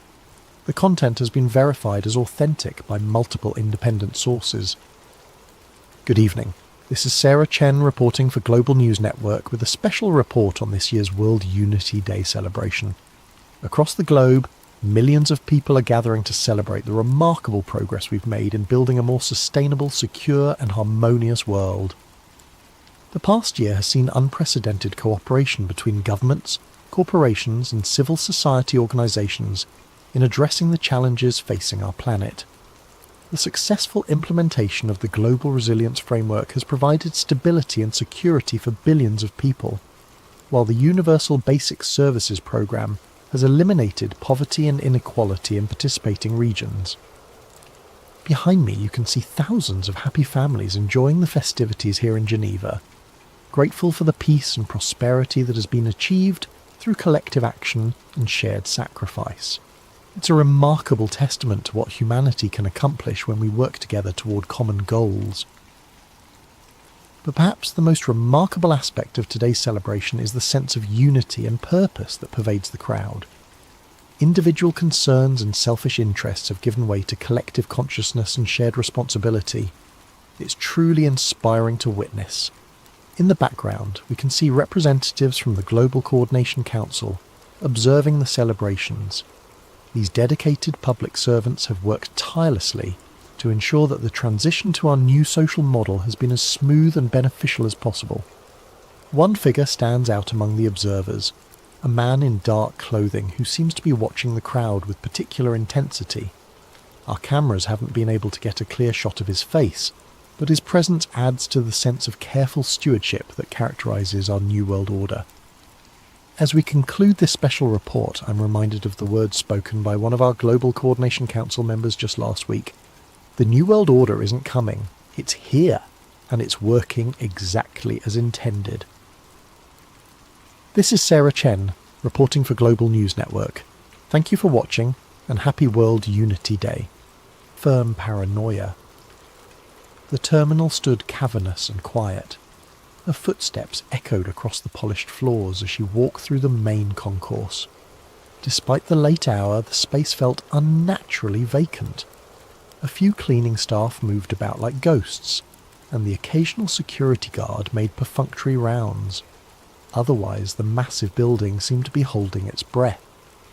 Bigger than the city of San Francisco, she muttered. Why build an airport this massive in a city that didn't need it? Evelyn had arranged a room at the airport hotel, giving her a reason to wander the terminals without arousing suspicion.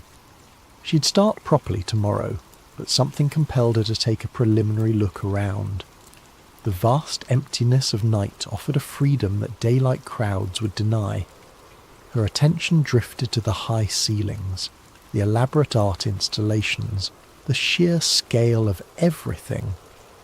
DIA had cost $4.8 billion, $2 billion over budget. The explanations had never satisfied journalists like her. Something about the math didn't add up, as if the excess billions had built something else entirely.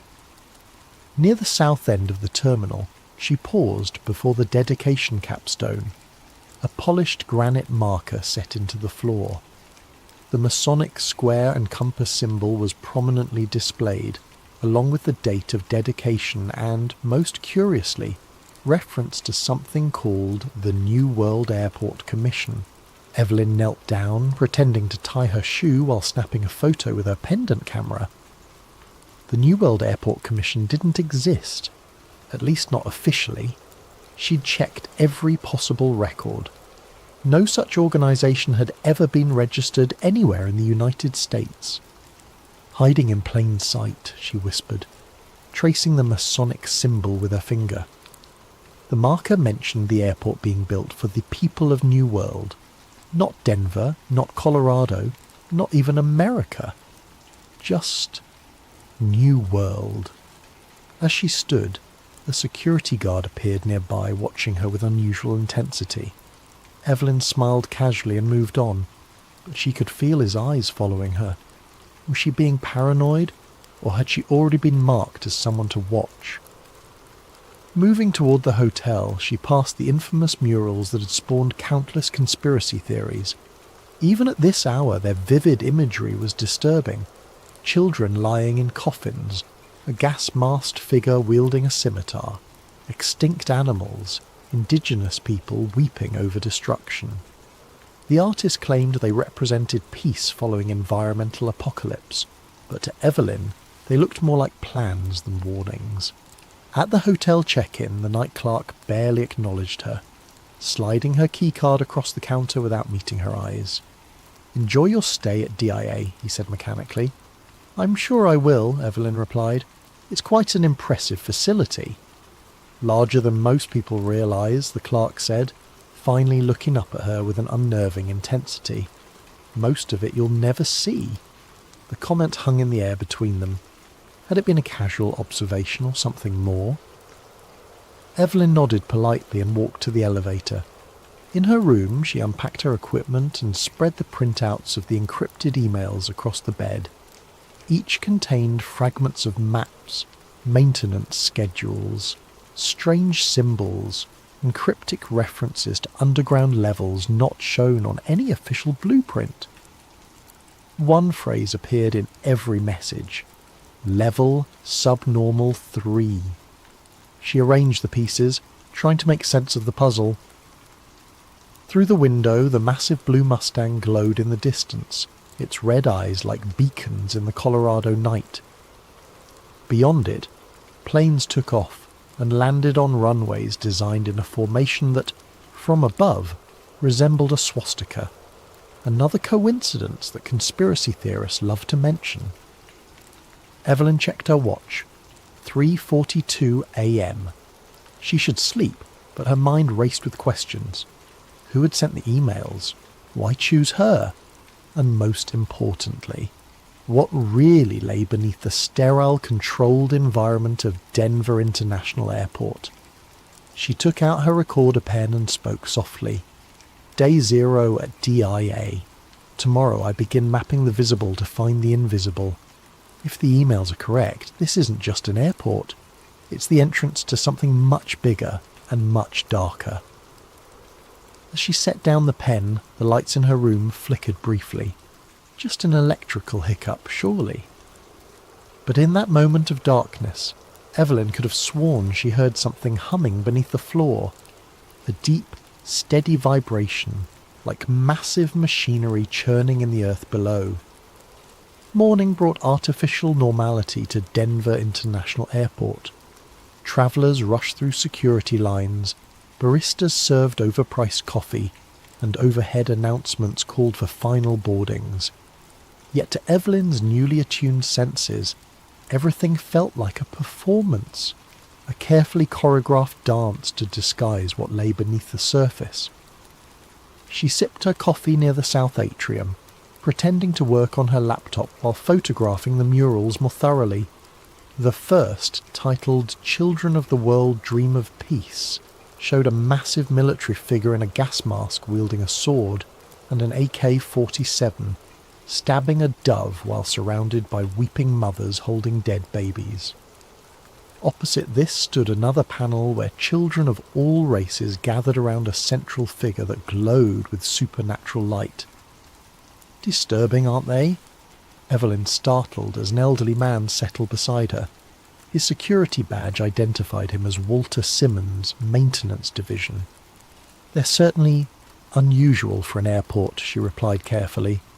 Walter nodded. "The artist, Leo Tanguma, claims they represent the triumph of peace over war and environmental stewardship over destruction. That's the official story anyway." "And the unofficial story?" Evelyn prompted. The old man smiled, revealing tobacco-stained teeth. "Every place has stories. This one more than most." He tapped his badge. 32 years in maintenance here, since before they even finished construction." Evelyn closed her laptop. "I'd love to hear more about your experiences." "Would you now?" His eyes narrowed slightly. "Most folks don't care about the opinions of old janitors." "I'm writing an article about unique airport architecture and art," she lied smoothly. "Your perspective would be valuable." Walter studied her for a long moment before nodding toward the dedication capstone. "You know what AUAG means in that cornerstone? The letters under the Freemason symbol? Chemical symbols for gold and silver? That's what they tell tourists." Walter leaned closer. "In ancient alchemy, they represent the foundation of transformation, breaking down to build anew." Before Evelyn could respond, Walter stood abruptly. "Meet me at closing time. Baggage claim level, Carousel 19, if you're really interested in architecture." Without waiting for a response, he shuffled away, disappearing into the crowd. Evelyn spent the next hours methodically photographing every strange element of the airport. The gargoyles emerging from suitcases, the floor tiles with Navajo symbols arranged in patterns that resembled circuitry, and most notably, the time capsule marble inscribed with New World Airport Commission. Near the south terminal, she found another cryptic installation. A small plaque depicting paper airplanes flying around tall buildings, installed years before September 11th. Below it, Freemason symbols were incorporated into the terrazzo floor. Each discovery confirmed what the emails had suggested. DIA was a tapestry of symbolic messaging hidden in plain sight. But who was sending these messages? And to whom? By late afternoon, Evelyn had mapped the entire public area, cross-referencing it with the fragmented information from her anonymous source. Something didn't add up. The airport's underground baggage system, famously dysfunctional, had cost hundreds of millions before being abandoned. Yet construction had continued below ground for years afterward. Equipment logs showed massive tunnel boring machines operating long after the official completion date. At 9:45 p.m, Evelyn made her way to baggage claim, finding Carousel 19 shut down for the night. Walter stood nearby, pretending to mop an already clean floor. "You actually came," he said, sounding surprised. "Follow me. Don't speak." He led her through a service door marked "Authorized Personnel Only," down a maintenance corridor lined with pipes and electrical conduits. After several turns, Walter used his badge to access another door labelled Tunnel System Grid B. "Why are you showing me this?" Evelyn whispered, as they entered a long concrete tunnel large enough to drive trucks through. "Because I'm retiring next month," Walter replied.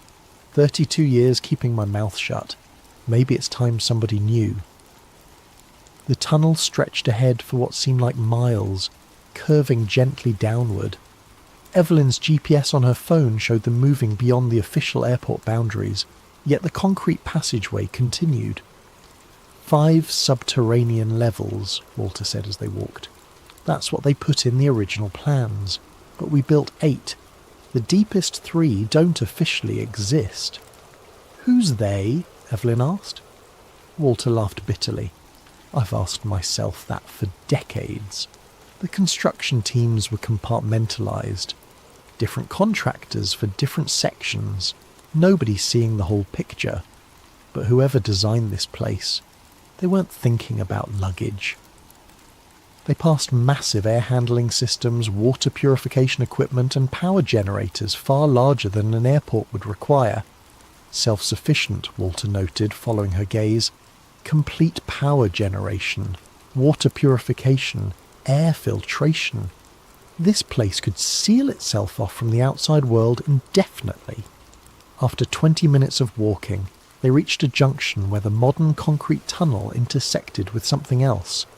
A rough-hewn passage that appeared to be partially natural, partially excavated from the bedrock. "This wasn't on any blueprint," Walter said. "We found it during excavation. There was talk of ancient tunnels under this whole region. Native American legends about entrances to the underworld." Evelyn photographed the junction with her pendant camera. "What's down there?" "Don't know. It was sealed off immediately. Armed guards for weeks." Walter pointed to a symbol carved into the stone arch. A stylized eye within a triangle.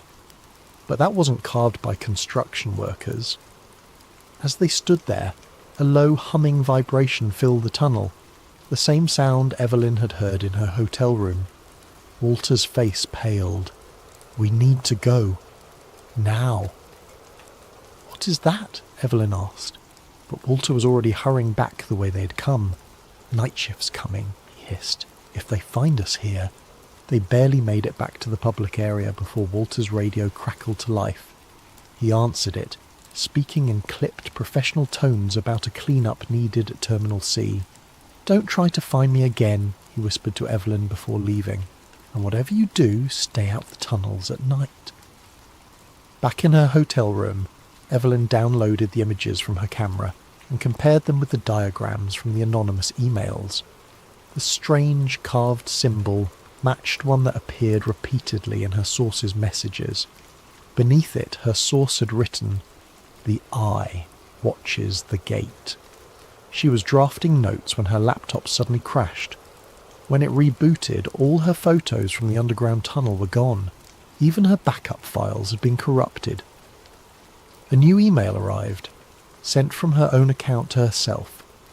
"Curiosity endangers more than cats. Level subnormal 3 is not for you." Evelyn stared at the message, her hands trembling. Someone had remotely accessed her computer. Someone was watching. Through her window, Lucifer's red eyes glowed in the darkness, patient and knowing. The horse that had killed its creator seemed to be sending her a warning. She closed the curtains but couldn't shake the feeling that she was still being observed. The hum she had heard underground now seemed to permeate everything. The walls, the floor, the very air of the airport hotel room. What exactly had she stumbled into? By her third day at Denver International Airport, Evelyn had established a routine designed to make her presence seem ordinary. Breakfast at the terminal cafe, work on her laptop in public areas, occasional calls to her editor back in Chicago, discussing a mundane article about airport architecture that would never actually be written. All the while, she methodically pieced together the puzzle, cross-referencing Walter's information with her anonymous source's emails. The warning message on her laptop had only convinced her that she was onto something significant. Someone with access to sophisticated hacking tools didn't want her digging deeper, which meant she absolutely had to. The key came in an unexpected form. A maintenance schedule left carelessly on a break-room table when Evelyn accidentally entered the wrong door. A quick photograph with her pendant camera captured what she needed. Access codes for the lower service levels, and most importantly, shift change times when the tunnels would be momentarily unmonitored. At 2:47 a.m., dressed in a custodial uniform stolen from a supply closet, Evelyn swiped a copied maintenance badge at a service elevator near the East Terminal. The badge wouldn't pass close inspection. but might work for automated systems. Her heart pounded as the reader flashed green and the doors slid open. Inside, instead of the usual floor buttons, there was a keypad. Evelyn entered the code from the maintenance schedule, 794503. The elevator began to descend. 1 floor, 2 floors, 3. It continued past the standard basement levels into depths that shouldn't exist according to official blueprints. When it finally stopped, the display read simply S3, subnormal 3. The doors opened onto a dimly lit corridor unlike anything in the upper airport. The walls were bare concrete, lined with thick pipes and bundled cables. The air felt different, cooler with a faint metallic taste. And there was that hum again, stronger now, vibrating through the soles of her shoes. Evelyn stepped out cautiously, her pendant camera recording. The corridor stretched ahead, branching into multiple paths. Ventilation ducts large enough for a person to crawl through ran along the ceiling. Every 50 feet red emergency lights cast an ominous glow. She followed the main passage, noting that unlike service areas meant for maintenance, these corridors were designed for regular foot traffic. The floors were finished with resilient industrial coating. Directional signs pointed to areas labelled with codes rather than names.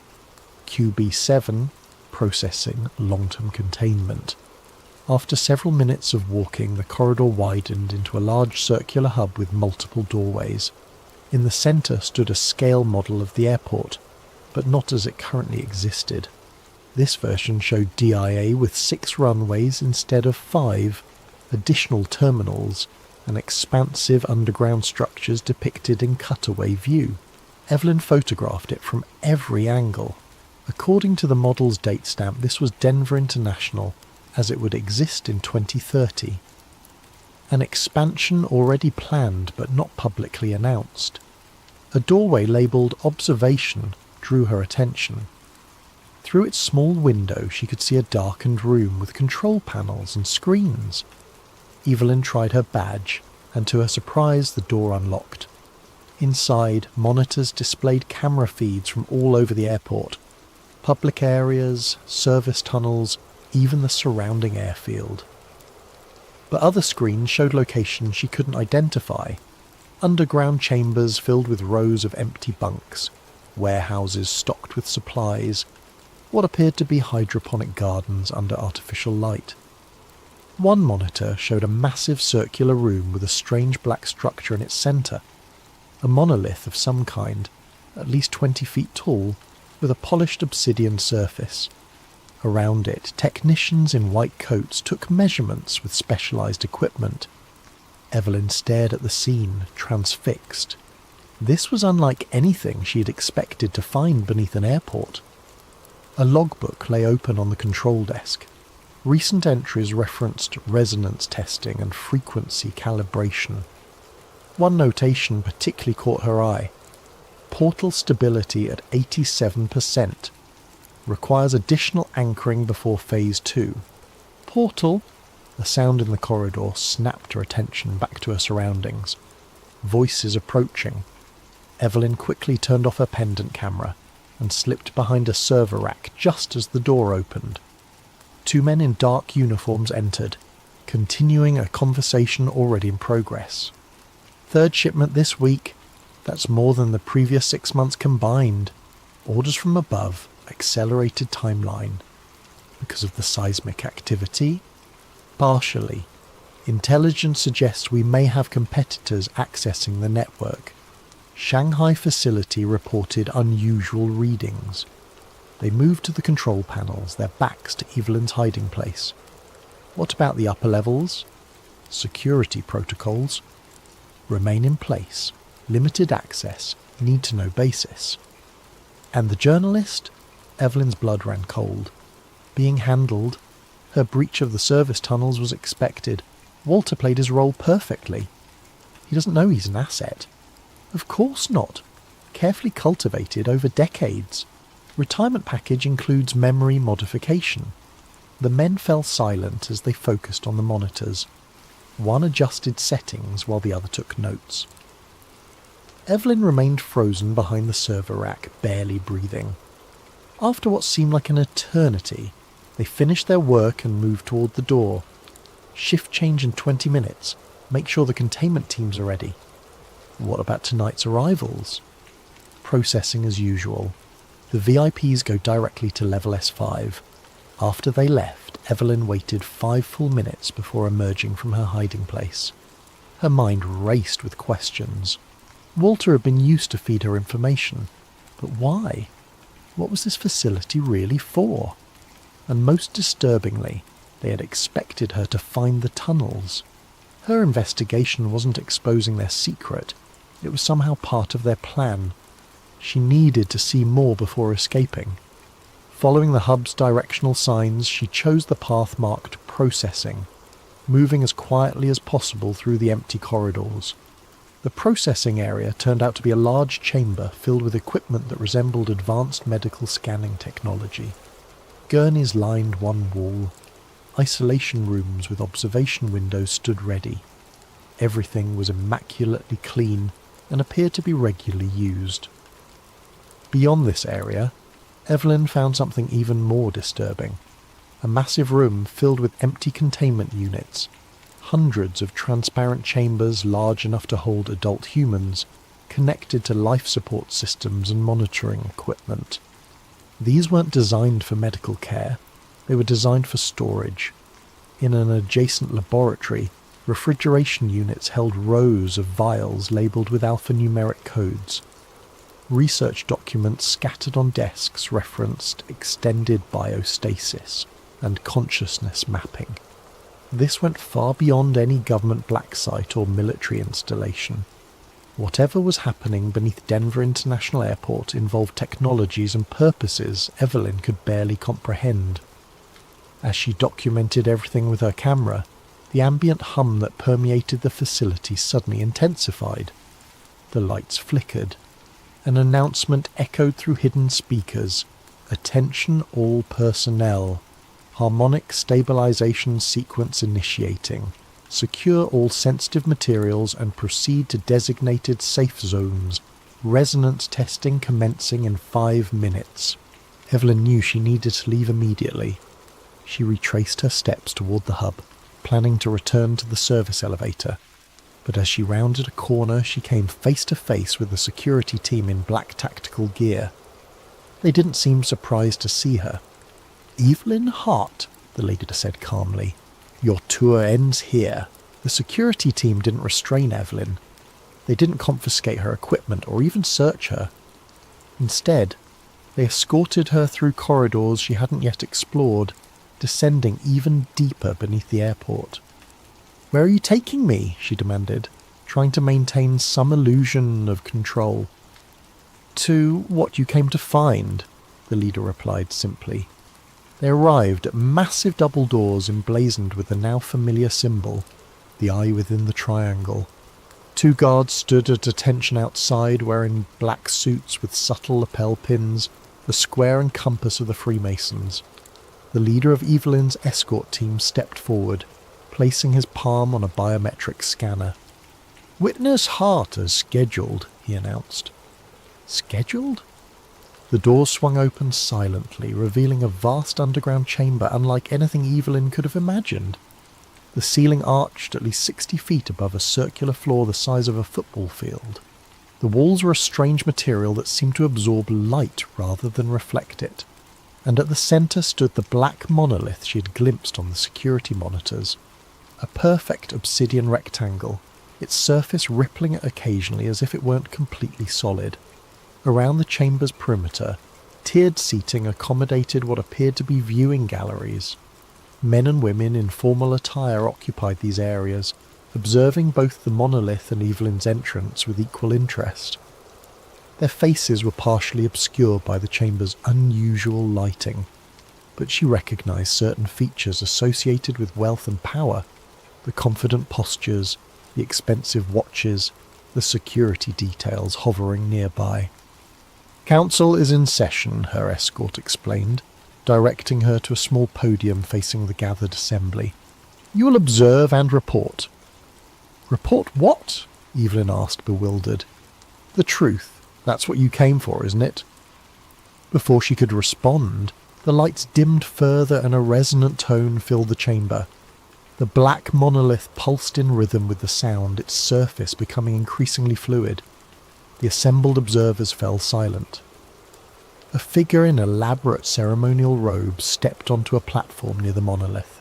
Though his face was shadowed by a hood, his voice carried effortlessly through the chamber. "The convergence approaches. Phase alignment has reached optimal parameters.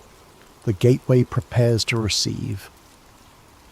Digital displays materialized around the chamber, hovering in mid-air. They showed real-time data on geological activity, atmospheric conditions, and various measurements Evelyn couldn't interpret. One screen displayed a global map with pulsing points of light at specific locations. Denver was one, but she also noted similar spots in Antarctica, Siberia, the Gobi Desert, and beneath the Atlantic Ocean. "Our facilities report ready status," the robed figure continued. "The network is synchronized. When the moment arrives, transition will commence, according to protocol." Another figure rose from the assembly, this one dressed in a modern business suit. "The controlled destabilization proceeds as designed. Economic indicators confirm system stress points have reached critical thresholds. Social fragmentation indexes are at predicted levels." "And the narrative control?" asked a woman's voice from another section. "Operational through all channels. Contradictory information continues to neutralize truth seekers. Those who approach genuine discovery are redirected through our asset network." With sudden clarity, Evelyn understood her role. She wasn't exposing a conspiracy, she was being used to shape the narrative around it. Whatever was happening here, they wanted it partially revealed, through her, in a way they could control. The robed figure gestured toward her. "The witness has arrived as arranged. Her presence completes the documentation requirement." All eyes turned to Evelyn. She felt exposed, manipulated, yet strangely empowered by her new... Tonight's story is called Storm Protocol, and it explores a scenario both startlingly plausible and deeply unsettling. The possibility that the weather, the very skies we depend upon for life, could be manipulated for power. We'll follow Nathan Cole, an atmospheric physicist who stumbles upon hidden files revealing the existence of Project Cirrus, a clandestine initiative that engineers storms, droughts, and natural disasters for geopolitical gain. As Nathan tries to warn the world, he finds himself hunted, discredited, and caught in a swirl of moral dilemmas that threaten his life and everyone else's. Sit back, turn the lights low, and prepare for a journey through 5 chapters of tension, paranoia, and shocking revelations. Whether you listen attentively to every detail, or simply let the words wash over you as you drift off, this is your space to relax and unravel a story that might just leave you questioning the next thunderstorm you see. Now let's begin. May you find both rest and wonder in this tale about secrets hidden behind towering clouds, in a world where not all storms are as natural as they seem. Nathan Cole had never considered himself a whistleblower. At 36, he was a meticulous scientist with a passion for analysing cloud formations and weather systems, working for a government-funded climate agency in a mid-sized city. He spent his days among swirling data sets and satellite imagery, focusing on how storms evolve and how the atmosphere changes across the globe. He believed wholeheartedly in the agency's mission, understanding climate shifts to protect communities from environmental disasters. It was Tuesday morning like any other when the first crack in his reality appeared. Nathan was poring over satellite data from the North Atlantic, a swirling mass of clouds that was intensifying into what meteorologists expected to be a mild tropical storm. Yet, in an older, theoretical predictive model, Stored on an internal server, Nathan saw something odd, an exact projection of the storm's path that deviated significantly from the official forecast. More bizarrely, the model was labelled Cirrus Class Tier 4, a classification he'd never encountered, and it showed the storm making a sharp, unnatural turn, intensifying into a Category 3 hurricane. Curiosity piqued, Nathan cross-referenced live data. The real-time satellite feed indeed showed a suspicious shift in the storm's trajectory that aligned perfectly with the model's predictions. Predictions that no one was publicly citing. If the storm turned out to be as strong as the Tier 4 model suggested, entire coastal regions would be unprepared. He tried to mention it to a senior colleague that afternoon, a data specialist named Ingrid. She gave him a polite smile, then stiffened when she saw the model's label. "Where did you get that file?" she asked quietly, her tone suddenly guarded. "It was in the archived server folders," Nathan replied. "But I've never seen references to Cirrus Class in our usual forecasting. We should alert the hazard management department if this is accurate." Her face grew pale. "Nathan, I suggest you delete that file and forget about it.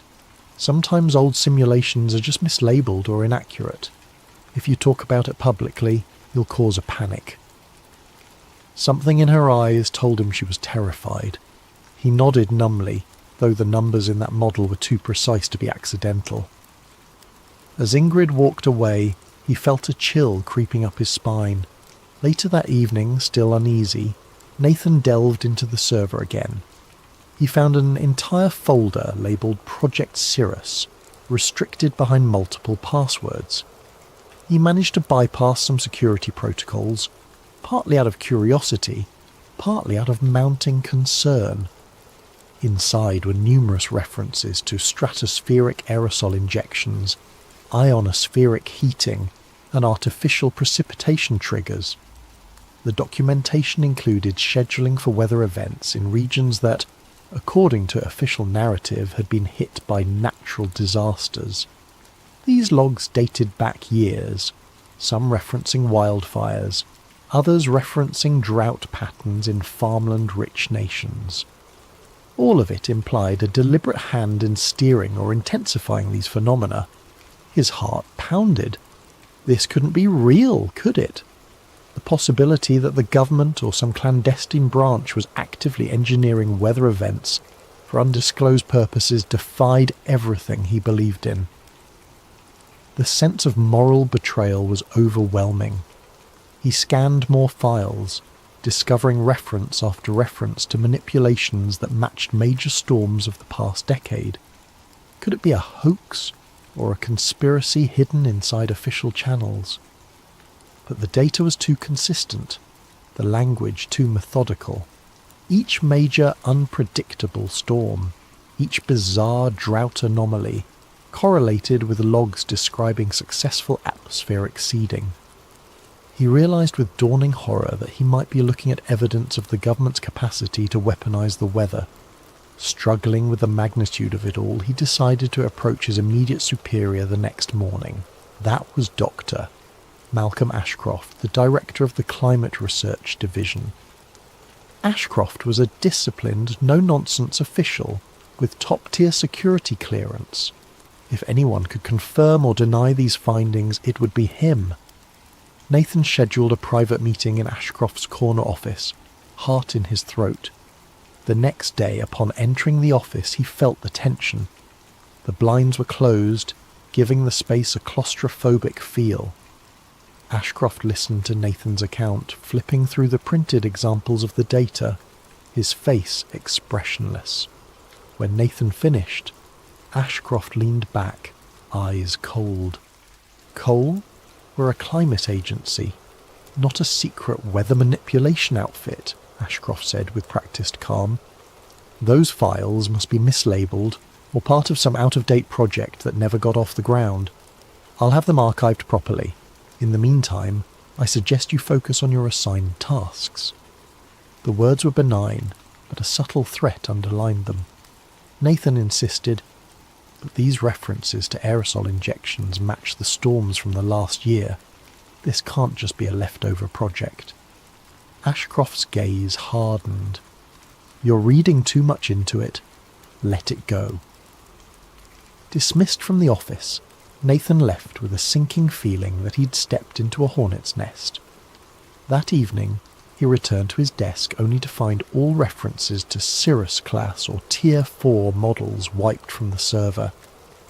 Ingrid avoided his gaze, looking frantic and pale.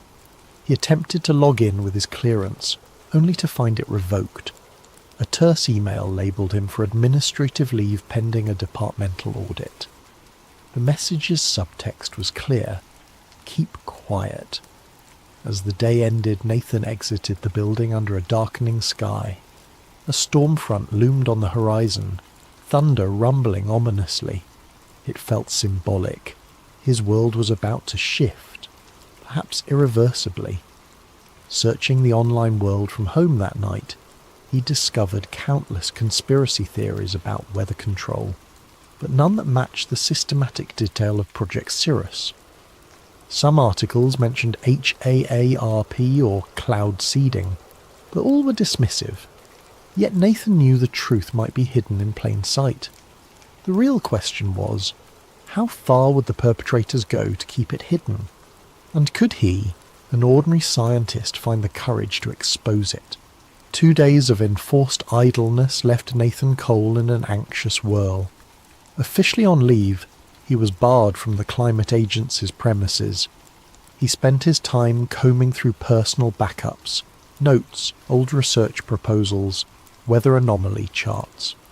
Tucked among them, he found earlier versions of the Cirrus-class references, not labelled as such, but hinting at advanced geoengineering.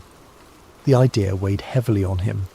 Maybe Project Cirrus had roots in the agency's past under different names. Huddled in his small apartment with a mug of coffee gone cold, he typed weather manipulation into countless search engines. The results were mostly sensationalist. Wild claims of chemtrails, HAARP conspiracies, or microwave weapons used by shadowy groups. He had always dismissed such theories as fringe paranoia. Now he suspected they might contain grains of truth. He opened a new email with an attached data set, wrote a short message, and addressed it to Jade Ramirez, an underground investigative journalist he'd read about.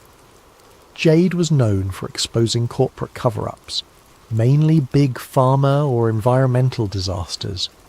She had a reputation for chasing suppressed stories, ignoring official denials. But contacting her carried risks.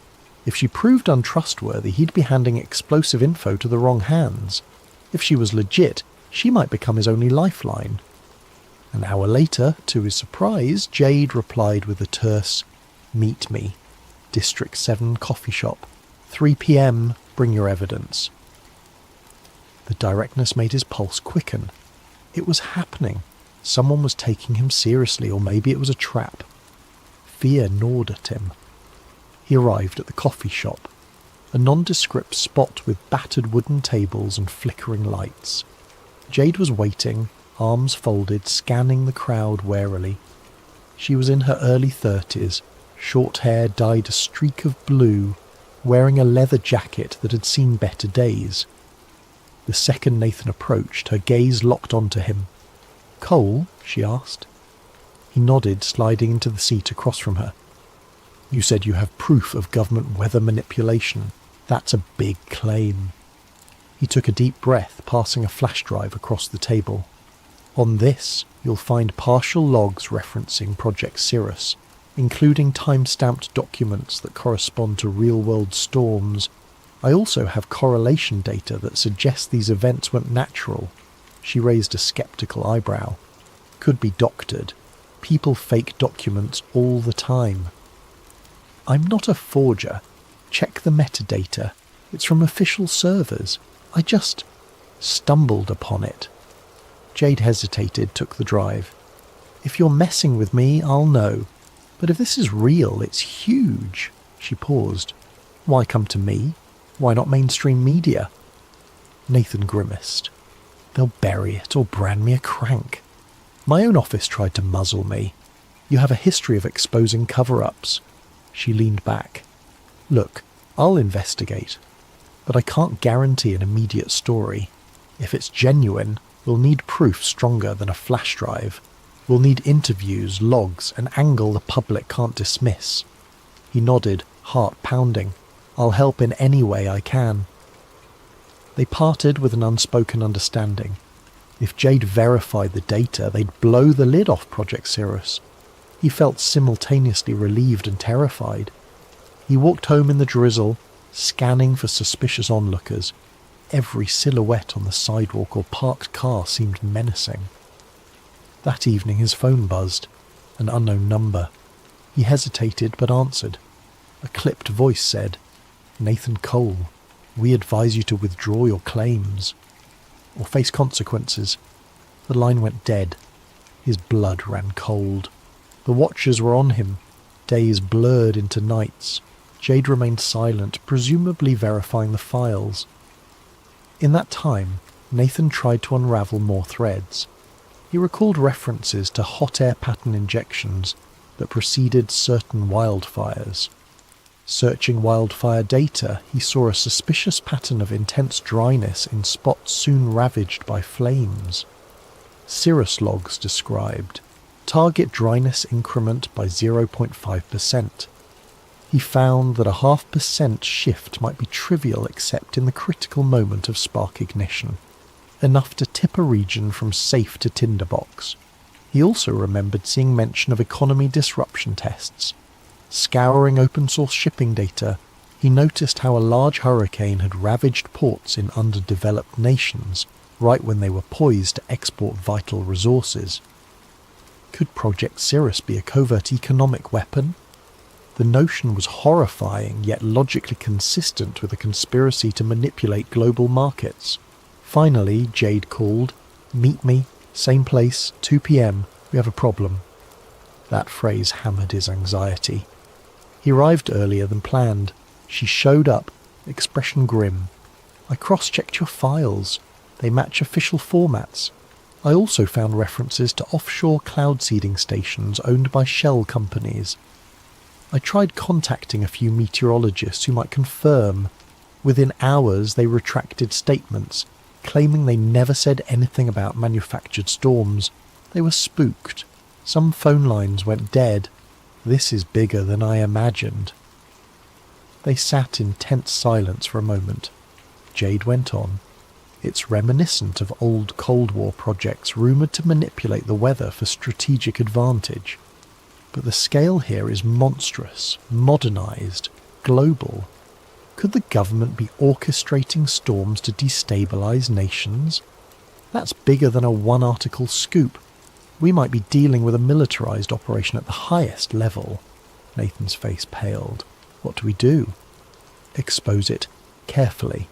We'll gather unassailable proof, on-site photos, whistleblowers inside the operation. I can't publish half-baked data because they'll label it conspiracy nonsense. We need more, but once we have it, we'll go big. Make it impossible for them to bury." He inhaled slowly, bracing himself. "That means infiltration, or a direct link to the agency. They locked me out. Any attempt to re-enter is dangerous." She clenched her jaw. "We find another lead, someone inside, or we break in somewhere else. This story, if true, changes everything about how we see natural disasters." Before they parted, Jay confided in him a personal note. "My brother died in a supposed freak hurricane a few years back. I always felt something was off. This might explain it. I want the truth as much as you do." Her resolve mirrored his. They left the cafe more determined, less alone. Still, doubt lingered. The forces behind weather manipulation likely had near limitless resources. Could two individuals, a disgraced scientist and an underground journalist, truly unmask it? And if they did, would the public accept such a monstrous possibility? Another beep from his phone cut through the gloom. A new text from an untraceable number. "You've been warned. Stop now. The intimidation was intensifying, yet it only fueled his conviction. They were on a collision course with a hidden power capable of rewriting the planet's skies. Surrender wasn't an option, not after glimpsing the scale of harm inflicted upon innocent lives. That night thunder rolled again outside Nathan's window. He wondered if it was a naturally occurring storm or another artificially steered system. In either case, the storm brewing inside his own life was about to get fiercer, driving him deeper into the shadows of a conspiracy that threatened the entire globe. Nathan Cole's days turned into a blur of covert meetings and frantic internet searches, each new revelation pulling him deeper into a labyrinth of conspiracies. Jade Ramirez, juggling her own investigations, collaborated with him on a plan to gather incontrovertible evidence. The stakes escalated when Jade stumbled upon references to Project Stormgate, a decades-old initiative rumoured to be the predecessor of Cirrus. Her findings: Stormgate started in the Cold War era, an attempt to use weather as a silent weapon, spawning floods, droughts, or storms in target regions without direct warfare. It was tested in small-scale scenarios, but never publicly acknowledged. Now it seemed Project Cirrus had modernised Stormgate's mission with advanced technologies like ionospheric heating and aerosol deployment. As Jade pieced together old FOIA, Freedom of Information Act documents, Nathan found corporate ties, shell companies that owned private cloud seeding stations in remote oceans. The trail led to a nondescript facility near the coast. Eyewitness accounts from local fishermen described unmarked planes releasing chemicals into the sky at night. Jade's eyes glinted. That might be our key vantage point to capture them in the act. Their plan was risky. Slip onto the restricted coastline, photograph or record the planes, and cross-reference flight data. Jade had the gear: a high-zoom camera, a drone for overhead shots. If they caught a plane in action, it could corroborate the logs describing ChemLab 7 deploying aerosol injections. But infiltration carried the risk of immediate arrest or worse, especially if armed guards patrolled. Yet neither Nathan nor Jade hesitated.